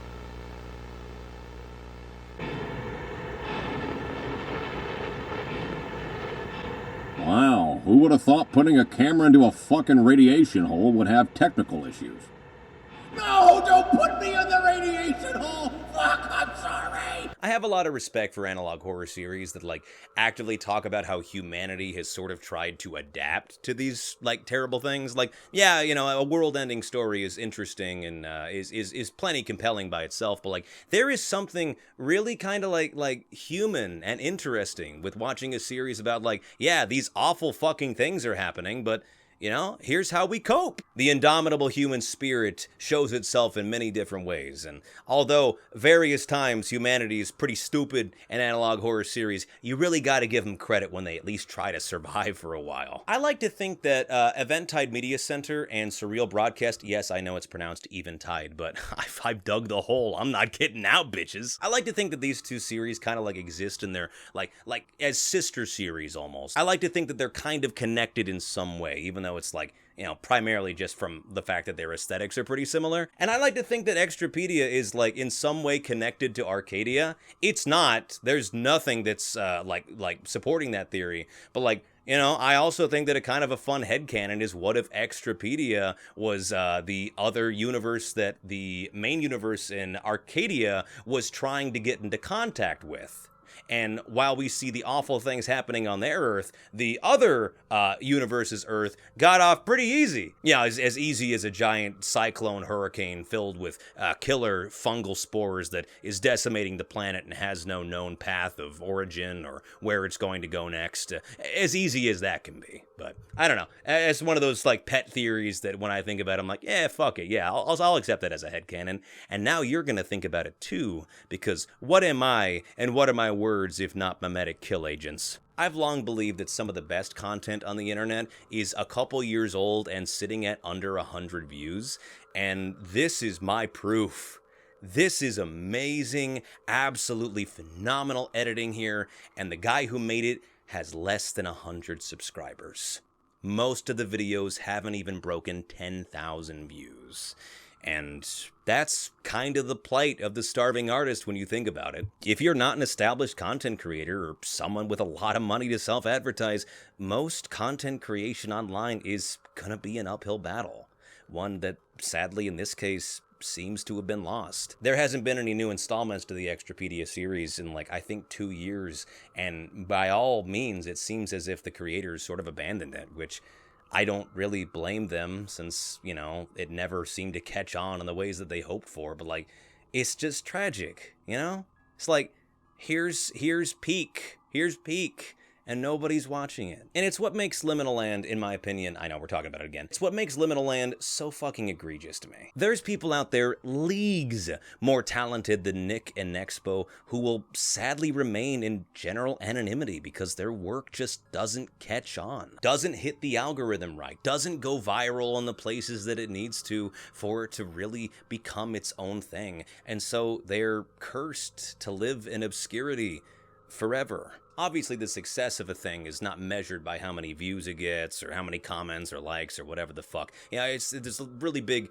you know, personal part of it that exists too, but like, you know, having people see your work and appreciate it and analyze it and talk about it is validating. And it's something that I think in a lot of cases, in Extrapedia included, if they had, they would still be making videos in this series. And I wish they were, because what's there right now is really, really good. This might be corny and I might be grandstanding, or what do the alt-right fuckboys call it? Virtue signaling? Yeah, we'll do that. I may be virtue signaling here, but I feel like there's a responsibility that exists with larger creators to, at the very least, elevate the work of those who were in the same place that all of us were in. Unless you are a Nepo baby, or a Nexpo baby, and this, unless you have like an existing channel to start off with, or you're, you know, like already famous going into things, like it is an uphill battle for every single content creator. We all know what it's like to fail, to put so much effort into something that you think is going to change the fucking internet, and then to put it up to just be met with a fucking wet fart. And that's why it's so important for me, as like, you know, as big of a creator as I am with 155K, like, it's still a responsibility of not only I, but I think just about every other larger content creator out there to elevate these people's work, to be able to get more eyes on them, because fuck, man, we were exactly where they were not that long ago. If I ever get to a point where, like, I just don't seem to care about the little guy anymore, or I just actively am like, fuck it, just delete my channel at that point, because honest to God, what's the point of success if you can't use it to help other people?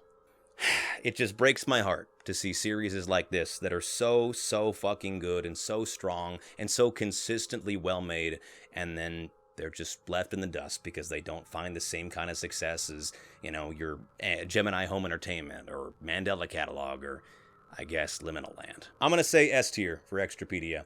It is consistently a good time, a well-made, and I think kind of the perfect encapsulation for why people get into the genre in the first place. So, S tier for Extrapedia.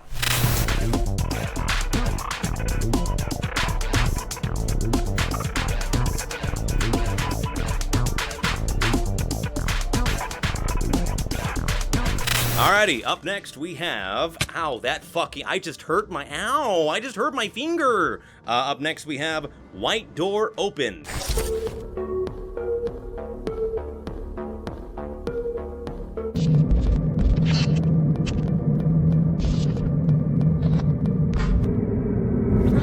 White Door Opened is the story about, there's like a door and it opens, and I think it's white. My name Kodak Black, but when you see me, I'm white. And how come? I'm gonna be honest with you. The first season of this was kind of incomprehensible at time to try to figure out what the fuck was going on. Cause like, was it a foundational plant that exploded that unleashed all these monsters? Was it like this astrological event where the moon like became evil and it like unlocked all these monsters? You know, what the fuck is going on here? I'm gonna be honest, I didn't fully really understand what the fuck was going on for most of this series. But like, you know, it wasn't without stuff that I enjoyed. You know, I liked the first episode. Like, hey, I'm a sucker for an analog horror where it just has a list of freaks I gotta look out for. Vita Carnis, ooh, give me the freaks. Mandela Catalog, oh waiter, more fucked up, stretched up faces, please. Basswood County, these are some good freaks. Wish I had some story to go with it, though. In fact, a lot of the videos that are in this series are kind of nothing happening for a while, and then Spooky Face number 5 shows up, and you go, and then it is time for the next video. And so you click on that one. No, you don't understand, dude. It's absolutely integral to watch the Dippity-Doo commercial before seeing the scary red face that never comes up again. It's art, dude. You wouldn't get it. I don't mean to be an asshole about this. It's just like, it just feels very low effort. I feel like I've gotten to the point, I'm an auteur of the genre now, in the sense that, you know, you've seen 1,000 spooky faces at the end of a long period of fucking nothing, and it just kind of, you know, you kind of react to it like SpongeBob in that one episode with the fucking, the Flying Dutchman. Yeah, a little bit like that. Yeah, White Door Open really didn't do it for me. It just felt like a very clunky and convoluted series that seemed to be kind of all over the place, and every time it kind of found its footing, it was followed up by something that was such a non sequitur that I was just left scratching my head. It's kind of ARG coded as well. There's a lot of like blink and you'll miss it things that pop up on the screen, but like they are so ubiquitous and happen so frequently that like I literally could not make myself give a shit about it to even pause the video anymore, because it's like, I got 50 of these to go through, dude. If you're not capturing me through the content alone, I don't know what to tell you.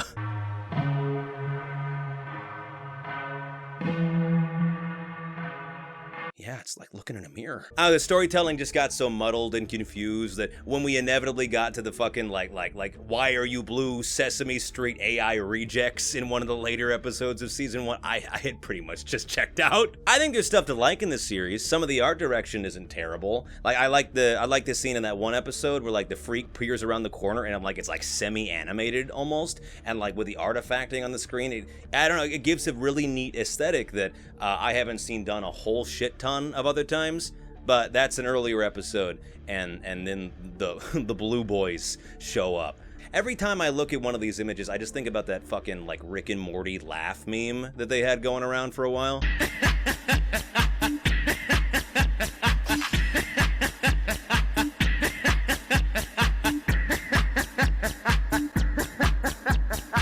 But yeah, seeing like actual effort put into the artwork and like the monster designs in the earlier episodes, and then having the season bookended with the blurfs, it's, you know, it's a drop in quality for the visuals, but I guess in that regard, it kind of matches the entire rest of the quality of the series. But sorry, I've gone through 47 of these. It's fucking 11 p.m. right now. I'm really tired, so I don't have a filter anymore. I'm gonna go ahead and say C tier for White Door Open. Nobody's watching this far anyways. No one will be hurt. Boom! C tier, bitches! Let's see what's up next on my great... I don't even have a colorful, fun thing to call this. We have... I forgot what this is called. Yes, SIV-24 Virus outbreak. Yeah, I knew that at the top of my head. Yeah, what are you fucking... you want to fight? As the infection progresses, victims begin to suffer the following: acute strokes, severe internal bleeding, bleeding from the...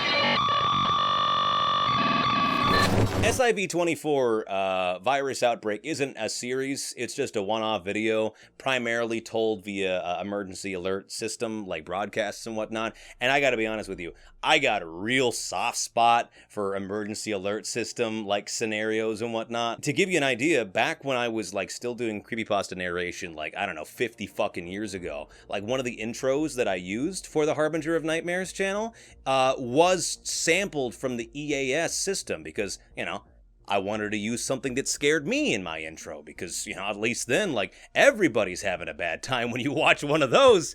Also, don't do that. The FCC does not like it when you play EAS tones anywhere when they're not actually putting out a test or an actual broadcast.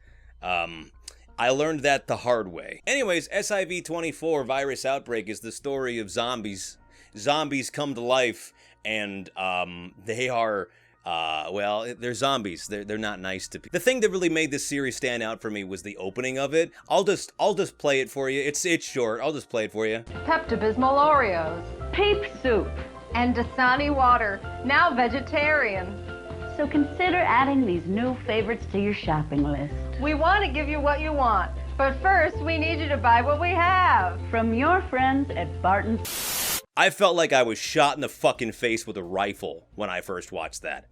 And I love it. But yeah, it's a one-off video, primarily told through like some stock footage, I think some like movie footage of people fighting zombies, about zombies, and they're zombies, and that's probably not good for your health. One thing I find really funny about the series is that frequently the emergency alert system broadcasts are like interrupted with like subliminal messages or like spooky shit that comes up on the screen, which is more or less implied to be coming from the zombies. And I kind of love like the thought experiment you have to go through of like, how'd they do that? Why'd they do that? Do they have like a zombie operator up there, like working on the fucking emergency alert system, just sliding in notes to, you know, hey, put this freaky shit in there. And the guy who's like actively creating these is like, oh, fuck it, sure, I ain't getting paid enough for this shit. Ultimately, SIV-24 Virus Outbreak is a pretty, you know, bare bones, but also I think pretty enjoyable little jaunt back into the EAS scenario realm of analog horror. I don't think it's breaking any barriers. Again, it's one fucking video that's like, I think maybe 12 to 15 minutes long, so it's not necessarily reinventing the wheel or anything, but, you know, sometimes you just need something real simple, real self-contained, and, you know, you go to bed, you know? This is like the missionary sex of, where am I going with this? Anyways, B tier. B tier. We're gonna say B tier. Look at my dots. They're in love. And they're both boys. we have Animal Investigator. I hate you! I fucking hate you!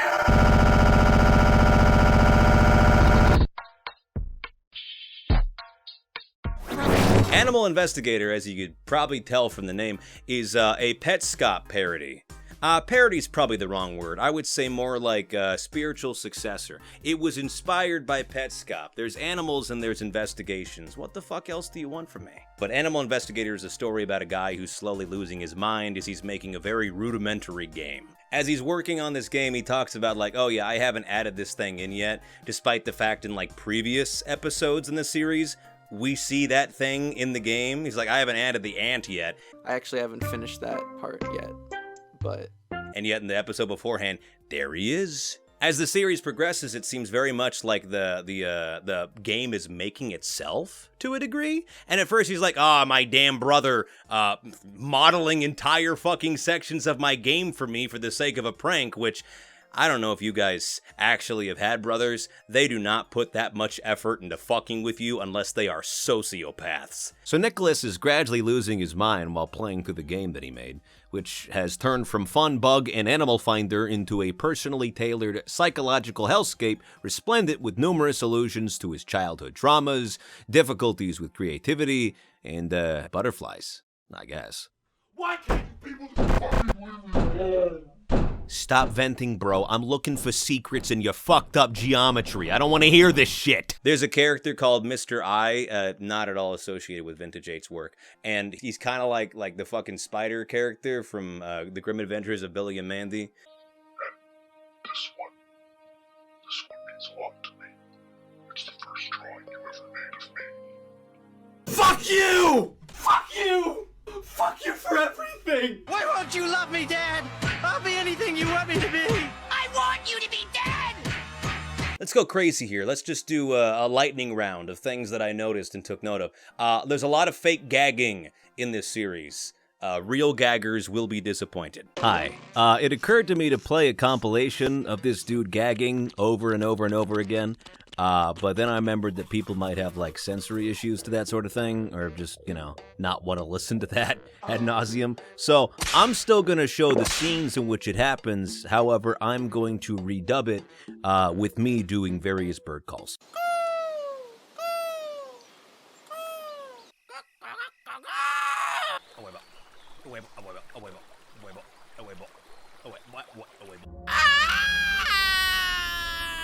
That was Chica. That was Chica from FNaF. I don't know if you noticed. I peeked the fuck out of my mic. The sound mixing in the series is kind of all over the place. You'll frequently find yourself doing the fun dance of turning up the volume just in time for a loud thing to happen, and then you turn down your volume just for a quiet thing to happen, and then you turn up your volume. And the series more or less kept me interested as I was watching it, but I couldn't help the feeling like it really dragged on in some places.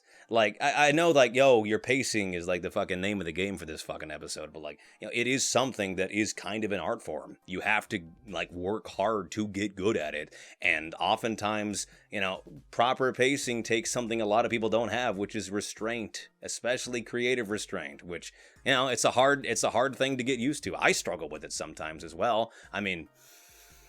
No, I don't. I'm perfect in every way. You look at Petscop and its bloated runtime for, like, the latter episodes in the series, and you're like, oh, I gotta do that too. Like, no, you can tell a pretty good story with about half the runtime that Petscop took, but, you know, overall, I don't think this series is bad. I think the concepts at play of this guy slowly losing his mind because of his, like, fucked up relationship with productivity and, like, his really fucked up relationship with creativity.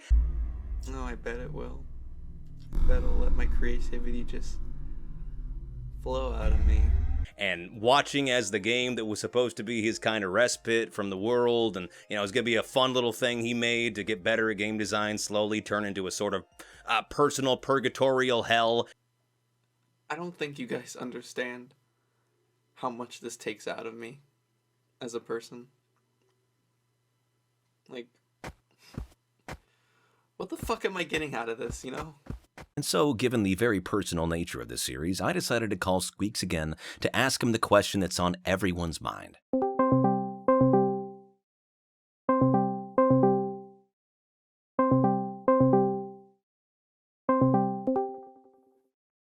you think they'll ever forget, Squeaks? All those things you did. All the things you thought they'd never find out about. Dude, how do you keep unblocking yourself? Fuck off. Leave me alone. I like that Mr. I is kind of like an encapsulation of Nick's imposter syndrome and self-doubt. I think that's neat, but having him also be a sort of like stand-in for Nick's abusive dad makes his general significance to the story feel a little muddled.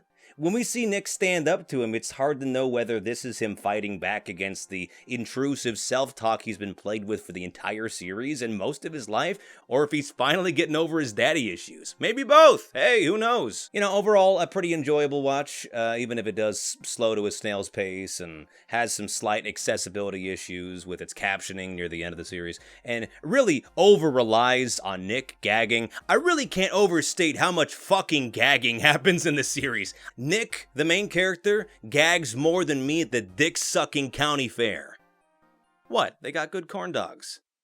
And dick. Fuck it, we're putting everything else in there. I'll say B tier. It is perfectly middling. I will likely never watch it again, but I don't actively regret that I did. Check it out if you're interested in, the gagger. Alright, what will it be? What will it be? We have... Ooh, the June Archive and Restoration Project.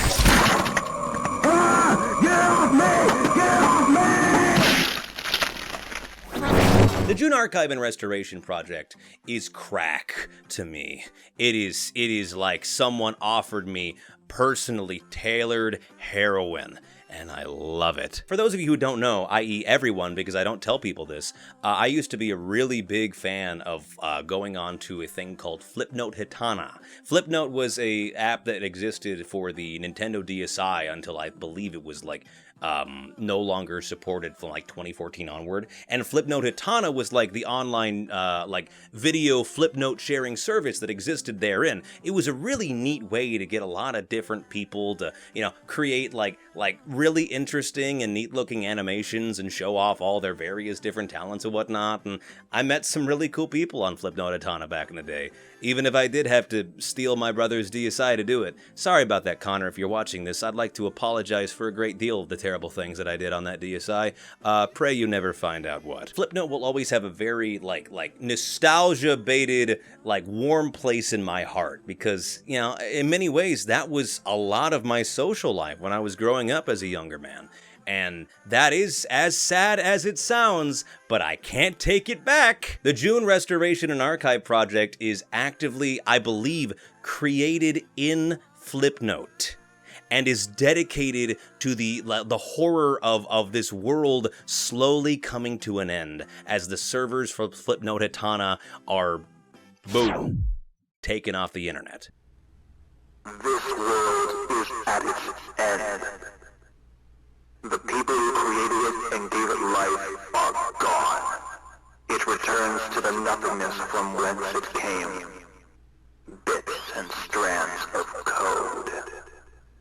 I'm going to be speaking about this series primarily from a nostalgia-baited, like perspective here, because I was so delighted with every single new episode that came out here. Like, every single time they referenced an existing Flipnote, and it goes beyond even references. Like, they actively like remix and like redo the endings of some of these Flipnotes, and it's fucking seamless. It feels like that's how it looked when it was first uploaded back in like fucking 2010. This series got me hyped for Banana Phone.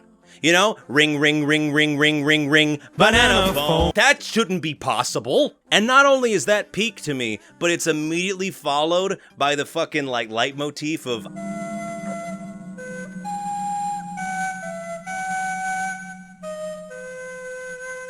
From, like, those old fucking, like, Flipnote, like, stickmen animation fight videos.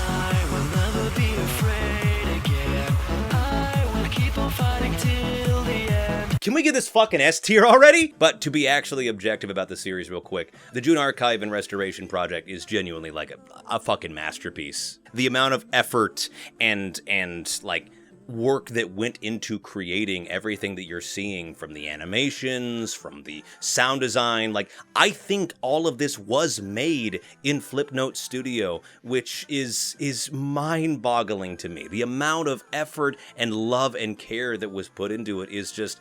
It really blows me. Consider now's your chance, pup! All the time you need is right at your fingertips! Just reach within yourself and take it!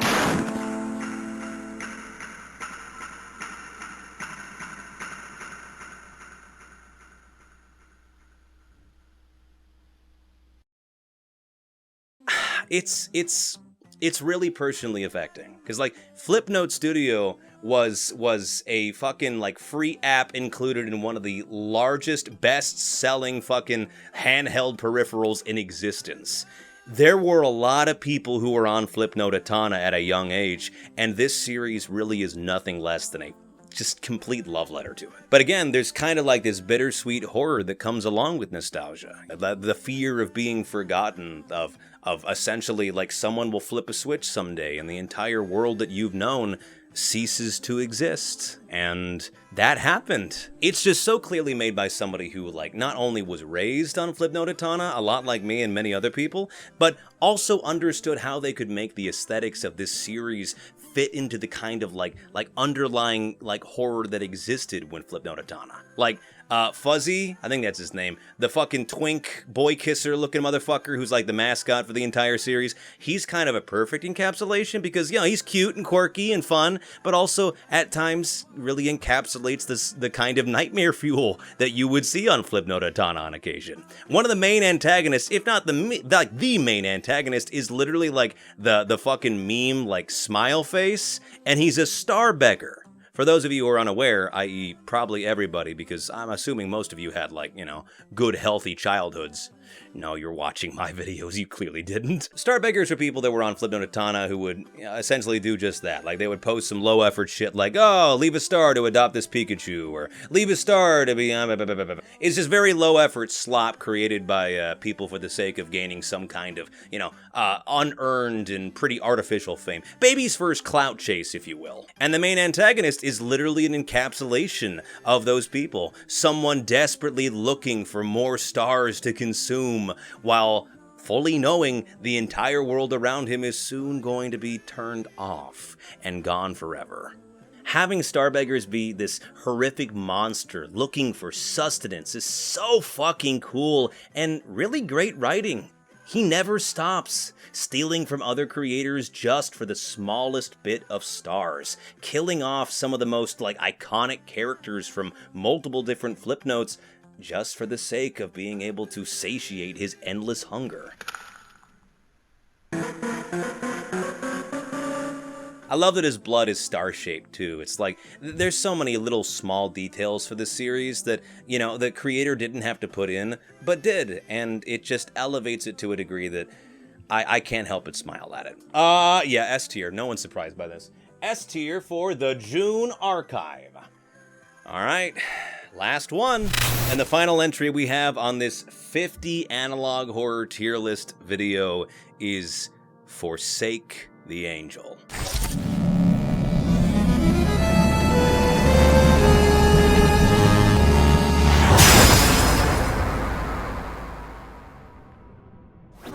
From the amazingly and kind of fucked up mind of Spooked Forky, the creator of Sins of the Past, and the only person I would ever let tell me to kill myself while playing Dandy's World. That's a true story. Love you, Forky. Thanks for that. Forsake the Angel is an upcoming RPG adventure game featuring Angel. Forsake is her last name. Forsake the Angel features pretty much all the same brilliant and dreamcore aesthetics that I raved about in Sins of the Past. Forky's editing style has always been such a fucking like point of envy for me and a lot of other creators that I know as well, because I feel like Forky is one of the few creators that really gets how to make dreamcore genuinely feel really surreal and, mind the phrase, dreamlike.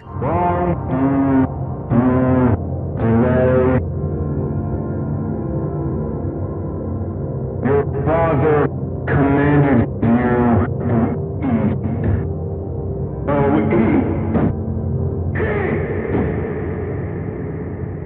eat. Everyone I know who has ever opened up After Effects gets a little bit envious when they see Sins of the Past and they see the kind of shit that Forky cooks up. They do things in that software I didn't think are possible, and I don't even want to think about, actually. Set in a world where everything seems to be rotting into nothing, Angel is tasked with surviving the inhospitable land around her, fending off against horrors of this world and the monsters of the ones that came before.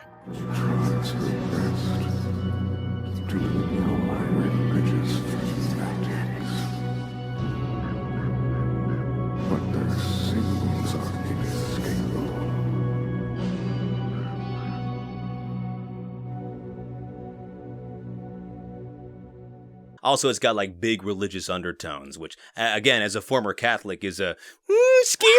I've been following Forsake the Angel's development about as closely as I possibly can because I am very, very excited to play it. The premise of a like actual RPG adventure game based on and like using the same kind of aesthetic design as Sins of the Past is fucking mouth-watering to me. This is, and I don't want to say this lightly, but like I feel like this has the ability to be like on the par of Yume Nikki, like off perhaps. I don't know, I haven't played either of those games. I haven't played Forsake the Angel either, so technically that comparison makes perfect sense. If you're interested in following the project, I've gone ahead and I put the Forsake the Angel YouTube channel within the description of this video, as well as the Twitter account. So feel free to go ahead and follow both of those to get new updates about it. But I have no clue when it'll be out, but I know what I'm gonna rank it, and so does he. He's still me, so that comparison doesn't really make a whole lot of sense. Yes, I am in Forsake the Angel. I play somebody, and I get to do a fun voice for that somebody, and I acted my fucking balls off for it. Is that an expression? I'm making that an expression. I'd like to apologize in advance for making that an expression. But yeah, I play one of the characters in Forsake the Angel, and it's a project that I have been so excited for, not just because I'm involved in it, but because, like, damn, man, it's just so fucking cool to see this slowly take shape over time, and I really hope that you'll be as excited about it as I am, because I think it's going to be real fucking good. And so I give Forsake the Angel the final... Oh man, it didn't go in easily. What the fuck? Oh, I hit the stick. Scott tier. He's got Scott tier. It's fucking obvious, but like, yeah. Now the whole moment's ruined. Now this is normally the part where I'd be like, oh, well, you know, I hope you like the video. This is all the ones I have. All my opinions are objectively correct. Hey, check out this analog horror I made. And we'll get to that. But I would like to do things a little bit differently. Maybe it's the fact I just went through 50 of these motherfuckers, and I feel like it only makes sense to crown a reigning champion. So for the first time ever, I'm going to be choosing one of these analog horrors and putting it on the most resplendent spot of all, the unholy altar. No, but my pick for the reigning champion of the analog horrors that I have gone through in this video, and fuck it, let's just say all time, is We'll Be Right Back. We'll Be Right Back is, I think, like, probably the best analog horror I have ever watched. And I know that's kind of a crazy thing when we have some real heavy hitters, not even on this list, but like, you know, surrounding it as well. But like, I feel like We'll Be Right Back is the first one I have watched where I am struggling to find anything to take issue with it. I was engrossed the first time I watched it. I was fucking compelled by the story on display, by the visual presentation, and the more and more I learned about the series and the more I watched it, the more I realized, like, this was something really, really special. On just about every single possible facet and characteristic of achievement that a series can get to, I think We'll Be Right Back does it. It is consistently scary, well edited, and a clear love letter to not only the like genre itself, but also multiple other things that inspired analog horror in general, from creepypastas, from like fucked up broadcast mess ups to stuff like that. This is proof that there are people out there as demented and as creatively fucked up as me, and I cannot tell you what that means to me. From the authenticity of every single video being uploaded actually having been converted to an actual VHS tape, but like done so with accessibility for the viewers in mind. Looking at you, Greylock. That's right, fuck it, we'll start fights with everybody this day. That guy's a transphobe, I don't give a shit. The references of old creepypastas that go beyond just, ooh, what if these were real? And more so, yeah, what if they were real because they were intentionally made by a creature trying to hurt people? I don't think I have ever felt as much genuine dread about a single character in an analog horror series until I watched We'll Be Right Back. I can talk about this series forever and like wax lyrically forever. But I think the best thing that encapsulates how I feel about it and the impact it had on me is, well, I'll give you a little behind-the-scenes fact. Usually when I make the analog horror videos, I like to start watching them in September. And that's not because I don't like planning videos ahead, I do a lot of other pre-production shit, but also I find it's very difficult to talk about something if you've watched it months ago and written notes months ago. I feel like it's a disservice to the series if I were to, like, say, watch one of them, like, back in fucking, I don't know, May, and then make this video in October and be like, oh, well, it was pretty good for the parts I remember. Like, no, that's just a shitty thing to do. And this video was rough. This has been a strenuous month, and this has been the largest undertaking of an analog horror video I have ever done. I cannot stress enough that time was of the essence for this. But despite all of that, I still went back and I watched the entirety of We'll Be Right Back from start to finish again, because I liked it so much. I showed it to my friends, I showed it to some of my mods in my Discord server. Literally, when time was not on my side, I still made some to go back to this series because it meant so much to me, and it was as fucking good as it was. I don't think I can think of a more deserving thing to have, like, the very top spot, because I adore it. I think it's perfect in just about every possible way an analog horror series could be. So it is with that I put We'll Be Right Back in the sacrificial lamb tier, the highest accolade that I could possibly provide for this fine series. Well, maybe I could do one more thing. Remember I said I was going to make an analog horror at the end of this video? Well, I wasn't lying about that. However, it is a little bit of a caveat that I should mention. So a neat thing about the We'll Be Right Back series is that it has its own website where you can, like, you know, look at what the costs of some of these ridiculously expensive cable boxes are, but also you can submit your own work. If you've made your own, like fully edited broadcast anomaly, you can upload it to the website and have Tapeworm the creator see it. And I kind of love that, you know? It's like, hey, show me your work based on the kind of stuff that I make. I'm all for it. And what better way to pay homage to a series that I have loved so deeply than to create an extra canonical fan fiction of it, featuring the characters from my first ever analog horror series I made, the Jaywalker Investigations. That's right, you're finally getting your continuation, and yeah, play it, me.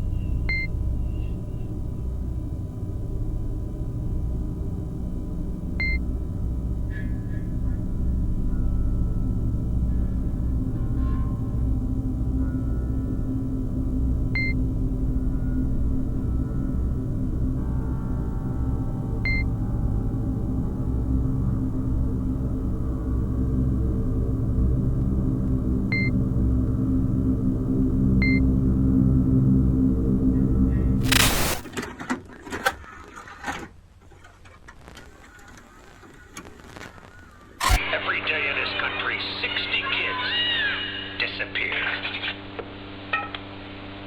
Some run away, but a lot are kidnapped by strangers or even by people they know. Almost 20,000. She's going, Jenny. She's gonna tell her folks about this. And you can write them a gruff. Learn how to keep your family and your community safe and help take a bite out of crime. Hundreds of children go missing each year, and confronting this frightening phenomenon is Child Find, an agency dedicated to finding our lost ones. There is no border to stop the search, and no place too small to look.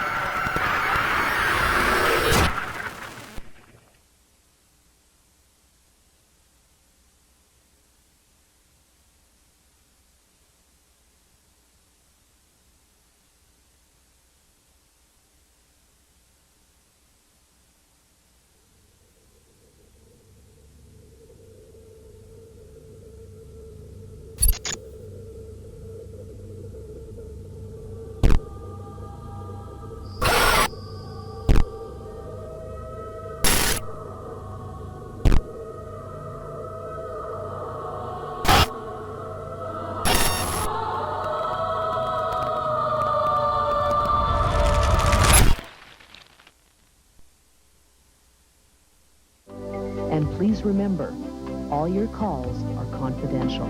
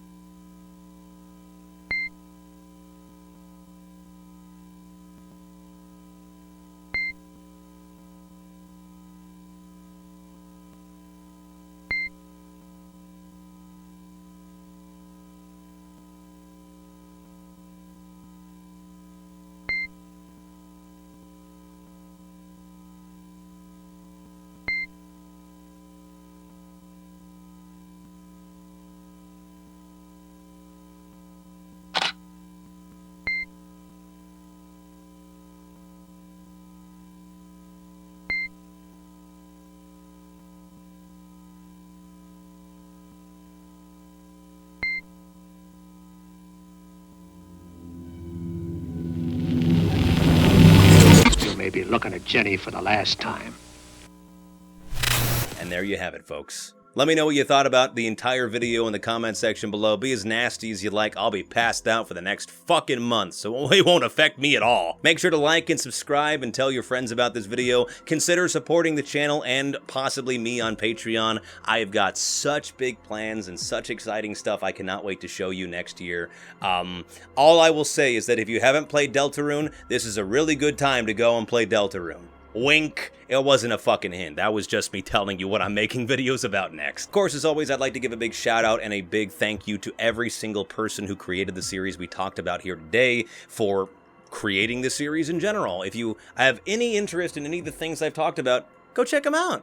Go give them the kind of love and support that I think every creator, regardless of the quality of their content, really deserves at the end of the day. You know, even if you're not making something that I love personally, you know, I'm just one freak in the middle of the goddamn Midwest. There's certainly going to be dozens, maybe thousands perhaps, of people who feel a lot differently and may fuck with your work a lot more. So don't take my word as gospel. It is ultimately just my subjective opinion about all of these works. And although I may say it really well and have a cool and nice voice to listen to, ultimately I can't make up your mind for you. You should do that yourself. Please support the original creators and the original works that we talked about here today, and I just want to say thank you for watching, and thank you for all the people that I have been lucky enough to meet by making these videos and by sharing my love for both the horror genre as well as analog horror, digital horror, really whatever the fuck else you want to call it. It has been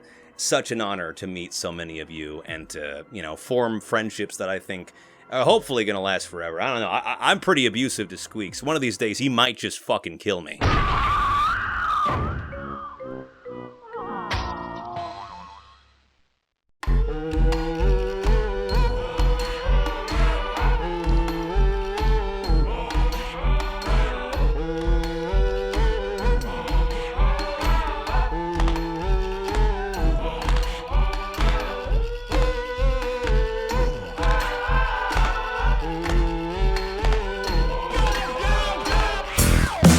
On me, wanna take my piece, wanna take my lead, wanna erase me. Tell them who you be, come to no man's land, little soft, better walk right. You know what I see, it's a porcelain piece of mind your breathing, entertainment, so war machine. I don't need to compete, I'm a weapon, a landmine. Go ahead, little buddy, go chase them bands and clicks, them flicks, don't stand a man.